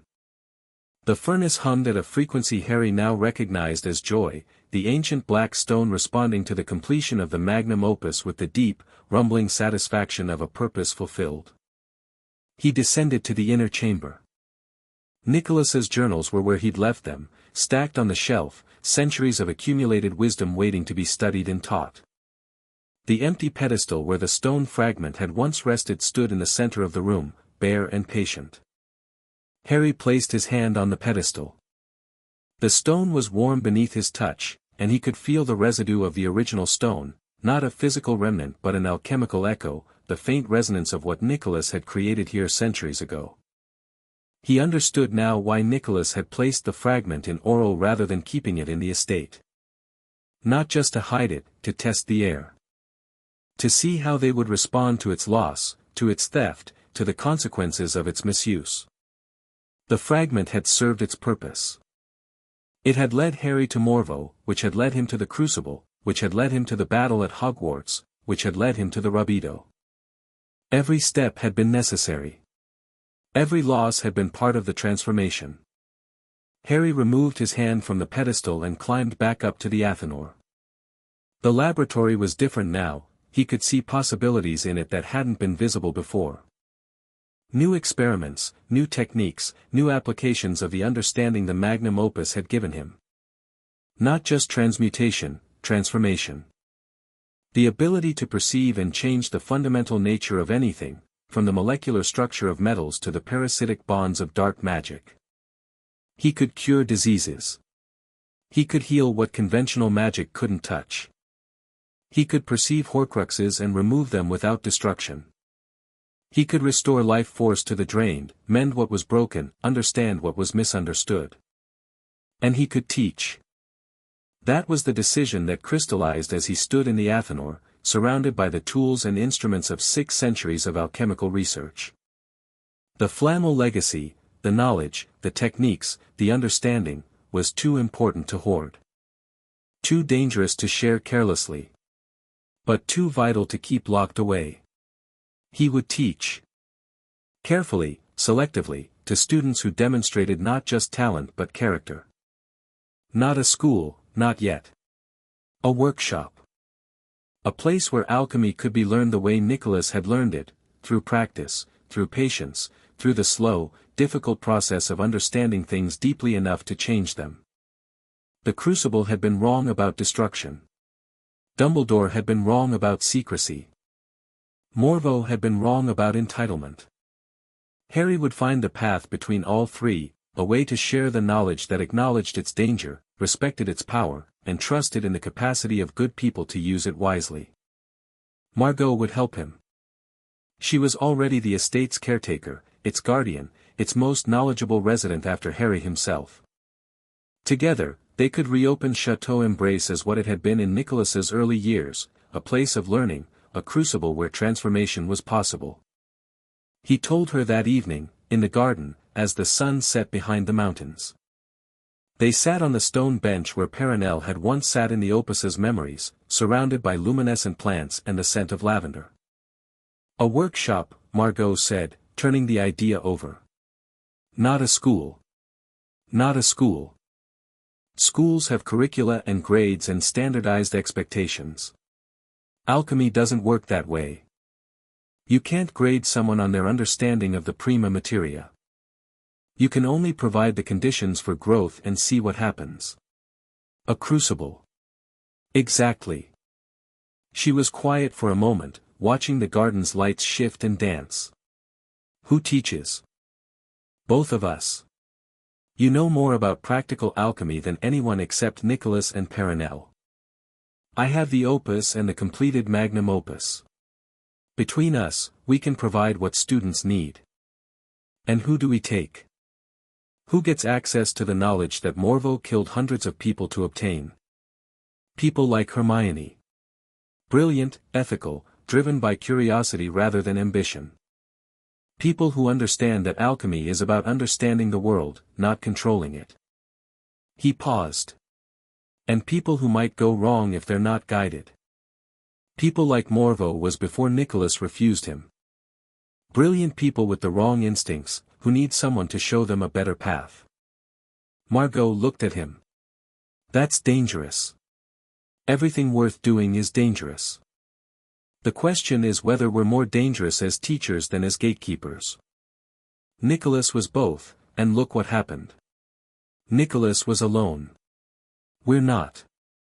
She considered this.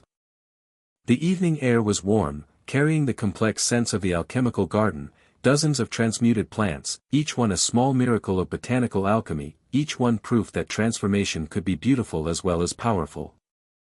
All right, Margot said. We'll try it. But I get veto power on admissions. Naturally. And if a student starts showing Morveau tendencies, we intervene immediately. No waiting, no giving them time to develop, no trusting the process. Agreed. And you have to actually learn the names of the alchemical reagents. All of them. I'm not having you teach students while calling antimony the gray stuff. I called it the gray stuff one time, once was enough. But she was smiling. The real smile, the one that transformed her face, the one he'd been seeing more and more often in the weeks since he'd first made her laugh by being completely unintimidated in the face of her hostility. Harry reached into his pocket and pulled out the sapphire. It caught the evening light and blazed with deep blue fire, grief and duty and loneliness, and beneath them, the new resonance she'd woven in. Hope. You said to figure out what you added, Harry said. The new resonance. Did you? Hope. You added hope. Margot's smile widened. Close. But not quite.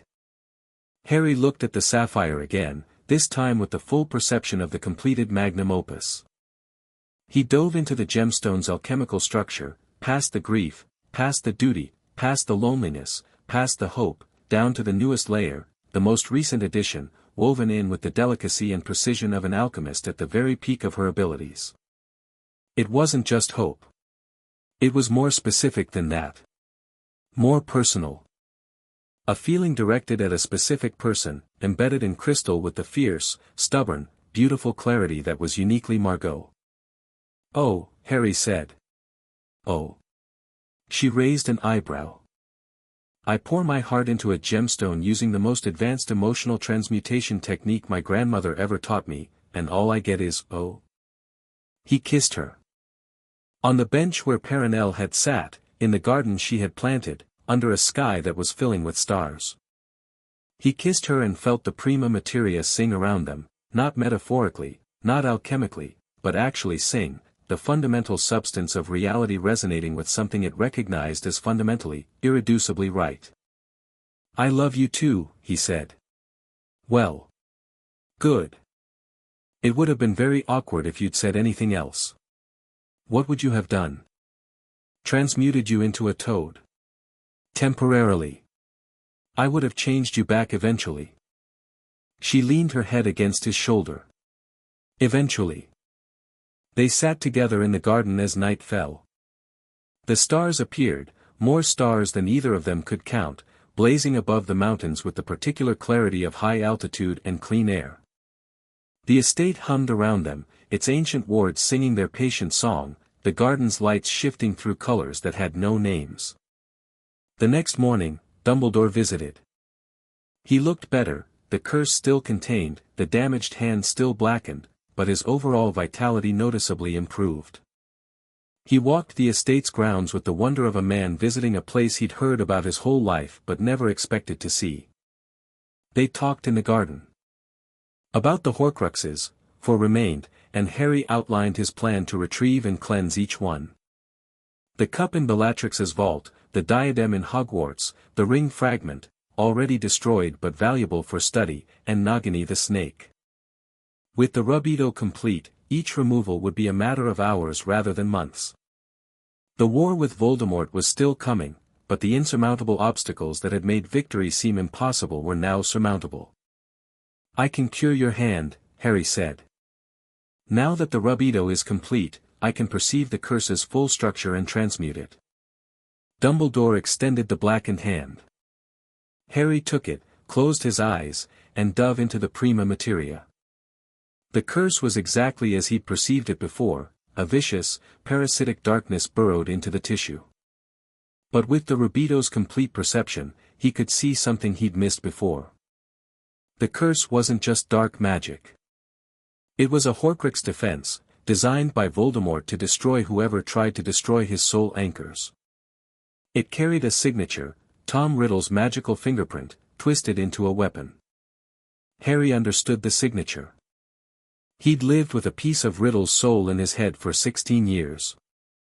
He knew the pattern intimately. And knowing it, he could unmake it. He worked for 2 hours. Not dramatic, not flashy, a patient, precise transmutation that unwound the curse molecule by molecule, converting the dark energy into harmless thermal radiation that dissipated into the air as gentle warmth. The blackened skin didn't heal, it regrew, new tissue replacing dead, the damage reversing as the curse's cause was removed. When Harry finished and opened his eyes, Dumbledore was staring at his hand. Both hands. 2 healthy, pink, fully functional hands. The old man flexed his fingers. All 10 of them. The damaged ones responded perfectly, curling, straightening, gripping the edge of the bench with the strength of a man who was no longer dying. How long? Dumbledore whispered. How long do you have? Without the curse. Harry sat back, tired but deeply satisfied. Hard to say. You're 115. Even for a wizard, that's getting on. But the curse isn't going to kill you anymore. Whatever time you have left is yours. Dumbledore looked at his healed hand for a very long time. Then he looked at Harry. Thank you, he said. Just that. 2 words. But the weight behind them carried 115 years of accumulated gratitude, and Harry felt them settle into him like stones into deep, still water. Ron and Hermione arrived at the estate the following week, and the house expanded to accommodate them, new rooms materializing in the West Wing, furnished to their specific tastes before they'd even unpacked.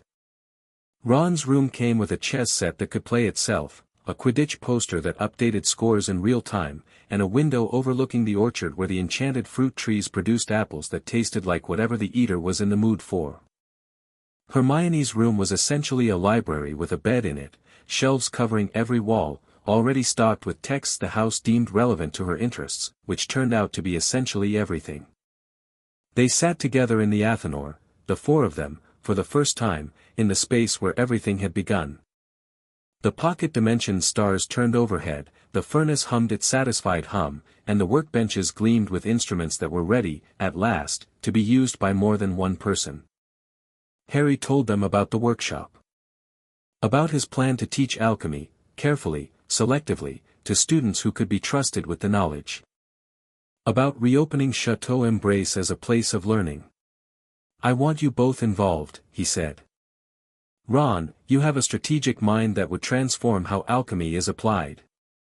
The defensive applications alone, ward building, protective transmutation, environmental alchemy, there's a whole discipline there that doesn't exist yet. You could create it."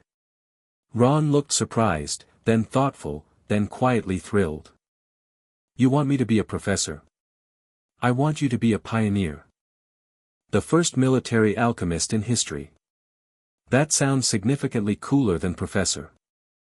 Hermione, the theoretical framework you built, the mathematical models of alchemical transformation, that's the foundation for everything." Nicholas worked on instinct. "You could systematize the discipline, make it accessible to people who don't have Flamel blood. Not the bloodlocked aspects, but the principles, the theory, the understanding of how transmutation works at a fundamental level." Hermione's eyes were shining. "You're talking about creating an entirely new field of magical study. I'm talking about making the Flamel legacy mean something. Not just power. Not just history. A living tradition. A discipline that grows and changes and adapts, the way alchemy itself teaches us everything should." They talked for hours, planning, arguing, dreaming. The estate listened, its ancient walls absorbing the vibrations of a future it had been waiting 6 centuries to see. That evening, alone in his room, Harry sat at his desk and opened the magnum opus. The book had changed. The lessons, the memories, the theoretical frameworks, they were all still there, accessible, complete. But they had been supplemented. New pages had appeared throughout, filling gaps, adding nuance, extending Nicholas's work with insights that came from Harry's own journey. The opus was no longer just Nicholas's record.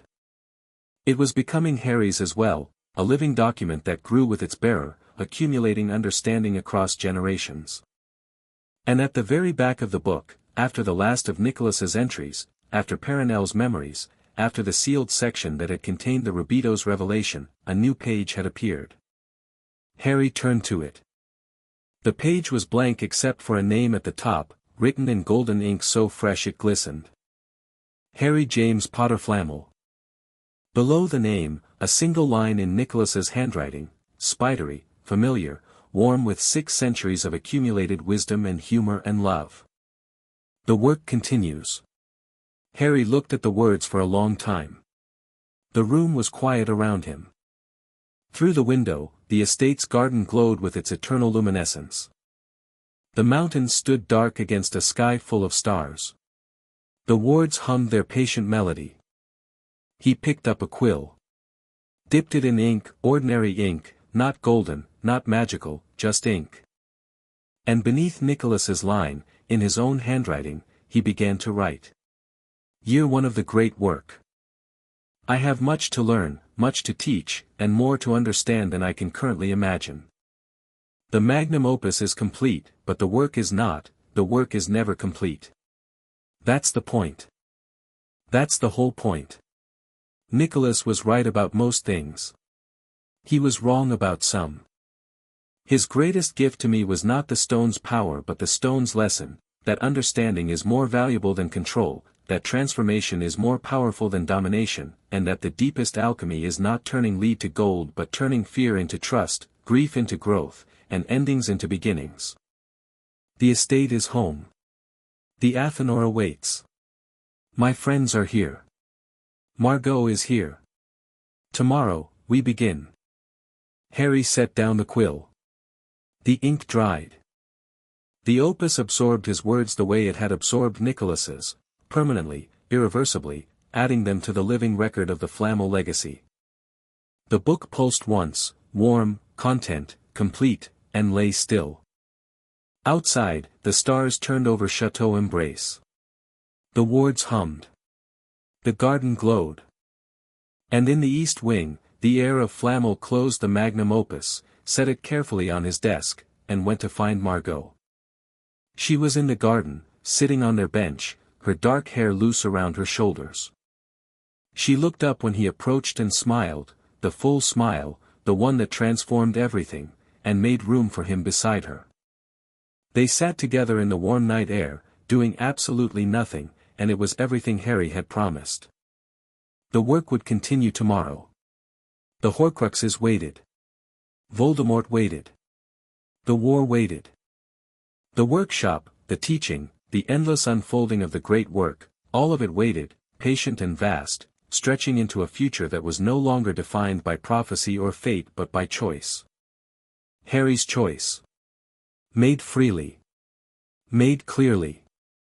Made with the understanding that came from dissolving everything he'd been and rebuilding from what remained. The prima materia hummed its ancient song, and Harry hummed with it, and Margot leaned her head against his shoulder, and the stars turned overhead, and the work continued. The end. Thank you for watching this video. Please be sure to subscribe to our channel and like this video.